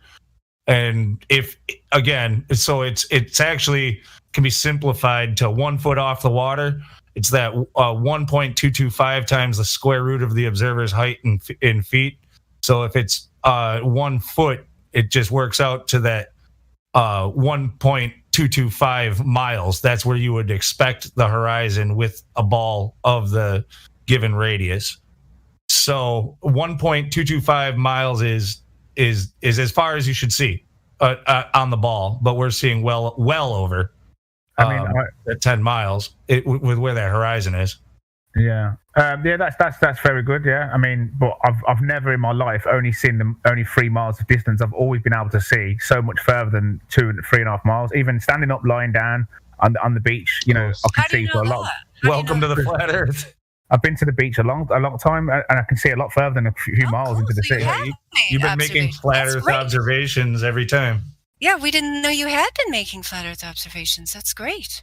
I'm just more curious that something's not right with the calculations.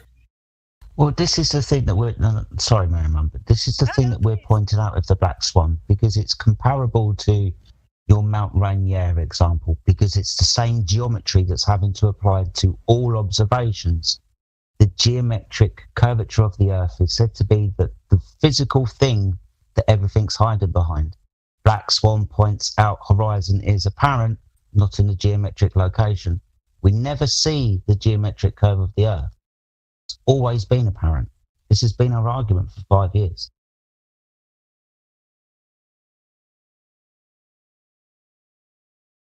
So, the geometric horizon should never be no more, roughly around 3 miles if you're lying down at the beach. You shouldn't see no further than that. I find that a bit odd. It's less if you're laying down, but it's according to your thing. According to geometry, right? If you're laying down and you've got an observation height of 1 foot above that water, the horizon is a mathematical calculation away, 1.22 times the observer height in feet, which places the horizon for a 1 foot observer 1.225 miles away. Can somebody put in the chat the actual mathematics? I'm going to get my calculator out. So we've got a calculator here. So what are you saying here? So what do I put in my calculator exactly? What do I put in my calculator to find out the geometric horizon? 1.225 times the observer height in feet. 1.225. So 1.225. What does that represent? Isn't it? It's times the square root of the observer's height in feet, right? Sorry, yes, the square root of the observer's height. So what does a 1.225 represent? So this is based on the R value of the circle or sphere that we're on, reduced down to the base functions. For an observer at altitude, this is where the geometric horizon should be, because you're drawing a tangent line from your top observation to the sagittar of the geometric sphere. Okay, so it's all based on the R value. Just talk me through this because I'm not sure. So 1.225, the square root of the observer's height. Right, so I square root that. Why am I square rooting 1.225? That's the R value. Is that what you're saying? Is that R? No, I'm not exactly sure where this. I'm not a mathematician, really. I'm not exactly sure where the math came from, but with the formula, yeah, it's 1.225 times the square root of the observer's height in feet. So the square root of the observer height. If you were 30 feet off the water, if you were 5 feet off the water. The square root of 5 or the square root of 30. Okay, I've done the square root of 2 and it's come up 2.21. So I think maybe there is something wrong with the maths, because it's saying that someone at 2 feet should only see the geometric horizon at 2 point something. But then let's say I'm 5 feet, then yeah, you've increased your angle, so therefore you're going to be able to see a lot more. A longer tangent line. Yeah, increase your angle above the curved surface. You're going to be able to see further. 225 square root times, let's say 5 feet. Right, 5 feet would give me 5 miles. So somebody at 6 foot can only see 5 miles. I'm not sure that's true. Hold on, you're not meant to be square rooting the 1.225. You're meant to be square rooting the observer's height. Okay, so it's not that. Okay, well, that's what someone just told me. So that's 1.225 times the square root of, let's say the square root of 5. Square root of 5. That's still coming up the same. It doesn't matter which way you do it. Whether you square root the, it doesn't really matter, because you're still square rooting and then times in. You're still going to be multiplied the same amount, so it don't matter. I'm not sure. No, well, it is, because if you square root if you square root the 1.225 and then you times it by 2, or you square root the 2, you're still going to have a square rooted multiplied. That's how maths work, isn't it? So you can do 2 add 2 add 2, which is going to be 8, or you can do fucking 2 times 4. You're still going to end up with the same units. So I'm not. The only problem I've got, I'm a first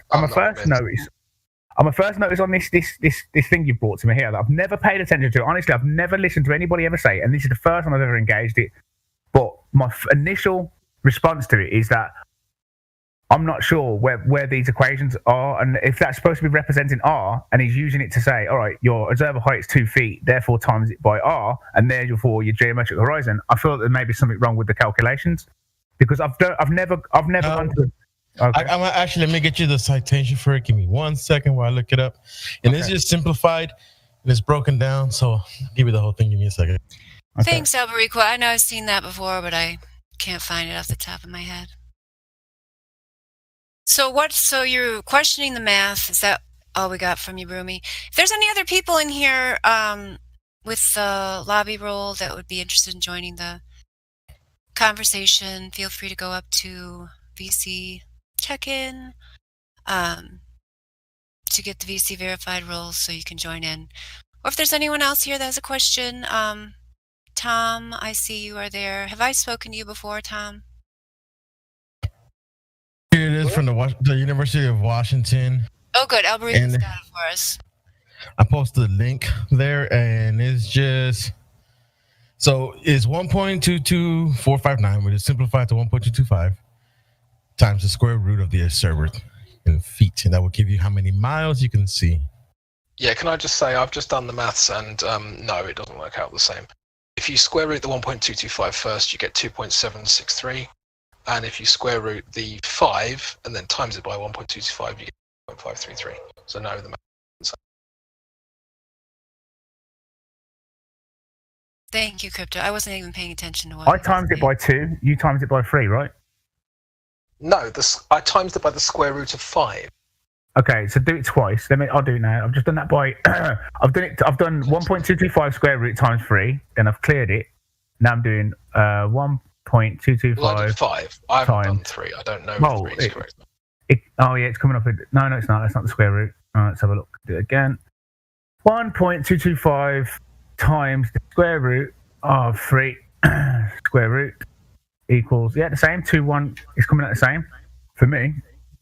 Right, okay, so that doesn't make sense, because the reason there's a square root function in there is to add exponentiality to the maths because of a curve, right? Mm-hmm. So the reason I know that that's not right is because if you square rooted the 1.225, you wouldn't bother with the number 1.225. You would just have the number 1.1067. Yeah. So do the square root of but then 5. You times that by 5. Do the square root of 5 and then take that result, multiply by Sorry about this, but if you just once you've square rooted 1.225, then you times it by the height. No, it's you don't do it that way. I'm doing it right now, and it's giving me the same number. It is 1.225 times the square root. In other words, 1.225 times. Let's say if I'm 5 foot, the square root of 5. Yeah, I don't understand. What you're never taking the square root of 1.225. I don't understand why this is such a big deal. It's very obvious the way it's written out there. Why are we even it's different. All right, you're right. Who's that guy? You're right about this. I've just done it 5 again. It's come up 2. I've done it by square root in a 5, and it's come up 2.23. And then now I'm doing it with 1.225 square root times 5 equals. It's 5. It's coming up a much bigger number. Yeah, you're right. Sorry about that, mate. I did. No problem. Not a problem. Sometimes with formulas, like if you reverse the formula, it still gives you the same equation, and that's where I was going with it. No problem. Yeah, you are right. Okay, so now that we've determined that extremely straightforward math is indeed straightforward, what do you have to say for yourself about this particular image here and what it represents? Yeah, I mean, so now I'm going to go to Google and put in what we're looking for. How to find geometric rising. Find geometric rising. Okay, well, I'm going to unmute Napoleon while you're doing that. Okay.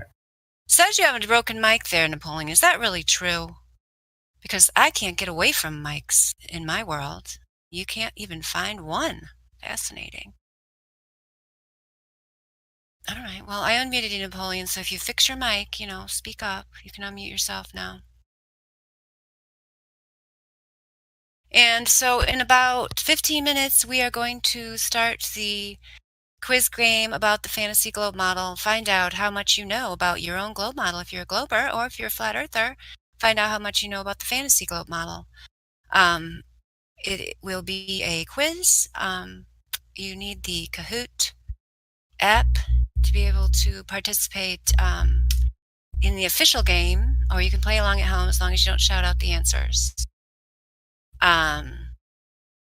Crypto, I was going to have a prize. What prize could I even have that I could even give someone? I don't even know. Can you think of anything? Crypto used to give prizes for the trivia game, but I feel like I never actually got any of the prizes I was promised. Prizes for which trivia game? Sorry, I was away for a second. The trivia game we're going to do at the top of the hour. Ooh, I didn't realise there was a trivia game. Yeah, right up your aisle. So, do we have the locations for this Black Swan? Do we have the locations for it? And we can the guy whose video it's from. It's definitely. Oh yeah, I've been trying to find that video for you. I'll go back into that task. I found the Rob Skiba video while I was looking for the other one. So maybe if I look for a different one, I'll find. And this is all confirmed that it's definitely 10 miles away that we're seeing. Yes. Well, that's the point of the platform. That's a demarcation distance. Well, it's a bit of a. I need to look into it more, speak to more people about it, and see if there's any sort of something that's been missing. But that would be, if that's the horizon that we're supposed to see, that's only going to be a few miles away, and yet we're seeing 10 miles. Something's a bit weird off that. Something's not right. So if you want to say it's flat, then that's good evidence. I'd say it's probably the first evidence I've ever seen. But I've got all the details, and I need to look further into it. So first of all, the maths seem to be pretty on. The angle, the cosine is the angle that you're looking at something, and that only seems to give it a percentage difference by a small margin. By looking at the Washington how far away the horizon is thing. I'm looking at the cosine. So you just really multiply it by the cosine after you've got your numbers, and it only adds a bit of a percentage, so it wouldn't really make much of a difference anyway.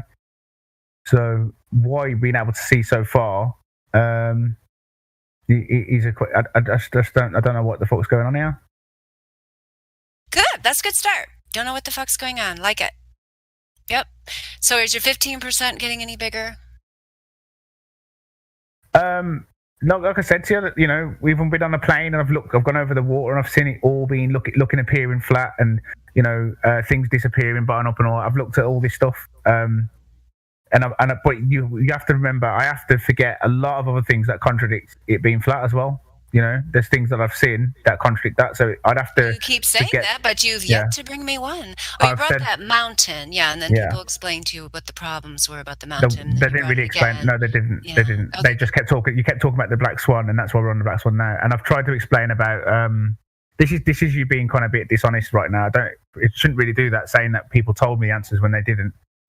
If you told me an answer, I thought they did. So in fact, you know what? I was not dishonest because I had the impression that they gave you responses to your mountain picture. So there wasn't I apologize if I misunderstood what was going on. You've done it a few times though, because you've even said that I don't want to face this, which is something that that I've given you reasons why I don't really look at this stuff. But because people obviously put stuff in there to trick people up, and that's possibly what's happening here, which I can't prove at the moment because it's the first time I've ever looked at this thing. But it's not that I don't want to face it. And if you've shown me something like I have now, first thing I've said to you is, yeah, that looks really good evidence, suggests that something's not right. So I'm not rejecting it, and I'm not saying or anything like that. I'm actually saying, yeah, that's pretty good. The other evidence I've seen, like I told you, I was in Thailand, and I saw shadows being casted from a sun that's below the horizon.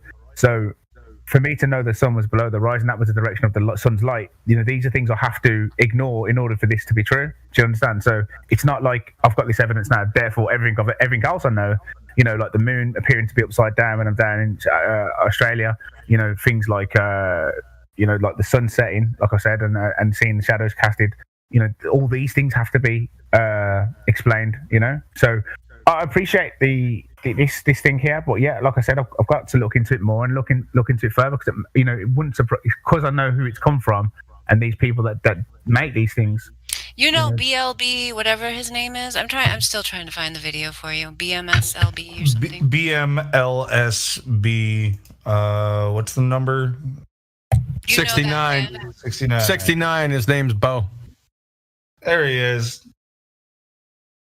What's going on, Q? Yeah, and also, Q, I want to say, I see how you put that there. I have tried to get someone to show me how to make memes. I guess I'm going to have to figure it out for myself. Maybe I just have to Google it. I told Jose, and he pretended he didn't know. I told Jose about 25 times. I've told him 5 times. I gave up. You're more persistent than I am. Yeah, I'll get him again. Okay, am I interrupted? Is this ladies' night? That's what they call it, yeah, even though I may be the only lady here. I'm not quite sure. I haven't, tested everyone that's here yet. Well, you got Broomy here. That makes 2. Yes, Broomy is our special guest, yes. And he has, I think, agreed to go to the arena later. So in the arena, he's got stuff, lined up for you guys. He wants to know about his mountain picture. He didn't get a good enough response for it. You got all kind of things that Broomy wants to get into. He's really excited. He's getting all cozy here. Doesn't know what he's going to be up against once he goes. Is he a masochist? I'm so afraid of you. Honestly, you scare me so much. Is your name Tommy? Yes, that's right. I think I got a couple toe tags with you on my channel. I didn't recognize your voice. Okay. Yeah. We've been on a couple. I've been on a couple times in the past. Okay. Yeah. I got you on there, brother. So, okay, perfect. Thank you. That's all. Carry on, Mary Mom. Okay, thank you. Yes. Battle lines are being drawn already, I can see. So we've got Manurak here. Who are you there, Manurak? You've got Coliseum seating, VC verified. What I say does not represent what I think. That's your status. Oh, and you are the programmator. So why does what you say not represent what you think? Manurak. Maybe he's unmuted, but maybe he doesn't know he is because I just hear typing. I might have to mute you if you can't hear us. Okay, so can you mute yourself if you're not going to talk? Thank you. Maybe he's going to. Okay, so anyway, Broomy, I still didn't hear what your argument was about the Black Swan. I still haven't heard any valid argument about it, but yeah, I'm not sure. You gave me one? Okay, so you're going to think about it some more and get back to me? What I said to you was, this you need to kind of pay more attention if you're going to represent me when you speak, which is... yes. Oh, you're getting hostile toward me. I know but you keep doing it. You keep misrepresenting what I'm saying, and then you're saying, "Oh, I didn't realize. Oh, I thought this. Oh, okay." But that's not something you should continue to do. if you're going to talk about what I said and thought about it, then you should probably think a bit more on it. That's all I'm asking you to do. Okay, sure. So tell me, what keeps you at 15%? Like, if let's just have a thought experiment, because you like those. If it turned out that you were forced to acknowledge through either personal experience, you don't seem to be a big fan of just pure logic, which is fine. But if you were forced to acknowledge, I'm sorry. See, I hear what you're saying. Yes, it's probably a bad habit. I'm like, I know, I do that. Yeah, you call me out. Okay, I understand though. That was like a very that was a drive-by diss on you. I'm sorry. I do that for me. I'm sorry. Yes, I'm sorry. Constant. Are you a fan of No, I'm sorry, but it is a true statement because you told me earlier you'd never been introduced to the PQ thing. And so you haven't been trained in logic. So I'll change my statement. But that does not mean I'm not into logic and straightforward. Okay. Here we go. Since you have not been trained in formal logic, I'll change my statement. See, maybe I can improve too, Broomy. Don't worry. As long as I know you're on a good side about it, it's fine. You can continue with them. You continue with them. It's fine now. As long as I know that. A lot of people, But I think when somebody thinks differently to you, it's very difficult not to come with insults because you think to yourself, how the fuck can you believe that? Like, it's a natural response. So when you think about how somebody thinks different and you're talking about them, it's only natural for you to subscribe. This, they obviously thinking logically. He obviously hasn't looked at these things. He obviously doesn't know what he's on about. That's the easier thing to go to. I try to make my statements accurate, so I apologize for making an inaccurate statement. Since you have not been formally trained in logic, but you did acknowledge that if you experienced seeing Chicago skyline 52 miles away, keeping it in your view, and then going over there and seeing that it actually was there, that would change your mind. Since you acknowledge that, and I'm never going to let you forget that, so don't let that spread around, because otherwise it'll be harder for me to get people to say yes. Like you said, it was so hard for you to say yes. What would that mean for you? Why are you do you appear to be resistant to the idea, even though you keep saying you're so open? Well, like I said earlier. You appear to me to be resistant to the idea. So all I want to know now, this is more of like a Broomy, just a I'll repeat what I said. Human interest story, Broomy. I haven't even asked the question yet. What would it mean to you to discover that the globe model was a complete lie? Would that affect your life or psychology or state of mind in some way, in a negative way? You first asked me what stops me from going to the flat Earth, right? And I already said to you earlier. Asking that, did you did ask me that. You just before you said that question, you asked me a question before that, saying, "Okay, answer that one first. You like that? What's stopping you? What's stopping you from going from the globe to the 15%? Right? I already explained to you earlier that there is other things that I've witnessed, and there's other things that experiments that I've done, and they have to be eradicated out for me to fully let go of the globe, so to speak, right? But like you've just presented now, if this is conclusive and and I look further into it and I look further around it, this would be added to the collection of knowledge, and I'll make more decisions based on more empirical data and more understanding of things. So how much would I? If the world was flat and there was lots of secrets being held from me, I'm interested in it. This is why I study it. This is why I learn about it. I've been looking at the world since the day I can remember. I've got a great fascination about it. It's a genuine fascination I have. So if the Earth was flat, you would want to know about it, you're saying? Well, obviously, yeah, I'd work it out. I think I would have worked it out by now as well. When were you on Nathan's show? Like probably around 500. Yes. Around number 500? About 500 or something. So it's been a while. But like I said, Okay, well, we're going to move on to Lars because it's almost time to start the quiz game. One sec. Just ask him, Broomy. I just asked you before. I don't think I heard the answer. But if the Earth was truly flat, you would want to know, surely, I think I would have worked it out by now, yeah, as well. No, but I'm saying you would surely want to know. Like, if we've got, are you willing to, look into the information that we're presenting rather than just argue the globe side of it continually? I don't argue the globe side continually. I've also said there's things about the globe that I don't like, which is like the moon and the sun being the same size and they just being such a coincidence for it. And that's what I'm not comfortable with, certain things like that. I'm not comfortable on both sides. There's a lot of people that claim that the Earth's flat, they know it's flat, but then when I ask them to do certain things like thought experiments, they fail miserably. So it's difficult from both sides. I've got problems with both globers and flat earthers. Cool, man. There you go. Just wanted them to answer that. I just wanted to know, man. If it's a pretty flat, I'd like to know, yeah. But what you presented so far is probably the best evidence I've seen so far to date. But I do think it's a bit in muddied waters. I do think it's been, something's not right with it, and I need to figure out what it is that's hidden. Well, he said. Go for it. Panto. Go for it. Yeah, bro. Yeah, no. This is a program that Mary Mom's kind of hosting right now. It's Ladies' Night. Oh man, sorry. Yeah. No, just when I asked them that question, I just wanted them. Yeah. But it's I mean, I'm done. Yeah, she's running her program at the moment. That's what I said, man. As soon as I got that answer, that's what I was saying, Mary. On you go. It was Lars that wanted to come in, so Lars addressed Mary.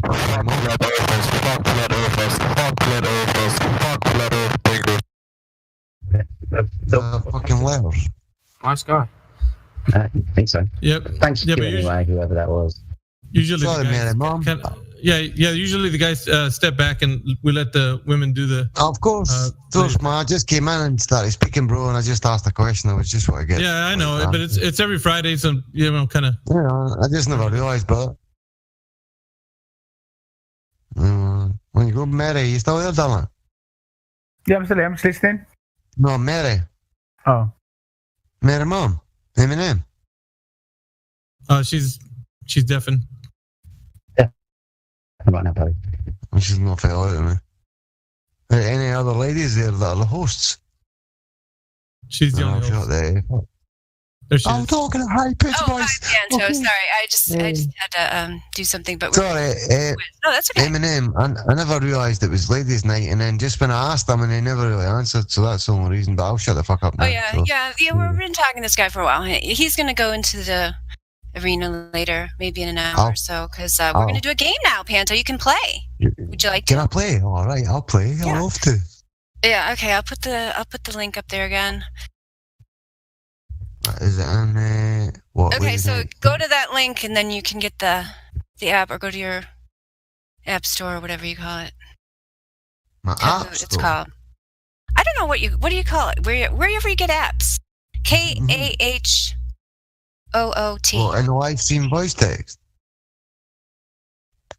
Live stream voice text, you mean? Yeah, I mean I put a link to it, but you should be able to just go search for it. Kahoot. Mhm. Right, Kahoot, right. Oh yeah, I better do it on my computer because my phone is not connecting right. Is this like a social network or something? Is it what? Is this like a new platform or social network or some shit? Yeah, I'm coming up with the pin, J-Lore. I'm trying to get it. No, I'm saying, is this a social network or is this a new sort of platform?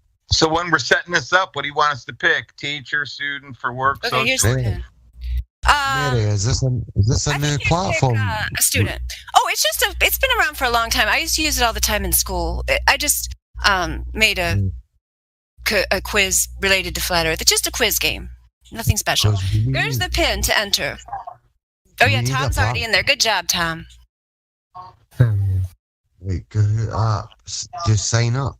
Oh, Lars is now DMing me nonstop. The Earth can't be fat, lol. And then he left the live stream. If Lars comes back, capture him. I might have to block him so he stops DMing me nonstop. I tried to tell him. I tried to tell him to speak up, but he never listened. Oh yeah, so just download. You guys ought to download Kahoot from the App Store, Mary. Yes. Just click on the App Store thing. Oh yeah, Monkey Nipples, Tom. Yeah, he's asking if I know I wanted to put it on the main screen, but we decided there were too many people for me to share the screen or something. So I was just I wanted to do that, but instead I have all the questions as screenshots. I've got. So what do we do with this? Give me a little synopsis of what this thing is and how we play the game. Yeah, questions are going to come up, and then you're going to answer them. They're multiple choice, and then the winner gets a prize, which is undetermined. What's the prize? Free Nitro. What do you think it should be? Free Nitro. Free nature? Nitro. Oh, Nitro. The cheapest one. How much does that cost? Oh, it's like $9 for the best one where you can upload and download up to 100 meg. But just the basic one, just so you've got emojis, that's like $3. Oh, okay. So, like I could give the basic one. I could give the basic one to a person, like just on here. Yeah, I'll do that. How about the basic one? Do you not think that? Do you think? I was going to put it in the next, or speak about it in the next mod meeting. If every mod can chip in a couple of dollars, and we, out of that $1 or a couple of dollars, we buy some free Nitro gifts. So, and we could use incentives to get people engaged with the moderators. And that, again, that'll increase the people that stay here, if they've got an interactive sort of mod team where they can win free Nitro, man, competitions. Sure, there you go. Oh, look, I've got 1, 2, 3, 4, 5, 6 players. I got 6 players already. I don't know how much longer I should wait. Are you in there, Panto? I've got it, and it's saying, right, I've just downloaded it. It says next. As a teacher, as a student, what am I? Social life or what? So far, I've got Old Dude, Jailer 1, Tom, Artillery Major, Rodwin, Pancake, and Glowing Lemming 80.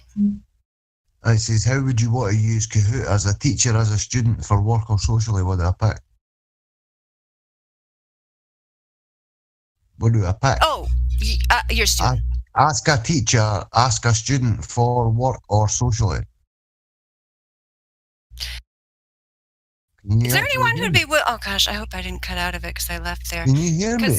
Yeah, I hear you. I'm sorry. I just said so student. Yeah, whatever you want. Just put whatever you want. No, I'm sorry. But obviously it's going to be different. Whatever I pick is going to be different. Right, okay, ask, what's the question? Listen. Right, so I've downloaded it. I've pressed next, and it's came up. Ask a teacher, and it's 4 coloured blocks. Red, ask a teacher, ask a student for work or socially. So I've got to use that app as social. One of those headings. Yeah, social. That's what we're doing. What did you do? Teacher. Because I've been doing this for years. There's stuff. But I mean, it doesn't matter. I mean, you can call yourself a teacher if you want. Because it doesn't matter. Call yourself whatever you want. It says I put the pin in that, but nothing's happening. Yeah, I'm sorry. I'm waiting for Panto. What pen? How about this? Could somebody who's already joined Mary Mom, not you, Mary Mom, because you set it up, somebody who already joined, go through the process that you used to join Mary Mom's quiz with Pantomath, please? Good idea. It's been years since I looked at that stuff.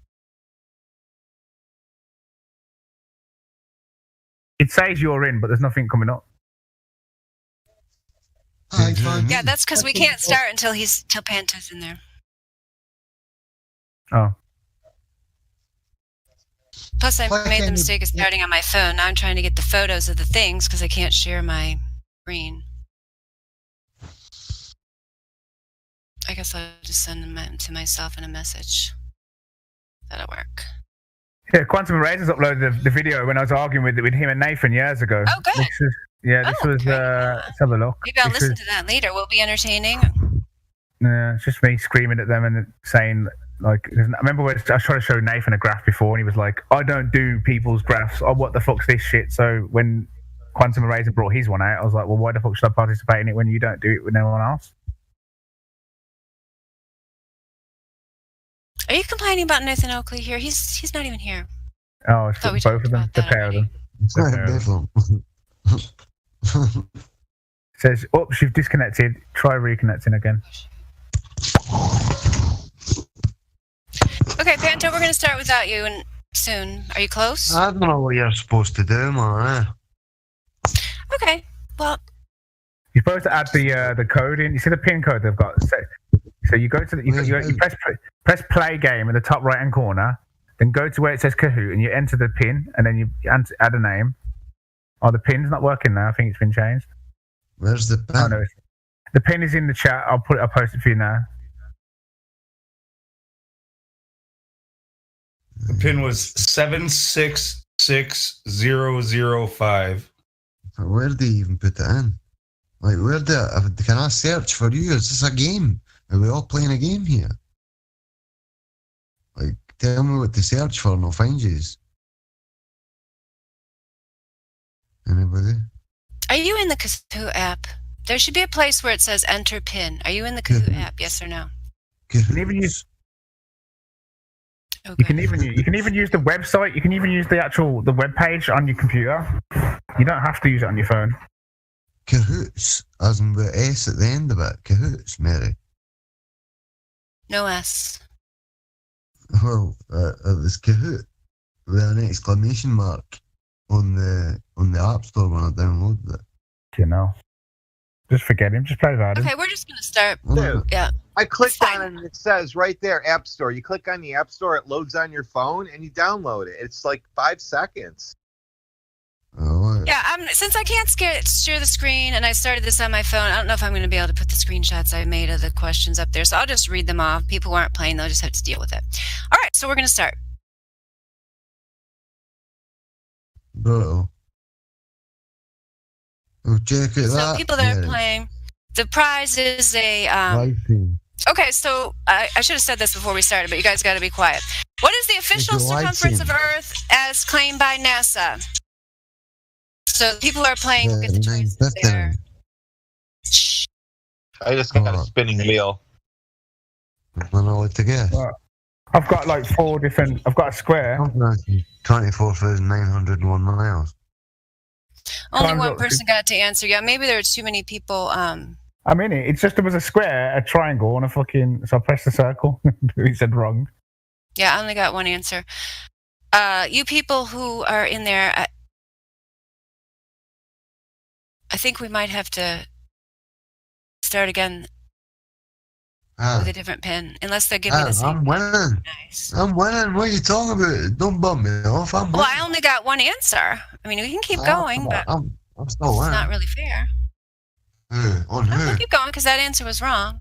Tom 3. No, everybody's got 0. Okay, let's try the second one. My answer was wrong. What was Do my not answer? say the answer, Panto. I'm going to have to mute you if you keep saying the answer. Don't say the answer out loud. They're competing for the Nitro. You shouldn't even be on anyway talking. Yeah. Okay, you guys see the next question? Well, am I not in the competition, like? Am I not in the competition? Am I not allowed to answer questions? I don't. No, you're not allowed. No, you have to be in the official thing. No, like. What? You joking? Panto, you answer the questions on the app, not in Discord. You're giving the answers to the people you're competing against. So I'm bumped off. Perfect. Well. Yeah. No, we're going to start totally over because nobody is getting in with this. So I'm going to have to give you a new pin.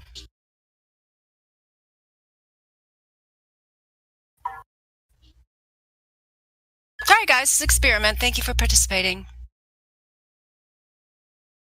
I'll even up it to I'll even get you I'll give you 1 month of the $9.99 or whatever it is if you try with the new pin, if you win. Careful with saying experiment. Okay, new pin. End that one. Go to this one, 35512. I'm going to see if I do it on the computer if it works out. What is it? 35512? Yeah.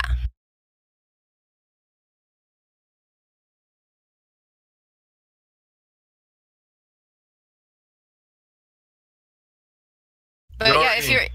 Okay, See, okay, good. I got Rodwin, Let's Go, Bull. Yeah, so if you're not officially in the game, then don't shout out the answers. That would be cheating. Just mute everybody. Then they can't shout them. I will if I have to, but gosh, I would hope we could just do it with the honor system. Okay, good. I got Tom, Pancake, Old Dude. Usually you can do it with a lot of people. It shouldn't be a problem with the numbers. Cool Kids Club, Tom, Pancake, Old Dude, Rodwin, Let's Go, and Bull. We got 7 people. How many did we have before? We had more.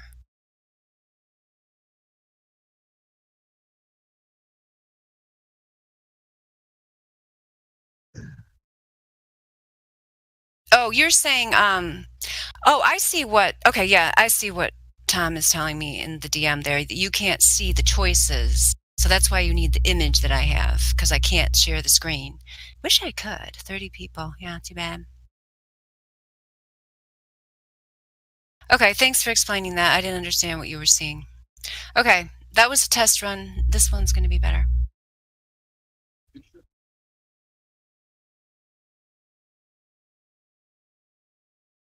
Okay, I got 8 players, so we're going to go ahead and start.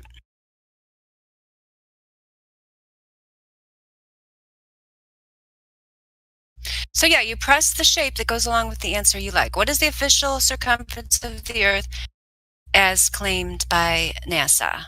So triangle, 5,647 miles. Diamond, 12,333 miles. Circle, 24,901 miles. Square, 97,754 miles. Okay, 5 people got it right, 2 people got it wrong. Our leader is currently Tom with 3 M's. Okay, I gotta get the next image up before I go to the next question.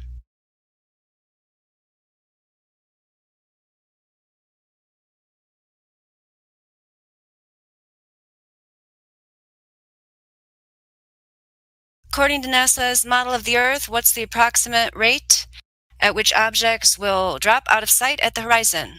Red, 3 feet per mile squared. Blue, 8 inches per mile squared. Gold, 15 inches per mile squared. Green, 10 feet per mile squared.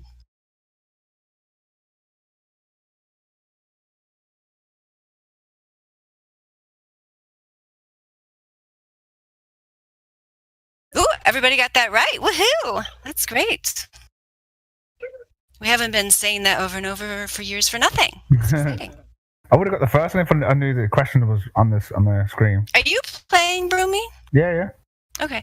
Well, you don't. Are those questions not coming through that I'm putting up there? Yeah, no, I can see them now. Like, I didn't see the first one. Okay, yeah, it would be better if I could do the screen sharing, but we do what we can do.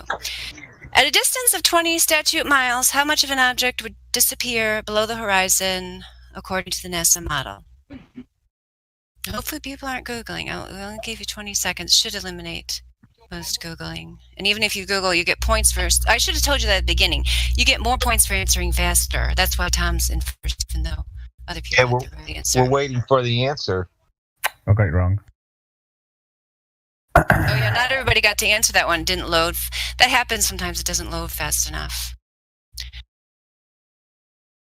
Okay, 266 feet is the answer. Good job to those 3 people that got it right. I didn't even. Okay, go ahead. Tom's still ahead. Bull is on a streak, streaking toward Tom. Who is Bull? We don't know.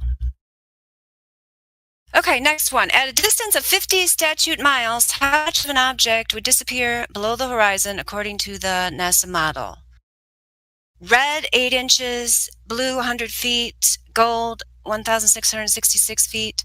Green, 3,333 feet.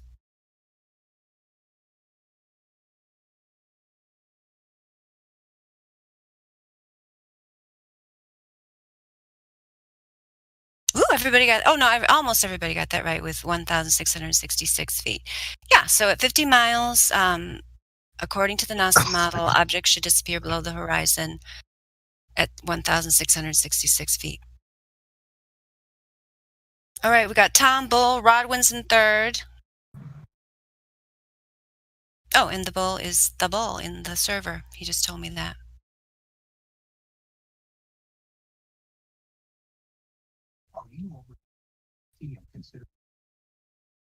Next one, number 5. How tall is the Willis, formerly Sears Tower in Chicago, the tallest building in Chicago? Red, 652 feet, 937 feet to tip. Blue, 732 feet, 1,007 feet to tip. Gold, 1,453 feet, 1,729 feet to tip. Green, 1,892 feet, 2,113 to tip.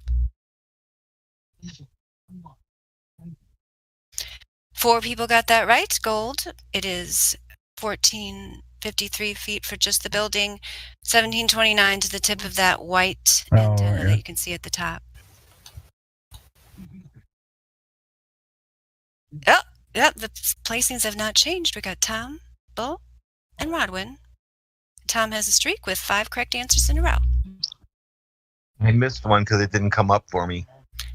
That happens sometimes. It's annoying. How do you join the game? Download a thing on your phone or use a web page and add the code that you can see at the top of the pictures. I'll show you the code now. Yeah, you can join in late if you want. You have to go to kahoot.it or get the Kahoot app and then enter the code. I don't know. I can't tell who's saying that because I'm looking at the screen. Oh, it was Crit. Oh, hi, Crit. Oh. Okay, number 6. What is this image? Here comes up the image. Red, a child science project. Blue, a robot from a 1970s sci-fi movie. Gold, a tinfoil commercial. Green, the actual moon lander from Apollo 11.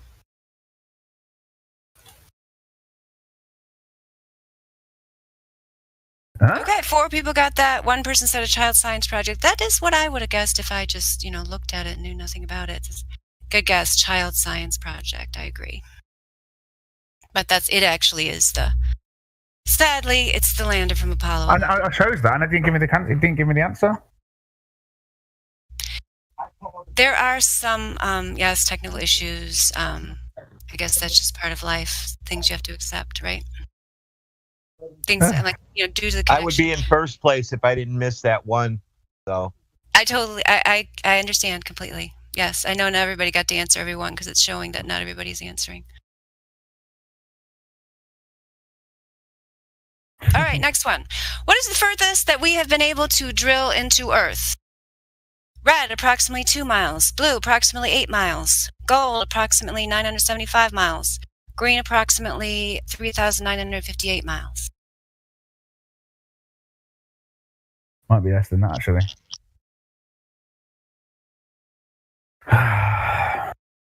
Okay. Ooh, a lot of people got that. 7 people. Oh, good. We're back to full participation now. Maybe we just had some kind of weird connection lag there. Approximately 8 miles. Yes, that's the answer. Well done. Okay. Oh, Bull was in first briefly there, and then now Tom's back in first. Yeah, 4,866 points for Tom, 4,054 for Bull. Rodwin has 3,942. Cool Kids Club is on a trend up, 2,557, and Let's Go, 2,160. It's only showing me the top 5.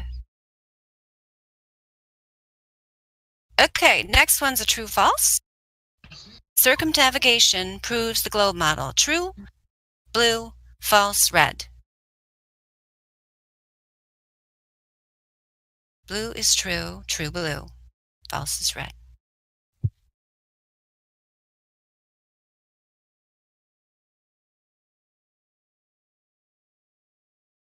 Just put this in the hamper when you're done. Mustard and cheese. Okay. Okay, 10 people have that correct. Was that you, Broomy? Are you the one who said true? Yeah. Okay. Well, you're going to have to explain. No, sorry. I said false. I got the correct answer. I got the correct answer, which is false, because it's just traveling west and going all the way around west doesn't prove it's a globe. Because that obviously that model there that you've got on the flat Earth that could also be possible on a flat Earth, so it doesn't prove globe. So I put false.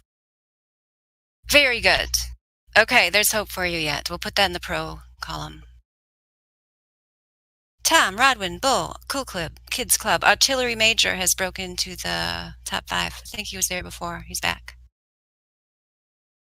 Okay, this next image, when I was making it earlier, my connection wasn't working, so I hope it's not too hard to see. What is the diameter of the Earth according to NASA? Red, 1,976 miles. Blue, 3,743 miles. Gold, 7,917 miles. Green, 10,394 miles. What?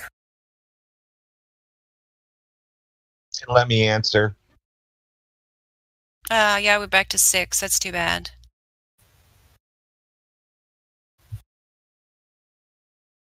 Yeah, I don't know. I think sometimes that's from the connection. It's wrong again. But I can't. Oops, Super already did the poll. Okay, this next one is just this is a poll, so you're not going to get marked down by giving your honest answer. How does the Earth measure? Red globe, blue flat, gold concave, green mostly flat.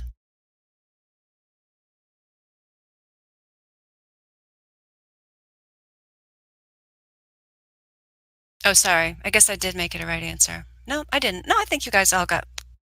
No, you should have all gotten credit for that, didn't you? This is some bias. Did they say you were right? I think they said you were right. Didn't I think I made all the answers. I didn't answer the last question. The other answered it. Person who answered Globe, they should have gotten marked right, though. Oh, no points at all, Tom says. Okay, I can't remember how I said that. It's been a long time. I set this up in the fall. I showed it to Emma, and she said nothing, did nothing, didn't seem to care. And there's a lesson for all you ladies out there. Mary Mom. Give up on something just because one person shoots you down. Next time you do this, at the end of it, ask that same question. But anybody who answers Globe, it removes any points they earned. Yeah. That's a fucking rigged game, man, isn't it? Yeah. So yeah, you guys are the only people who have seen this as of today. I mean, you're the first people to see this besides, with the exception of Emma. There's the debut. I hope you guys enjoyed it. I might even make more if you liked it. I might even give out more prizes. So anyway, yes, Tom, congratulations. Winner, Tom, gold medal. Rodwin, second place, silver medal. Cool Kids Club. You pulled it out there at the end and ended up with the bronze. Somebody else was in third for a long time. Oh, Bull. Yeah, Bull must have gotten pushed into fourth. It doesn't tell me the other results besides the top three. Oh, well. Okay, well, thank you for participating. I'm going to write this down. Okay, Tom is Tom. That used to be Monkey Nipples, right? That's who we're talking about? Okay. Boy. Monkey, you did it. We're proud of you. Thank you. Are you a flat earther, Tom? No, but I have dabbled in the research there. Not with the name like Monkey Nipples. I just like the name because it makes people laugh. Think of evolution. You should try unicorn nipples. Nah, that's not as fun. Have you know, Barry Sergeant shouldn't change his name like that. Okay, so I press on this little. Okay, I'm gonna try to give you the gift here, live. It's like the medal ceremony. How long have you been here, Tom? I feel like you've been here a while as Monkey Nipples. I've seen that before. I participated like a month ago in Ladies' Night. Okay, that's why you did seem familiar to me, but I didn't really know why. So what keeps you on the globe? Sorry? What keeps you on the globe? Yeah, it's just kind of like a lot of conflicting evidence, and eventually, I'm gonna be honest, it really doesn't matter in my day-to-day life, so right. I don't really want to make a decisive answer. Right, it doesn't matter. Yeah. I mean, if the Earth is flat or if it's a globe, it doesn't really matter in my day-to-day life. It will. Don't worry about it. Yeah. Well, time will tell. You wear a mask. I don't. That's an entirely other debate. Yes, one-time charge. It says you will not be billed monthly. So I'm only giving you this once, Tom. This is not a lifetime gift. Yeah, right.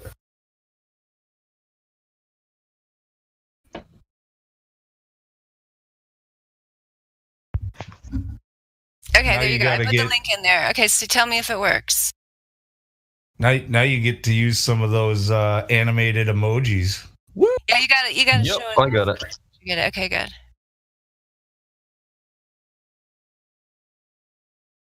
Thank you kindly. Go use it to coup Zombie Crab. Let's go. Oh, and the Bull did so well in our game, and he's not even VC verified. He's a lobby person. We got to unmute the Bull.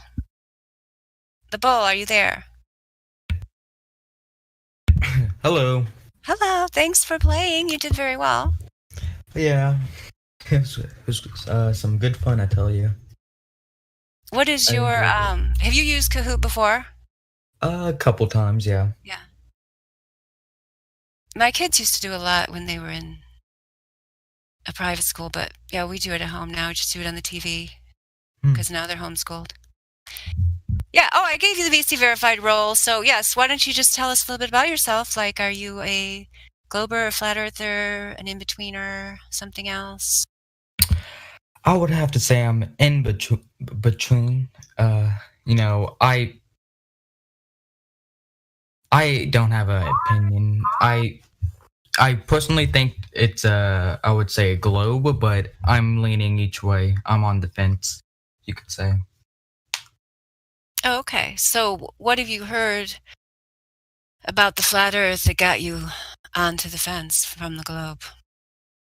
Well, as most people, they usually believe the globe is, the Earth is a globe. Like, that's how I grew up and learned it in school and whatnot. And then I found this Discord, sorry about that. Listened in a little bit and, whatnot. So put some questions in your mind. Yeah, I totally, and I probably give people like a hard time, especially Broomy. I've given him a really hard time. I acknowledge that, at least I admitted it. But about like taking their time to decide. But really, I'm all for it.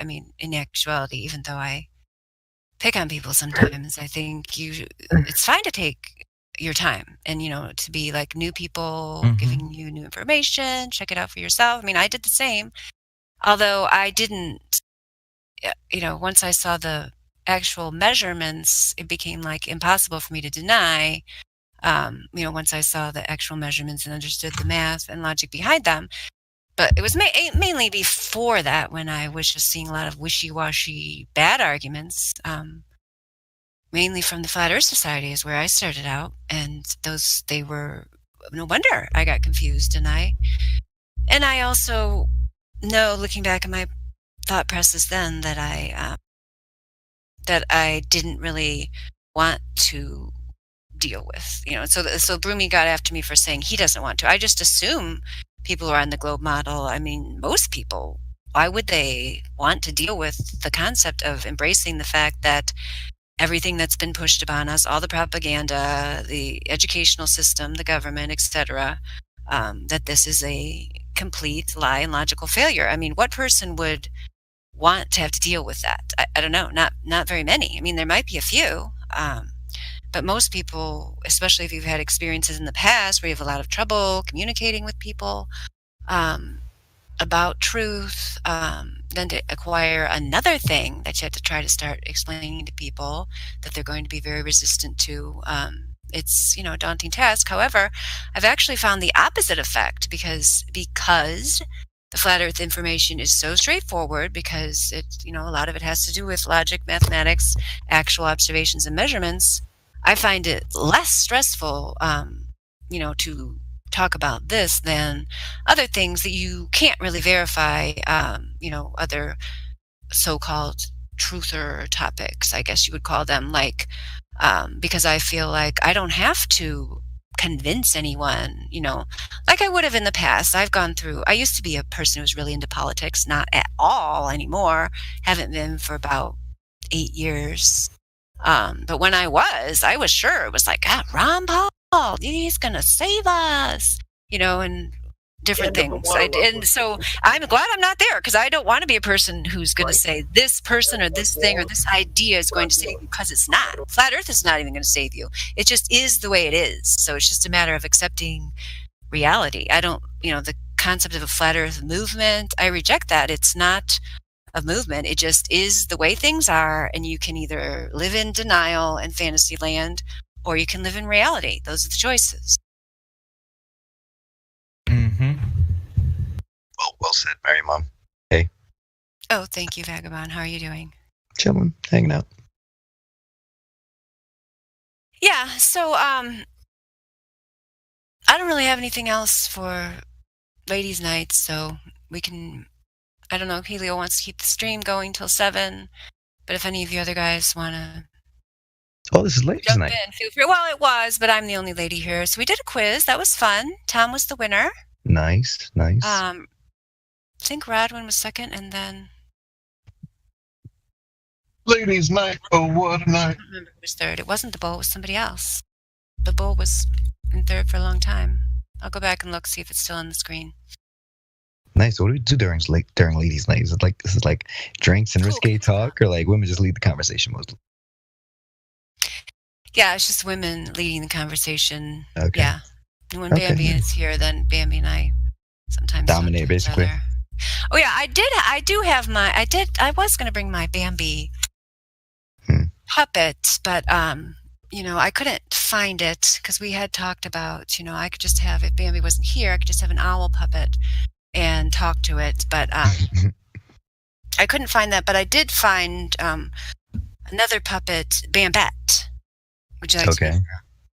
I would love to. Like, how do we do this? Bambette, Vagabond wants to meet you. Oh, Vagabond, I'm over here in France. I'm watching my owls. I'm a big fan of owls, and I live on the flat Earth, Vagabond. Bonjour, ça va bien? Bonjour. Oh, muy bien. I listen to Ladies' Night. Usually, I do not come on to the Ladies' Night. I am too busy with my owls. So you're trilingual. You speak Spanish as well. I sometimes forget where I'm from. Sometimes I'm from Romania, even. Impressive. I like you more already. Yes. I like you more already.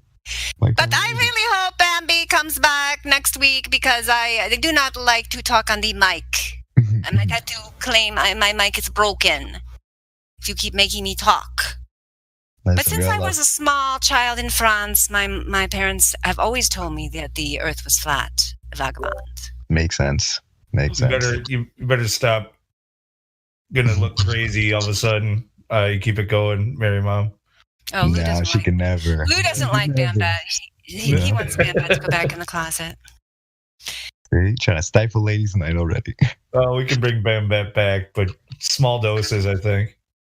Yes, Lou's not a fan. That's fine. It's okay. Listen. You know what it is? I think he understands the opportunity cost. Every time Bambette comes out, Mary Mom can't come out. So he's just, it's just a love for Mary Mom is what it is. I was looking forward. I thought she was gonna try to do a Scottish impression. I thought she was gonna try to impersonate Bambi. I'd have to practice a lot more. I'd have to listen to her a lot more and practice while she's not talking. When she comes back, I could work on it, I guess.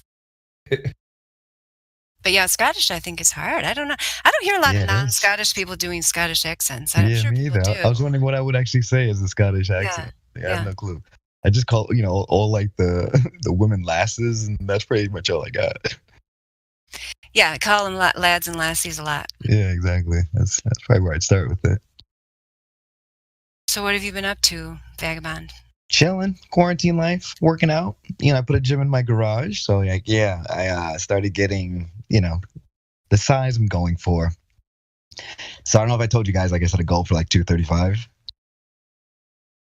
Of amount of weight to lift? Yeah, my personal goal for myself.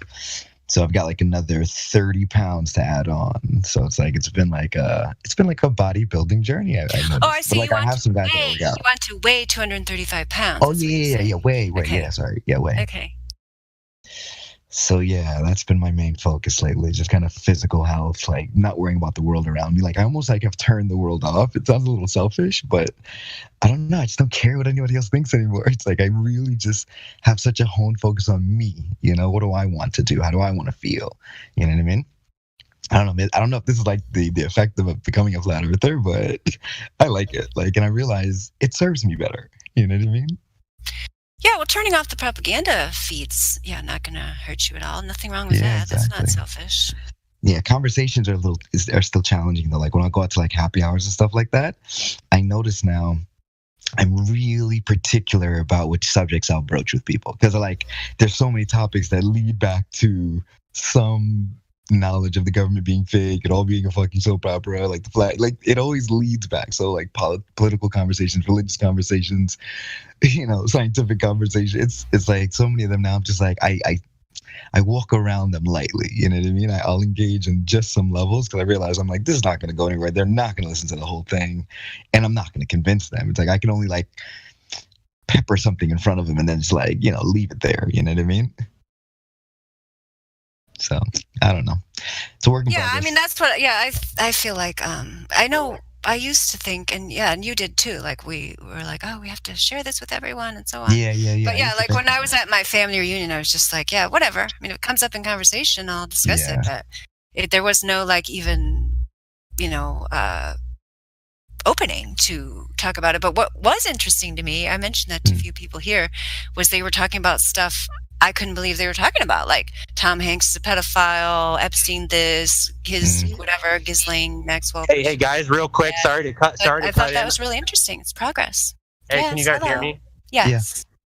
Sorry, real quick, but there's a new person that I brought in that I know I'm trying to bring in. Her name is Sue, and she's in the voice check, and I was just trying to get her all verified and stuff so she could get in here. Oh, great. Okay. Cool.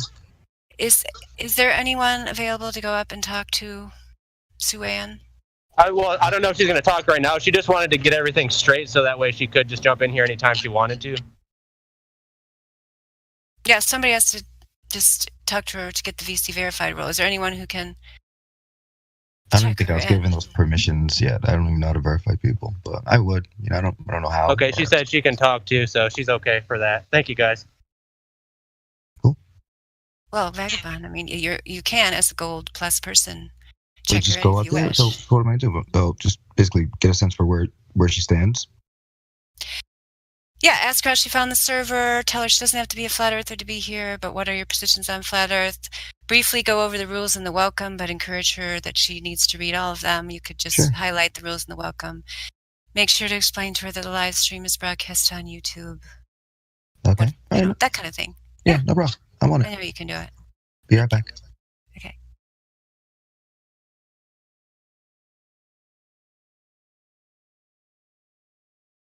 Oh, I better unmute her for him.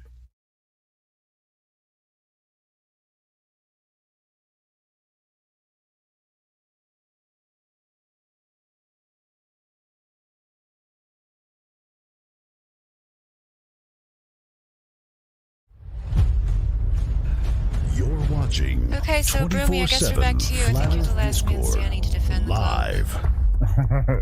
Us Pancake Lover's going to do it. I know Pancake Lover's in here. I don't know if Pancake Lover's a Globe Lover, too.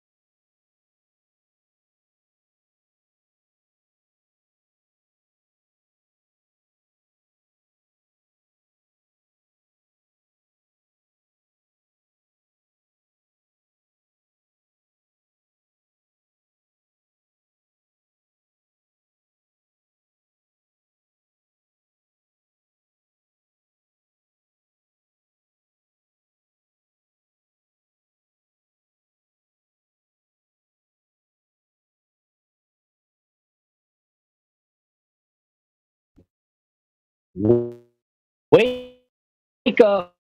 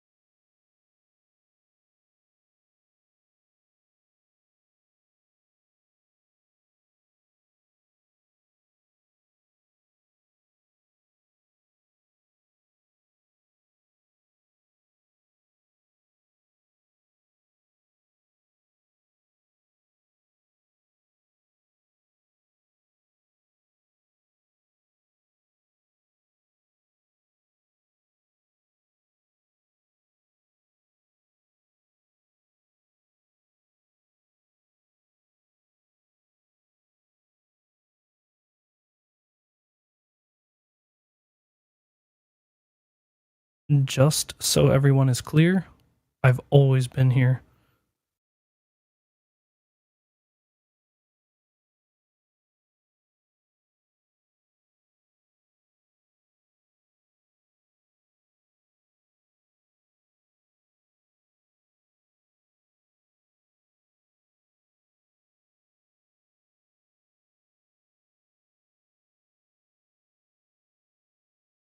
Alright, I got you, Red Eye.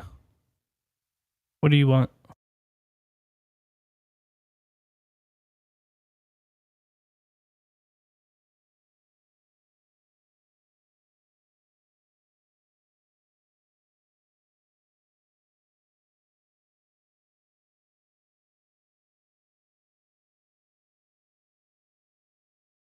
Of like what though? Like voice or music or what? Like,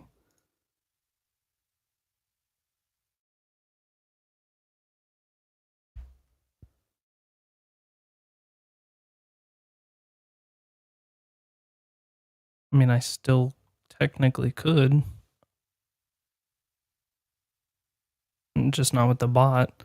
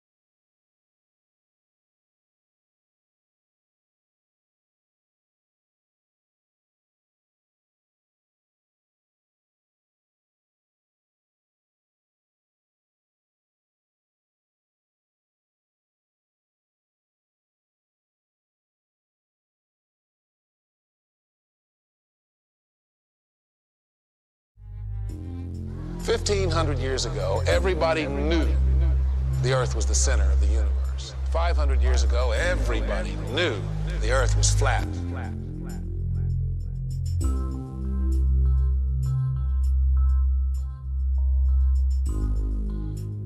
Hey there, Flat Earth researchers and debaters. This is ODD, and this is a follow-up to my video entitled True World, which is a 30-minute rundown of the Flat Earth phenomenon. The response to that video is incredible. I can't even keep up with the comments. Every other second I hear, "Dude, look at the moon. That proves we're on a sphere." "My dad is an airline pilot. This theory is garbage." You know what I mean? Some arguments don't even make sense. It's like, "I ate a chicken pot pie last night for dinner. How does that work on the flat Earth? Huh? I can relate when people are wondering how the sun works and what's the benefit of hiding this from us. But to say that Earth must be a sphere because other things look like they might be spheres is foolish. There is Earth, what we are on, teeming with life and providing us with what we need to be able to sustain or destroy. To build civilizations on a vast flat surface where large bodies of water are incapable of curving. Earth, where curvature and motion cannot be detected. And then there's other celestial bodies that aren't teeming with life, and we really don't know what they are or what they look like up close. Science batters itself impotently against the barriers of the unknown. All we get is CGI from NASA and friends. The spherical Earth paradigm is coming to an end. But was this meant to happen, or are we really unveiling something that was to remain hidden? Are we getting the full picture, or is this just the tip of the iceberg? Either way, I'm dedicated to this journey, and I'm honored to live in such an exciting time. Let's keep tearing NASA apart, including all the other space programs. It's one of the main keys in understanding the flat Earth. Once someone sees how much deception is interwoven throughout these agencies, it's easier to grasp this grand conspiracy and how it was achieved. As always, we'll be going over that and much more in this video. I appreciate you tuning in. Let's get started. Where is the curvature? Where? Where's the curvature? Where? I still haven't been able to find any curvature since I put out my last video, and believe me, I've been looking. Ever since I came out as a flat earther, I've been examining things much more closely. It's as if I'm secretly hoping to find something that will lay this flat earth to rest, so I can get back to my normal life of exposing chemtrails and secret societies. It's just not happening. The more I look, the more I'm convinced, and the more I want to talk about it. There is no curve to be found or measured. And there's hints sprinkled all over the place, like this popular study, for instance. A study conducted by Department of Geography, Texas State University, and Department of Geography, Arizona State University, concludes that the state of Kansas is flatter than a pancake. On a scale where 1.0 means perfect flatness, the calculated flatness of the pancake is approximately 0.957. That's pretty flat, but Kansas is 0.9997 flat over its length of 400 miles, a distance that should render 20 miles of curvature from one side to the other on a sphere that's 25,000 miles in circumference.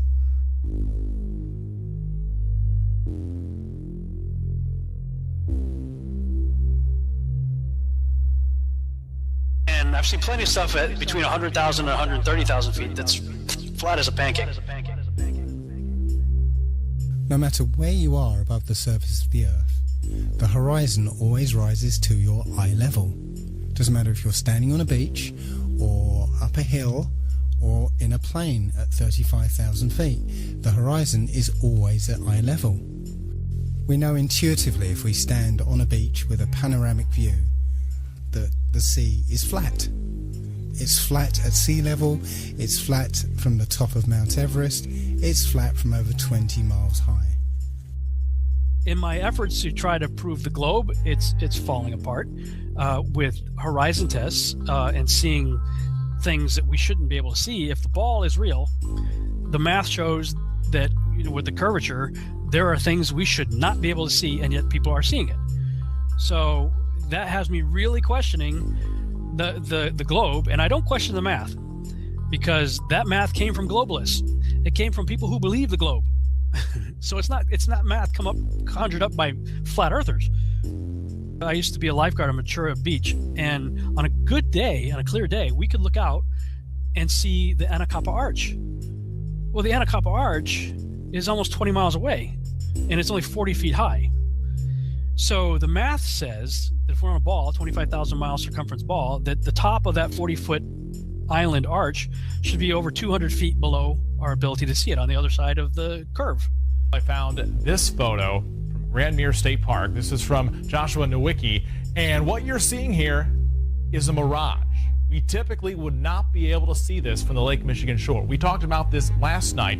Conditions are right on the lake that we're actually seeing a mirage of the Chicago skyline. Very interesting. Here's what's happening. This is a good example of a superior mirage. So Joshua was on the Lake Michigan shore. He was looking towards the west, and Chicago's beyond the horizon. Should not be able to see it. However, with the right conditions, we have an inversion. We have cold air near the cold lake water and some relatively warmer air above it. This will bend the image of that skyline back towards the viewer. And so typically we would not be able to see this. This image would be viewable from much, much higher in the sky, up in space. But instead, we're able to see it on the Lake Michigan shore. Shut up, conspiracy theorist. The horizon is not the curvature of the ball Earth. The horizon is just the vanishing line of perspective from your point of view. You can use a telescope or binoculars and zoom in on the horizon, and something that's been completely disappeared beyond the horizon, like a ship, can come all the way back into view, proving that that is not the curvature of the Earth you're looking at, as they tell you, but it's just the vanishing line of perspective from your point of view. And they used to, and they still use that as a proof of the ball Earth. They say that ships going away, as you see their hulls disappear before the masthead, because they're going over the curvature of the Earth. Yet we've got technology now to prove that that's wrong, but they'll still keep saying it. I put it in my videos. I'll put it right here. I'll put it in this video of me talking about this right now. You may be watching this on YouTube. You're watching a horizon shot, seeing a boat that was out of view. Now it's completely into view, so you can see that that is not the curvature of the ball Earth, but there will still be 50 people in the comments section saying that that's the curvature of the ball Earth. The idea that people are standing, ships are sailing, and planes are flying upside down on certain parts of Earth, while others tilted at 90 degrees and all other impossible angles, is complete absurdity. The idea that a man digging a hole straight down could eventually reach sky on the other side is ludicrous. Common sense tells every free-thinking person correctly that there truly is an up and down in nature, unlike the everything is relative rhetoric of the Newtonian Einsteinian paradigm. There's no curvature. It's wonderful. This is this is the most amazing thing ever. There's no curve. It's flat. Can you imagine? It's exactly what we see.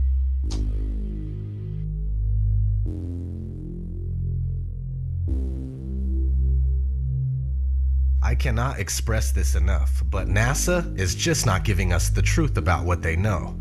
This is crucial to understand. Forget about the flat Earth for a minute if you have to. Focus on NASA and research them for a few days or for a few weeks. If you can't tell that you're being deceived, then I'm afraid that there is no use for you in this cause anyway. Check out this NASA document describing a flat, motionless Earth. So I came across this paper. It's an official NASA document published in August 1988 called The Derivation and Definition of a Linear Aircraft Model. And it's jam-packed full of mathematic equations, formulas, and all sorts of other stuff that describe a linear aircraft model. What I found interesting was on page 35 it says this: concluding remarks. This report derives and defines a set of linearized system matrices for a rigid aircraft of constant mass flying in a stationary atmosphere over a flat, non-rotating Earth. I'll put a link to this in the description. The other thing I'd like to mention at this point is how easily we can be fooled by two-dimensional imagery. We've been trained and conditioned to suspend disbelief when we see certain two-dimensional imagery, such as photographs. You know, a photograph is not reality. It's a photograph. And photographs can be altered and manipulated. Video is not reality. And here's some examples of that. Point is, you can't automatically trust any two-dimensional imagery or media that's presented to you by the establishment. When you try and search for a picture of Earth from space, you'll find surprisingly few of them. In fact, all of them, including this one, this is from NASA, it's called the Big Blue Marble. All of them are composites. NASA will freely admit to them being composite images or CGI or Photoshop. It is Photoshopped, but it's has to be. Even the one image that is claimed to be an actual photograph of Earth from space is called into question, simply because of a film that was released accidentally by NASA of Apollo 11 faking the very first picture of Earth from space. So let's have a look at that video. An old reel received by mistake. It contains the raw or unedited footage of the crew of Apollo 11, Michael Collins, Edwin Aldrin Jr. and Neil Armstrong, staging part of their mission for nearly an hour in living color, with exceptionally clear behind-the-scenes audio of conversations discussing the techniques used to achieve a disingenuous picture depicting the Earth at a distance, in order to falsely demonstrate their far journey from it and their ability to survive passing through the Van Allen radiation belts. It cannot be misconstrued that this staging was done for some other reason, for the reel itself is slated and dated July 18th, 19th and 20th, 1969, the very days of the mission when they were said to be approaching and achieving lunar orbit. Understand, too, that only about 20 seconds of this raw footage was ever broadcast to the public, and these conversations discussing their deception were believed to be private. Until now. Here they discuss that these television transmissions were in fact not broadcast live as everyone believed. They were first screened and edited for playback later. Roger, Neil, we just wanted a narrative such that we can, when we get to playback, we can sort of correlate. Here they discuss the fact that they have turned out the lights and have blocked out sunlight from entering the spacecraft through the other windows, as to not cause any reflected light to fall onto the spacecraft's wall in the foreground. Okay, very good. Well, we shut out the sun coming in some of the other windows into the spacecraft, so it's looking through the number one window, and there isn't any reflected light. The reason this was done is so that the truth of the matter would not be revealed. The best example of space shuttle fakery is the Challenger disaster. In 1986, the shuttle Challenger exploded about 74 seconds after takeoff, killing all 7 astronauts inside. Or did it? It turns out that 6 of the 7 are still alive and kicking today. Ellison Onizuka claims to be his identical twin brother, Claude. Yeah, I've got an identical twin brother, Claude, too. The Challenger pilot, Mickey Smith, hasn't even bothered changing his name. He's now Professor Michael J. Smith of University of Wisconsin.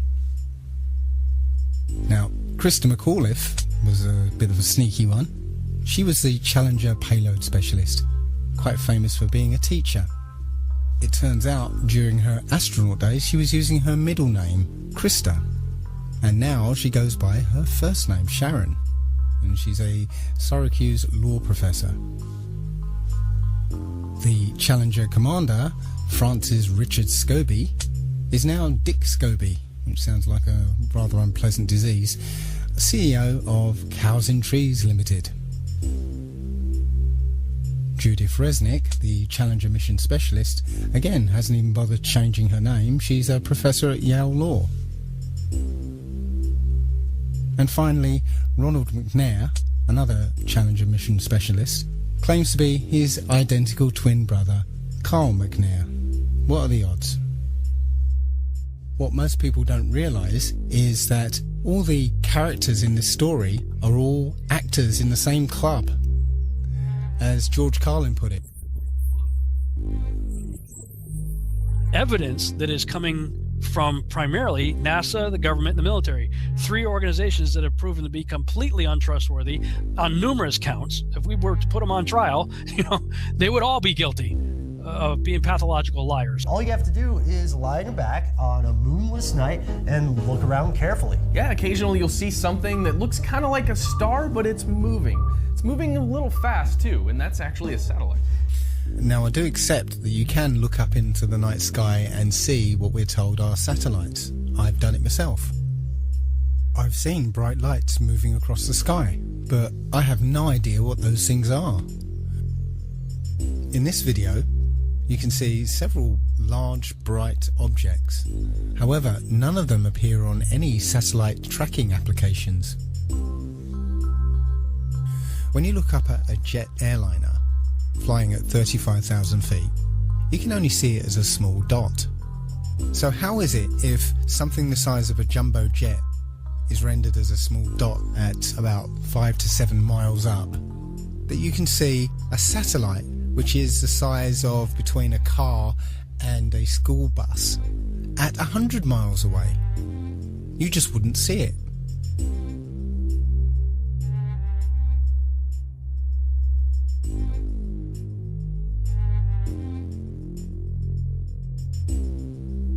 There may be things that are way beyond the human mind's ability to comprehend. I won't even go into stars here. Stars are still 100% a mystery. All we know is that they say that they are trillions of miles away. That's for you to believe or to not believe. But planets, okay, we can see them independently. They look like luminous objects in the distance. But without NASA CGI photos where shading is added, they can't be confirmed as spheres. Through my telescope, they don't appear to have life or livable terra firma. We simply don't know what they are, but they appear to just circle around us and have something to do with the mechanics of this reality. Just because something looks like a circle doesn't make something else a ball or an oblate spheroid.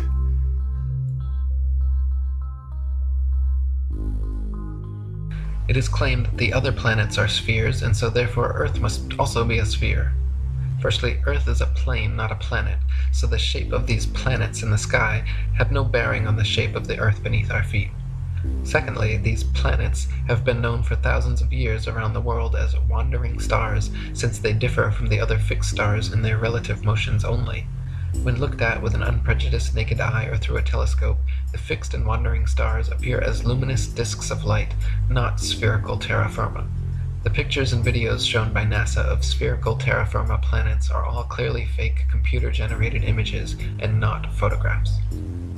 The etymology of the word planet actually comes from the late Old English planet, or from Old French planet, from Latin planeta, from Greek planetes, planetae, wandering stars, or to wander of unknown origin, to spread, or notion of spread out, from Latin planum, flat surface, plane, level, plane. They just added a T to our Earth plane, and everyone bought it. Here's a picture of Jupiter. This is from 3 separate images, okay, 3 separate periods, but they're always at the same angle. Now, if someone's in the North Pole, and then someone's in the South Pole on the bottom side of the globe, they would see Jupiter upside down. Now, if you're going to tell me this was taken with a satellite, even a satellite would move in all different directions. It wouldn't take the same angle over and over again. This one has a moon in front of it, same angle. This one doesn't. This one's a little lighter, just about the same angle, nothing. So again, I mean, you want to talk about major bullshit. This is it right here. Okay? Yeah, you might be able to see something through your telescope, but you're not seeing this. Okay? In high detail like this, you're not. Not with any amateur telescope, period. Here we go. This is one. This is Europa, one of Jupiter's moons. Again, same angle. Only difference is they colored this one. It's the same damn photo. All they did was darken this one, and then they put a little bit of a shading right around this edge where the pointer is on it.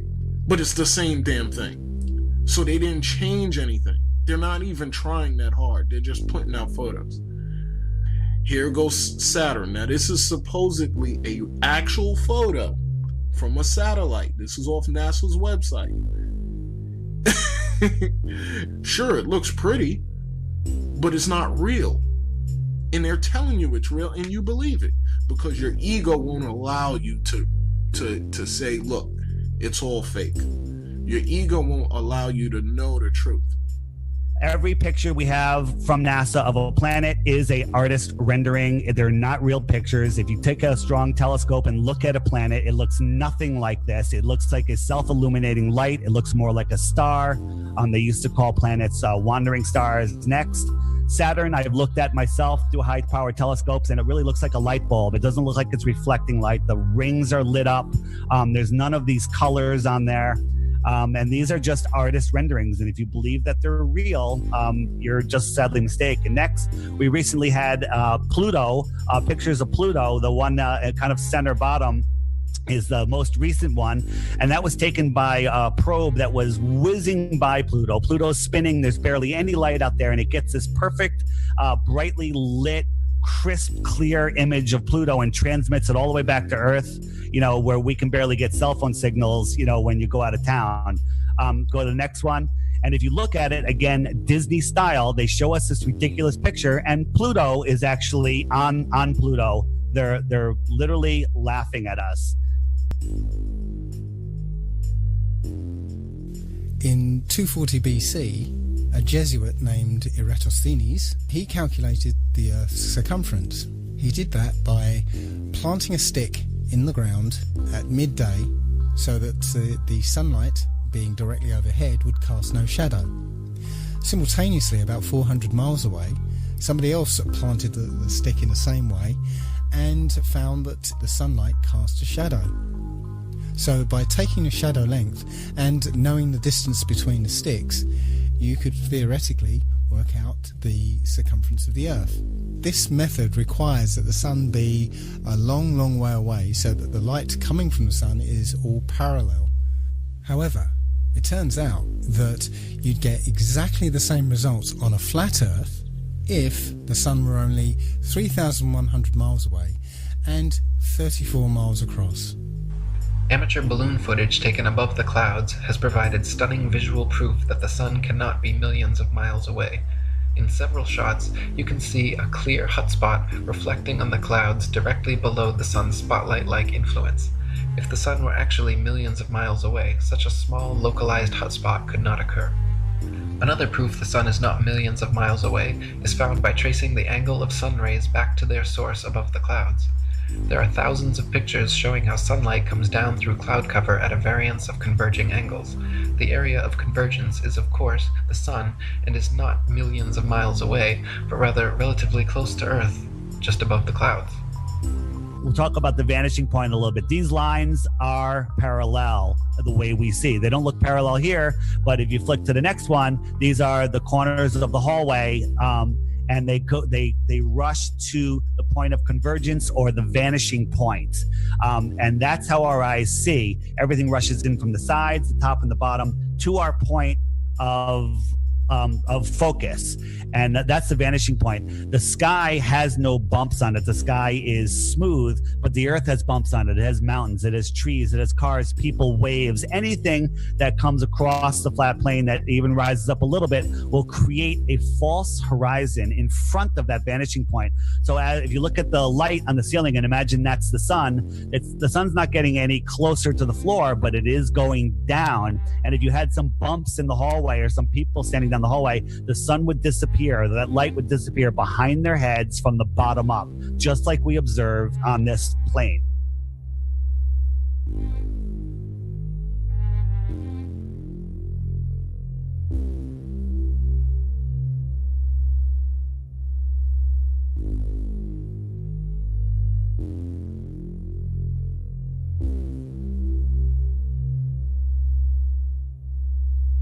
Let's turn our attention to the moon.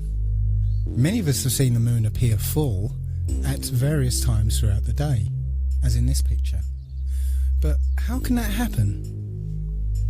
If you're standing at point C, then it's the middle of the night. Full moon, no problem.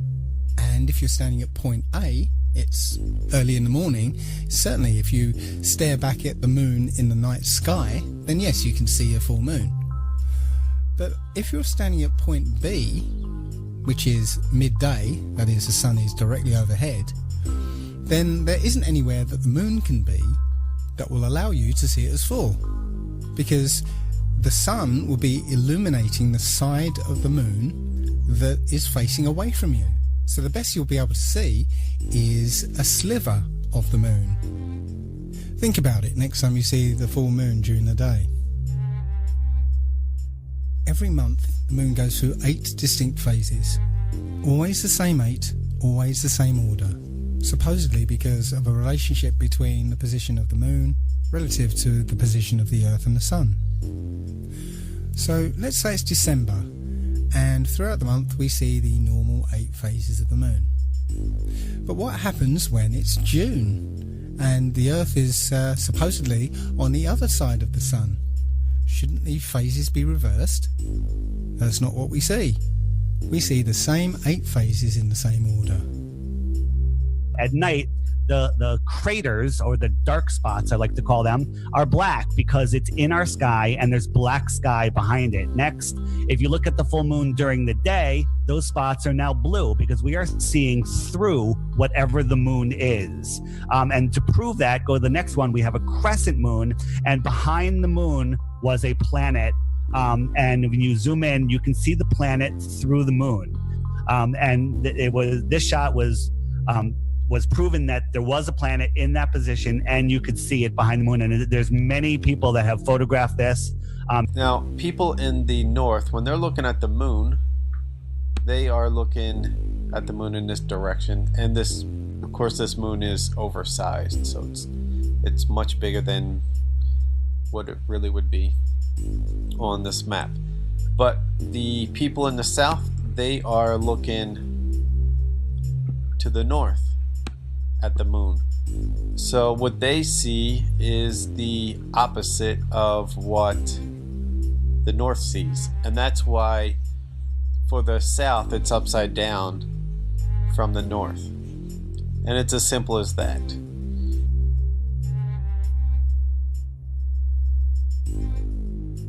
So I'll cut right to the chase. Powerful Jews are operating and manipulating this reality. As of right now, it doesn't take much research to figure this out. Just to clarify, not every Jewish person is in on the conspiracy, but in the grand scheme of things, wealthy Jewish families have the control. They own the Federal Reserve, they own the World Bank, they own Hollywood and the media, they own Freemasonry, and much, much more. Freemasonry is one of the oldest secret societies in the world and was born from Judaism and has nothing but Jewish terms and ideas. Freemasons are scattered across the world to serve as instruments for the elite agenda. Several of these Freemasons work for NASA. Ptolemy, who first put forward the heliocentric model, was acknowledged as the first Mason. Copernicus was a Jesuit priest. Sir Isaac Newton was a Freemason. All the astronauts are Freemasons. So you can see how this lie could work if all these celebrated people are telling the same story. Nicholas Copernicus, Johannes Kepler, Galileo Galilei, and Isaac Newton, the 4 forefathers of the globalist heliocentric doctrine, all posed for Masonic portraits, highlighting various symbols and hand signs denoting their affiliation with the Brotherhood. Galileo poses on a Masonic checkerboard floor, Kepler with the hidden hand sign, and all 4 of them pose with a Masonic compass and globe while flashing the Masonic M hand sign. Sir Isaac Newton was even knighted by Queen Anne at Trinity's College Masonic Master's Lodge. An inordinate number of NASA astronauts, the current propagators of the globalist heliocentric doctrine, are or were admitted Freemasons as well. John Glenn, 2-time U.S. Senator and one of NASA's first astronauts, is a known Mason. Buzz Aldrin Jr., the second man to lie about walking on the moon, is an admitted ring-wearing, hand-sign-flashing 33rd degree Mason from Montclair Lodge, number 144 in New Jersey. Edgar Mitchell, another supposed moonwalker aboard Apollo 14, is an Order of Demolay Mason at Artesta Lodge number 29 in New Mexico. James Irwin of Apollo 15, the last man to lie about walking on the moon, was a Tejon Lodge number 104 member in Colorado Springs. Don Eisel on Apollo 7 was a member of the Luther B. Turner Lodge number 732 in Ohio. Gordon Cooper aboard Mercury 9 and Gemini 5 was a Master Mason in Carbondale Lodge number 82 in Colorado. Virgil Grisham on Apollo 1 and 15, Mercury 5 and Gemini 3 was a Master Mason from Mitchell Lodge number 228 in Indiana. Walter Schirra Jr. on Apollo 7, Sigma 7, Gemini 6 and Mercury 8 was a 33rd degree Mason at Canaveral Lodge number 339 in Florida. Thomas Stafford on Apollo 10 and 18, Gemini 7 and 9 was a Mason at Western Star Lodge number 138 in Oklahoma. Paul Weitz on Skylab 2 and Challenger is from Lawrence Lodge number 708 in Pennsylvania. NASA astronauts Neil Armstrong, Alan Shepard, William Pogue, Vance Brand, and Anthony England all had fathers who were Freemasons too. The amount of astronauts known to be Freemasons or from Freemasonic families is astonishing. It is likely that more astronauts and people of key importance in NASA are affiliated with the Brotherhood as well, but not so open about their membership. For there to be this many Masons, members of the world's largest and oldest secret society, involved with the promotion and propagation of this globalist heliocentric doctrine from its outset to today, should raise some serious suspicion.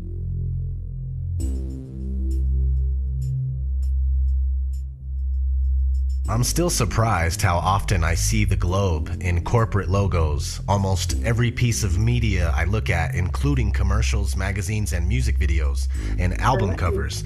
I mean, it's a lot. And the rest of us describe a ball Earth as where we live because we don't know any better. When it's drilled into your head as fact before you even get to the 3rd grade, you end up with that core belief, a belief that's hard to part with. We all have a little bit of ego and we don't want to be wrong, but this flat earth epiphany is rousing us from our sleep and we're now noticing the massive amounts of programming. The world has been systematically brainwashed and indoctrinated for centuries into believing the greatest lie of all time, that the earth is a spinning globe. Decades of programming through entertainment media, over 100 years of science fiction books and stories and television programs and films. I must admit to being a science fiction fan myself. I grew up watching Star Trek, Star Wars, Babylon 5, Battlestar Galactica, watching films like 2001, 2010.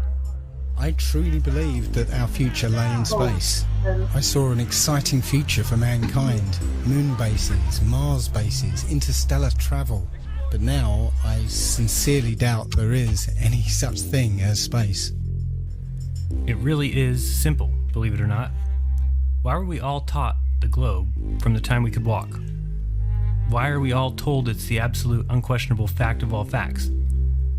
Why are we told flat Earth is stupid, ancient, and primitive? Why are we shown globes in every logo, and why are they in every classroom? Well, that's simple. Because it's not possible to live on a globe. You can't live on a sphere. I get it. They taught us that we can and do, yet they forgot something very important to the truth, and that's called proof, or evidence. Without it, the only way to teach it is by forcing it down our throats from the age of 3.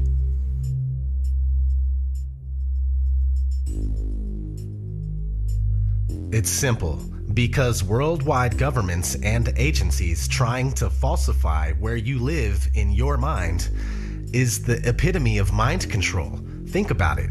History is already obscure and shrouded in secrecy. We don't know our true origins. What better than to also hide where we are and what our natural purpose is? We are considered cattle, goyim, easily fooled and easily swayed by the mainstream media.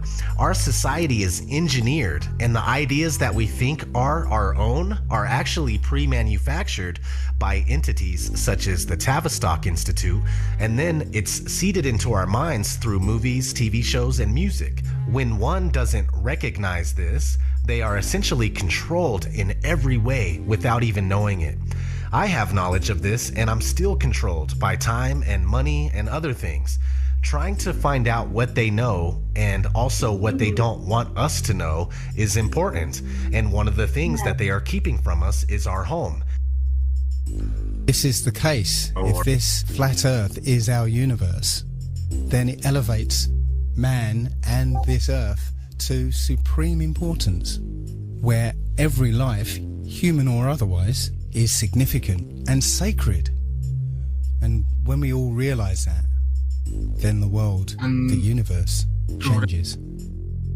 Why don't they care? Well, it's not that they don't care. It's that they don't know that it's true.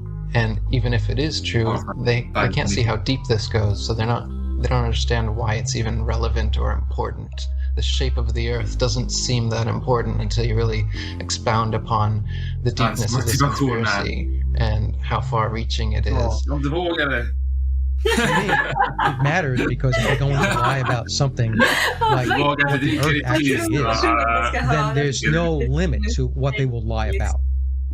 Or a random sneeze or an accident, we just blew up and molecules started spinning around together. Eventually, a fish crawled up onto water and turned into a monkey, and that turned into you, and here we are. That's what they're trying to tell you. Think about how that makes you